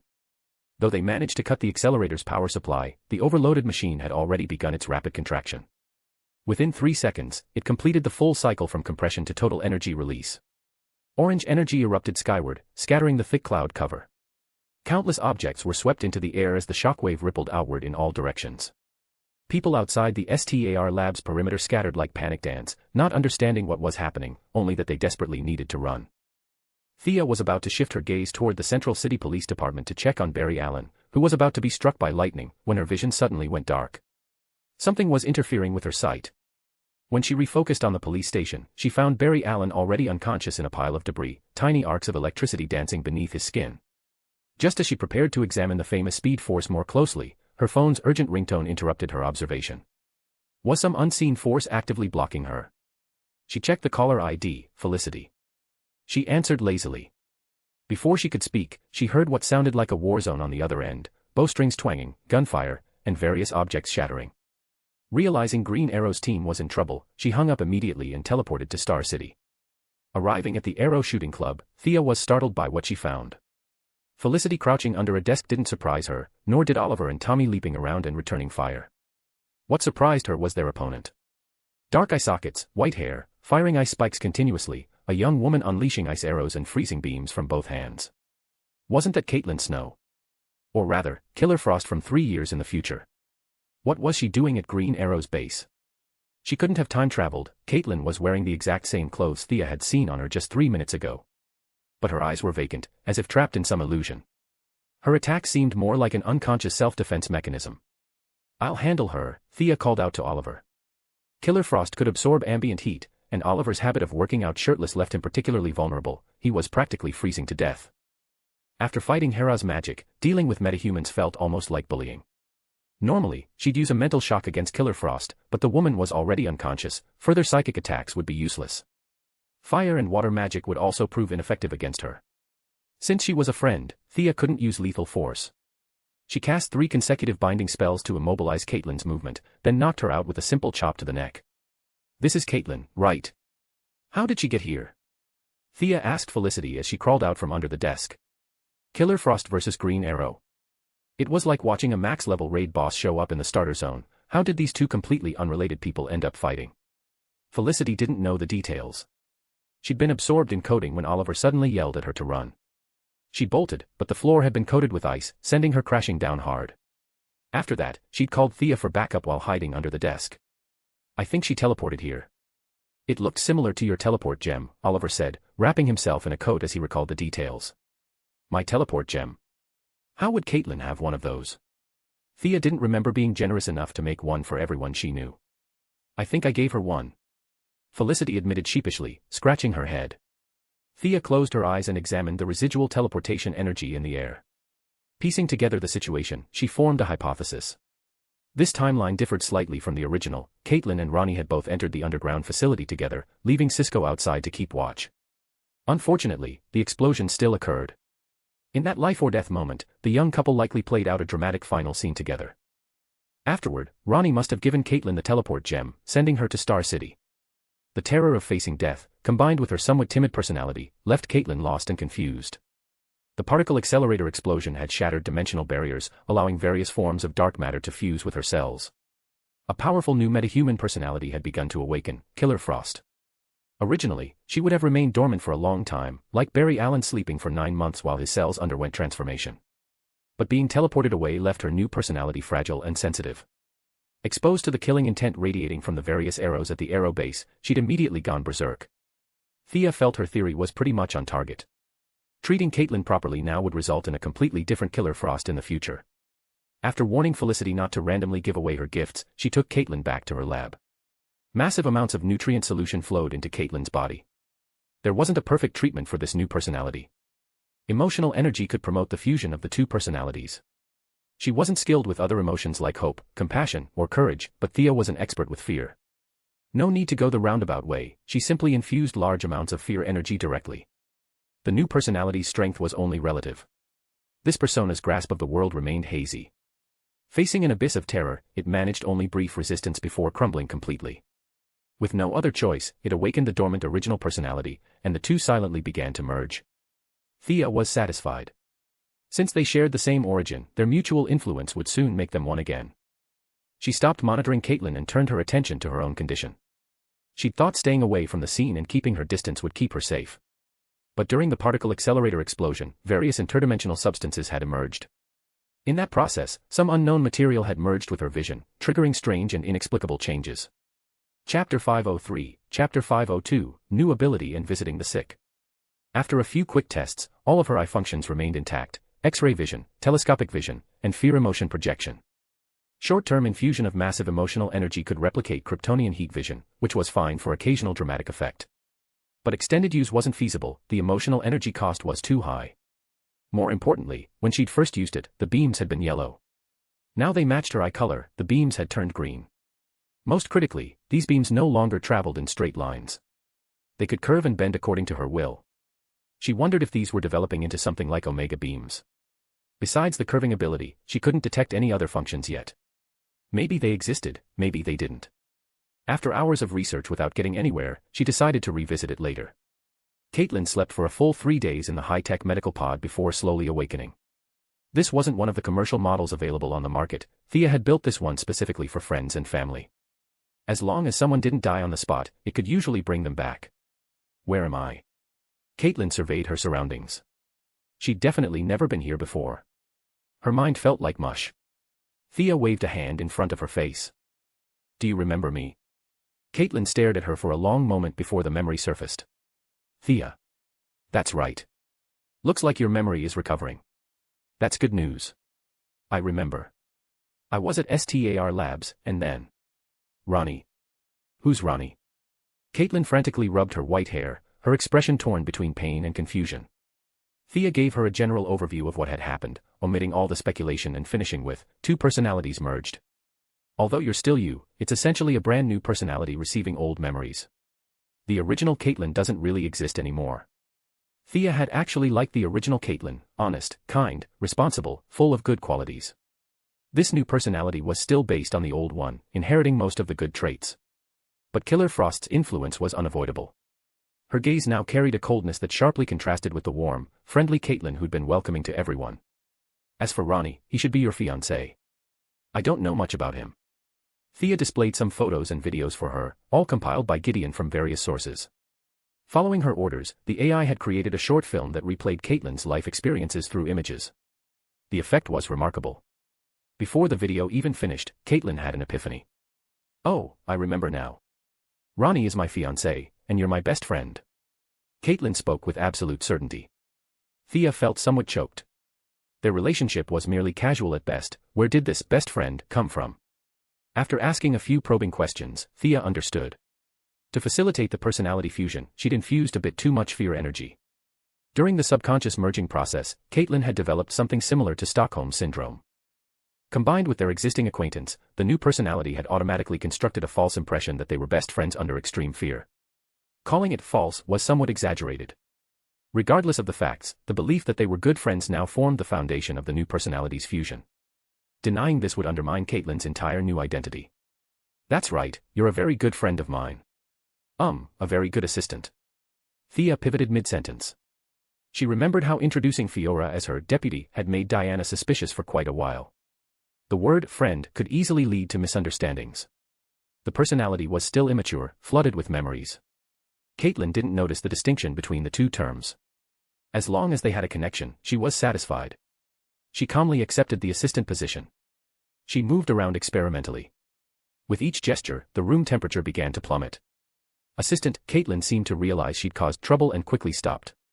Too much power was also a problem, she couldn't control it at all. Thea used magic to seal several neural pathways in her brain that controlled her metahuman abilities. Worried she might face danger unable to use her powers due to the seal, Thea gave her an imitation power ring. This replica had two functions: first, to hide the ring's existence, and second, to temporarily unlock the seal inside Caitlin. As for the white hair, there was no need to conceal it. After disappearing for 3 days, there had to be some explanation. Yes, Thea planned to send her back to Reverse Flash. 9 months remained until Barry Allen's awakening. Though Dr. Wells' cover identity had been disgraced, at least Reverse Flash had escaped public scrutiny. Who knew if he'd actually wait peacefully for 9 months? If he pulled something unexpected, Thea would be at a disadvantage. She instructed Caitlin, no matter what Reverse Flash asked, the answer was, I don't know, or I'm not sure. If he mistakenly assumed Caitlin had awakened teleportation abilities, that was fine too. Thea invented over a dozen excuses on the spot and had Caitlin memorize them all for improvisation. She then had Gideon simulate Reverse Flash's thought patterns and behavior, running several tests. Caitlin perfectly portrayed a traumatized young woman. Whether frowning while saying, I don't know, or struggling to think while unable to produce answers with, I'm not sure, the now less honest Caitlin performed flawlessly. Shortly after Caitlin returned, new information came back. Reverse Flash had only briefly questioned her whereabouts before giving the entire lab extended leave, attendance optional. He was busy playing the role of a middle-aged scientist tormented by guilt and conscience. Just like in the original timeline, the speedster Reverse Flash now sat in a wheelchair, pretending to be paralyzed. Every day, his weathered face endured accusations and interrogations from all sides. One day after Caitlin returned to Central City, Thea and Oliver also arrived at STAR Labs. The siblings had come to visit Barry Allen. Barry's foster father, Joe West, had learned that Thea was one of the world's foremost medical experts. After calling in countless favors through a convoluted network, he'd finally reached out to her. Oliver had also gotten wind of the news, which led to the siblings' visit together. Dr. Queen, please take a look.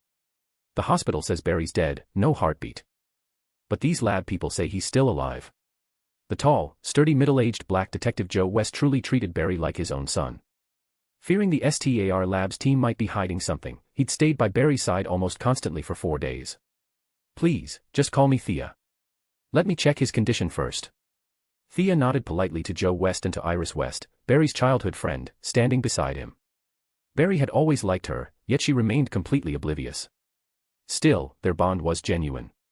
Chapter 504, Chapter 503, Star City's Future. Iris had cried until her eyes were red and her voice was hoarse. She nodded and stepped aside. Obviously, Thea couldn't just walk up and cast a greater healing spell. Not only was Reverse Flash likely watching from somewhere, but even without witnesses, she couldn't do anything too obvious. Fortunately, as a contemporary medical giant, Dr. Thea Queen was proficient with all medical equipment. Many of STAR Labs' diagnostic devices had been developed by Queen Consolidated anyway. After a thorough and responsible examination, Thea understood the situation. From external and internal perspectives, Barry showed no obvious anomalies. Magic could forcibly awaken him, but the consequences would be catastrophic. She had no desire to fight a pack of speedsters from different time periods. Mr. West, please don't worry. Barry doesn't lack a heartbeat, it's beating too fast for the machines to detect. His body is undergoing a very peculiar transformation. His cells, bones, lymphatic system, muscles, even his skin, everything is changing fundamentally. Thea spoke with absolute certainty. As a Nobel Prize laureate in medicine, no one in the world would dare easily refute her conclusions without testing them hundreds of times. Joe West, a lifelong police officer, naturally didn't question her. But concern still shadowed his features as he asked, when will Barry wake up? Thea made a show of calculating before delivering her final answer. 9 months. After some brief conversation, the siblings bid farewell to the somewhat reassured father and daughter. They then went to meet the lab's owner, Reverse Flash disguised as Dr. Wells. To compensate the victims' families, Reverse Flash had liquidated all of the Wells identity's assets to pay the astronomical damages. Having dismissed everyone, he now literally lived at the lab. "Doctor, please accept my condolences." "Failure is the mother of success," Thea consoled with feigned sincerity. Seeing that she hadn't simply yanked Barry awake, Reverse Flash relaxed somewhat. His acting exploded into full force as he said tearfully, 17 dead, over 100 injured. "I failed everyone who trusted me." The two engaged in a dramatic performance. Thea seamlessly merged her dual personas of life-indifferent capitalist and cutting-edge medical researcher. Reverse Flash cycled through pain, guilt, and regret. Both drew on genuine emotions, went through the motions, then went their separate ways. Reverse Flash's mother wouldn't be born for at least another 400 years, Thea wouldn't be seeing her anytime soon. She went home to find her own mother. Moira's mayoral term had less than 2 years remaining. Both she and her advisors welcomed her plan to run for the White House. However, the process was extremely complex.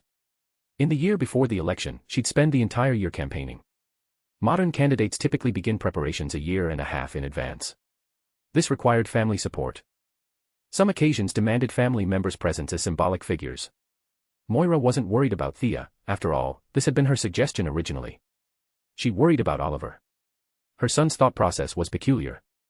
Honestly, as his mother, she wasn't entirely sure what went on in his head. As expected, upon learning of her next move, Thea showed no reaction, simply nodding in acceptance while continuing her dinner. Oliver seemed dazed. His mother was running for President of the United States. Would this affect him? Absolutely. At minimum, the FBI and CIA were responsible for protecting the president's family. Being constantly watched by agents would make his nightly vigilante activities far less convenient. But Oliver had no grounds to object.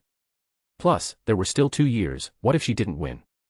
With that thought, Oliver followed Thea's example and focused on his meal. Moira was satisfied. If the children weren't objecting, that meant they supported her. After a moment's hesitation, Moira continued. "Thea, your relationship with Miss Prince, it won't become too public, will it?" It took Thea a moment to grasp her mother's meaning. She was worried about a major scandal. Thea waved dismissively. "Don't worry. We have extremely long lifespans. By Diana's standards, we're still very young." Receiving a satisfactory answer, Moira turned to Oliver. "And you? What about you and that Chinese woman?" The rest of dinner devolved into discussions about Oliver's marriage prospects. Honestly, Moira wasn't particularly satisfied with Shadow, but she wouldn't be happy if Oliver chose Laurel either. In short, it was the classic mother-in-law syndrome, she could always find something to criticize. After dinner, the family rarely sat together in front of the television to chat. Thea specifically inquired about the post-Moira era, who would succeed as Star City's mayor in 2 years. In the original timeline, several mayors had died in office consecutively. 2 years later, Oliver had transformed himself into mayor. That was impossible now. Mother-to-son succession. Too shocking. Basic democratic principles had to be maintained. Sebastian Blood. A very ambitious young man. "I sense he'll ultimately prevail," Moira offered her assessment of Star City's future mayor. Sebastian Blood. Thea thought for a moment. She had a vague impression. A showman in the original timeline, he'd emerged as a mayoral candidate after Malcolm's earthquake-devastated Star City. He'd actually been working for Deathstroke. Now Malcolm and Lady Shiva were inseparable, and Deathstroke was conquering alien territories. Neither had anything to do with Star City anymore. Thea heard it and dismissed it, not taking the matter to heart at all. However, while she didn't care about others, someone had their sights set on her. 2 days later, on a sunny afternoon, her phone's low hum interrupted her work. "What is it, Gideon?" "Someone has triggered security file codenamed M," the AI reported emotionlessly. "Show me." Thea activated her desktop display. 1 minute ago, someone attempted to access records from 22 years ago regarding Dr. Gill at Star City Hospital and your birth certificate. Thea rubbed her temples. "How did you handle it?" "I intercepted according to the preset protocol, but the party hasn't given up. Based on information from their computer, they're digging deeper into this matter."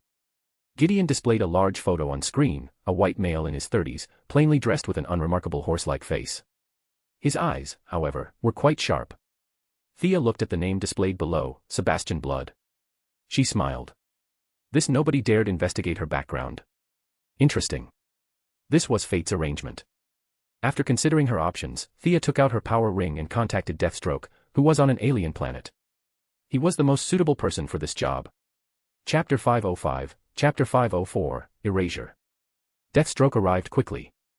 After receiving his target, he asked no questions and went solo to capture the men. Half an hour later, Thea met the audacious mayoral candidate Sebastian Blood in her lab. Deathstroke's sudden strike had clearly terrified the man. Though he tried to stand, his legs trembled like leaves in a storm. After several failed attempts, he gave up. "Mr. Blood, do you recognize me?" Thea sat in a chair wearing a sleeveless black dress, hands folded in her lap, asking with mild curiosity. Sebastian glanced at Deathstroke standing beside her, built like a bear, dual swords on his back, bloodstains still visible, and his stomach lurched. He wanted to say he didn't recognize her. But thanks to Thea's widespread fame and his preliminary investigation, combined with what he'd been doing half an hour ago, he'd have to be brainless not to connect the dots. With bitter resignation and an ingratiating smile, he said, "I know you. Dr. Thea Queen, I've seen your photos. You're more beautiful than any photograph." Thea returned an elegant smile, though her words were ice cold. "You've been investigating me. Trying to find something to attack my mother with. Smearing your predecessor to elevate yourself, that was your plan, wasn't it?" Sebastian weighed his options internally before giving the slightest of nods. "Perhaps in your mind, I'm just a small-time figure, a symbol, a weapon to use against your political enemies. Am I right?" This time Sebastian didn't dare nod. He saw Deathstroke drawing his blades. The law couldn't save him now. Neither could voters. Only self-preservation.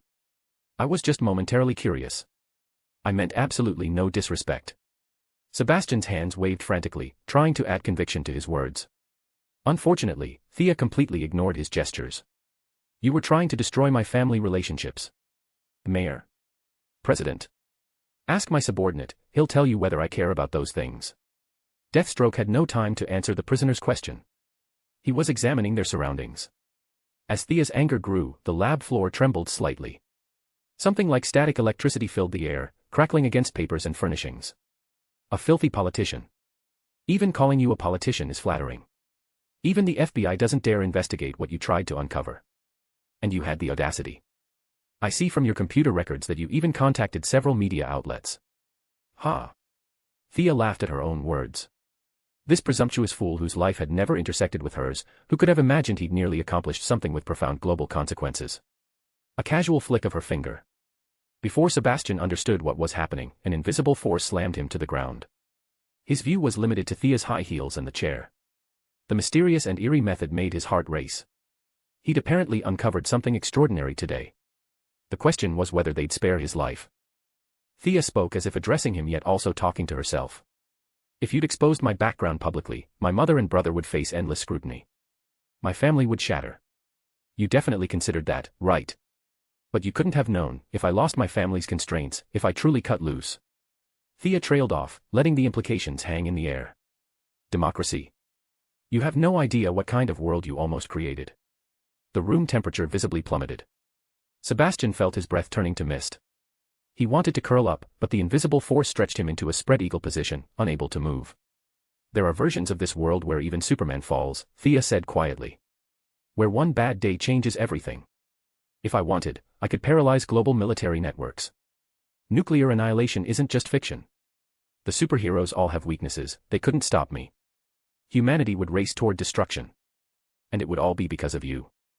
Mr. Sebastian Blood, do you understand that you, an insignificant nobody, briefly held the power to determine all of humanity's fate?" Thea observed his confused eyes. "You know nothing. No higher authority ordered this. No secret backing. You're just an annoying, pathetic worm. Your existence is meaningless. You can disappear now." Thinking Thea was about to kill him, Sebastian understood little of her previous speech, but he grasped that she was acting now. He struggled desperately, but it was useless. Just as despair consumed him, he suddenly found himself floating. Then he met Thea's emerald eyes. Prismatic light rippled through her gaze, as if some cosmic power was tearing through reality itself. Something invisible cut through the void around him. Sebastian didn't know how long it lasted, it felt like a year, yet also like an instant. Then he felt his mobility return. The terrifying woman was rubbing her temples. The bear-like muscular man looked at him with confusion. On reflex, Sebastian didn't think twice, he bolted. Back in the crowded streets, he felt like a lifetime had passed. Why had they let him go? Were they playing some cat-and-mouse game? He didn't know. He only knew he had to run. Getting in a taxi, he discovered he had no money. His phone, credit cards, everything was gone. Through smooth talking, he convinced the driver to take him to Star City, promising double the fare. But arriving in Star City, Sebastian was dumbstruck. His campaign office had become residential housing. He called his most capable assistant, the person claimed not to know him. Sensing something bizarre, he went to his criminal organization's hideout. He wasn't entirely innocent, he'd gathered some unsavory characters into a small gang to handle matters he couldn't be publicly associated with. The hideout's situation mirrored his campaign office. Same environment, but completely different people. Using his familiarity with the area to escape the taxi driver, Sebastian fled back to his residence. Climbing through the window, he found it was no longer his home. Different layout, different furnishings, photographs of strangers on the walls. Sebastian felt like he was losing his mind.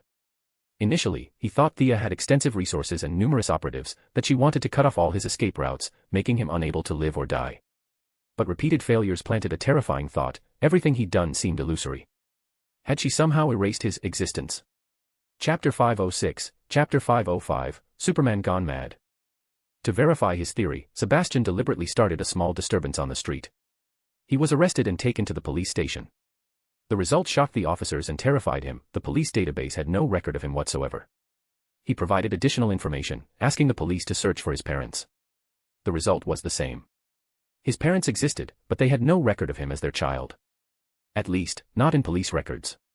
Finding someone with absolutely no documentation in modern society was quite unusual. Many officers gathered to observe. Sebastian recognized several of them, but none recognized him. His heart grew increasingly desolate. He acted insane at the station for 2 days, leaving behind what might become an urban legend about a time traveler, before being transferred to Star City Psychiatric Hospital. This minor incident became water cooler gossip at the Star City Police Department. Before long, word reached Thea's ears. She merely smiled. Who could imagine this man had once planned to run for mayor? No one remembered him. In everyone's memory, Sebastian Blood didn't exist. Everything he'd said or done, except for Thea and himself, no one knew this person's past. All traces of his existence had been erased from the source by reality warping power. The cost was a week of headaches and dizziness for Thea. Erasing just one ordinary person had made her miserable. This technique, which she'd named the Erasure Eye, couldn't be used lightly again, at least not in the current stage. Star City returned to tranquility. No one remembered any Sebastian.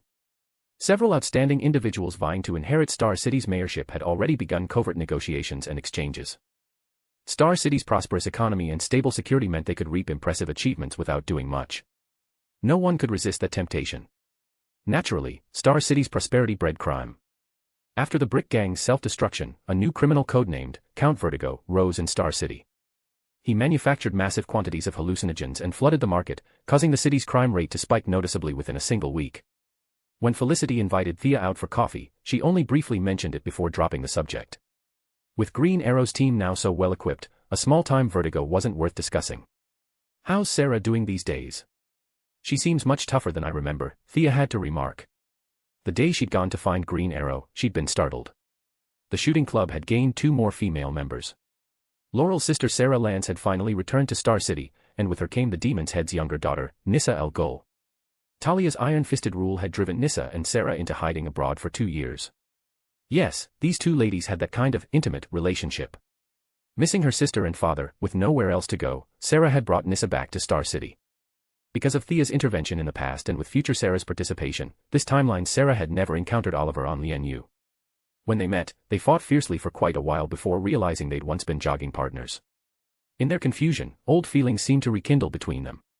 This enraged the Demon's Head's daughter. "You can't steal Sarah from me." Their emotional entanglements were beyond complicated, chaos didn't begin to describe it. Compared to their intricate relationships, Count Vertigo was merely a minor nuisance. As an outsider, Thea found it messy. As an insider, Oliver found it even more chaotic. The siblings occasionally chatted about it, but ultimately they'd have to resolve it themselves. That day's purification of the Leviathan had increased atmospheric magical content. Combined with Central City's particle accelerator explosion, mysterious substances in the air were rapidly multiplying. Thea could sense abnormal turbulence beneath the calm surface. Bad things could happen at any moment. On a peaceful afternoon, as Thea finished her day's work and prepared to go home, an urgent phone call interrupted her plans. "Get to Gotham quick, Superman's gone mad." The caller was Barbara Gordon. The other end sounded like a demolition site, thunderous crashes echoing continuously. Without time to think, Thea donned her God-Killer armor and, consequences be damned, flew straight toward Gotham at full speed. Under her maximum velocity, Gotham appeared before her eyes in moments. Half a city block lay in ruins. Ordinary citizens fled desperately while street gangs seized the opportunity to loot. Police helicopters and news choppers filled the air, the former maintaining order, the latter fearlessly broadcasting breaking news. But the most eye-catching sight was Superman himself, intermittently airborne in his blue suit and red cape, his eyes blood red. On the ground, constantly engaging him in combat, was Batman wearing armor that looked like a bulky robotic suit. The heavy armor provided tremendous defensive capability, and various high-tech equipment gave it formidable offensive power as well. But caught off guard with zero preparation, even wearing this anti-Superman armor, Batman was being thoroughly beaten. What was happening? Just days ago, he'd been worried about Lois. Superman couldn't have turned dark this quickly, could he? Seeing Batman about to collapse, Thea had no time for questions. She flew down and intercepted Superman's killing blow. The overwhelming force sent her flying over 10 meters. Superman was simultaneously knocked back 2 meters. In pure strength, they still had a gap, but not a large one. What's going on? Can someone explain? Thea drew the God-Killer sword, its brilliant radiance clashing with Superman. His chest, something there is controlling him. Batman's damaged armor distorted his voice. Only then did Thea look at Superman's chest. His suit had always concealed any details, but now she could see something was wrong. Beneath the fabric, a dark purple plant had attached itself. 4 tentacle-like appendages continuously drained his life force while the plant's main body emitted sound waves similar to mental attacks. Through some peculiar resonance, it affected Superman's brain. Black Mercy. Thea recognized it immediately. She'd encountered this parasitic plant before while helping Poison Ivy catalog exotic specimens. Seeing it was one thing, dealing with it was another. The plant itself had no combat capability, but through long evolution, it possessed a damned symbiotic defense system. If forcibly removed, Superman's survival rate was less than 1 in 10,000. How had Supergirl resolved it in the original timeline? Thea dealt with Superman's attacks while trying to remember. The broken plant could hardly completely control a Kryptonian. Different life levels, like ants unable to control humans, it couldn't fully control Superman either. At least not completely. This relieved Thea. This kind of externally induced darkness was much easier to handle than Superman subjectively turning evil. A fully rational Superman who held back would be formidable. A Superman who abandoned all moral restraints would be catastrophic. But this puppet version, controlled by an alien parasite, couldn't even access a fraction of his true power. The only regret was that the plant's control over Superman made him immune to many mental control spells. This left Thea only able to fight him with her great sword. The situation was temporarily deadlocked. Chapter 507, Chapter 506, Prelude to War. As one of the Celtic pantheon's top-tier holy swords, injuring Superman wasn't particularly difficult, especially when his attacks had no technique to speak of. With plant-based mind control thrown into the mix, it became even easier. But without kryptonite breaking him down at the cellular level, every wound Thea inflicted healed almost instantly.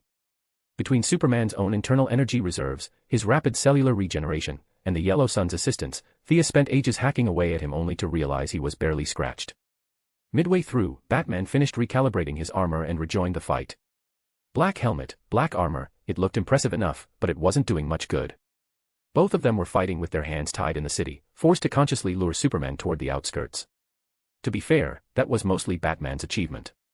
The mind-controlled Superman looked at Batman as if he'd murdered someone he loved, unleashing a barrage of punches and kicks with savage ferocity. If Batman's anti-Superman armor hadn't been built so damn sturdy, he might have actually died. Once they reached the outskirts, Thea finally stopped holding back. Her attacks grew sharper.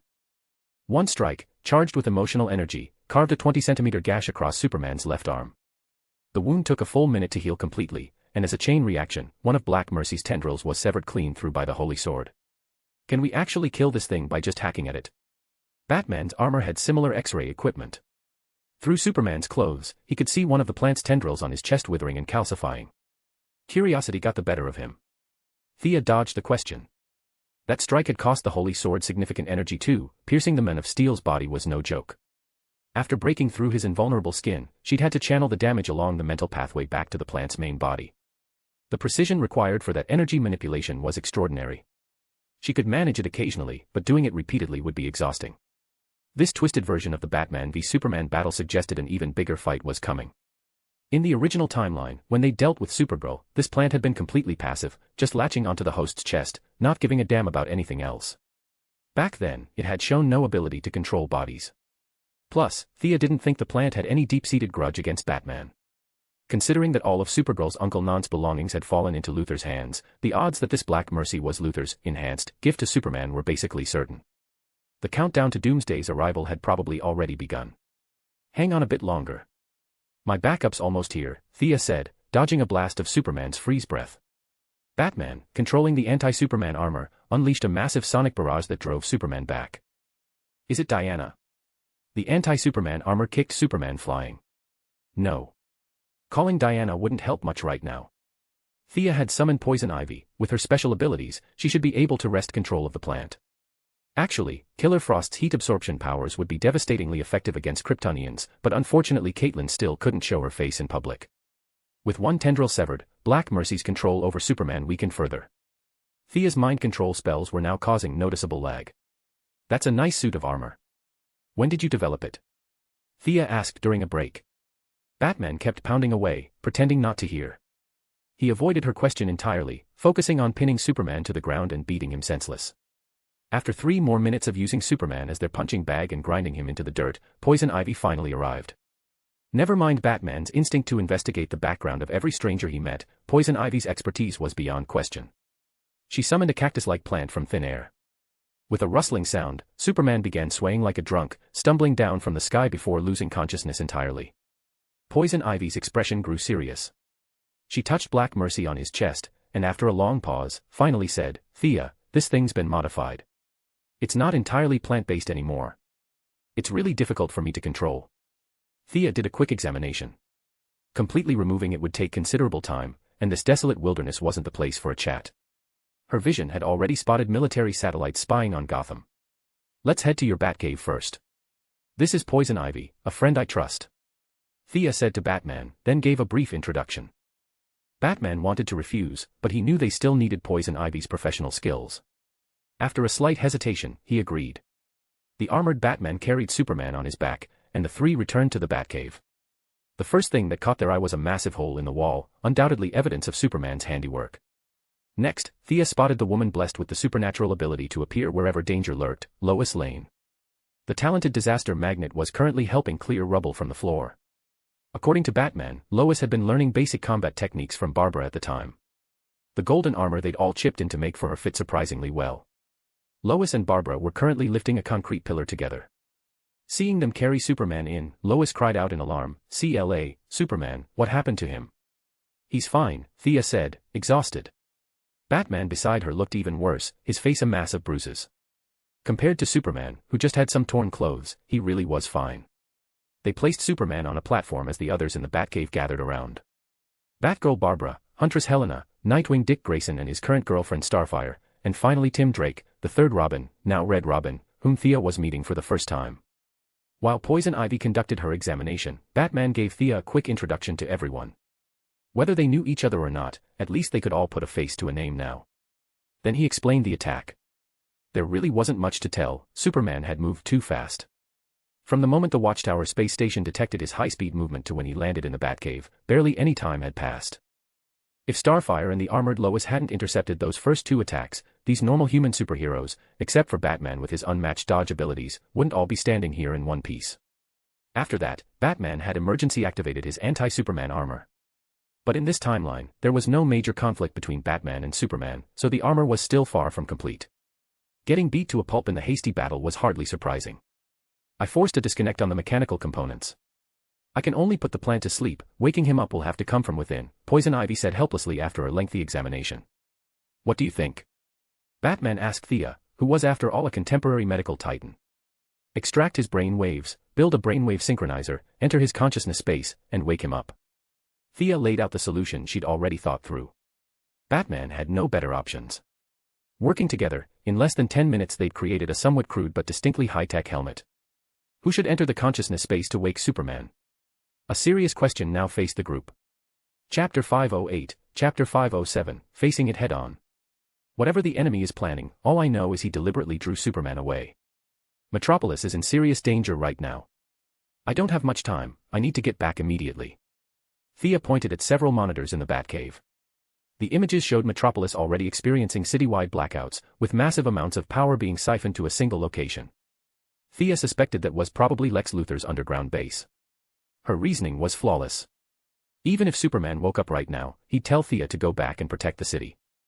Everyone present except Poison Ivy was a superhero, they all completely understood this choice. "Let me do it." "We're Lois volunteered, but she wasn't sure if she should mention her relationship with Superman. Thea decided immediately, Lois would do it.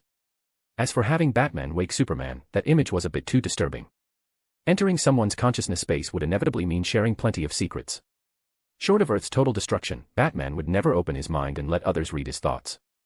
Leaving Poison Ivy behind to help, Thea said her goodbyes and flew back to Metropolis alone. With Superman in this condition, she couldn't count on him to fight Doomsday. As for Batman, making an ordinary human tag along would be cruelly unfair. On the way, Thea contacted Diana and Supergirl. With the three women's combined strength, they could fight their way through even apocalypse, let alone deal with a doomsday they were prepared for. In such a high-profile setting, fighting bravely under her true identity to earn all of humanity's trust and harvest willpower, that was the main reason she'd ignored Luthor's little schemes for so long. Entering Metropolis airspace, she found she still had some time. She dismissed her divine Aegis armor, put away her holy sword, and scanned continuously for anything unusual. Evening was approaching. The massive power shortage had plunged the city into darkness. People on every street corner were calling the police for help. Some sensitive citizens, sensing the calm before the storm, had hidden in their homes clutching firearms. Before long, Thea found signs of a battle at the city's edge. Both sides were nearly wiped out. One side wore military uniforms, active-duty soldiers. The other was a lone, weak woman, Mercy, Luthor's secretary. Miss Secretary was truly fierce. An ordinary human with no abilities or enhancements had single-handedly taken down 19 fully armed U.S. soldiers. Her injuries were mainly from grenade shrapnel that had torn into her abdomen. Heavy blood loss slowed her down until she finally took bullets and fell. When Thea arrived, she found Mercy had been shot at least 6 times, but still had a faint breath left. Was it really worth sacrificing so much for Luthor? Thea couldn't understand. With Mercy's looks and abilities, she had it all. As a modern woman, she'd somehow developed the loyalty of an ancient death-sworn warrior. It actually moved Thea a little. Unfortunately, Miss Secretary was already on death's door and couldn't possibly answer her questions. Thea sighed a few times.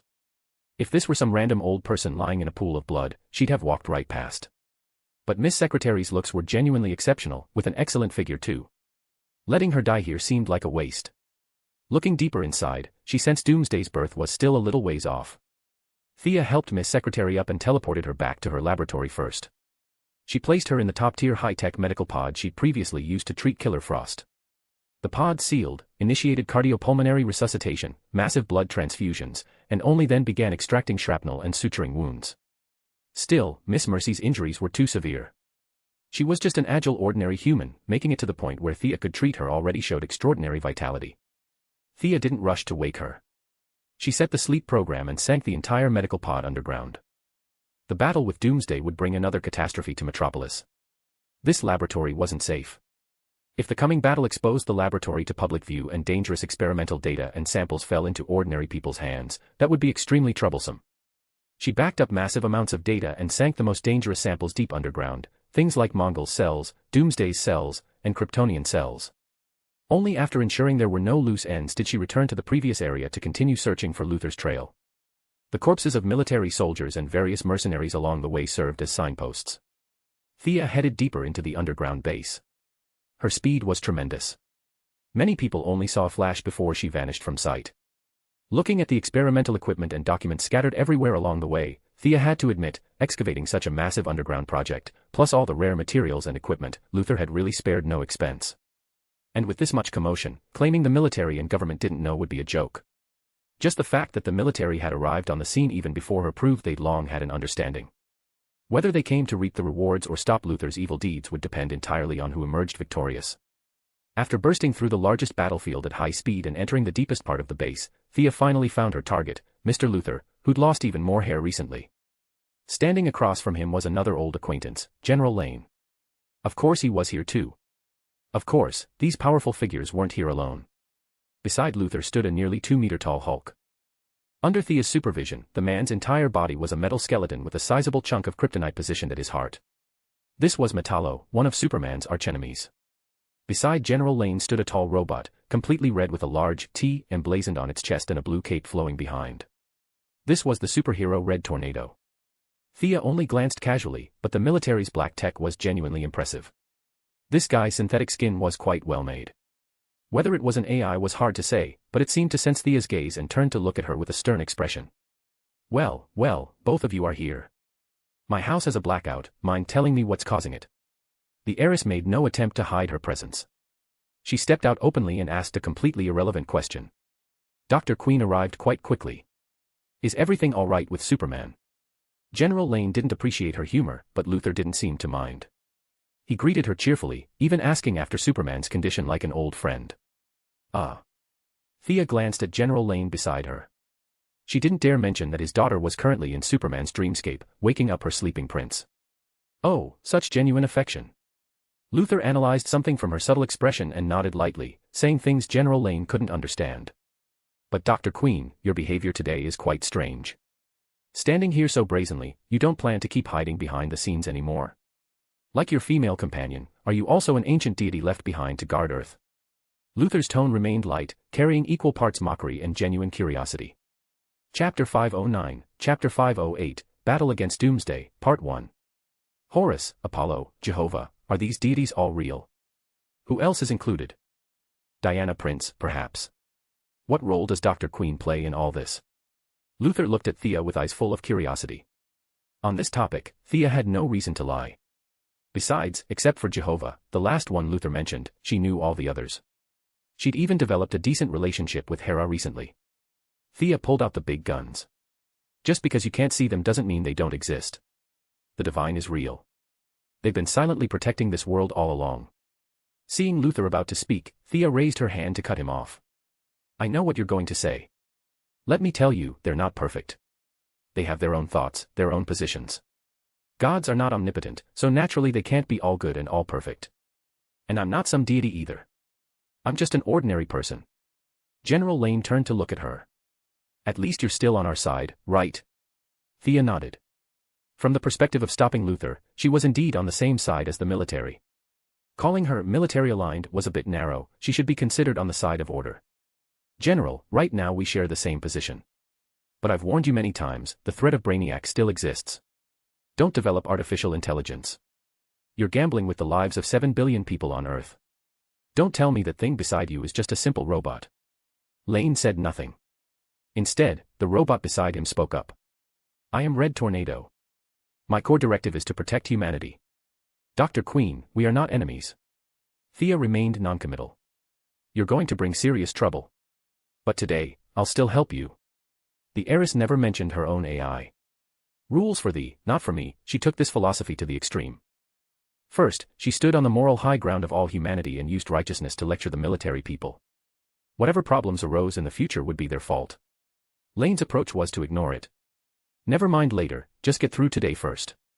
Several people secretly monitoring Luther had all reported energy reactions far exceeding their calculations. After multiple fruitless negotiations, the military had no choice but to take desperate action, bringing their latest robot model to arrest him. Unfortunately, they were still a step too late. The Genesis chamber before them wasn't the swimming pool size from the movie, but as large as a football field. The liquid in the pool rippled in the dim light. A translucent membrane was slowly rising to the surface, and 2 arms could be seen struggling inside. Haha. I don't care if you're a deity or not.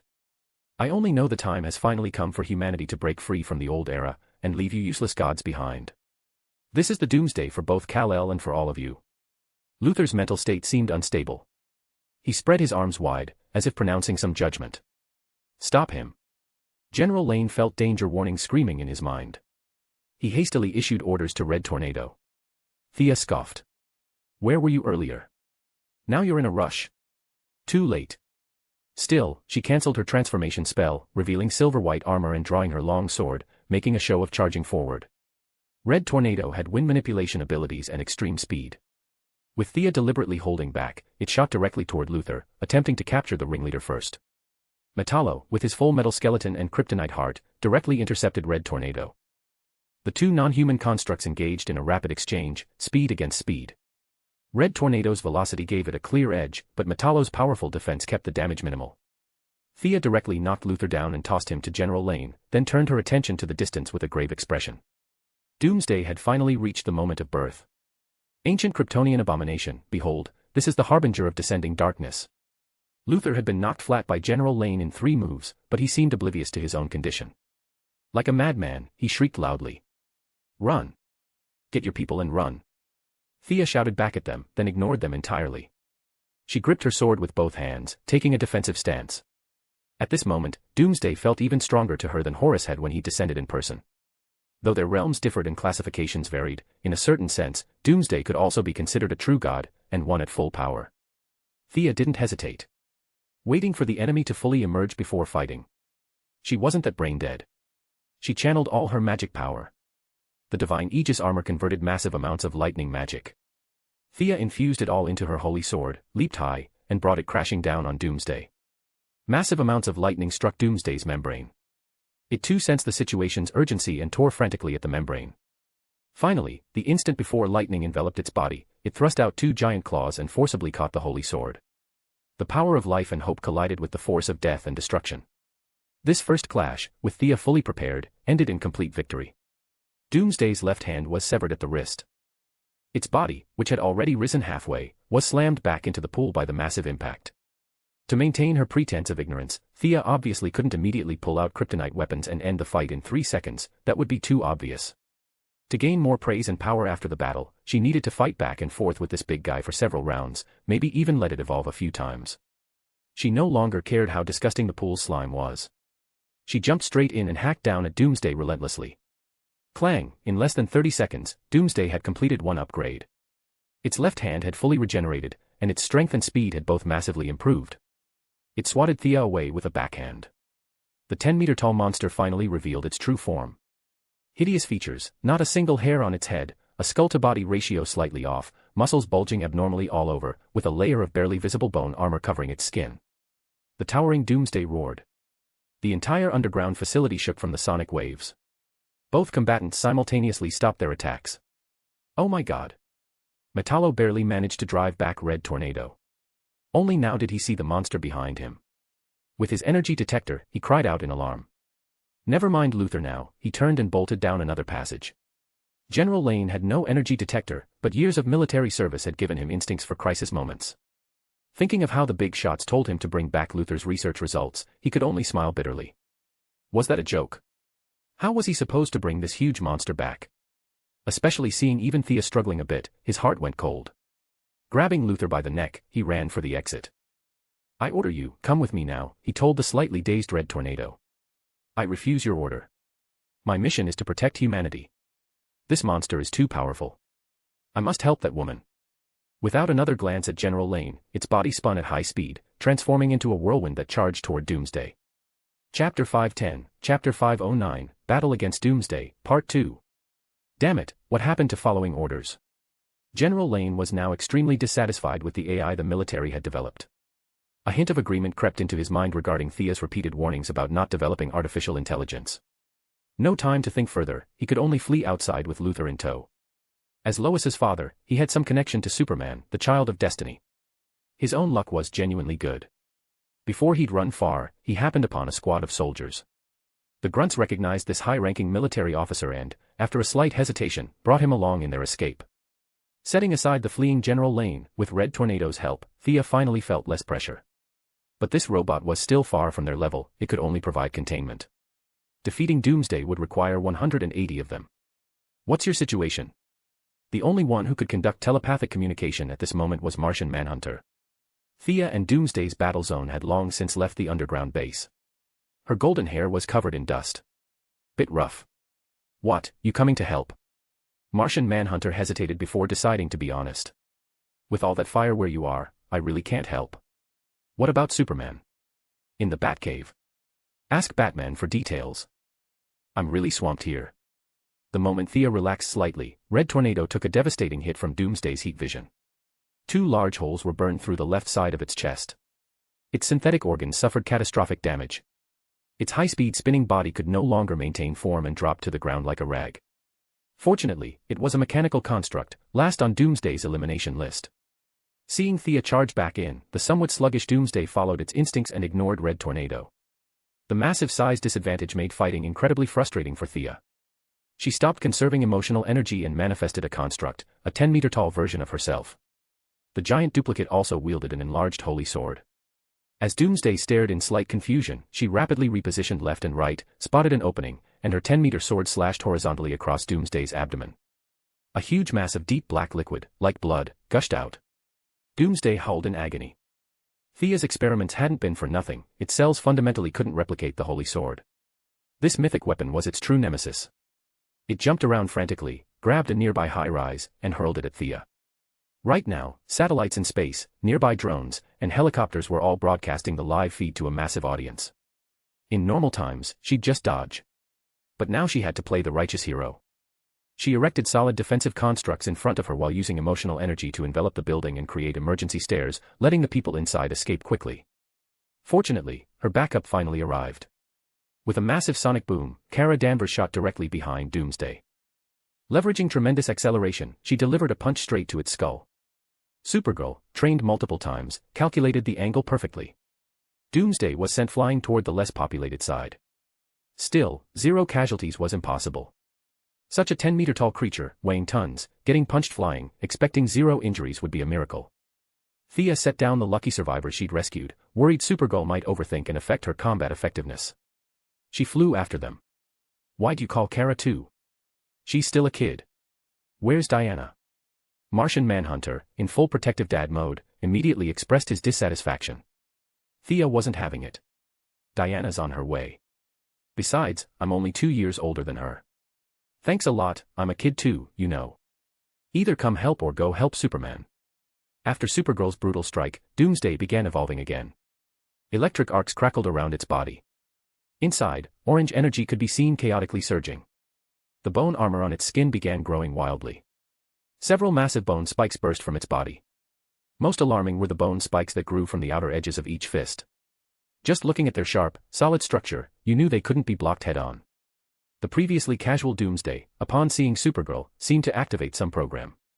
In the battle between the two women, more lethal attacks were now directed at Supergirl, leaving the young woman struggling to keep up. "Hey, eyes on me." Thea leaped out of the combat zone. Her hands traced complex patterns in the air while her mouth chanted awkward incantations. She then pulled out the Death King's staff. A full 15 seconds passed before she could release the spell, a great-white ray shot directly at Doomsday. Aging curse. Everything has its limits, and Thea's research showed that Doomsday's cells had limits too. It was just a composite will, not as straightforward as ordinary people. Ordinary people, whether young, middle-aged, or elderly, were easy to distinguish. They could be viewed as a unified whole. But Doomsday was an aggregate. Its mind was a composite. Some cells in its body existed in a living state, while others, depleted of energy, fell into a dead state. These dead cells were then devoured to generate new living cells, creating the false impression that its energy was inexhaustible. Thea's solution was to attack it at the source, cutting all cellular division rates in half. Cells that could divide 100 times couldn't even reach 30 under the aging curse before dying completely. Her spell took immediate effect. Doomsday began roaring. Unfortunately, Supergirl's attacks remained sharp. Its cellular loss rate began accelerating. Massive amounts of dead skin and rotting flesh were shed by the main body. Its original 10-meter height shrank to 8 meters before stabilizing. It tried to enter another evolution cycle, but sadly, its cellular foundation had been depleted. Several attempts all failed. This thing's getting weaker. Supergirl had no idea how many experiments Thea had conducted for this one aging curse. She understood the principle of kicking someone when they're down, though. She swung her slender fists at Doomsday's bald head. Thea also began pursuing with her construct. According to her calculations, this aging phase wouldn't last long. As a Kryptonian biological weapon, though it had never encountered magic, many principles were universal. Information encoded in its genes would help Doomsday find a new way out. Sure enough, while being brutally beaten by the two women, Doomsday began actively shrinking its size. It retracted the bone armor and spikes that had been protruding outward. Massive amounts of fresh cells entered its internal circulation. Its vitality was recovering in a suicidal, wave-after-wave manner. Like a precision machine, Doomsday continuously squeezed every ounce of energy from each cell, then devoured and recombined them to generate new cells. In less than a minute, it had stopped its decline and made corresponding adjustments. Chapter 511, Chapter 510, Battle Against Doomsday, Part 3. To guard against Thea's next aging curse, Doomsday evolved a thick keratinous layer on its skin. It recycled countless dead cells, stacking them layer upon layer on its exterior.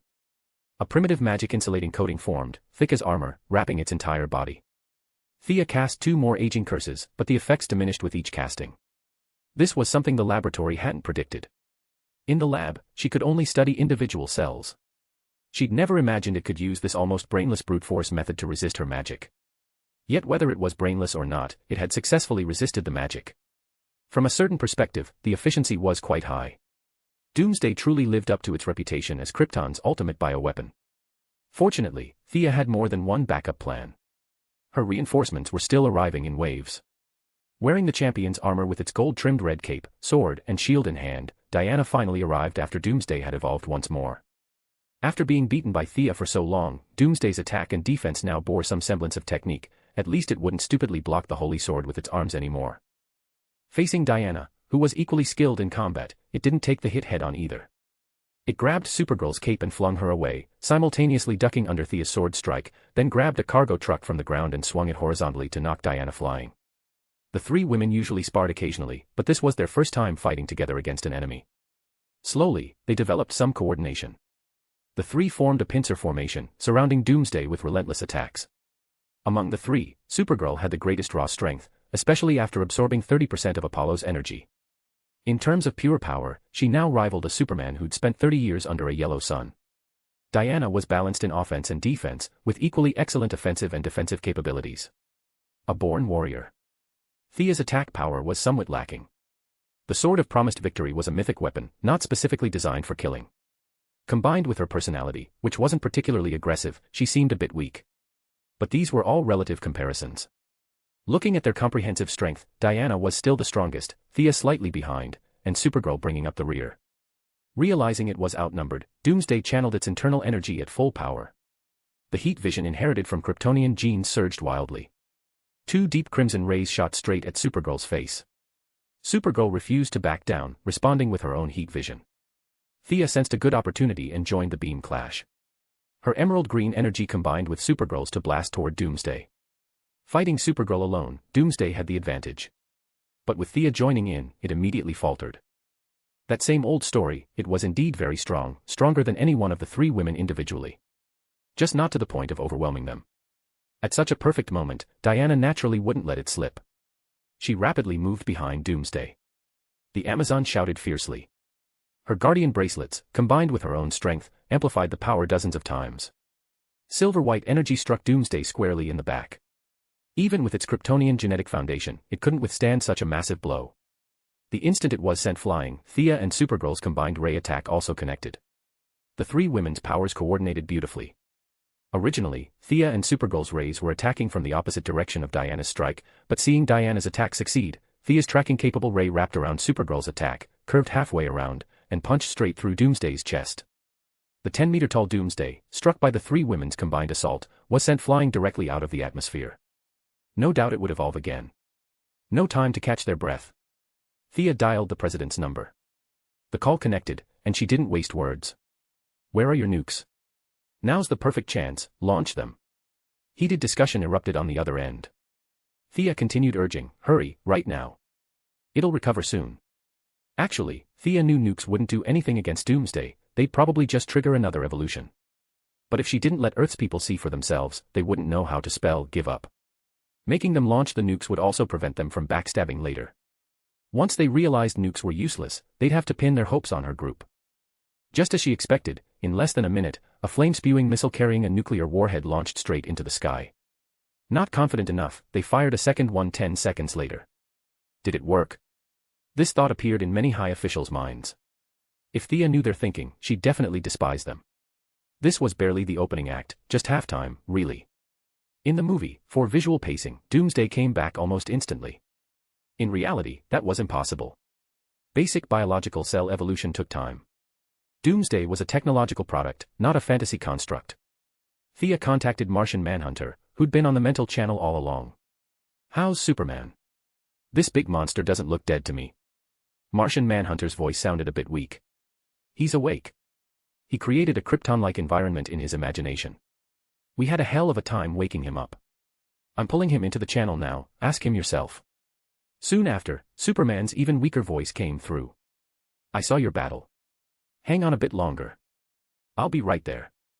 Thea craned her neck looking around for ages but saw no sign of this. "Right there, Superman. Stop looking. He's in my Batplane. Doesn't your yellow ring restore him?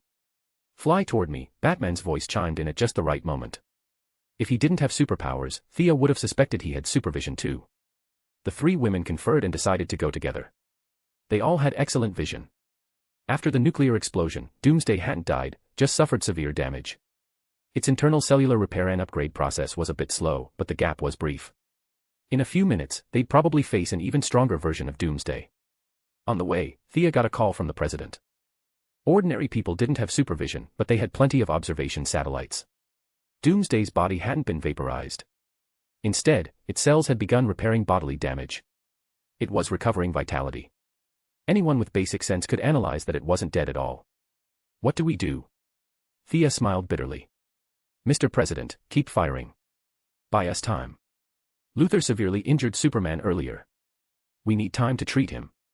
Whether humanity has a tomorrow, I don't know. Let's weather this storm together. Thea spoke with great emotion, but a pessimistic atmosphere spread through the phone to blanket the White House. The president nearly smashed his phone. Jabbing a finger at several top military officials, he launched into a tirade. This is your, everything's under control. Has Luthor talked yet? He created this thing, does it have a weakness or not? Take pity on me, will you? Just tell me. Chapter 512, Chapter 511, Battle Against Doomsday, Part 4. The generals exchanged bewildered glances. Finally, the oldest among them responded. I'm sorry, Mr. President. We've tried everything, even deep hypnosis. From our analysis, it appears Luthor created an invincible monster. The situation is dire. We need your decision on how to proceed. The president's pointing finger trembled. He was so furious he could barely speak. These bastards had been playing their secret games all along, and now that things had spiraled out of control, they were throwing him under the bus. For crying out loud, he should have been out enjoying himself by now. Instead, here he was at this ungodly hour, stuck dealing with these incompetents. You all saw what the nuke did. What other options do we have? Give me something I can actually authorize. The president had no real authority over these people and no way to punish them. He could only vent his frustration verbally before cleaning up their mess himself. Suppressing the urge to grab an assault rifle and shoot these generals, he turned to his advisors. Everyone fell silent. What could they do against such a terrifying monster? They all kept their heads down. We've been reduced to relying on 3 women to save us. Gentlemen, where are our male superheroes? The president pointed at the TV screen in frustration. Where's Superman? And what about Batman? Where are these people? Commander Waller, the president turned to Amanda, then noticed her displeased expression and immediately realized his mistake. Sorry, I didn't mean to be sexist. I don't even know what I'm saying anymore. Fortunately, Amanda had strong patriotic fervor and automatically ignored the sexism issue, reporting in her characteristic robotic manner, Superman was severely injured by Luthor earlier. As for Batman, he's just an ordinary human. His contribution to a battle of this magnitude would be limited. Luthor. Always Luthor. The president wanted to devour him. He slammed the desk. Bring Luthor to me. Seeing the president about to lose it completely, his voice echoing through the White House, bring him, no one dared provoke him further. Before long, Luthor was brought in. Mr. Luthor showed no awareness of being a prisoner. He even offered architectural commentary on the White House's layout, infuriating the president enough to consider execution. Weakness. Luthor looked at the president like he was hopelessly ignorant. He pointed at the images of Thea and the others on screen. These people have weaknesses, their families, their emotions. But the Doomsday I created is perfect. It has no emotions, no concept of good or evil, and therefore no weaknesses. Unfortunately, most of the politicians in the room specialized in law and social sciences. They completely failed to grasp Luthor's theological and critical perspective. The only thing they understood was that Thea and her allies had weaknesses, while the monster threatening to destroy Earth did not. This news couldn't be worse. The president had no choice but to reconnect with Thea. Thea poured out her grievances, her acting skills in overdrive. She described Doomsday's growing strength and apparent invulnerability. In short, the enemy was too powerful, you'd better start praying. Luthor, who didn't know the meaning of fear, beamed with pride as she praised Doomsday, as if his own child had been complimented. This only deepened everyone's despair. Following Thea's advice, they actually began praying.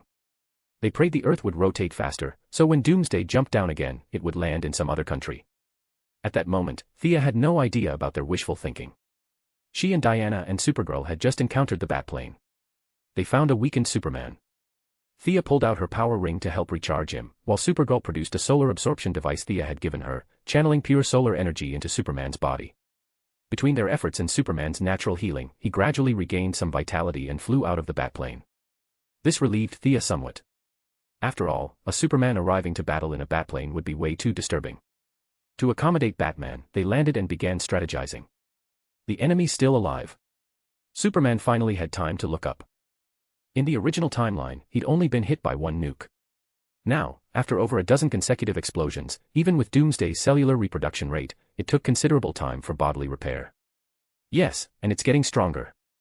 Initially, I could fight it to a draw. Now it takes all three of us together to barely suppress it. Its cellular reproduction is extremely fast. The cells. Thea gave them the condensed version of her battle analysis. Midway through, they reconnected with the White House. Luthor held nothing back, detailing his entire experimental process. For him, showcasing his genius was paramount. Kryptonite. Batman and Superman simultaneously realized Doomsday's weakness after hearing Luthor's account. Just as they were discussing strategy, a meteor-like object plummeted toward the ground. Everyone's prayers had been completely wasted, its target was still Metropolis. Doomsday's back.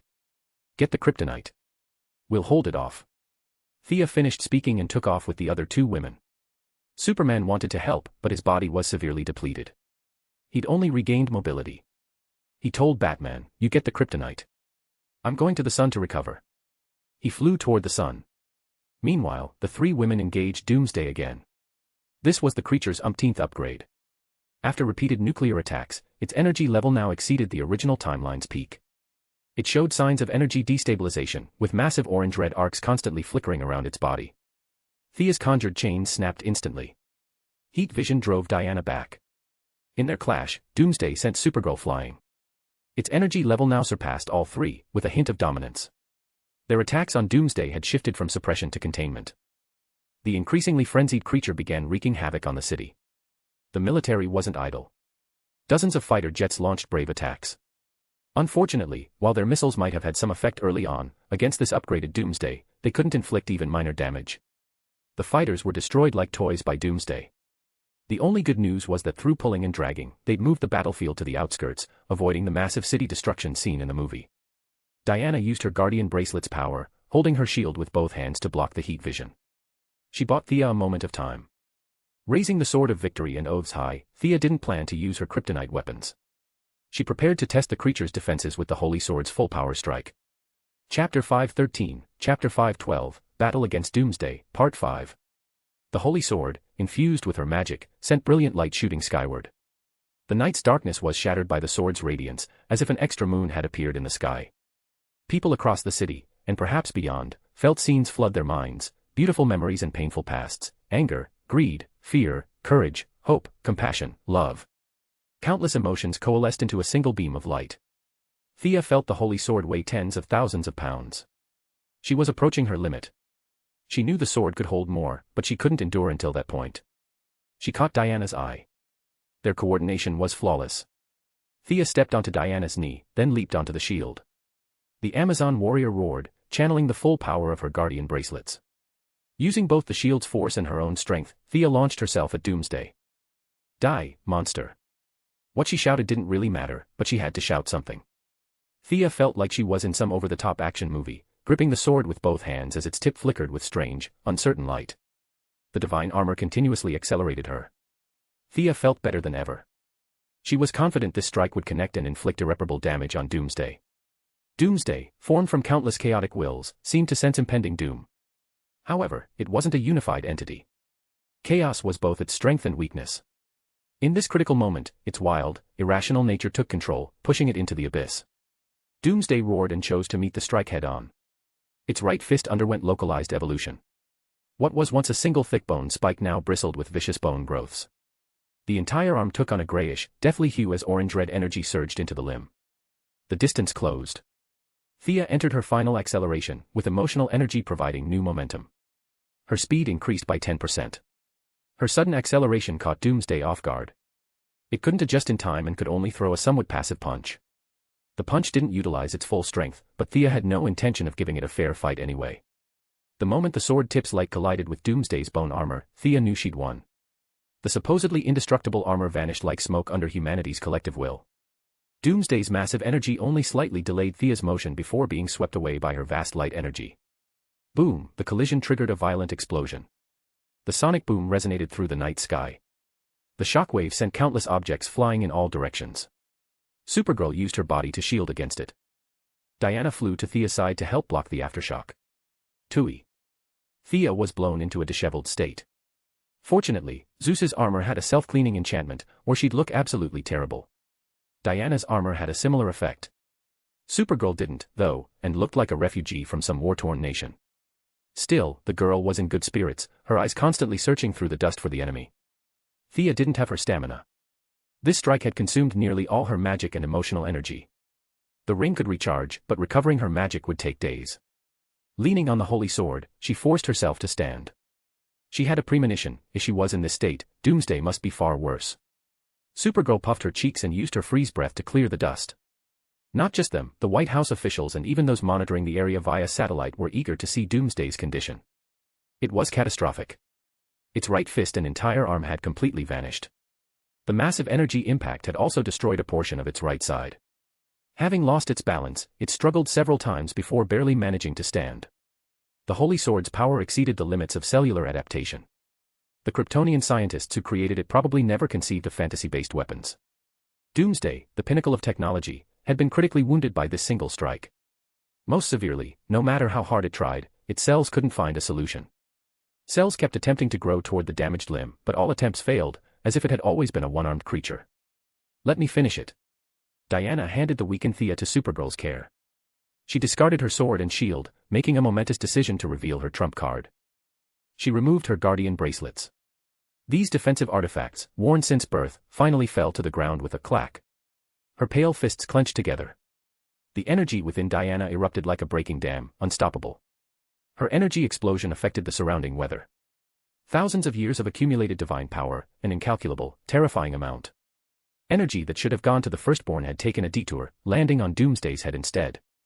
Thea initially wanted to stop her but changed her mind. Keeping this energy bottled up wasn't helping Diana progress. Over the next 2 years, Doomsday would likely be their greatest enemy. Letting Diana blow off steam wasn't necessarily bad. If Doomsday could read minds and speak, it would surely curse them. Easy for you to say. This wasn't not bad, this was catastrophic.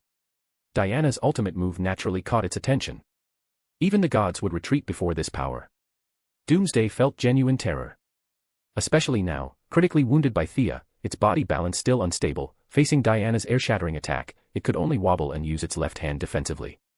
With her energy surging, hair completely loose, eyes golden, Diana saw Doomsday's counterattack as both feeble and laughable. She deflected its strike, then descended like divine punishment, slamming a fist into Doomsday's ugly, deformed head.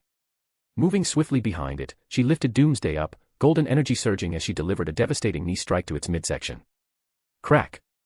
With that explosive sound, Doomsday's spine shattered. Though its cells frantically repaired the damage, it couldn't stand in the short term. World leaders and superheroes witnessing this cheered. Batman instinctively covered his lower back. Diana was a warrior, not a knight. Showing mercy to a downed opponent. Impossible. Blazing with golden light, fierce as a descending tiger, she unleashed a flurry of punches and kicks on Doomsday. Never having known defeat, with only madness in its brain, Doomsday was genuinely stunned. Diana's short-term energy burst exceeded its current limits. Doomsday's destruction was at hand. Chapter 514, Chapter 513, Battle Against Doomsday, Part 6. White House officials watching the scene erupted in celebration. The terrible crisis seemed to be turning around, which thrilled them all. Ordinary people had no say in their fate. If they died, they died. But these politicians were different. They'd sacrificed so much to climb to their current positions. Dying randomly to some rampaging monster felt profoundly unjust. Now that the monster was about to be eliminated by the heroes, though these heroes' abilities were admittedly abnormal, at least they could communicate and negotiate. The president and his colleagues were already viewing future events through a political lens. The only unhappy person in the White House was Luthor. How is this possible? Doomsday is losing. They're actually this powerful. Luthor helped himself to paper from the president's desk and began calculating. It needs 3 more complete evolutions to defeat this woman. Luthor felt like he'd lost another handful of hair, muttering to himself. What? This thing could keep evolving. The officials, who'd been thinking politically, instantly shrank back to the perspective of human survivors. What were they waiting for? Kill it now. The president didn't know how many times he'd called Thea today. Her previous phone had been destroyed in combat. Her blue dress armor was impressive, but Old Man Zeus hadn't designed pockets into it. She used phones on a disposable basis. Each time, FBI agents risked their lives to deliver new ones. Since time was critical, the president briefly inquired about Thea's condition before addressing how to eliminate Doomsday. Luther says this thing will be unstoppable after 3 more evolutions. Do you have any other methods? Thea was noncommittal. Luther probably didn't know that from now on, Doomsday could only be disabled. The Sword of Victory and Oaths had severed its arm at a fundamental level. Without intervention from those whose names cannot be spoken, or a chief god at Zeus's level, that arm would never regenerate. We have a way to completely eliminate it, but we need time. Ah, here he comes. Thea hung up as Batman returned with a kryptonite spear. Superman, having recovered at the sun, landed majestically. Unfortunately, there was nothing left for him to do. Under Diana's wild assault, Doomsday's cellular repair couldn't keep pace with the damage. Its body was riddled with holes, being ground into the dirt like a rag. Everyone looked at Batman's glowing green kryptonite spear. Who would deliver the final blow?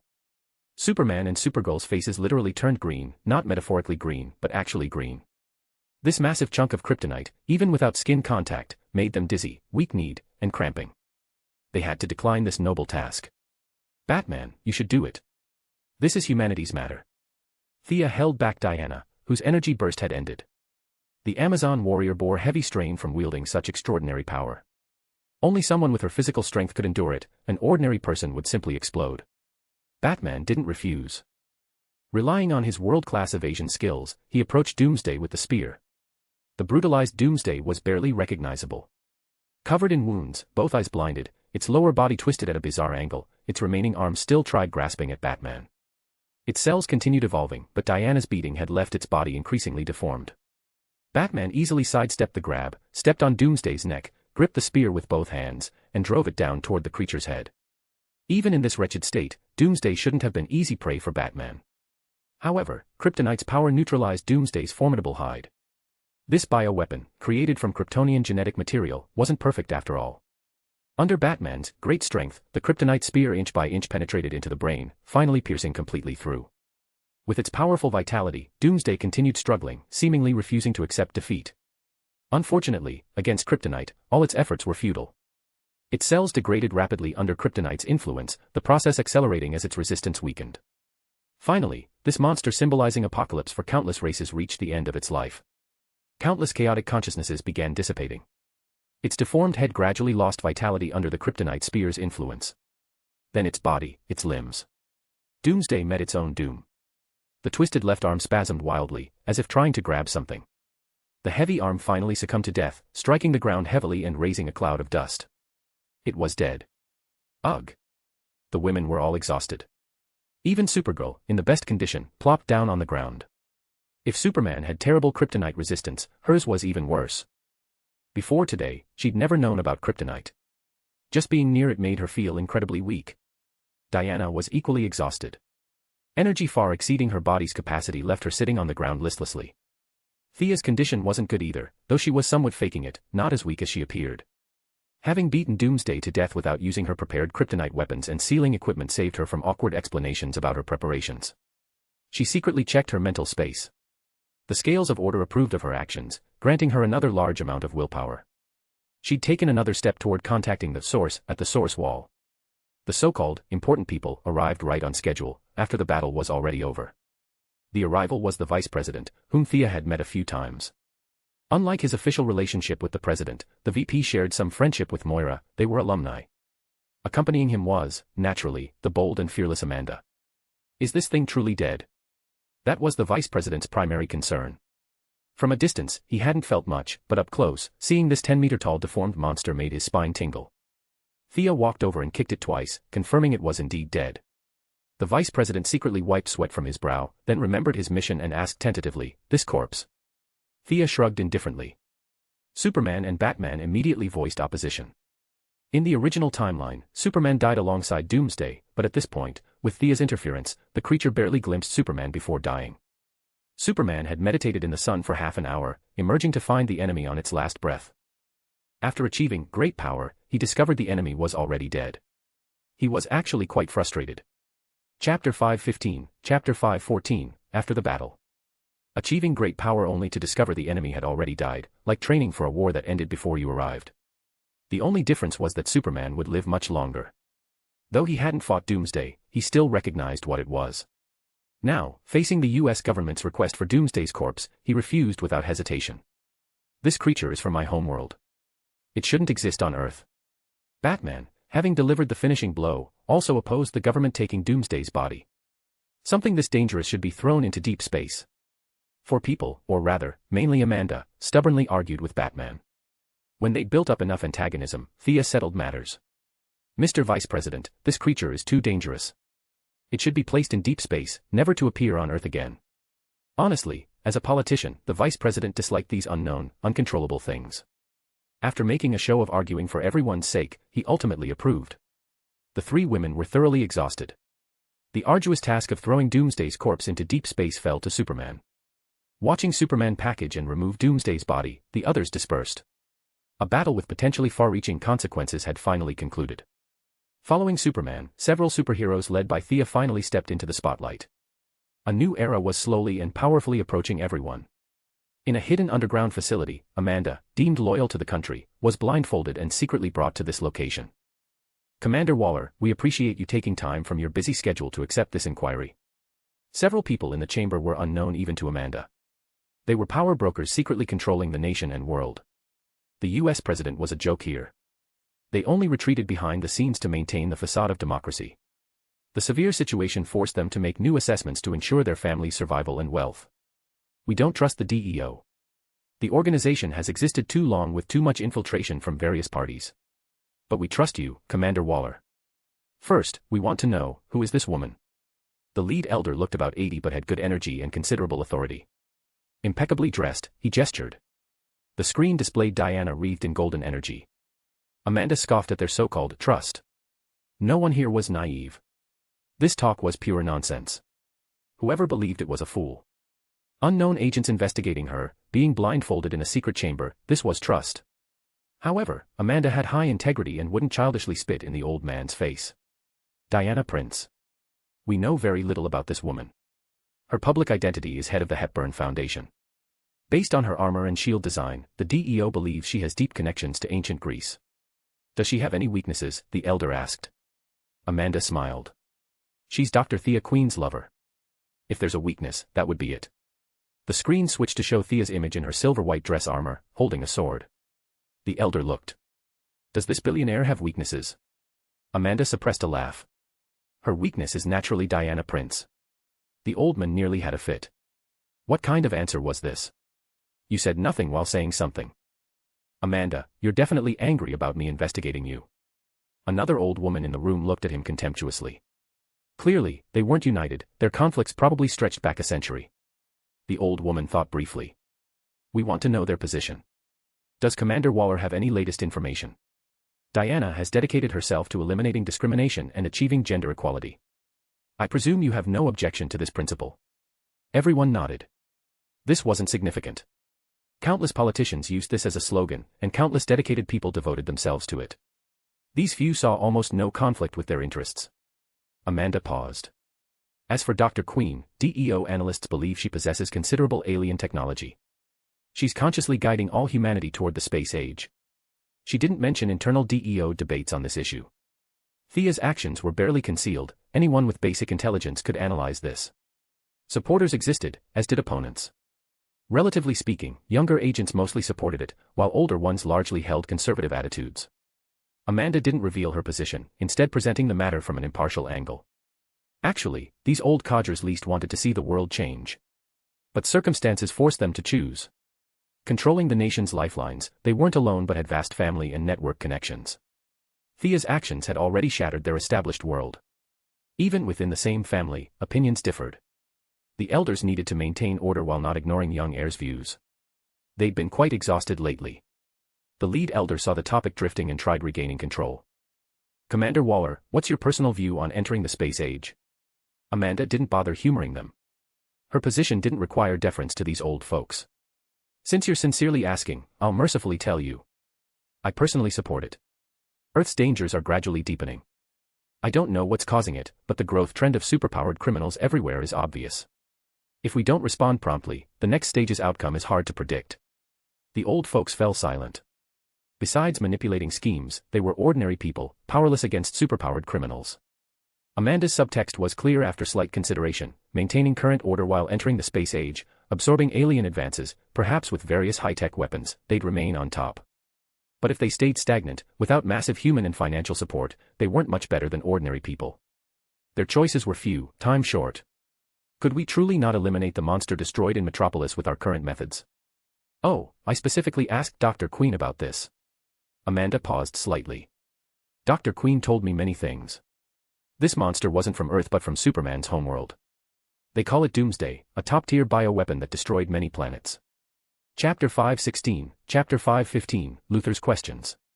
Amanda then launched into an extensive explanation, saying Earth was a level 3 civilization and Krypton was level 8, leaving plenty of room for these people to speculate. The old folks' hearts went cold. They asked the same questions repeatedly, not just about Thea and Diana, but also Superman and Batman. While these superheroes maintained secret identities and stayed busy, they were somewhat maintaining these elders' power, which was reassuring. But Earth's evil scientists worried them immensely. The most prominent was naturally Luther from this incident. Vast wealth plus a brilliant mind had nearly destroyed Earth. However, to counterbalance superhero power, they tacitly agreed not to mention executing Luther. Even uncontrolled intelligence was something they wanted to keep as a trump card. Amanda soon left the room. Several more people entered for questioning, including the current president. Unlike video conferences, face-to-face questioning revealed much more. What should our next response be? After the questioning, the elder turned to the others. Absorb the Queen family into our circle. Moira wants to be president. Let her. As long as she joins us, her daughter and the daughter's confidant can work for us. The old woman presented an idea she'd long considered. Everyone fell silent. The presidency held no attraction for them, but accepting a new family meant carving out significant interests from their respective domains, which made them reluctant. Of course, they had another option: absorb Bruce Wayne into this circle. Batman's true identity wasn't hard to discover, they just had more concerns. Moira was a politician who could communicate with them, enabling interest exchanges. Batman was purely a superhero. If he objected to certain things and flipped the table, the consequences would be severe.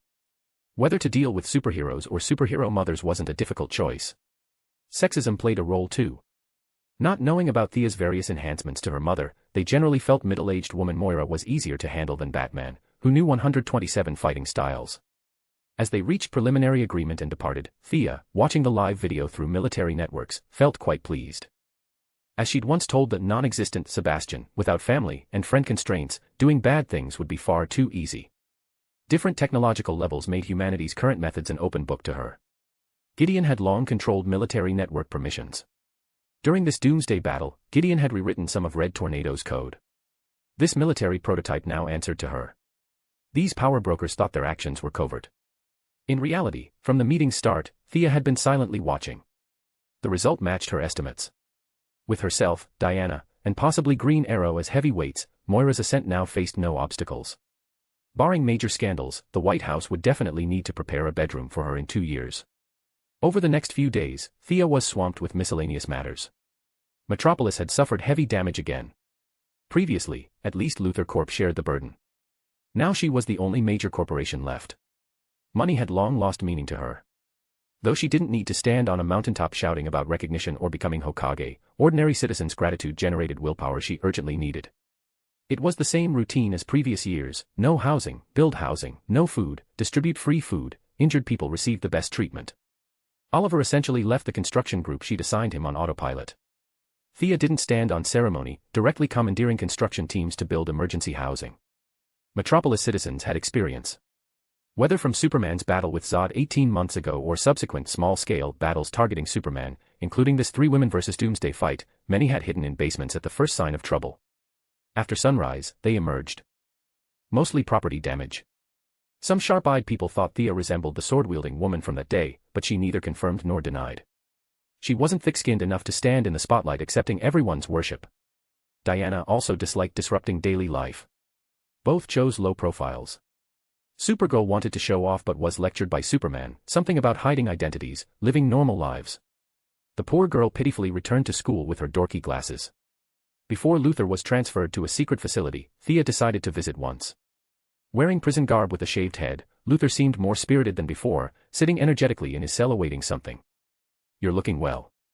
The invisible Thea simply walked out. Luther wasn't surprised by her sudden appearance. He even looked behind her and pursed his lips. Superman doesn't have that ability. Is this your divine race's power? She'd only intended to check on him, but she hadn't expected new information. Thea's tone intensified. Divine race? Why specifically use that term?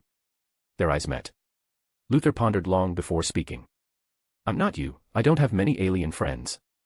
I only deduce from known clues. Thea nodded, signaling him to continue. There's a divine race in the universe, or two. Luther carefully watched Thea's eyes but found nothing.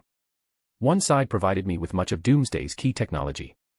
If I'm not mistaken, you're from the other side. I just can't understand why you're focused on Earth.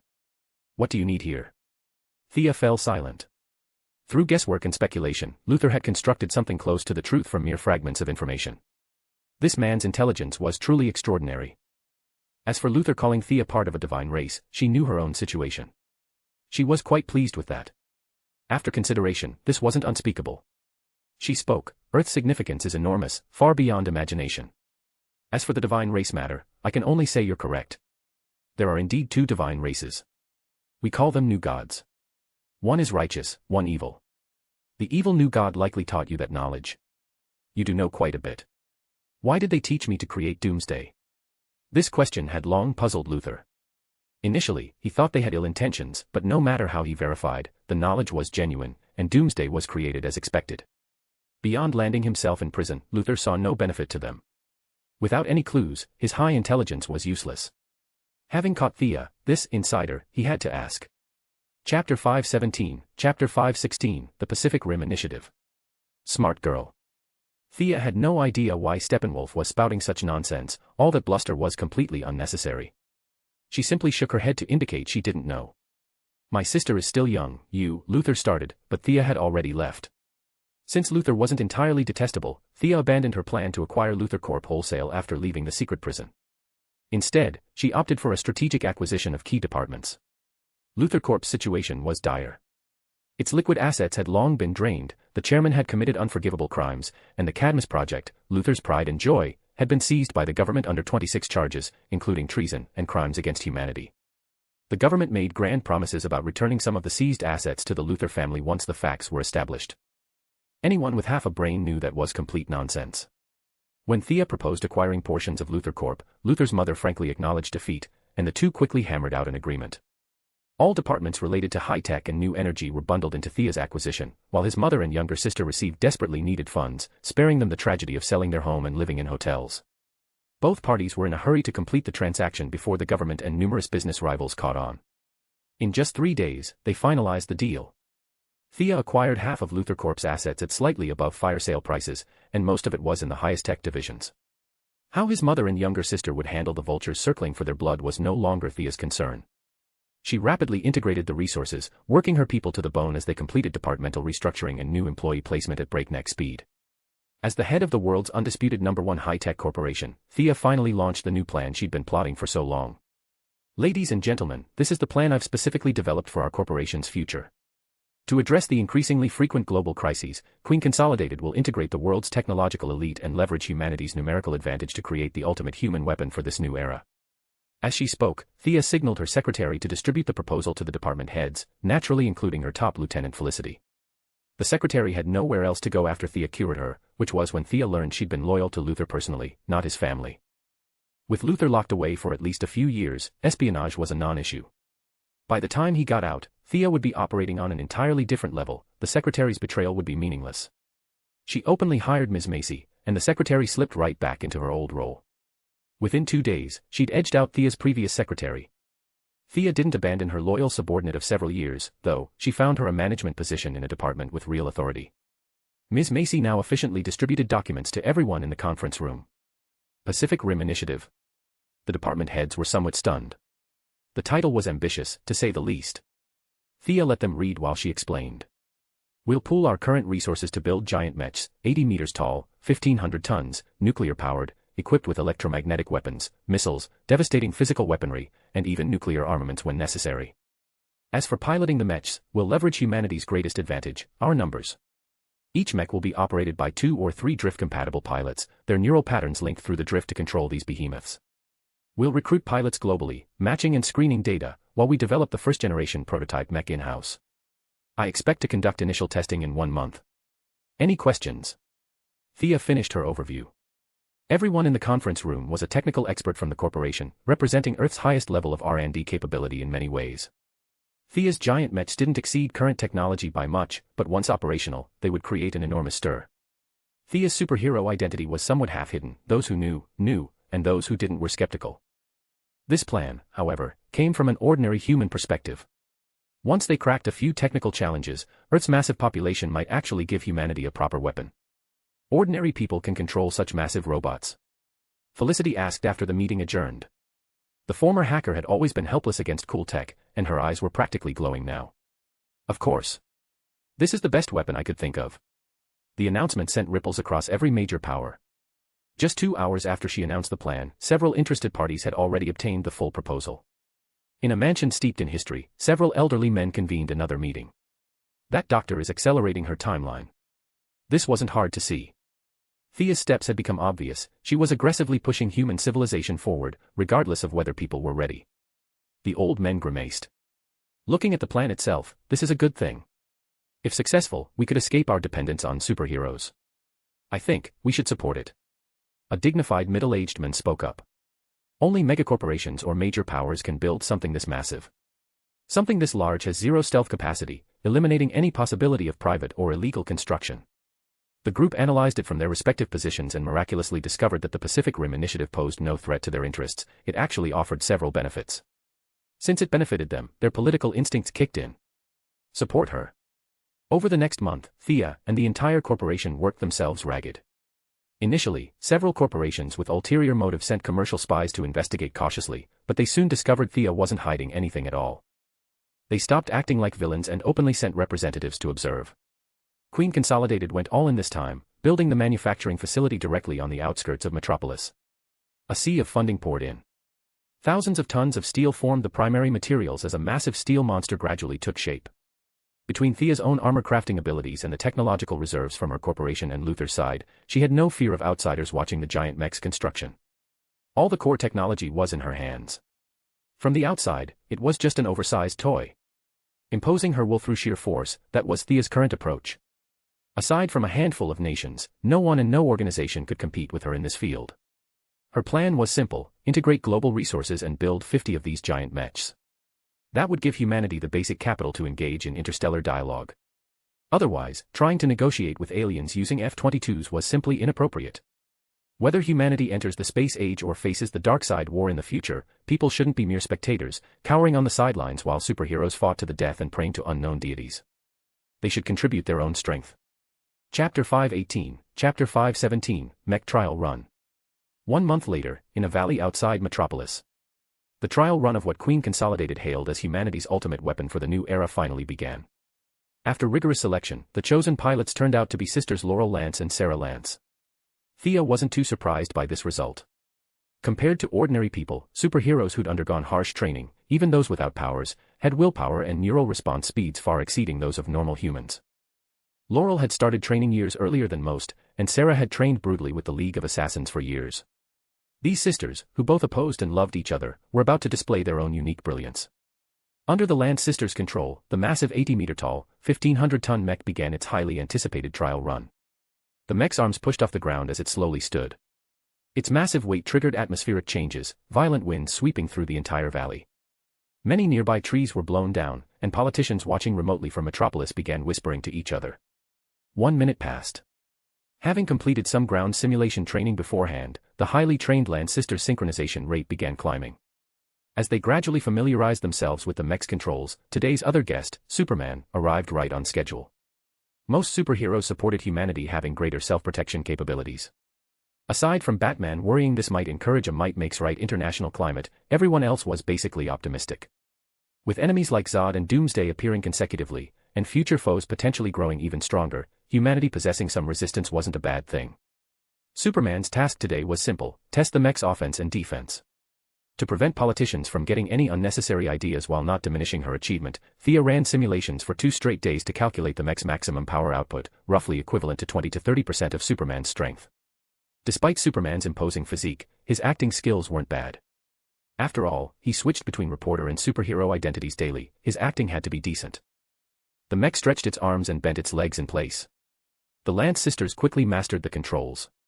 Receiving Thea's command from the control station, they threw a punch at Superman with tremendous kinetic energy. Facing a massive steel mech where each muscle was composed of 50 power engines and driven by nuclear power, Superman carefully restrained his strength and threw a punch of his own.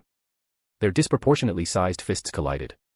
The massive boom echoed throughout Metropolis, and the live broadcast let many people witness it in real time. Queen Consolidated Systems rapidly provided feedback. Theoretical impact value reached 30,000 tons. Mech power system affected by impact, 9 engines offline. Mech lower body stable. Combat capability maintained. Armor plating shock absorption achieved only 90% of projected calculations. Department heads reported their observational data in turn. Thea nodded. The data didn't exceed her expectations by much. Overall, she was satisfied. She connected to the cockpit. Lance sisters, are you experiencing any discomfort? The Lance sisters were serving as pilots in their civilian identities, she couldn't call them by codenames like Black Canary or White Canary. We're just getting warmed up. Unlike the hysterical pampered girl from Lienyu back then, Sarah Lance had developed some of her future Legends captain demeanor through years of training. Between the sisters, she now took the lead. The giant mech drew 2 short batons from its arms. These batons were custom-built for the Lance sisters' fighting style, 50 meters long each, weighing 600 tons, forged entirely from titanium alloy. The materials alone cost Thea $350 million. The giant mech wielded the dual baton skillfully, caught an opening, and swatted Superman away like a fly. Cheers erupted from the crowd. Lois Lane, watching the scene, didn't know whether to laugh or cry. He isn't even using his full strength, can't they tell? The politicians stared unblinkingly at the screen, alternating between secret delight that Superman might be defeated and worry that such weapons might be too expensive. These laymen didn't understand anything. Unfortunately, their thoughts were all delusions. Though Superman got smacked into a mountain, he was completely unharmed. He hadn't dealt with the Lance sisters before, but he knew they weren't ordinary citizens. He let a sliver of his power show, and the two sides began trading blows. Is the situation really this dire? Everyone in the conference room was focused intently on the screen. Bruce Wayne quietly asked Thea. With Thea practically dragging humanity up the tech tree at a breakneck pace, his intelligence told him there had to be a reason. Remember that Omega symbol you mentioned? A few days ago, I met with Luthor. From what he said, I concluded that we're being targeted by a terrifying race. Much of the critical knowledge behind Doomsday came from this race. Our world is in serious danger. Thea lowered her voice. With so many people around, they only exchanged a few words before separating. The battle in the valley continued. Relying on their skilled martial arts, the Lance sisters fully demonstrated the mech's capabilities. This valley, where outdoor enthusiasts often came for rock climbing on weekends, was completely destroyed by their combat. All right, Lance sisters, that's enough. Seeing the mech's damage rate exceed 20%, Thea quickly called a halt. All that damage was money. The sisters stopped the mech smoothly. Superman didn't press the attack either. This was an experiment to boost human morale and reduce personal hostility toward him. Destroying the mech would only deepen ordinary people's fear of him and serve no practical purpose. Superman flew off with a whoosh. Less than 2 minutes later, Clark Kent returned to the scene wearing his dorky glasses, acting like nothing had happened. Thea glanced at Superman, now cozying up to Lois again, and said nothing. This guy's destructive power was too much. The mech's energy consumption and wear and tear would cost at least $700 to $800 million to repair. Though acquiring half of Luthor Corp's premium departments had sent the corporation's stock soaring, Thea still felt the sting of these unplanned expenses. She immediately began transferring the financial pressure to the end buyers. Countries like the United States constantly pleaded budget constraints, but it was all an act. Thea's target was selling to them. Gentlemen, what are your impressions? Thea asked several uniformed generals with a half-smile, her intent crystal clear. If they didn't buy, other countries certainly would. At minimum, this weapon could hold its own against Superman in a controlled test. The giant mech's advantages were undeniable, ordinary people could operate it, and its weapon systems were all within comprehension. Though the construction costs were heart-attack-inducing, problems that could be solved with money weren't really problems for them. Chapter 519, Chapter 518, Seeking the Indigo Tribe. These mechs were incredibly expensive to build, though they did have real advantages. The only downside was that smaller nations couldn't manufacture them on their own, but for the military and government, that was actually a plus. The group exchanged glances and quickly reached consensus. We'll take 3 of the same model. Both sides tacitly avoided discussing pilots. The military had taken her brainwave simulator long ago and was already selecting elite candidates from the lower ranks. None of that was Thea's concern. The field demonstration was a complete success. The other 4 permanent members of the UN Security Council each ordered 1 unit. Their intentions weren't hard to guess, they'd buy one and reverse engineer it to extract Thea's technology. Unfortunately, their plan had a critical flaw: Earth was too small, and resources were finite. Gideon had calculated that if global resources were fully integrated, they could build about 80 of these giant mechs. But global unity? That was pure fantasy. Even under optimistic assumptions, if every major power operated at full industrial capacity, 50 units would be the limit. No major power could tolerate others having them while they went without. Even for pure arms race purposes, they'd have to grit their teeth and keep up. When that moment came, resource scarcity would force them into the space age. After a period of lying low, Thea's subordinates and the Sinestro Corps lived up to expectations, secretly taking control of the Ibn Trade Consortium. They now completely controlled 6 of this neutral merchant alliance's 15 planets and could influence several more. The Machine Soldier Rebellion had devastated this consortium that prided itself on neutrality. At the critical moment, the Sinestro Corps showed up as saviors and pulled the Ibn Trade Consortium back from the brink. These merchants who navigated between various powers weren't fools. To balance the Sinestro Corps' military might, they cultivated another force to oppose them, a mercenary organization led by Deathstroke. They had no idea both groups shared the same boss and smugly played their balance of power games. By controlling this interstellar commercial alliance, Thea effectively had the resources of dozens of planets at her disposal. Earth's politicians could only dream of cutting her out. Time flowed onward, and Thea's life gradually settled into routine. The resilient people of Metropolis cleared away the rubble from their homes and resumed normal work and life. Thea was also reviewing her gains and losses from the Doomsday battle. Many of her prepared contingencies hadn't been needed, suggesting she'd underestimated her own strength. However, the battle had exposed plenty of issues. She'd used the emotion of fear to wield the Holy Sword, a fundamental mismatch. The Holy Sword could accommodate fear-based energy, but this negative emotion still cancelled out much of the sword's power. Thea wasn't happy about that. Finding a positive energy source became an urgent priority. Logically, the Green Lantern's courage would be perfect for powering the Holy Sword, but Thea's Yellow Lantern identity was awkward. On another level, she didn't want to be controlled by the Guardians. Rage, avarice, fear, will, hope, compassion, love. The first 3 of these 7 emotional spectrum energies were negative. The middle one, will, wasn't currently an option. That left Thea eyeing the last 3. Love should be beautiful, but the emotional spectrum's concept of love was too grand. Both good and bad could be described as love. That ambiguity didn't sit well with Thea's rational side. That left only Hope's Blue Lantern and Compassion's Indigo Lantern. Considering that Ganthet and Sed had left OA and were forming the Blue Lantern Corps, rushing over there to demand leadership was essentially suicide. Ganthet couldn't beat the Spectre, but beating Thea wouldn't be too difficult. The Blue Lantern option was out. The only remaining choice was Compassion's Indigo Tribe. She'd originally planned to have Secretary Macy try it, but the Holy Sword had solidified her thinking. Instead of just taking one Indigo ring, she now wanted to swallow the entire Indigo Tribe. They had no particularly powerful guardian backing them, and their own combat capabilities weren't high. Their survival depended more on secrecy. The Indigo Tribe was a covert force established by Abin Sur to prepare for the ancient prophecy of Blackest Night. Their planet had always been unknown to outsiders. Fortunately, Thea had worn Abin Sur's ring and knew this planet's coordinates. After handling Earth's affairs, she flew toward the target coordinates alone, bringing no one. What a godforsaken place. After several wormholes, she finally reached this planet Abin Sur had called Nock. The planet wasn't large, and its climate had nothing to do with comfort. The planet was illuminated by weak light from some kind of plant. The air was filled with impurities. Ordinary Earthlings couldn't survive here without oxygen masks. The humid climate left her long coat covered in fine water droplets. The ground was muddy and difficult to traverse. Thea, who'd originally planned to scout covertly, could only fly into the air and survey her surroundings. This planet showed traces of once having a prosperous civilization. A vast building complex spanning hundreds of thousands of square miles formed a single interconnected structure, with massive artificial constructions occupying nearly half the planet's surface. But now it was all abandoned. The ruins still proclaimed the glory this place once possessed. Thea gave it a cursory glance. She wasn't here for archaeology. She was contemplating a more practical problem. Her memories about the Indigo Lanterns were sparse. She only knew they were mysterious and friends of justice, but specifically how mysterious or how just, she had no idea. As she pondered, an indigo flash passed and 3 figures blocked her path. The leader was a woman, Indigo 1. Her skin was purple like a violet, and her aura seemed insubstantial. Most striking was her forehead, which bore the Indigo tribe's symbol. Yes, they called themselves a tribe, not a corps. A circle with 2 lines extending outward from top and bottom, forming 2 arrows.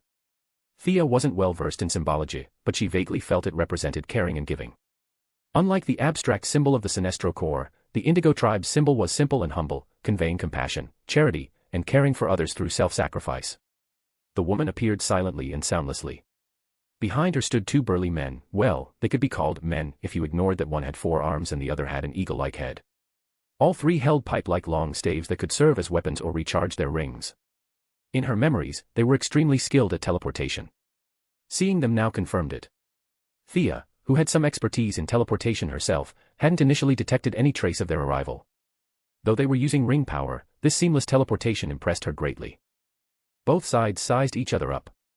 Thea faced a dilemma before speaking. What language did they speak? She had no idea. English was out of the question. Using her yellow lantern ring for translation wouldn't be appropriate. After all, she wasn't here to pick a fight. After some thought, she decided to lead with Cosmic Common Tongue. Chapter 520, Chapter 519, First Contact with the Indigo Tribe. Are you members of the Indigo Tribe?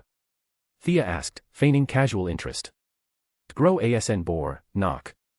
The lead woman spoke in a language Thea didn't understand. I'm a friend of Aubin, sir. He told me about you. The young miss continued to use dead people as cover. Hearing Aubin sir's name made the woman's eyes narrow slightly. Lek lekabin foem, knock. Thea's eyelid twitched. The 2 of them talked past each other for a while longer. The lead woman maintained a wooden expression while spouting nonsense at her. Thea found it both absurd and amusing. From subtle facial cues, she could tell the other party absolutely understood what she was saying but was deliberately playing dumb. Moreover, their language was similar to a certain country on Earth. Every sentence ended with knock. As they talked, more people gathered around, all of them from the other side, naturally. Thea discreetly scanned the area, secretly amused. So much for that. About 30 people surrounded her, making it look like she was trapped and alone. But these were just ordinary aliens. The Indigo tribe wasn't famous for combat prowess. She felt no fear whatsoever. All right, your people are pretty much all here. I know you understand me. You're Indigo 1, aren't you? I've heard your name. You killed Aubin sir's daughter. What was your original name again? Thea decided enough was enough. This planet had maybe 100 inhabitants total. If 100 people tried to jump her, it would be troublesome. She wanted to cut through the nonsense. Exposed, Indigo 1 stopped pretending. Her expression remained somewhat detached. I did kill Aubin sir's daughter, but he showed me compassion and let me continue living to atone for my sins. My original name doesn't matter. I am Indigo 1 now, and only Indigo 1. Admirable noble sentiments. Thea offered some perfunctory praise. I've always admired the Indigo tribe's light. I wonder if I might have the honor of obtaining an Indigo ring. Indigo 1's expression remained as bland as ever. Of course you can. Then, under Thea's hopeful gaze, she raised her long staff. But first, we must purify the evil in your heart. Knock. An indigo beam shot straight at Thea. Bold and skilled, Thea naturally wouldn't be hit by such a crude attack. A mage hand swatted the energy beam away. What is wrong with you? Thea was genuinely annoyed. How did peaceful conversation suddenly turn into violence? Did you seriously just switch from talking to fighting in a heartbeat? Must be purified, knock. Must be purified, knock. The remaining 30-plus people activated like some switch had been flipped. Each one held up their long staff, firing indigo light at Thea. Thea felt exasperated. Since they'd struck first, she didn't hold back. Lightning spells shot back. Chain lightning, lightning orbs, lightning beams, the air was heavy with moisture, and she unleashed ice storms mixed with water and wind magical properties. Indigo 1 and her group were caught completely off guard by her sudden explosive counterattack.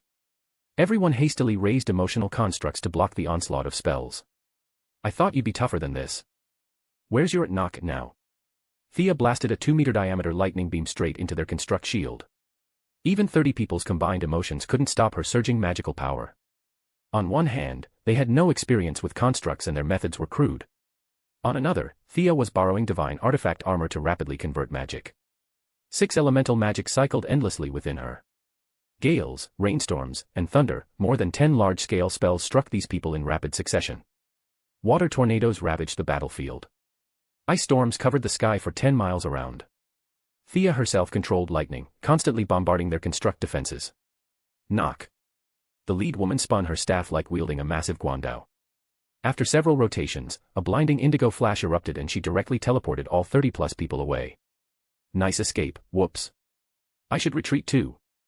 Thea was initially quite proud, but she quickly realized the other side hadn't retreated, they'd gone to rally reinforcements and were planning to swarm her with superior numbers. Logically, even if this 100-person tribe all wore power rings, Thea shouldn't fear them. In the original timeline, Orion, High Father's adopted son, Darkseid's second son, and a new god, has gone toe-to-toe with Green Lanterns, and he's even beaten Hell Jordan before. Yet the same Orion struggled much more against Diana's divine siblings. Being a new god didn't automatically translate to unbeatable combat power. Thea figured her fighting strength was comparable to Orion's. Facing thousands of combat-experienced Green Lanterns simultaneously would be impossible, but handling 100-odd Indigo tribe members with mediocre skills. No problem. Just as she prepared to strike back hard, she sensed something unusual. Thea felt the planet itself rejecting her.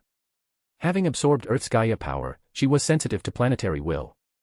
This planet certainly couldn't compare to Earth, but planetary will was no joke, incomprehensible and unpredictable described it perfectly. After brief hesitation, Thea chose a temporary retreat. Honestly, this battle made no sense. These people attacked on sight, and when losing, called for backup.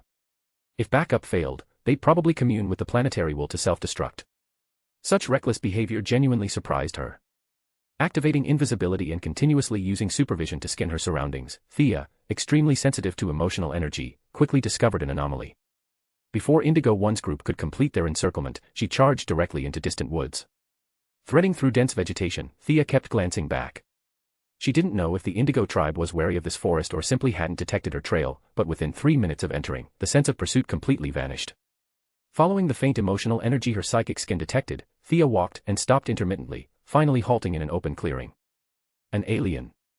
An elder no taller than Thea's waist emerged. By Thea's aesthetic standards, this elder firmly belonged in the ugly category, huge head, small body, limbs that looked malnourished. His exposed skin was covered in indigo tribal symbols. He also held a long staff but wore no ring. After countless space journeys, being called an alien wasn't new, especially since this was their planet. Thea calmly accepted the designation. Seemingly reading her confusion, the elder spoke. Alien, you shouldn't have come to this planet. The tribe has long strayed from its original purpose. Or perhaps I'm the one who strayed. Either way, you shouldn't be here. The elder's self-contradictory statement only deepened Thea's confusion. Why did they attack me? Compassion emotion is exceedingly rare. They believe only the pure deserve to possess this feeling. They use emotional power to purify everyone, bringing them up to the standard for wearing power rings. This is my greatest disagreement with them. The elder spoke like someone trying to help, his words measured and unhurried. Chapter 521, Chapter 520, Abin Sur's past. The elder's words made Thea blurt out, damn. She'd always been the one brainwashing others. Now discovering she was about to be brainwashed made her extremely unhappy. You know so much. Who are you, to them? The elder remained silent for a long moment. Just when Thea thought he'd fallen asleep, he finally spoke. The Indigo tribe was founded by Abin Sur and me. I know that much. Abin Sur. I even got this planet's coordinates from his ring. Seems you know quite a lot. How is Abin Sur doing? The elder asked with obvious affection. He's doing well. Thea answered with a smile. If you ignored the fact that he'd crashed his ship straight into Earth and subsequently been dissected into tiny pieces by Earth scientists, then yes, Abin Sur was doing fantastic. Abin Sur is a good man. Centuries ago, invaders destroyed our civilization. We called our world Nock. The invaders turned Nock into a colony and resource extraction site. Countless tribespeople were transported across the universe to unknown worlds. I was this planet's last survivor. Abin Sur saved me. The elder looked miserable as he told his story. The young miss didn't understand why he was telling her this. She maliciously wondered if maybe he'd been holding it in too long and needed to vent. Abin Sur and I fought together. The elder paused. Thea couldn't help but size him up. Under 1 meter tall, barely 30 kilograms, you fought alongside Abin Sur. Talk about shameless bragging. The elder, unaware of her skepticism, continued. We drove back the colonizers, but my people had already perished. My wish fulfilled, I prepared to enter the deepest part of Nock's world to enjoy my final peace. He paused here, as if scenes were replaying before his eyes. In the world's deepest place, I met the true Nock, an indescribable power. I told my friend Abin Sur everything. He used his special abilities to help me extract the indigo light and forge power rings. Planetary will, Thea thought. This planet witnessed its children being captured and slaughtered and actually developed compassion. This exceeded her comprehension entirely. If it happened to her, she'd slaughter her enemies. Compassion? You've got to be kidding. But precisely this kind of universal love could serve as the Indigo tribe's total energy source. Soon after, Abin-Sur returned here. He brought his mortal enemy, the vicious woman who'd murdered his daughter, a killer named Eroke. Eroke donned the world's first indigo ring. The ring changed her. She wept ceaselessly, grieving for her actions. She took the name Indigo, one. Later, Abin-Sur intermittently brought back others. They were all cosmic criminals of the worst kind. The Indigo tribe transformed them one by one. Abin-Sur was very satisfied and left. Alien, do you know where he went? It's been so long since he came back to see me. The elder looked at Thea with hopeful expectation. Directly saying he'd been dead for years seemed inappropriate. A well-meaning lie could still be told. This elder's body was completely empty, no energy response whatsoever. Unless he was leagues beyond her in true power, he was basically an ordinary person, reading as completely harmless. Regular lanterns would be stumped by this problem. Ring abilities limited their options, rings could only record footage, not conjure realistic scenes from nothing. Thea, who could pass for a grand mage even in ancient times, had no such problem. Making up lies came as naturally as drinking water. She directly cast a water mirror spell. The image showed Abin-Sur before his death. Among Sinestro's collections on Corrigar, footage of Abin-Sur wasn't rare. She casually recalled several scenes, edited them on the fly, and even added herself into the frame to demonstrate her close relationship with Abin-Sur. The elder, overjoyed at seeing his close friend, agreed without much hesitation when Thea requested to observe compassion emotion source. Magic made this embarrassingly easy, these people were too simple to deceive. If she'd had ill intentions toward the Indigo tribe, these guys wouldn't even know how they died. However, Thea's plan needed another adjustment. She'd originally wanted to take over the organization, then scaled back to just wanting one ring. Now, with the ring's brainwashing capability being absurdly overpowered, it felt like instant, irresistible mind control. She respectfully declined this unreasonable forced conversion. Without understanding the underlying principles, she wouldn't wear this thing casually. Fortunately, this elder had delivered himself to her doorstep, giving her a chance to experience compassion emotion up close. Not wearing a ring just to look shouldn't cause problems, right? Having mastered the Sinestro core's total energy source, she had that foundation. If just looking could change her thoughts, that would be invincible, the whole universe would be saying knock by now. The elder led her slowly through the forest. As Abin-Sur's good friend, she couldn't grab the elder by the scruff and make him hurry. Thea could only follow his snail's pace. Yes, the elder was too short and walked too slowly. At 1.80 meters, Thea's single step equaled his 3. Unable to use force, she could only patiently shuffle along. The elder turned out to be a relentless chatterbox. Meeting his close friend's friend had him in high spirits. He pointed at surrounding scenery while endlessly recounting stories from ages past. Quite experienced in handling elderly people, Thea could only respond with noncommittal and sounds. The surroundings were all trees and dense forest, she genuinely couldn't see anything worth narrating about the past. Accompanying the elder through an alien version of neighborhood gossip, Thea marveled at how the planet's original inhabitants must have had particularly active saliva production. After chattering the entire journey, somehow he never even seemed to get thirsty. She couldn't help but respect that. By her calculations, they'd walked at least 8 Earth hours. The elder finally led her to a mountain stream. Go inside, young one. What you seek, compassion's total energy source, isn't there. After their journey-long conversation, the elder felt quite favorable toward Thea. His form of address had changed from alien to young one, proof enough. Thank you for guiding me. From your earlier words, you seem dissatisfied with the current Indigo tribe. Having sensed the emotional energy, Thea was in no hurry to enter. She noticed the elder had decided to leave and wanted to extract more inside information.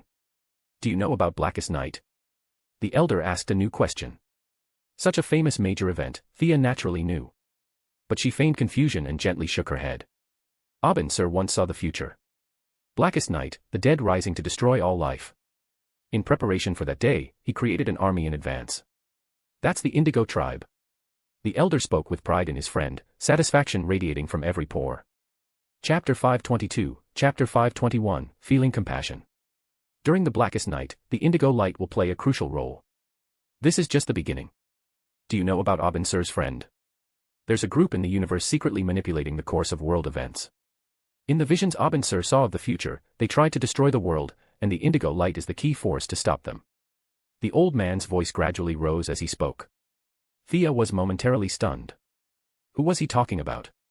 It sounded like he meant the new god Darkseid. Unable to figure it out, she decided to ask directly. What's the name of this group? The old man said with utmost seriousness.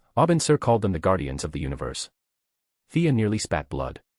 Her imagined enemy instantly shifted from the 3-meter-tall, 1,000-pound behemoth Darkseid to the less than 1-meter-tall, 20-pound little blue Guardians. The change was honestly a bit much to process. The old man continued rambling on. The indigo light is an experiment to stop the Guardians' madness. Sir planned to bring like-minded individuals to breach the Guardians' defenses from within, while the indigo light would transform their extreme thinking from the outside. As he spoke, he gestured with his long staff, dancing excitedly. Thea found the scene somewhat amusing. The old man probably didn't know the Guardians were the Green Lantern's bosses. If his hero Sir actually did this, he'd be a textbook rebel. Judging by his words and actions, this prematurely deceased Sir clearly wasn't some honest guy. The Guardians' judgment was seriously questionable. Their so-called greatest Green Lanterns, Sir, Sinestro, Hal Jordan, these brave souls had either already rebelled or were on the path to rebellion. The Guardians must have been incredibly unpopular to end up so universally betrayed. Sinestro merely raised a banner against them, but Sir actually wanted to brainwash the Guardians themselves. He just died too early. Otherwise, Sinestro might never have gotten his turn to rebel. Thea expressed her deepest respect for this predecessor with such creative thinking. Eating the Guardians' food while secretly plotting to brainwash the little blue men, Sir truly lived up to the Green Lantern name. He had real courage.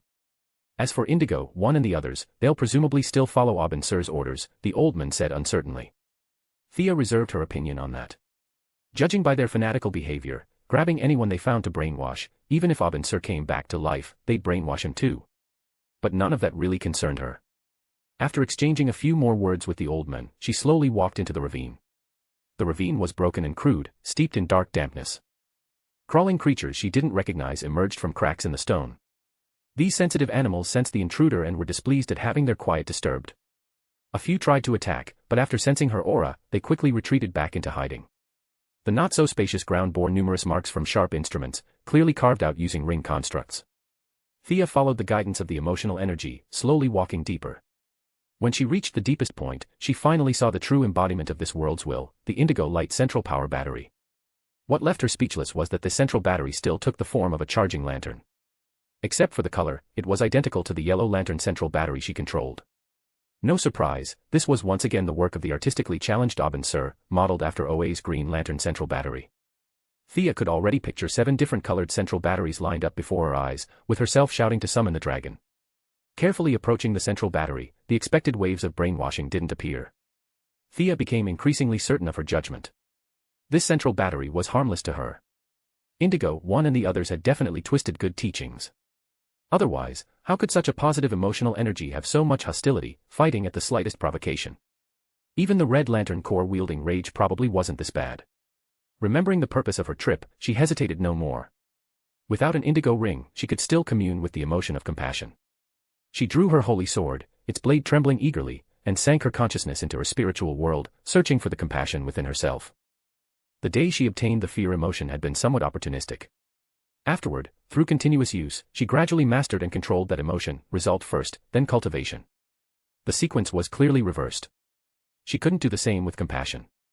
Technically, compassion wasn't rare. Anyone with a kind heart possessed compassion.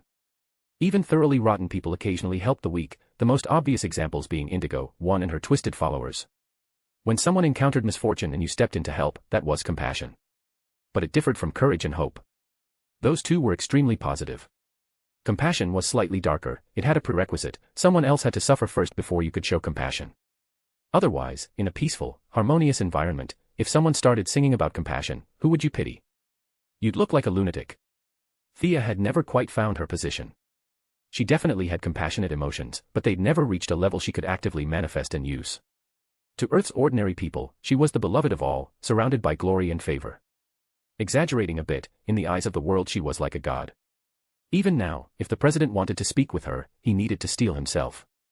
Not because she was hideous or difficult to communicate with, purely because of the gap in power, naturally inspiring awe. But she understood her own situation better than anyone. No one understood better than her the trials Earth would face in the future. Pity others. Who would pity her? The virtue of universal love for all humanity, she'd never felt she possessed such a thing. She'd been searching for compassion that she didn't even know where to find. Now, facing the universe's central reservoir of compassion and using the Holy Sword as a medium, under the surging emotional waves, Thea realized she'd been thinking wrong all along. Abin Sur's idea of turning villains good and making them feel compassion was undoubtedly a twisted path. Thea's original vision of universal mercy and salvation of all beings was also somewhat biased. The objects of compassion weren't limited to intelligent life, especially after seeing this planet's will transform into the Indigo Central Battery. She became even more certain of this. Using the Central Battery to break out of her fixed mindset, Thea realized how narrow her previous perspective had been. Now she saw the grand scale before her. The entire world was crying out. This world needed help. Not one person, one place, one planet, but this universe, this ravaged universe needed compassion. When her vision expanded to the boundless world, Thea trembled with excitement. She'd finally found her compassionate heart. Indigo emotional energy erupted from her body and spiritual world. In terms of wielding emotional energy, few in the world could match her. After just a brief familiarization, she controlled this emotion. Chapter 523, Chapter 522, Wearing the Indigo Ring. This thread of energy, because her starting point, or rather her goal, was so vast, was correspondingly massive in both quality and quantity. Ordinary people without a ring's assistance couldn't hope to control such energy. But Thea had been playing with fear energy for years now. The newfound compassion was quickly tamed, and the surrounding Indigo Central Battery made extracting compassionate emotions extremely convenient. She began constantly refining and polishing her compassion. Later, she added this emotion to her gaze. Now, besides scaring someone into wetting themselves with a single look, she could also use a compassionate gaze to make them wish for death. Unfortunately, this emotional impact was closely tied to the target's willpower. Those with strong willpower could essentially ignore it, and those with weak willpower usually weren't formidable opponents anyway. The visual attack was just a bonus. The greatest benefit it brought her was control over the Holy Sword, finally giving her a sense of ease. Feeling her mission accomplished, Thea was preparing to open a portal and leave when she heard a faint voice in her heart. "You, who are you?" the voice asked cautiously. "HM." Thea immediately stopped. She wouldn't shout, "Who are you? Where are you?" That wasn't her style. Still confident in her abilities, Thea asserted there wasn't a ghost within this entire area. So the one talking to her must be the Indigo Light's lantern entity. Having dealt with Parallax a few times, she was fairly well-traveled. But she truly hadn't expected the Indigo entity to actively speak to her. Thea hesitated slightly, carefully distinguishing the speaker. The other's emotions were hard to judge, but there was no malice. She gently separated part of her spiritual power to communicate. "Are you the lantern entity? What's your name again? Let me think." Proselyte. The entities were all emotional manifestations. Dealing with them required straightforward honesty. In a sense, they were all terrifyingly simple. Under Thea's spiritual projection, within the massive Indigo Central Battery floated a medium-sized tentacled creature. "No, wait, an octopus. You know about me. I've never seen outsiders before. Are you a ring bearer?" Seeing Thea didn't answer, it pressed on. "What's the outside world like now? I have so little emotional energy here. Are you still there? You didn't leave, did you?" Thea fell into thought. Lantern entities had no gender. If you forced a classification based on personality, Parallax was like a foul-mouthed, defiant teenage boy, while this soft, limp proselyte was like a timid kindergartner. The amount of emotional energy and length of existence really did affect their individual personalities. Thea tried answering, "Don't you know there are Indigo members outside? You've never met a ring bearer." The entity shook its tentacles in confusion. "No one's ever talked to me. There's a bad person outside who often draws emotional energy from me, but he can't see me." Its tone was full of complaint. The bad person it mentioned was undoubtedly the old guide from before. To create indigo rings, he must have extracted energy from the already scarce central battery. Thea even maliciously thought the old geezer's clumsy technique probably wasted a lot.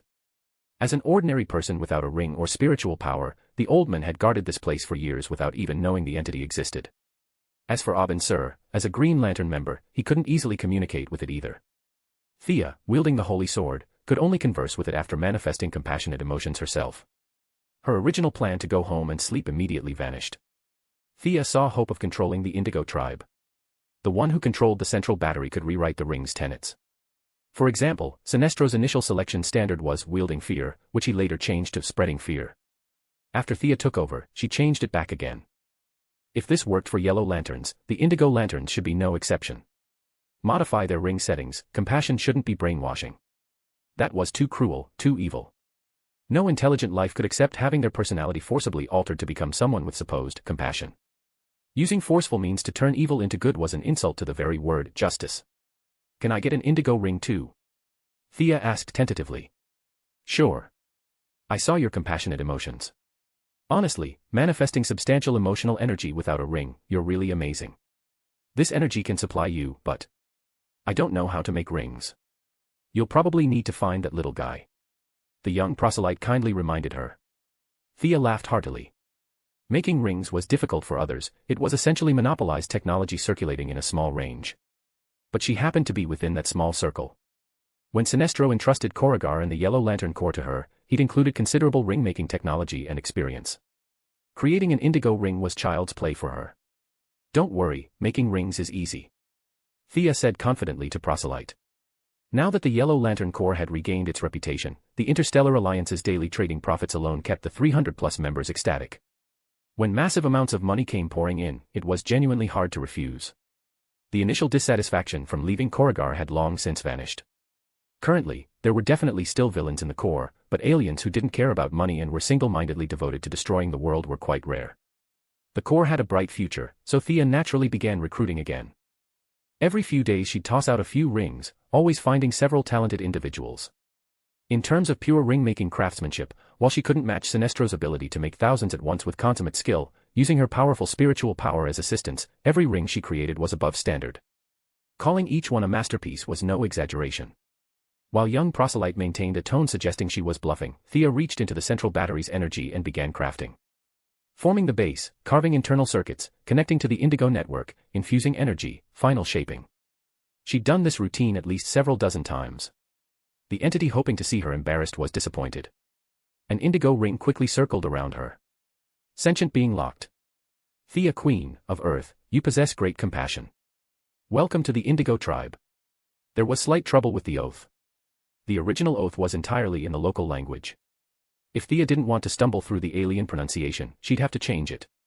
To gain new authority, she definitely couldn't follow someone else's template.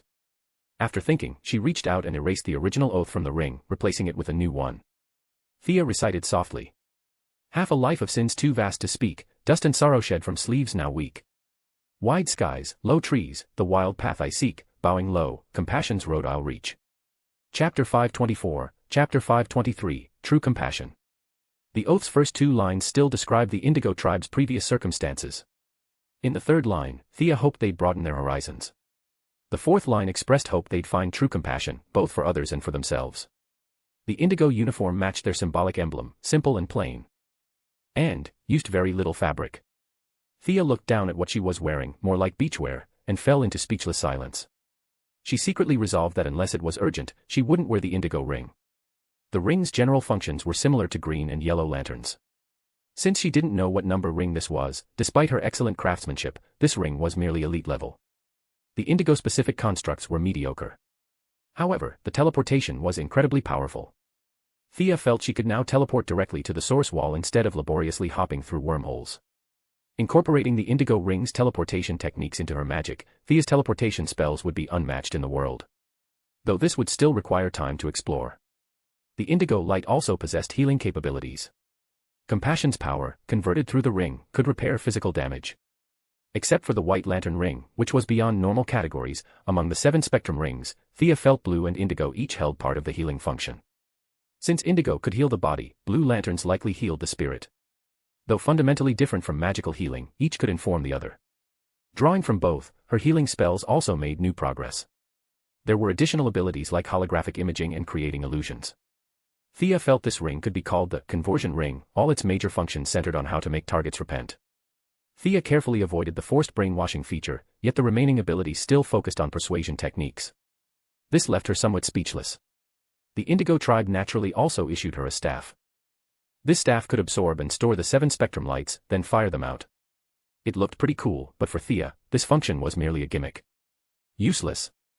Well, sometimes it might have unexpected effects. Useful. There was no appropriate scenario to employ it.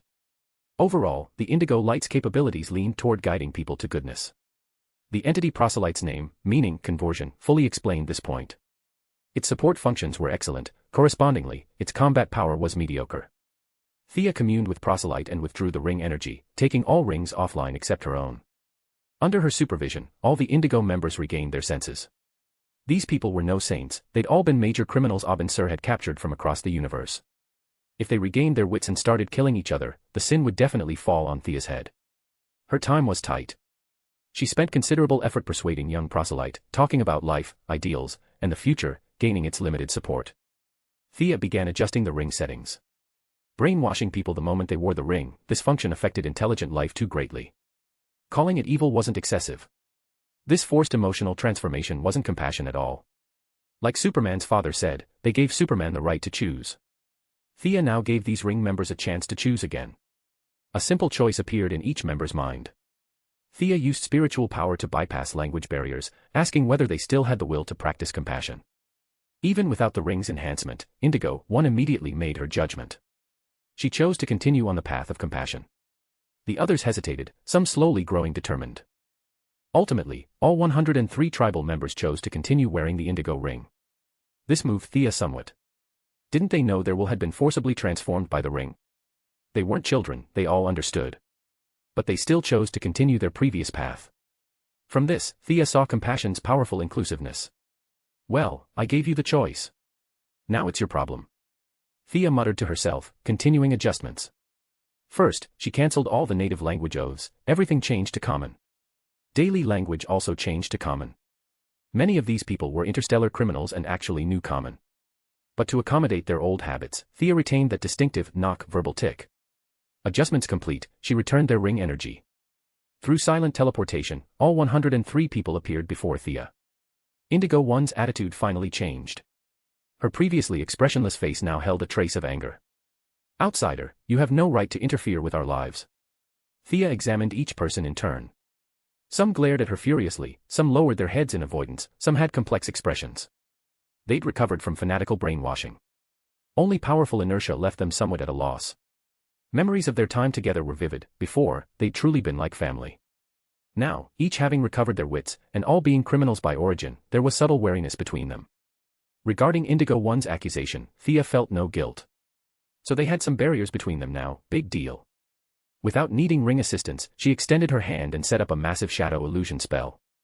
She added her modified version of Yellow Millet Dream, adjusting the spell's internal time flow, infusing fear emotions, and also separating part of her spiritual power to enter the prison.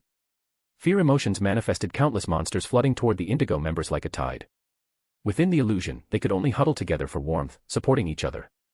As battle intensity deepened, barriers quickly dissolved. Thea naturally mixed in and became familiar with them. They ultimately achieved mutual support, no longer the ring's compulsion, but genuinely accepting each other from the heart.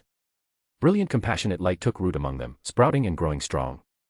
When their emotions converged, Thea's fear emotions were directly shattered.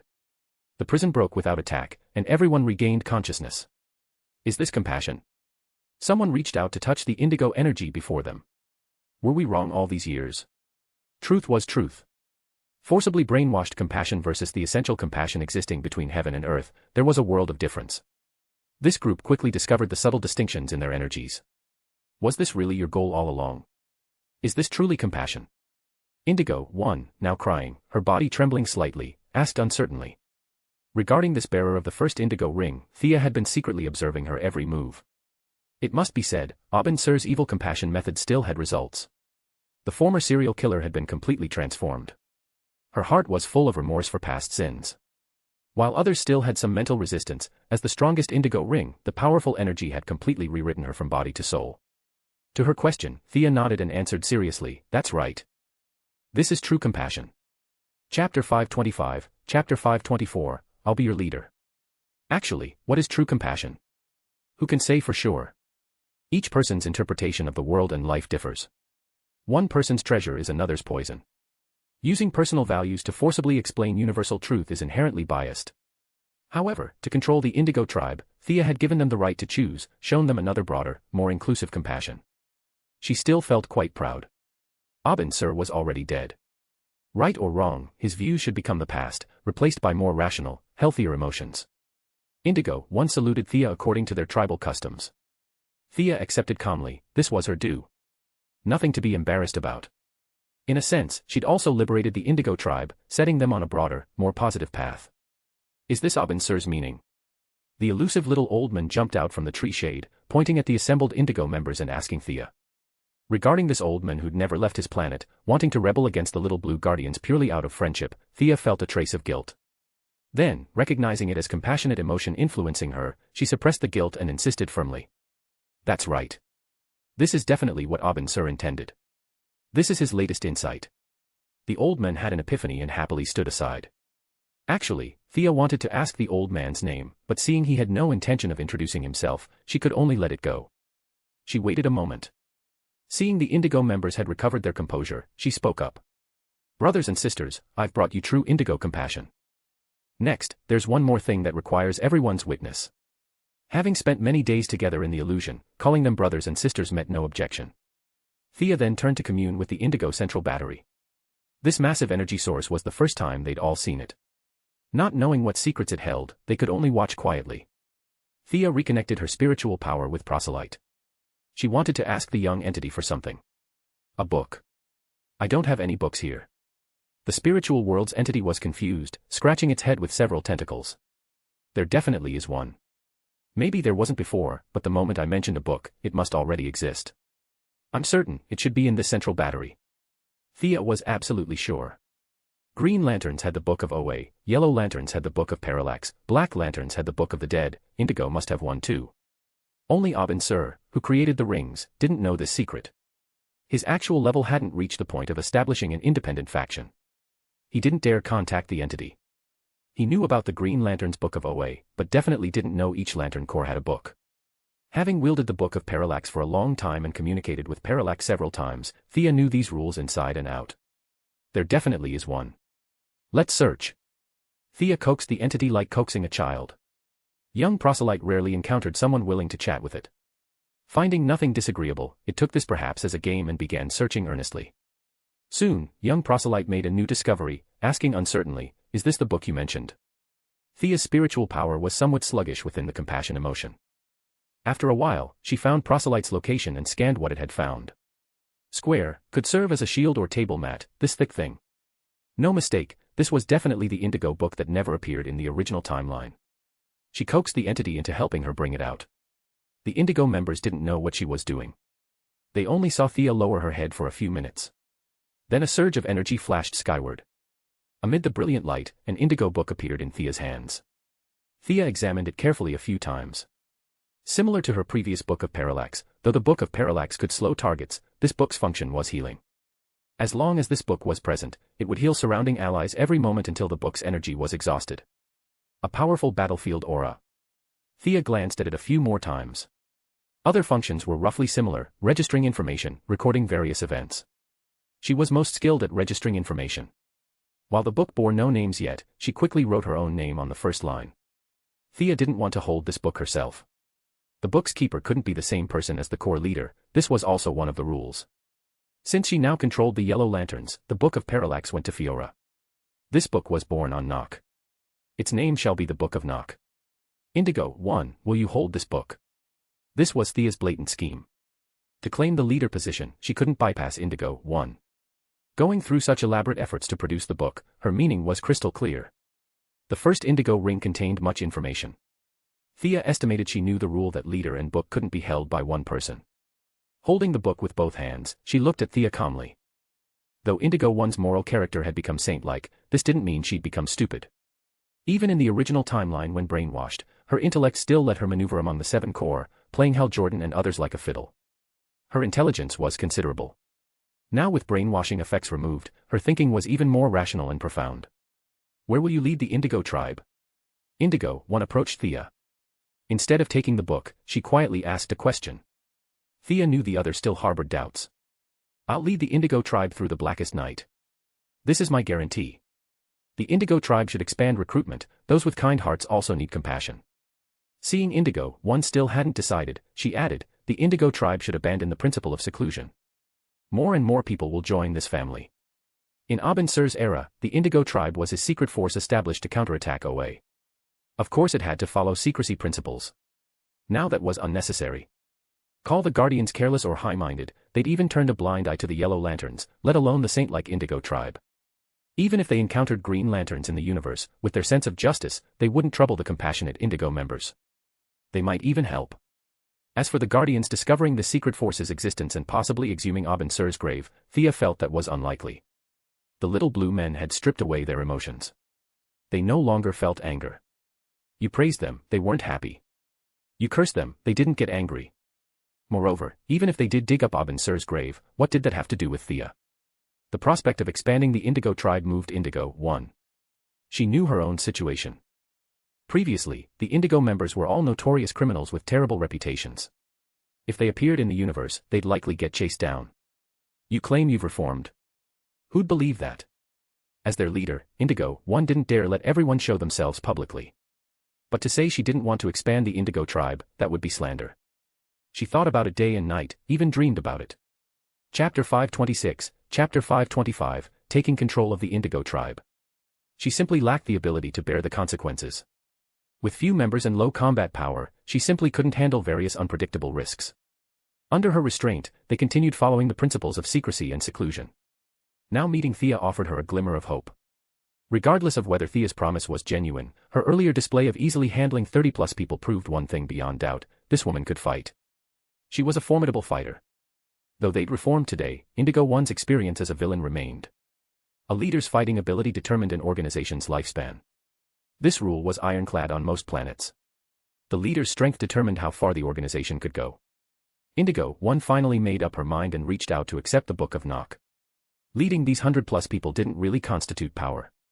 She gave it up readily.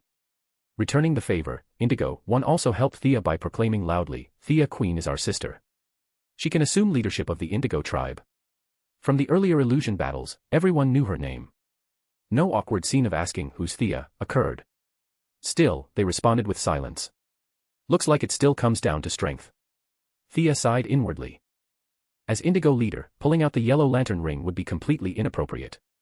Using other powers to suppress them was also meaningless. She could only don the Indigo ring and change into that slightly embarrassing outfit. This garment used ridiculously little fabric. The top was just a small vest barely covering the essentials. Her entire abdomen, arms, and back were exposed to the air.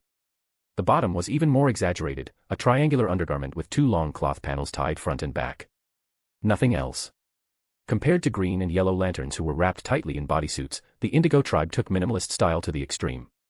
Bearing legs wasn't enough, they didn't even have shoes. Creating such crude uniforms made even Thea want to dig up Abin Sur's grave. You really did treat the Indigo tribe as cannon fodder, didn't you? Not even providing decent clothes. Unfortunately, unlike rings, once uniforms were set, they couldn't be modified. Thea could only fight in this getup. Fortunately, she had flight capability. Hovering half a meter off the ground, she addressed everyone, "Come at me together. Let me teach you about combat between ring bearers." Finishing her words, she manifested an Indigo giant and stepped inside, waiting for them to make the first move. Learning she intended to fight 100 people alone, the Indigo members found it hard to accept. "You were indeed impressive before, but if you don't use those lightning and storm abilities and only rely on your ring, you think you can take on 100 of us alone?" Several hot-tempered members immediately attacked. Following their lead, the rest joined in. Thea sneered. With her discernment, she could tell that as former universal criminals, these people possessed varying special abilities. But seeing Thea abandon her own abilities to fight with only the ring, they made the same choice. Living in seclusion, this group severely lacked experience in ring combat. Not only was there no coordination between them, their attack timing was extremely chaotic. Some even had their constructs collide with each other. Thea's ring was inferior to Indigo 1's, that was undeniable. However, it was still superior to these folks individually. Add her extensive ring combat experience, and her construct giant charging into the crowd produced a crushing effect. Experience let her fight like a martial arts master thrashing ordinary people. Physical capabilities weren't vastly different, but experience and skill formed an insurmountable gap. Thea could casually manifest various legendary creatures and high-tech weapons. This group, having lived in seclusion long-term, had nearly exhausted imaginations. Previously all criminals, their creativity was quite limited. The hammers and chains they manifested were toys to Thea. She beat the Indigo members into a pile. Dismissing her construct, Thea nodded at Indigo 1. She immediately took out the Book of Knock. Endless emotional energy began healing everyone's external injuries. The Indigo members slowly stood up, their expressions unpleasant. Thea was too lazy to play winning through virtue games. She pointed out each person's construct flaws one by one. No one could argue. They lowered their heads, acknowledging this leadership change. The following days, Thea remained on this planet. She usually guided everyone on ring usage techniques. The rest of the time, she discussed various matters with Indigo 1. Through her explanations, Indigo 1 learned they'd all been in temporary worker status without registered names. Much of what they'd done was actually meaningless, especially with the Indigo central battery in a constant state of output without input. Thea couldn't stay here long. She also brought Indigo 1 to meet Proselyte. Unlike Thea's child-coaxing approach to the entity, Indigo 1 encountered this form of creature unexpectedly and trembled in fear. Young Proselyte had thought it gained another playmate, but Indigo 1's pale terror made it unhappy. This further elevated Thea's value. Thea only understood this point afterward. Being a demigod, she wasn't far removed from beings like these. Especially having met the teenage entity Parallax, facing young Proselyte naturally posed no psychological barrier. Indigo 1 was just an ordinary person.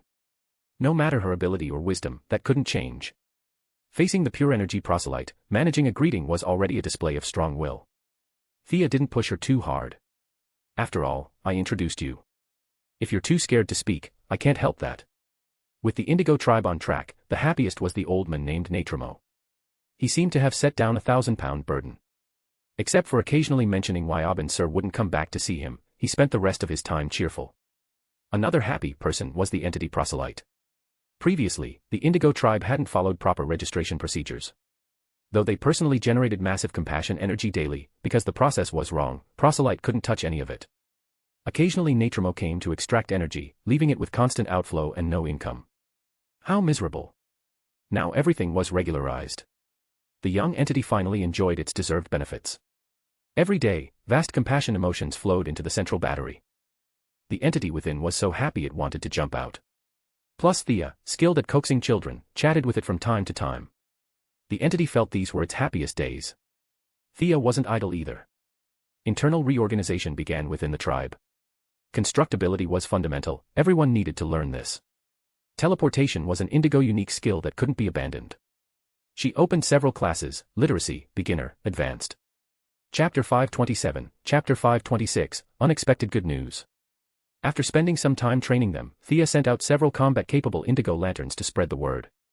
Unlike the Yellow Lanterns, who had plenty of bad apples and needed neutral factions as cover, the Indigo Lanterns had no such issues. They could openly promote their ideals, and whenever they found suitable candidates, they'd send back a ring for professional training. The Indigo Priestess's persecution complex was genuinely severe. She spent the first few days in constant anxiety, as if hordes of aliens would jump out at any moment to annihilate them. Only after several returning tribal members reported on the outside situation did she realize she'd been overthinking things. Thea stayed for half a month. Once she was confident everything was on track, she bid farewell and returned to Earth. Incorporating Indigo Lantern techniques had elevated her teleportation magic to the next level. The sensation of being able to traverse nearly the entire universe in an instant felt absolutely exhilarating. The emotion of compassion was now functional, though it would take considerable practice before she could wield it as naturally as the fear emotion. Back on Earth, affairs were running smoothly. However, with 6 mechs under construction simultaneously, this had exceeded Queen Consolidated's maximum production capacity. After all, they were a corporation, not a nation. With Thea's approval, the executives gradually outsourced some of the simpler construction work to other corporations. Conservative estimates put the number of workers involved in the manufacturing project at over 1 million by now. Thea only cared about maintaining control. Making money was truly secondary to her. Just as she was preparing her next research objectives, Diana came to see her. "You're going on a trip?"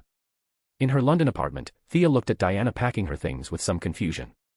"I'm not entirely sure. It's just a feeling. Ever since I removed my bracelets of submission during the fight with Doomsday, something inside me seems to have changed." Diana tried repeatedly to describe it, but even she didn't know how to explain it properly. Her words remained vague. Thea asked a few more questions. Diana's situation seemed more like some kind of premonition.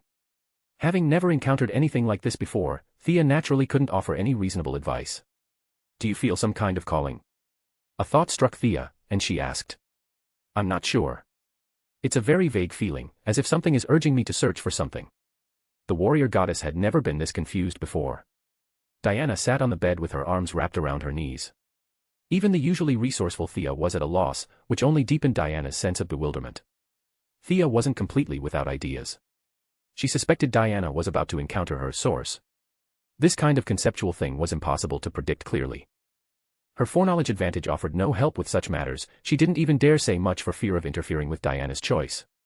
Diana, already at the pinnacle of demigodhood, had perhaps vaguely sensed something during the process of removing her bracelets of submission when her divine power surged. That had led to today's conversation.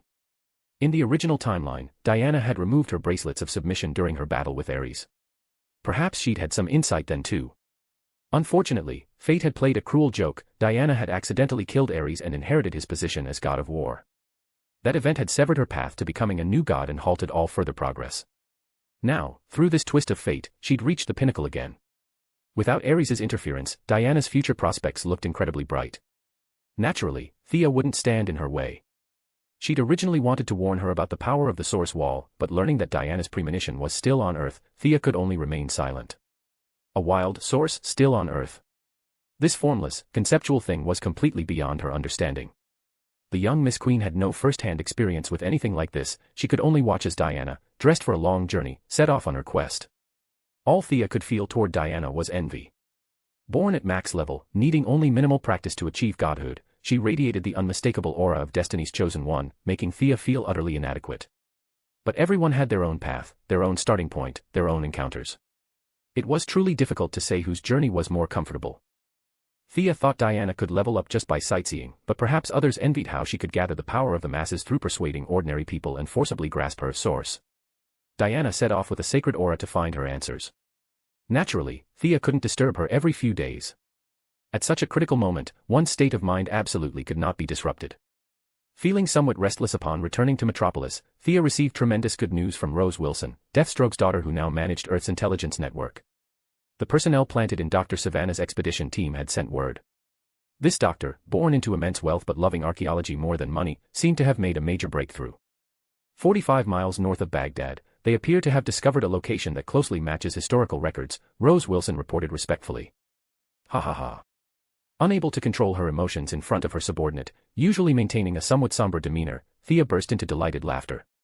Tell your father that Target B has appeared. Have him bring his people back to Earth immediately. Thea didn't explain to Rose Wilson, simply instructing her to make preparations. Rose Wilson bowed and left. Thea was beyond excited. Target A was Shazam, Target B was Black Adam. After years of careful planning, this day had finally arrived. She was no longer the naive girl she'd once been. Thea knew very well that if she could obtain the power of either of these two, she would reach the pinnacle of demigodhood. Her previously restless mood about Diana's advancement immediately lifted. This had nothing to do with love, it was purely the dynamics between two equally strong-willed women. To put it crudely, they were another form of being well-matched. Their match was power, their level of existence. When they'd first met on Themyscira a century ago, Thea had been strong while Diana was weak. Over the following 100 years, the warrior goddess had trained relentlessly while Thea remained stagnant, and their positions had reversed. In recent years, Thea had caught up furiously. The two had reached parity, and with her diverse methods, Thea had even regained the advantage. In the battle against Doomsday, Diana's choice to go all in had certainly included the desire to reach new heights. Thea had thought she'd be inferior to Diana for a while, but unexpectedly, fate still favored her. After absorbing Black Adam, then heading to the Source Wall to seek the Source, perhaps Thea could achieve godhood even before Diana. That was the real reason for her joy. To outsiders, both women seemed seriously afflicted, but this was simply how they related to each other. They were both lovers and rivals, lifelong rivals.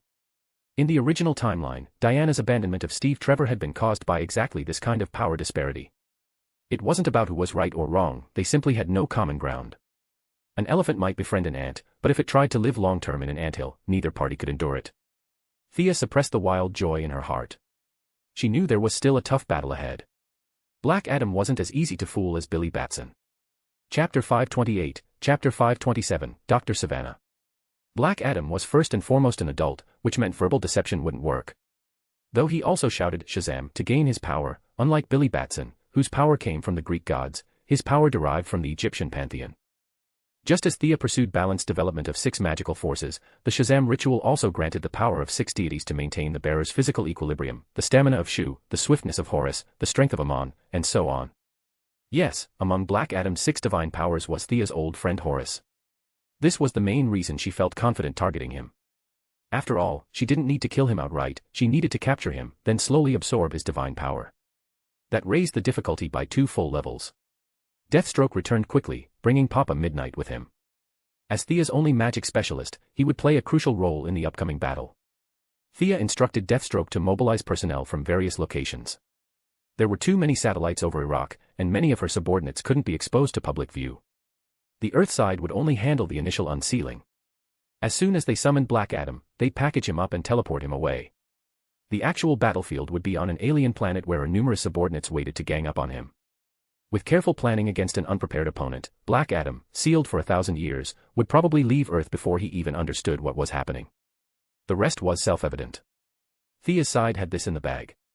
Black Adam could be dragged away forcibly, but Dr. Savannah's archaeological team wasn't suitable for such treatment. The expedition had also hired quite a few mercenaries.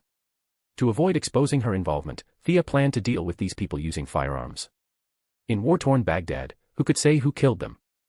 Soon after, having gathered Deathstroke's subordinates, Thea, whose teleportation magic had reached new heights, directly transported dozens of people via long-range teleportation. In a valley 45 miles northwest of Baghdad, Dr. Savannah, a man in his 50s, wandered excitedly around the camp. Like Luther, he was a bald billionaire, but his focus was completely different.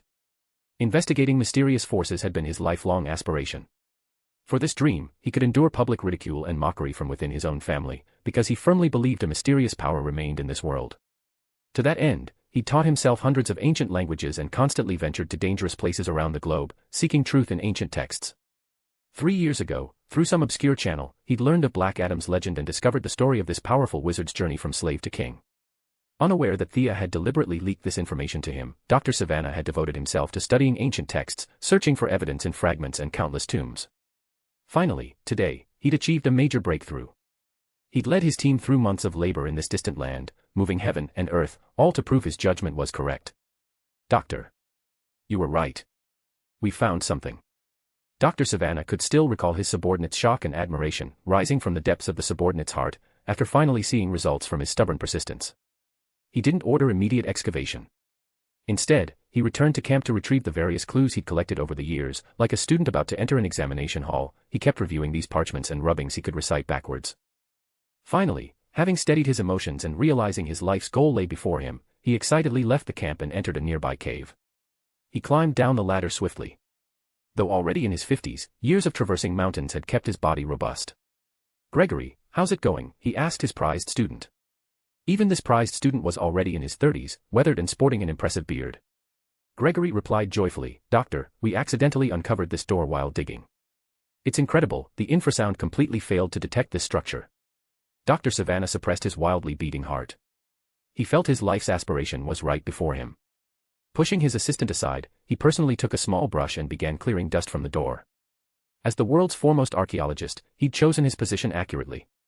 He quickly cleared away a symbol. A simplified yet dignified symbol appeared on the door. An eye. The bald doctor carefully compared it against everything he knew and had learned. The symbol was abstract. Many cultures worshipped eyes, so he couldn't immediately determine its meaning. His personal involvement encouraged everyone, and the clearing work accelerated.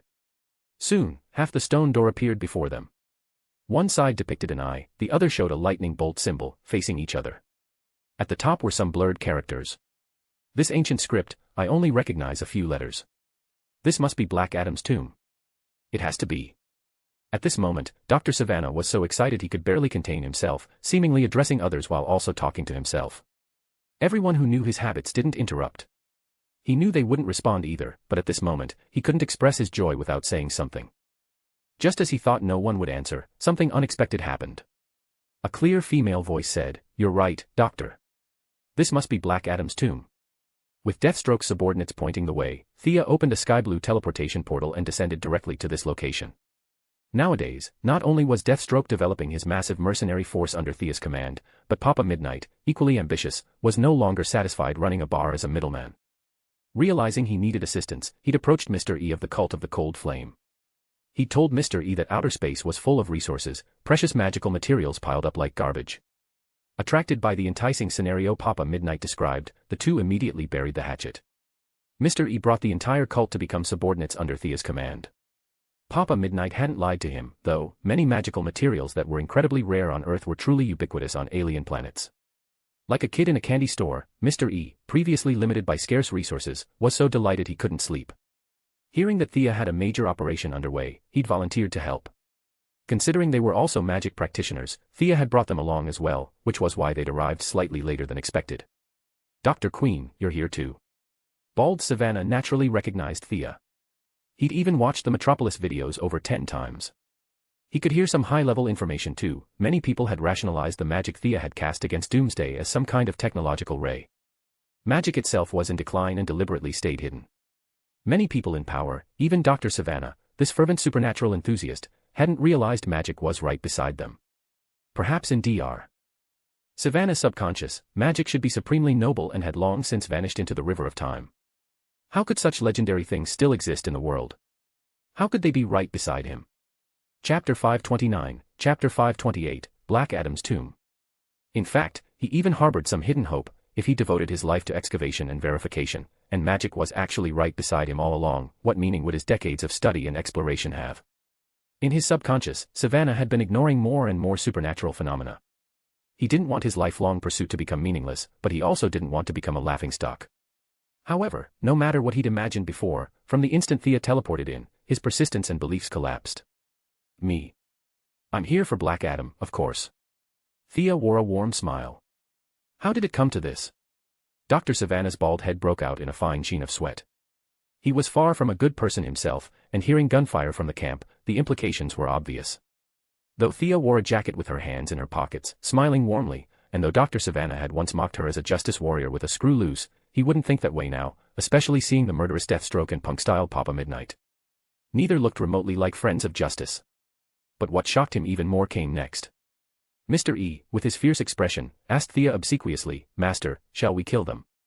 Having learned that Mr. E had joined her ranks, Thea had briefly examined and healed his eyes, then selected a simple meditation technique from Morgan Le Fay's collection to teach him, warning him to stop practicing those chaotic methods. Eager to demonstrate loyalty, Mr. E looked at Savannah eerily, as if viewing livestock.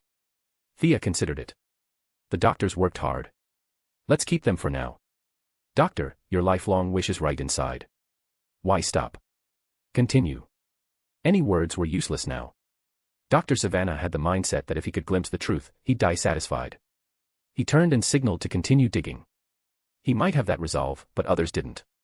They were workers and archaeologists, not warriors. Even if they wanted to resist, they lacked the ability, especially since these people around Thea hardly looked like good folks. This deterred any resistance. "Make them work faster," Thea instructed Papa Midnight under Savannah's puzzled gaze. The voodoo sorcerer promptly produced 2 bone pieces and began striking them with a slow, rhythmic cadence. Then Dr. Savannah watched as his students and assistants, their eyes now vacant, began mechanically clearing the door. Magic. Savannah's thoughts churned like stormy seas, joy, excitement, helplessness, confusion.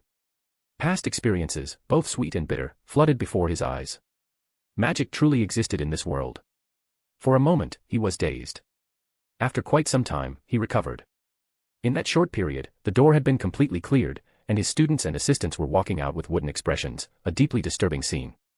"What will you do to me?" He could tell Thea was the leader. Having spoken with Ms. Queen a few times in the outside world, he asked carefully. "Don't worry. I haven't killed any of your assistants. When they wake up, they'll have forgotten today's events. As for you, you're not exactly a good person, but you're not bad either. Later I'll just erase your memory of today. Tomorrow when you wake up, you'll continue searching for Black Adam." Thea raised one finger and spoke matter-of-factly. Nowadays, she rarely killed the innocent. The mercenaries at the outer camp were too numerous and mixed, representing various factions, they had to be eliminated. But these people before her were ordinary civilians, some even students.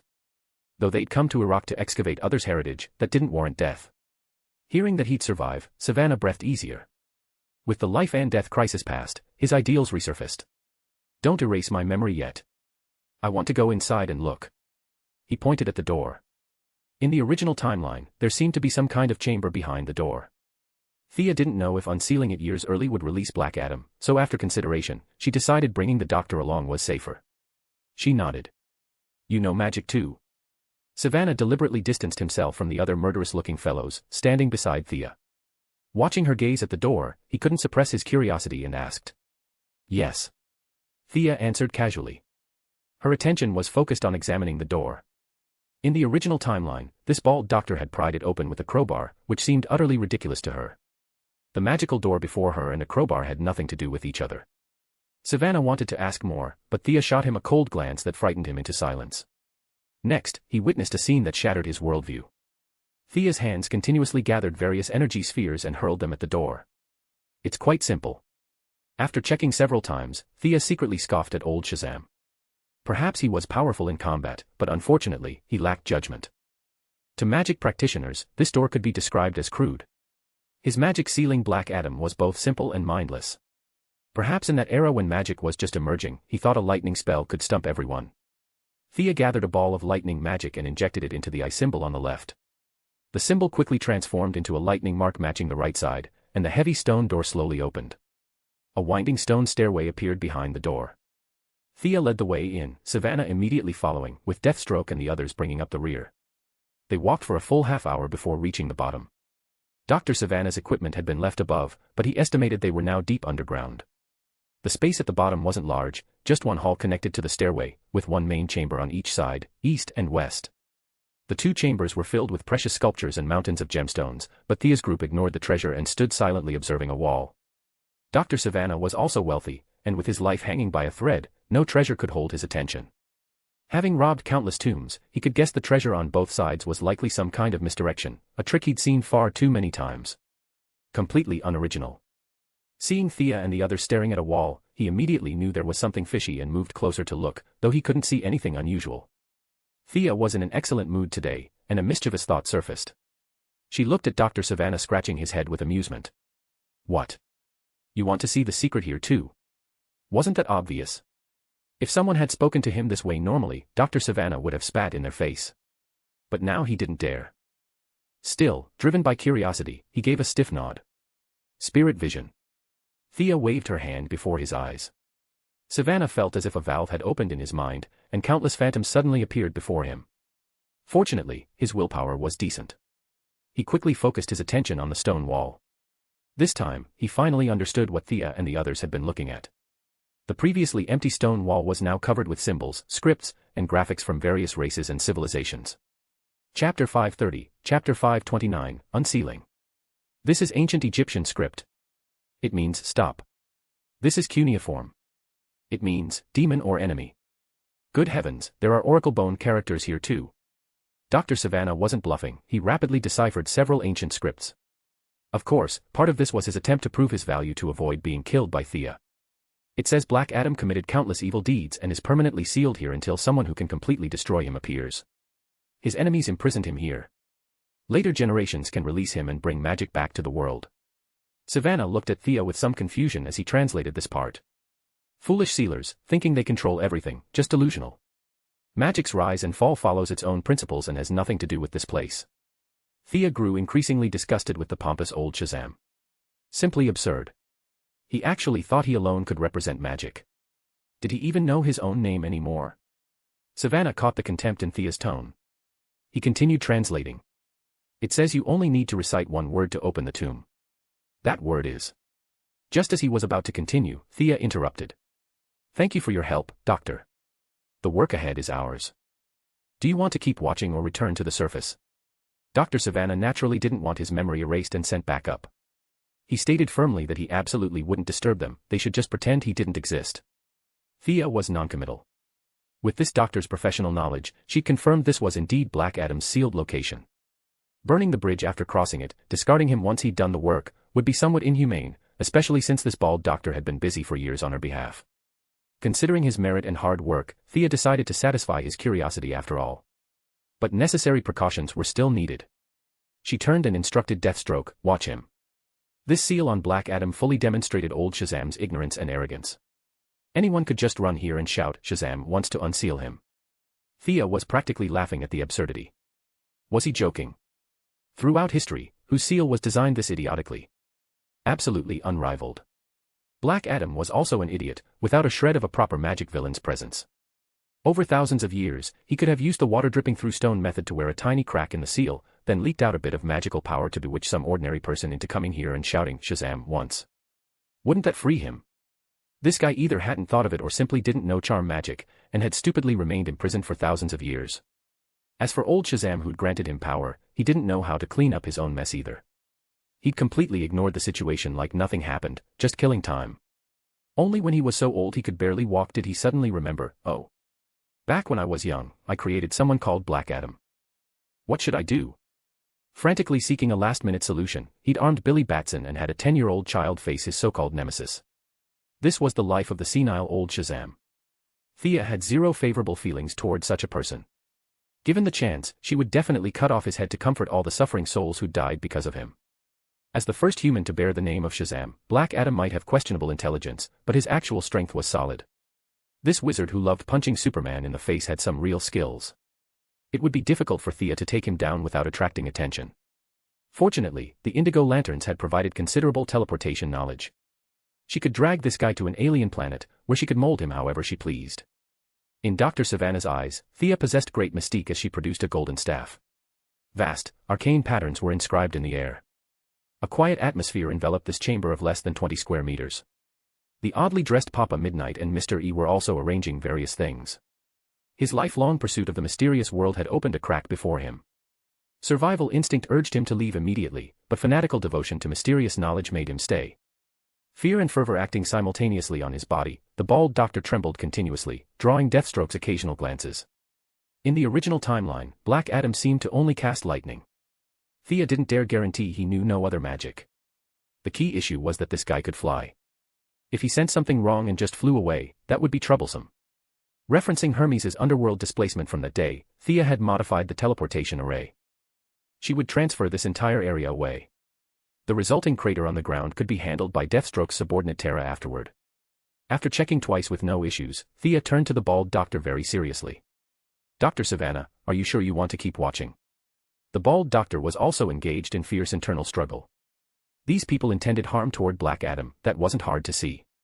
But Black Adam's life or death had nothing to do with him. After weighing everything, he decided to follow his heart. I must keep watching. This is my life's mission and belief. Thea was somewhat moved. For his dream, he'd reached the point of disregarding life and death. Whether he was a good person or bad, such pure quality deserved admiration. However, this bald doctor had zero combat ability and couldn't help her much.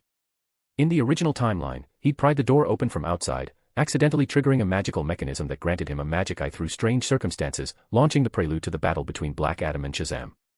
But his ending wasn't good. Immersed in the magical world, the magic eye had ultimately drained his life force. From this alone, one could judge he had absolutely no aptitude for becoming a mage. A crude magic eye that could only run on life force, what a tragic thing. Moved by his persistence, Thea still tried to dissuade him. Soon we'll be fighting on an alien planet. Are you sure you want to come along? She'd barely finished when she noticed Dr. Savannah's eyes radiating brilliance, his entire being in a state of excitement. He nodded emphatically. Fine then. My array is ready. You'll open this seal. You recognize the script on the wall, right? Recite it. Though I can't guarantee what dangers might follow. Thea figured in the original timeline, he'd been the one to shout Shazam, so he might as well do it here. If something went wrong, it was just his bad luck. Savannah hadn't considered such deeper implications. Initially approaching Thea's array carefully, he later discovered he couldn't actually touch these lines floating in midair. Greatly reassured, he quickly walked to the wall and began identifying characters. Shazam. At Thea's signal, Dr. Savannah shouted loudly. As his words fell, the entire wall looked as if struck by something heavy. Massive cracks spread in all directions. The wall instantly collapsed. The prepared bald doctor had already retreated swiftly. The dust settled, revealing a strong man in black clothing with lightning flickering between his eyes, wearing a hooded cape. His form gradually became clear. Chapter 531, Chapter 530, Siege, Part 1. Who released me? You've made a grave mistake. You've unleashed fear you cannot comprehend. As a reward, I may spare your lives. With a large golden lightning bolt emblazoned on his chest, Black Adam, very much playing the villain, emerged from his seal in high spirits.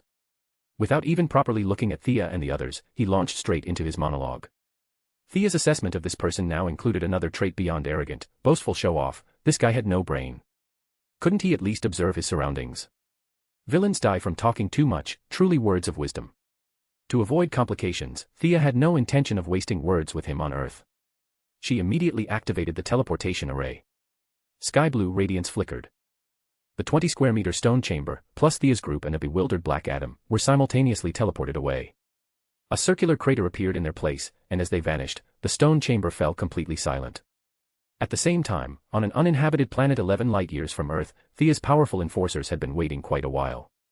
Deadman, Grodd, Faura, Poison Ivy, Livewire, plus the newly joined Killer Frost and Red Tornado. Some stood around bored, others chatted quietly. Seeing the teleportation light flash, they quickly dispersed into formation. The teleportation concluded swiftly. Thea, Deathstroke, and Papa Midnight joined the encirclement. The air composition here was similar to Earth's. Mr. E, pulling along the gawking savannah, stood at the outer perimeter to watch. Who are you people? Black Adam's brain hadn't quite caught up. Hadn't he just been underground? Where was this now? Looking around, all he could see was desolation. Had Earth turned into this hellhole? Thea viewed him as livestock ready for slaughter and had no intention of wasting words. She turned to Grodd. Can you control him? The increasingly rotund gorilla closed his eyes and concentrated for quite some time before shaking his head. There's a barrier in his mental world. I can't break through immediately. Thea wasn't particularly surprised by this result. Though these generations of Shazam shared the common trait of being brainless, each one intellectually questionable with low willpower, the divine power infused by the gods still granted them a passive attribute of resistance to mind control and debuffs. To forcibly control them, one had to break through the divine power's protection to touch their actual personality.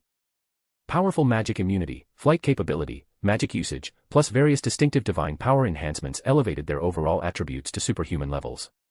In a sense, they were quite similar to Diana. Except the warrior goddess didn't need to constantly shout, Shazam, their actual combat strength was comparable. This was why Thea had gathered all her enforcers to gang up on him. Actually, killing Black Adam wasn't particularly difficult. Thea only needed to borrow Diana's lasso of truth, wrap it around his neck, loudly ask him what his transformation incantation was, have Black Adam shout Shazam himself to become an ordinary person, and there were far too many ways to deal with an ordinary human. The only pity was that despite his extraordinary power, he was essentially still human and naturally subject to human lifespan. Black Adam had been sealed for 1,000 years, he was far too old. Once separated from Shazam's divine power, he'd probably die of old age immediately. Whether he died or not didn't matter to anyone, but it would be a terrible waste if that divine power dissipated with him. After careful consideration, Thea had only one option left: beat him down hard, knock this guy unconscious, then use Horus's divine power as a backdoor to bypass the divine power barrier, control the personality in his mental world, and finally have him gift the divine power to Thea. Mission accomplished. Yes, the Shazam people's power system was quite peculiar. Power came easily but could be taken away just as readily. Divine power and magical power weren't cultivated by themselves at all, so they neither cherished nor cared about it. Unlike Thea, who constantly refined and purified her power, striving to maintain perfect harmony with herself, they never bothered with any of that. Divine power and magical power related to their actual bodies like tenants to a landlord, you can't take it with you when you're born or when you die. Entering a treasure mountain only to return empty-handed perfectly described them. Old Shazam and Black Adam occasionally did some actual work. The third-generation Shazam, Brat Billy Batson, treated magical power completely like a toy. He'd even developed a sharing spirit, distributing portions of his magical power to his little friends and a talking tiger. This was simply blasphemy against magic, especially when contrasted with Dr. Savannah's fervor. It highlighted this point even more. Shazam should be tossed into history's garbage heap. Thea waved at her subordinates. Free attack. The first to jump out was Livewire. I hear you also use lightning. Let's compare. Without waiting for his response, she gathered silvery white electric arcs in 1/10 of a second and flung them at Black Adam at blistering speed. Do I even know you people? Black Adam didn't understand the principle of strike first when you can. He just felt like he'd picked up the wrong script after escaping imprisonment. However, facing an attack, especially an electric one, he didn't hold back either. To intimidate these inexplicable people, he chose to tank it head-on. He also launched a lightning beam toward his opponent. The magical lightning instantly scattered Livewire's electric arc. The somewhat masochistic Livewire watched the lightning coming at her without dodging, directly colliding with it. Her ability to absorb electrical energy was truly outrageous. In the original timeline, she could absorb the Flash's thrown lightning, so naturally she could absorb Shazam's magic now. Awesome. Got any more? Give me some more. The lightning struck her body, sending her flying 3 or 4 meters, but she didn't care at all. Licking her lips with a somewhat crazed expression, she asked Black Adam. Crazy woman. Having never encountered this type of energy absorption physiology, Black Adam still had rich combat experience. He flew down, preparing to use physical attacks. However, halfway through his flight, he was intercepted by the black-armored Faura. Faura was the main force against Black Adam. Her armor had been personally crafted by Thea. After all, having spent so long around Diana, forging a suit of armor wasn't difficult. This black armor wasn't the original Kryptonian technological armor, but made from rare materials discovered on a planet in Ibn's trading company. On that planet, this material was treated as waste. By chance, Mr. E had seen these materials and nearly fainted from excitement. Aliens did excellent waste sorting. Many waste materials were piled separately awaiting disposal. Mr. E had accidentally discovered an entire mountain of black obsidian. This powerful high magic resistance material had long since vanished from Earth. The cult of the cold flame had extorted the entire magical world and only found a piece the size of half a fingernail, which they'd later presented to Thea like a treasure. One could imagine his excitement upon seeing a mountain of obsidian. Afterward, he and Papa Midnight had happily wandered several planets. Countless rare materials abounded, delighting them both like fools. Their harvest naturally alarmed Thea. The young miss glanced over and moved on. These things weren't particularly important to her. She only selected some relatively rare materials. Faura's current armor came from there. Chapter 532, Chapter 531, Siege, Part 2. Black Adam saw Faura diving toward him at an angle but didn't take her seriously at all. Facing her punch aimed at his chest, he casually reached out to grab her wrist, intending to throw her aside. However, the moment they made contact, he knew he was in trouble. Her strength was incomparably massive. It was too late to change tactics, he could only twist his body to try and dodge. Boom, with an explosive sound, Black Adam, who had been hovering in midair, was knocked to the ground and smashed into a shallow human-shaped crater. His body was truly resilient, he wasn't hurt at all. He pulled off his hood, revealing a rather dignified middle-aged face. "You are a woman worthy of my full strength, I." Black Adam was only halfway through his speech when he tried to fly up, only to discover his legs were entangled in plants. Countless vines were rapidly climbing up his body, occasionally releasing toxins from their branches that seeped through his skin and into his body. What the hell is this? Before he could protest about unfair combat and demand they fight him one-on-one, Killer Frost, the newest member, attacked as well. Taking advantage of Poison Ivy's control over the enemy, she flew behind Black Adam, pressed her hands against his body, and began frantically absorbing his heat. At her peak, Killer Frost had absorbed Superman's heat and used this move to instantly defeat the entire Justice League. Though she was far from that level now, she still managed to harm Black Adam. Cold, very cold. A bone-deep chill. Even though Black Adam had extremely high magic resistance and various energy resistances, he was still frozen solid. Actually, Killer Frost's power wasn't purely ice attacks. Theoretically speaking, heat absorption was her true ability. With massive heat loss from inside an enemy's body, very few could ignore it, except for some special life forms. Black Adam was first and foremost human, so he naturally had body temperature. The massive loss of heat instantly weakened him. The vines that he could have broken free from with a little effort now felt like they were growing into his body. The heat loss also drained his stamina. Black Adam felt he had never been this weak. Papa Midnight tossed a few spells like he was just going through the motions. The minimal effect made him smile bitterly at Thea. This guy must have eaten something special to grow up, his magic resistance was terrifyingly high, leaving Papa Midnight somewhat helpless. Thea gestured for him to continue while she began casting magic resistance reduction spells on Black Adam. Ancient mages liked to slay dragons when they had nothing better to do. They weren't all magic warrior hybrids who could fight dragons directly with staffs, that was impossible.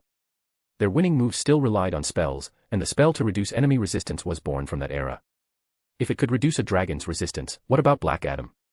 She didn't need to reduce it permanently, as long as the spell lasted half an hour or 10 minutes, it would be enough.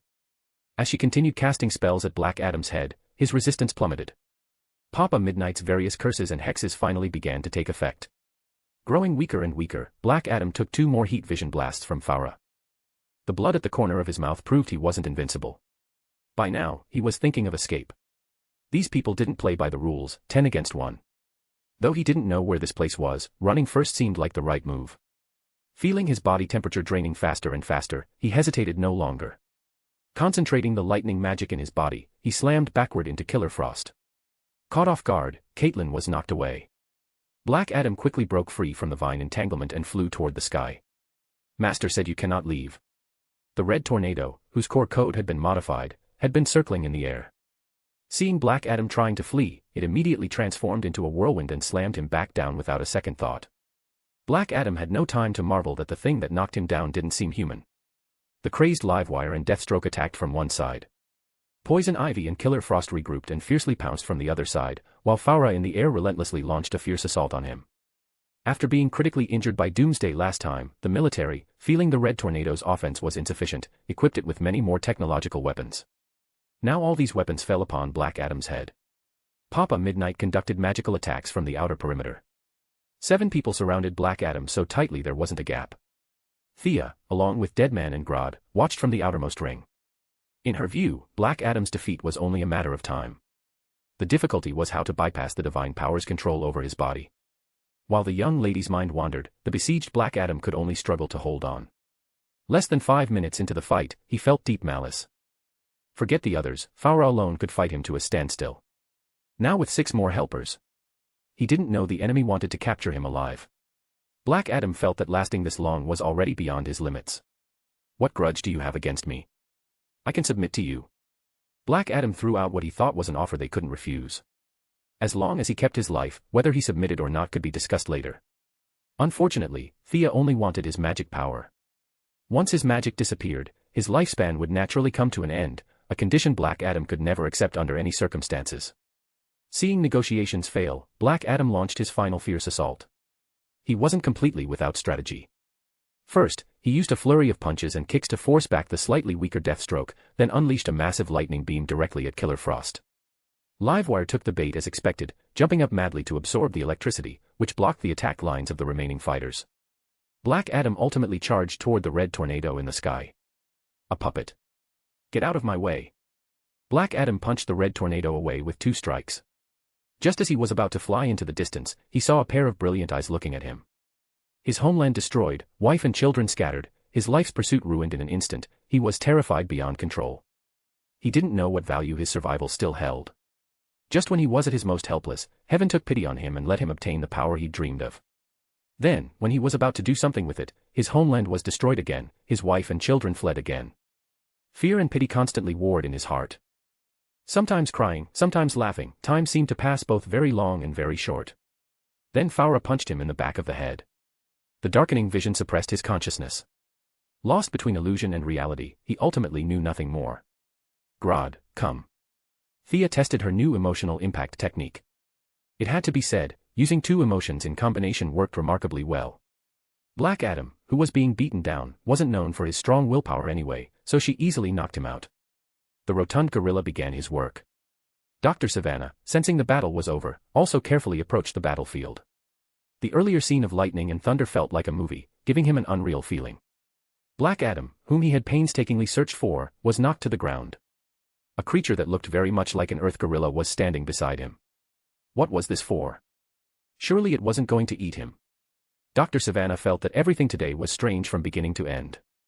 Chapter 533, Chapter 532, Absorbing Divine Power. Who is this guy? Dr. Savannah looked at everyone with eyes that were careful yet scrutinizing. This made Livewire a bit dissatisfied, so she asked Poison Ivy and Killer Frost beside her. Unlike Livewire, who had dropped out of school early to become a streamer, both Poison Ivy and Killer Frost had degrees. Caitlin had even spoken with Dr. Savannah before, but with her white hair, black eyeshadow, and full punk outfit now, he simply didn't recognize her. The 2 quietly told Livewire the answer. The former streamer didn't understand why Thea had brought an archaeologist here, but she was wise enough not to ask. Thea ignored her subordinates' whispered discussions. She was very busy right now. She needed to use Horus's divine power to open a backdoor in Black Adam's mental gap, allowing Grodd's psychic power to enter smoothly. Horus's divine power could be said to be the earliest divine power she had encountered. Although she had spiritually transformed several times since then and completely erased the various divine marks, simply simulating it was still possible. The image of the hawk god reappeared in Black Adam's mental world, immediately attracting the attention of the Horus divine power within him. Thea didn't immediately absorb and assimilate this portion of divine power. The power of the 6 gods was the foundation of Shazam's power, just like Thea's magic, they also pursued attribute balance. If she absorbed a single divine power, the remaining portions would immediately collapse, and Thea would suffer a huge loss. Her simulation was ambiguous, drawing the attention of Horus's divine power. Taking advantage of this gap, Grodd's mental control quickly drilled through the opening. How is it? Seeing Grodd had entered, Thea also withdrew. Divine power had assimilative properties, if she didn't absorb others, others would absorb her. Resistance still exists. It's difficult for me to control him, Grodd's voice responded promptly.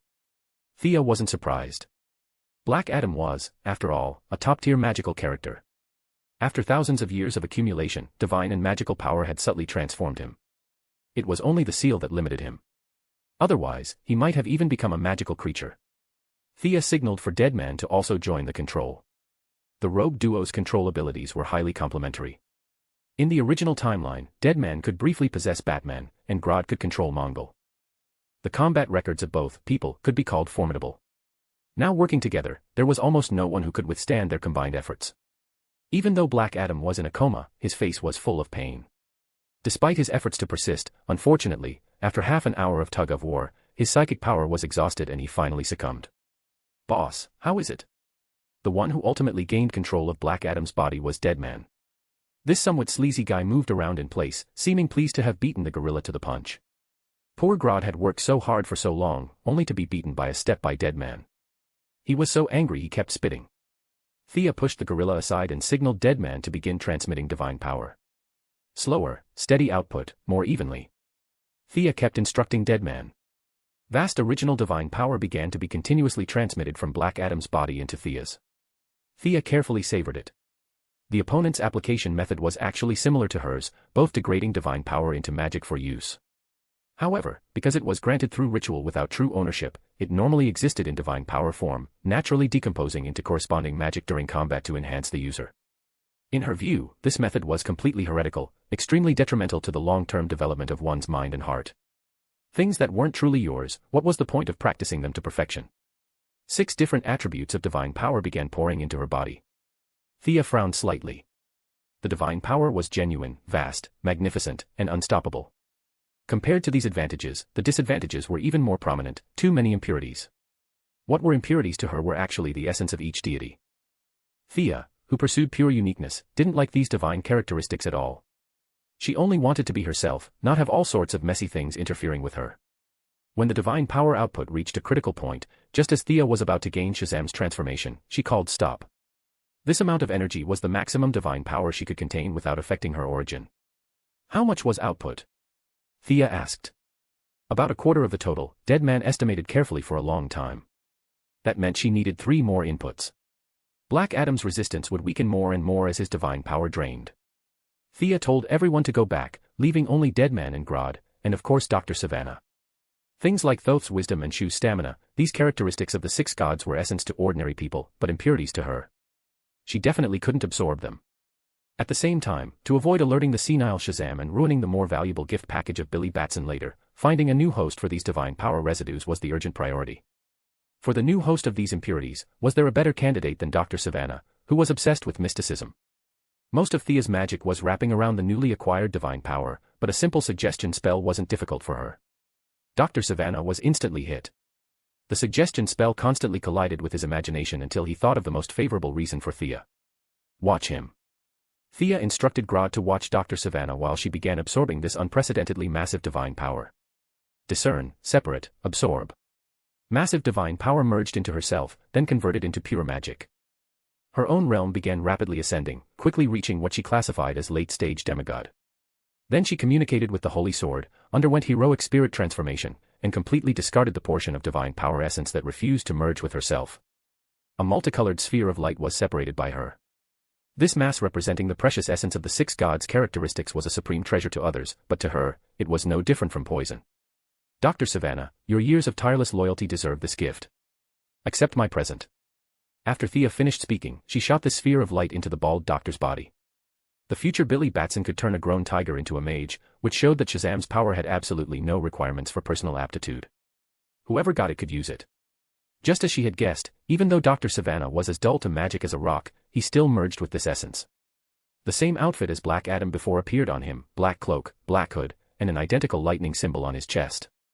It was just that the substance had all been absorbed by Thea, leaving him with only the god's skin. Even so, Dr. Savannah was still extremely excited. The surging power and flight ability made him ecstatic, his bald head bobbing so fast it was dizzying to watch.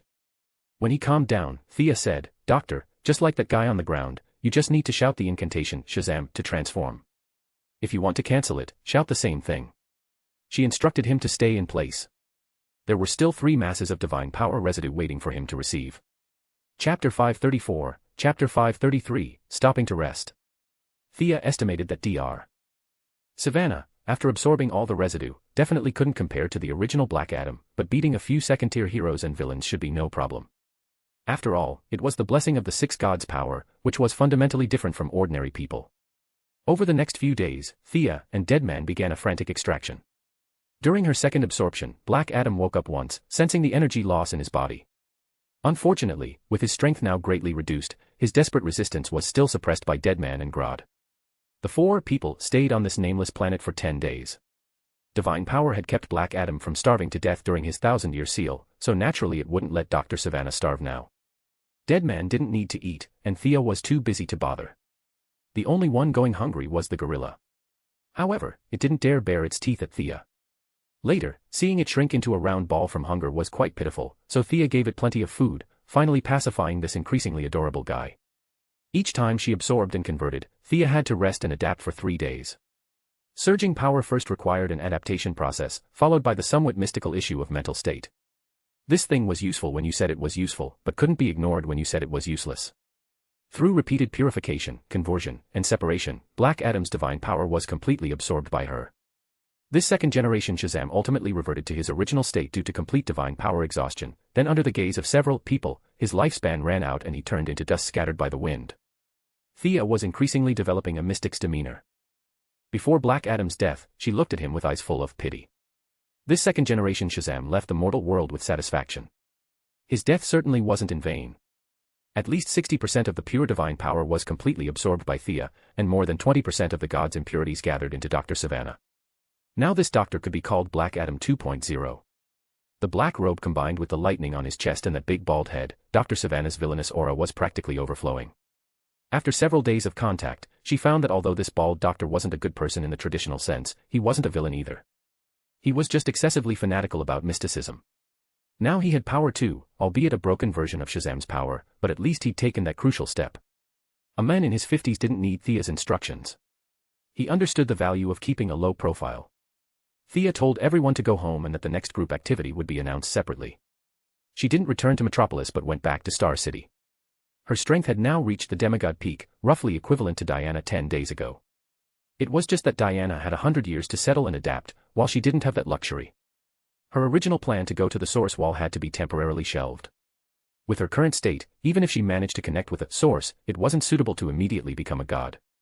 She needed to stop and adapt to her new realm. She had no choice but to stop. Various illusions swirled before her eyes. Some showed her going berserk and destroying everything madly, others showed her maternal feelings exploding, saving all the people in the world. As someone who played with illusions to perfection, she knew she definitely wasn't under an illusion spell. Rather, the surging power was influencing her judgment every second. Thea felt she had probably overdone it. Even absorbing only 60% of Black Adam's divine power probably exceeded the ceiling of demigod peak. The only fortunate thing was that she hadn't exceeded it by much. Similar to Diana's situation, her own power had broken through a threshold, and she sensed that rule-level calling. Some were violent, some peaceful. Thea estimated that what was calling her should be the Source, but with her current restless mind, she absolutely didn't dare make a choice lightly. Thea could only bundle up all the energy in her body. The Source matter wasn't urgent, they were right there. She needed to stabilize her own side first. Walking slowly through the streets of Star City like an ordinary person, even though she had already diluted her presence and wore large sunglasses and a scarf covering half her face, the occasional glimpses of her appearance still brought her trouble. "Miss, want some?" Latest ecstasy. 3 ill-intentioned thugs blocked her path, pulling out a packet of indescribable substances to peddle to her. The young lady was a bit speechless. Drug dealing had reached her doorstep. It seemed Green Arrow's crackdown on Count Vertigo wasn't strong enough. Was he spending all his energy on romance? She had to think about how to deal with these bugs. Thea involuntarily looked around. She wanted to see if there were cameras nearby. If so, it would be best to hack them for a few seconds first. The thugs didn't know their death was near. They thought Thea was looking around for an escape route and all laughed wantonly. Just as Thea was about to take these guys out cleanly, 3 throwing blades flew by. Each thug took one to the neck and died without even a grunt. Such ruthless methods definitely weren't the Green Arrow team. Thea turned to look to the right. A tall, thin old man in ancient robes slowly walked out. Thea looked at the tall, thin old man and couldn't help but smile. The demon's head. What brings you to Star City instead of recuperating in Nanda Parbat? If you're looking for Damien, he's back in Gotham. And did Talia let you out? That's not her style. Don't tell me you snuck out. The demon's head was thinner than before. He examined Thea's sunglasses and scarf with some curiosity. Why this get-up? Are you injured? No wonder he thought too much. In his impression, Thea was a very formidable person. How could she be blocked by a few small-time thugs? In his view, the only explanation was injury. You're overthinking. I'm just deliberately suppressing myself, Thea said. It wasn't like she'd reset her powers to start over, there was nothing she couldn't say. Deliberately suppressing. Did you eat your fill and have nothing better to do? The demon's head, who had been about to walk past, was caught by curiosity. Mind telling this dying man about it? Chat with a supervillain about this. Thea thought about it. Having lived 800 years, he might have some different insights. So she briefly explained her situation. Honestly, the demon's head didn't understand what she said. Even though Thea hadn't mentioned deep topics like the source to him, he still didn't quite comprehend. Can you describe it with facts? The demon's head's curiosity was extraordinarily strong. In a sense, he had something in common with Dr. Savannah, both desperately searching but not finding. The difference was that the demon's head had lived long enough to find a demon to help him, while Dr. Savannah didn't have that luxury. His question stumped Thea. How do you describe something so idealistic with facts? After thinking, she might as well let him experience it. Thea slightly released her suppression, letting out about 10% of the energy in her body. Misty, dreamlike energy instantly filled a 100-meter radius. The perceptive demons had immediately noticed the abnormality. Chapter 535, Chapter 534, Ordinary Heart. The same phenomenon would produce different interpretations when seen by different people. To Thea, it was a struggle between good and evil, a choice between alignments. In the same illusion, what the demon's head saw were the children who had left before him during his 800 years. In his first 100 years, using his vast knowledge and wealth, he had left behind a large family. Unfortunately, his descendants had chosen the wrong side and were slaughtered by the reigning monarch. Even though he eventually took revenge, it was all for nothing. After that, he intermittently formed families several times. His children and grandchildren might still have shown some affection, but by the later generations, not to mention others' alienation toward him, he himself felt those descendants were no longer his family. Some even coveted his secret of immortality. Being hung up and tortured by descendants he didn't know how many generations removed, that terrifying experience truly left him at a loss. It wasn't until modern times that he finally had 2 daughters again. Unfortunately, his eldest daughter Talia was still wildly ambitious. The demon's head could only conclude that his bloodline contained a demon's curse, cursing him to suffer these torments forever. Hey, old man, are you all right? Thea had slightly released her suppression, then saw the demon's head's eyes go blank. She asked somewhat uncertainly. After all, this was Batman's father-in-law and Damien's grandfather. Dying at her hands would really be troublesome. The demon's head regained his composure slightly and recovered his calm, saying with some emotion, indeed terrifying. This is your predicament. Thea was too embarrassed to say this was only 10% of the power, so she just nodded. The demon's head thought for a moment. Have you tried meditation? I know over 100 meditation methods. This wasn't an empty boast from Thea. The League of Assassins meditation pursued cultivation of the heart, somewhat like the Japanese idea of unity between person and sword.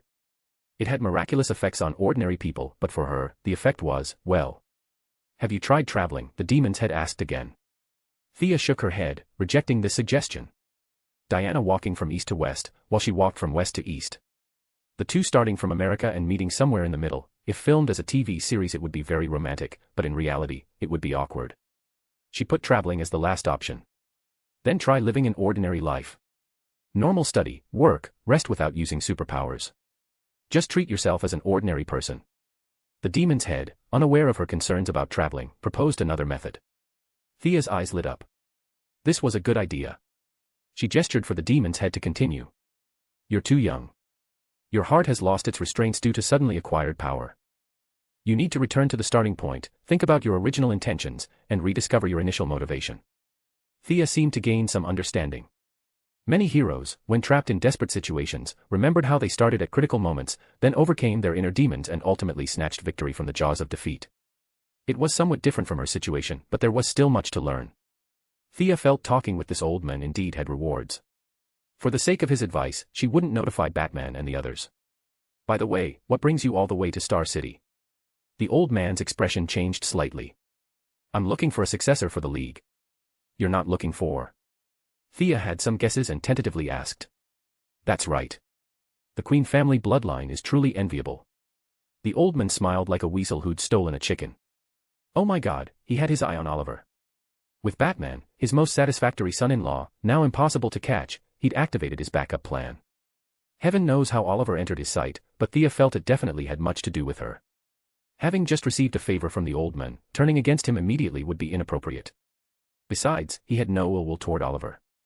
In the original timeline, he not only freely gave away a daughter but also wanted to give away the entire league. Now the league couldn't be given away, but the daughter was still available. Thea thought of Nissa's square face. Her looks were really quite average, but after establishing a relationship with Oliver, she was incredibly obedient. She'd call him husband at every turn, summoned and dismissed by Oliver at will, never asking who the enemy was, only where the enemy was. In this timeline, Oliver didn't have Talia's teaching. Even though his overall quality had been enhanced by Thea, his pure combat skills were still somewhat weak. Accepting the demon's head's training would be good for him too. You won't hurt him, will you? Of course not. Thea felt satisfied enough. She protected her family but didn't oppose them suffering a bit to become stronger. She nodded slightly to the demon's head and turned to leave the alley. Since she was going to live a few days as an ordinary person, Thea could only call her secretary, Miss Mercy, to pick her up. 2 hours later, she returned to Metropolis and signaled the secretary to close the door, indicating they had private matters to discuss. What are you trying to do? I'm not that kind of person. The secretary stood by the door, far away from her. Thea didn't know that Poison Ivy had done something to the secretary, and this blame had somehow landed on her head. With her high intelligence, she still couldn't figure out the mystery here. A bit confused, but she didn't take it seriously. She reached out and took out an indigo lantern ring and tossed it to her.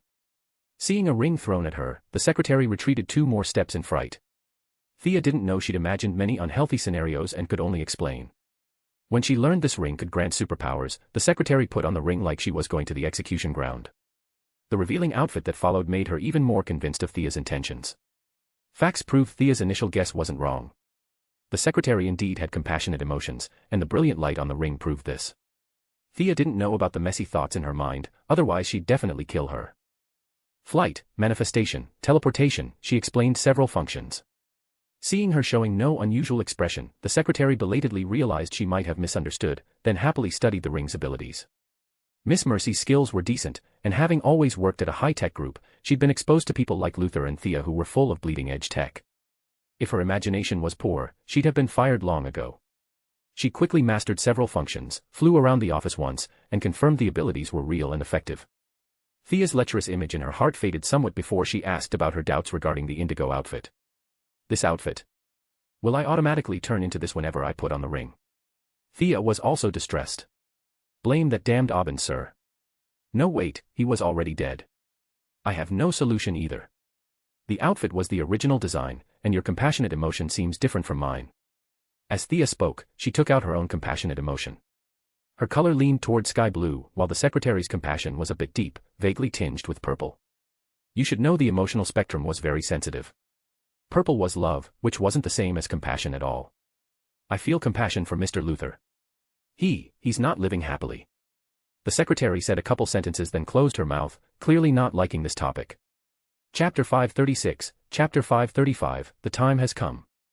Thea had a pile of troubles of her own. With a mindset of caring for her subordinate, she asked a couple shallow questions. Since the secretary didn't want to talk about it, she didn't press. However, she wasn't optimistic about this one-sided love. Luther's eyes probably only had Superman in them. Even if the secretary returned to his side, he wouldn't give her a second glance. Setting aside other people's private lives, Thea was quite satisfied that she could obtain compassion. In the future, Earth's representative for the Indigo Lanterns would be Secretary Miss Mercy. That outfit had such a high embarrassment factor, having one Earthling wear it was enough. Over the next few days, just as the demon's head said, she would return to her original intentions and gradually stabilize her mentality through daily life. As for those social engagements she used to avoid whenever possible, she felt she should try them too. Locking herself in the laboratory all the time really didn't suit a girl in her prime. The idea was good, but troubles naturally followed. Miss Thea, do I have the honor of taking you to dinner? A tall, handsome young man stood before her, inviting her with refined manners. The young lady felt her teeth ache. As for the men before her, to say she didn't know him would be truly not knowing him. To say she knew him, well, she did know him. Ray Palmer, founder and chairman of Palmer Technologies, possessor of 3 doctoral degrees, the future atom. The main provider of Thea's atomization knowledge, though that was in the future. The current him had no idea about any of this. The two had met at a government reception. Thea remembered he was an engaged man, plus having fought side by side on the Wave Rider in the future, so she naturally treated him differently. Not knowing she'd sent the wrong signal, Thea casually chatted with him a bit, and then things spiraled out of control. Ray Palmer, who already had a hint of goofball spirit, became extremely excited and immediately launched a fervent offensive. Only then did Thea learn he had no fiancée. The young lady couldn't figure out if her butterfly wings had blown away an actual living person. Without a doubt, the original timeline's future had been stirred into chaos by her. This could be seen from Reverse Flash hiding in the cutting-edge lab in Central City, constantly asking Gideon if he'd come to a parallel world. He wasn't deaf or blind. The news rolling on TV every day was impossible to ignore. The development trajectory here differed too greatly from his original world. It was all too normal to have doubts. Gideon, following Thea's instructions, obfuscated and confused him as much as possible, insisting that the future Flash showed no changes. This left the extremely intelligent Reverse Flash bewildered. Actually, even if there were changes, he was helpless. The Reverse Flash without any speed force could only close the door and stick his head in the sand. What he needed was to wait. An old man without speed force wasn't worth Thea's attention at all. Ray Palmer, who came before her every day, annoyed her terribly. He sent flowers, invited her out, staged coincidental encounters, expressed support for superheroes, and occasionally discussed cutting-edge high molecular chemistry knowledge when Thea was present. "Stop pestering me. We're not compatible." Thea couldn't remember how many times she'd said similar words. The big goofball had an incredibly thick skin. Not only was he not discouraged by rejection, but his determination to pursue her became even more resolute. Unable to shake him, Thea could only hide. Facial recognition, distance alerts, behavior simulation programs, module calculations, all high-tech equipment was deployed. Sometimes they attended the same gathering, yet Ray Palmer somehow never found her. The equally highly intelligent Ray Palmer quickly discovered the problem.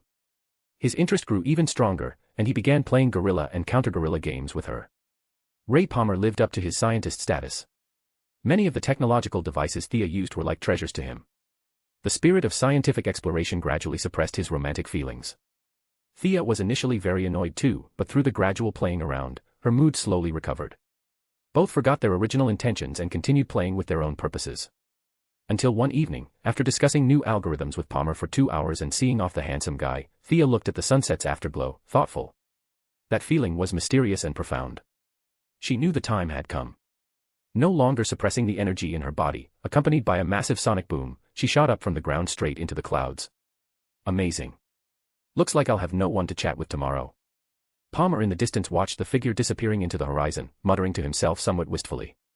Thea didn't know her new friend's feelings.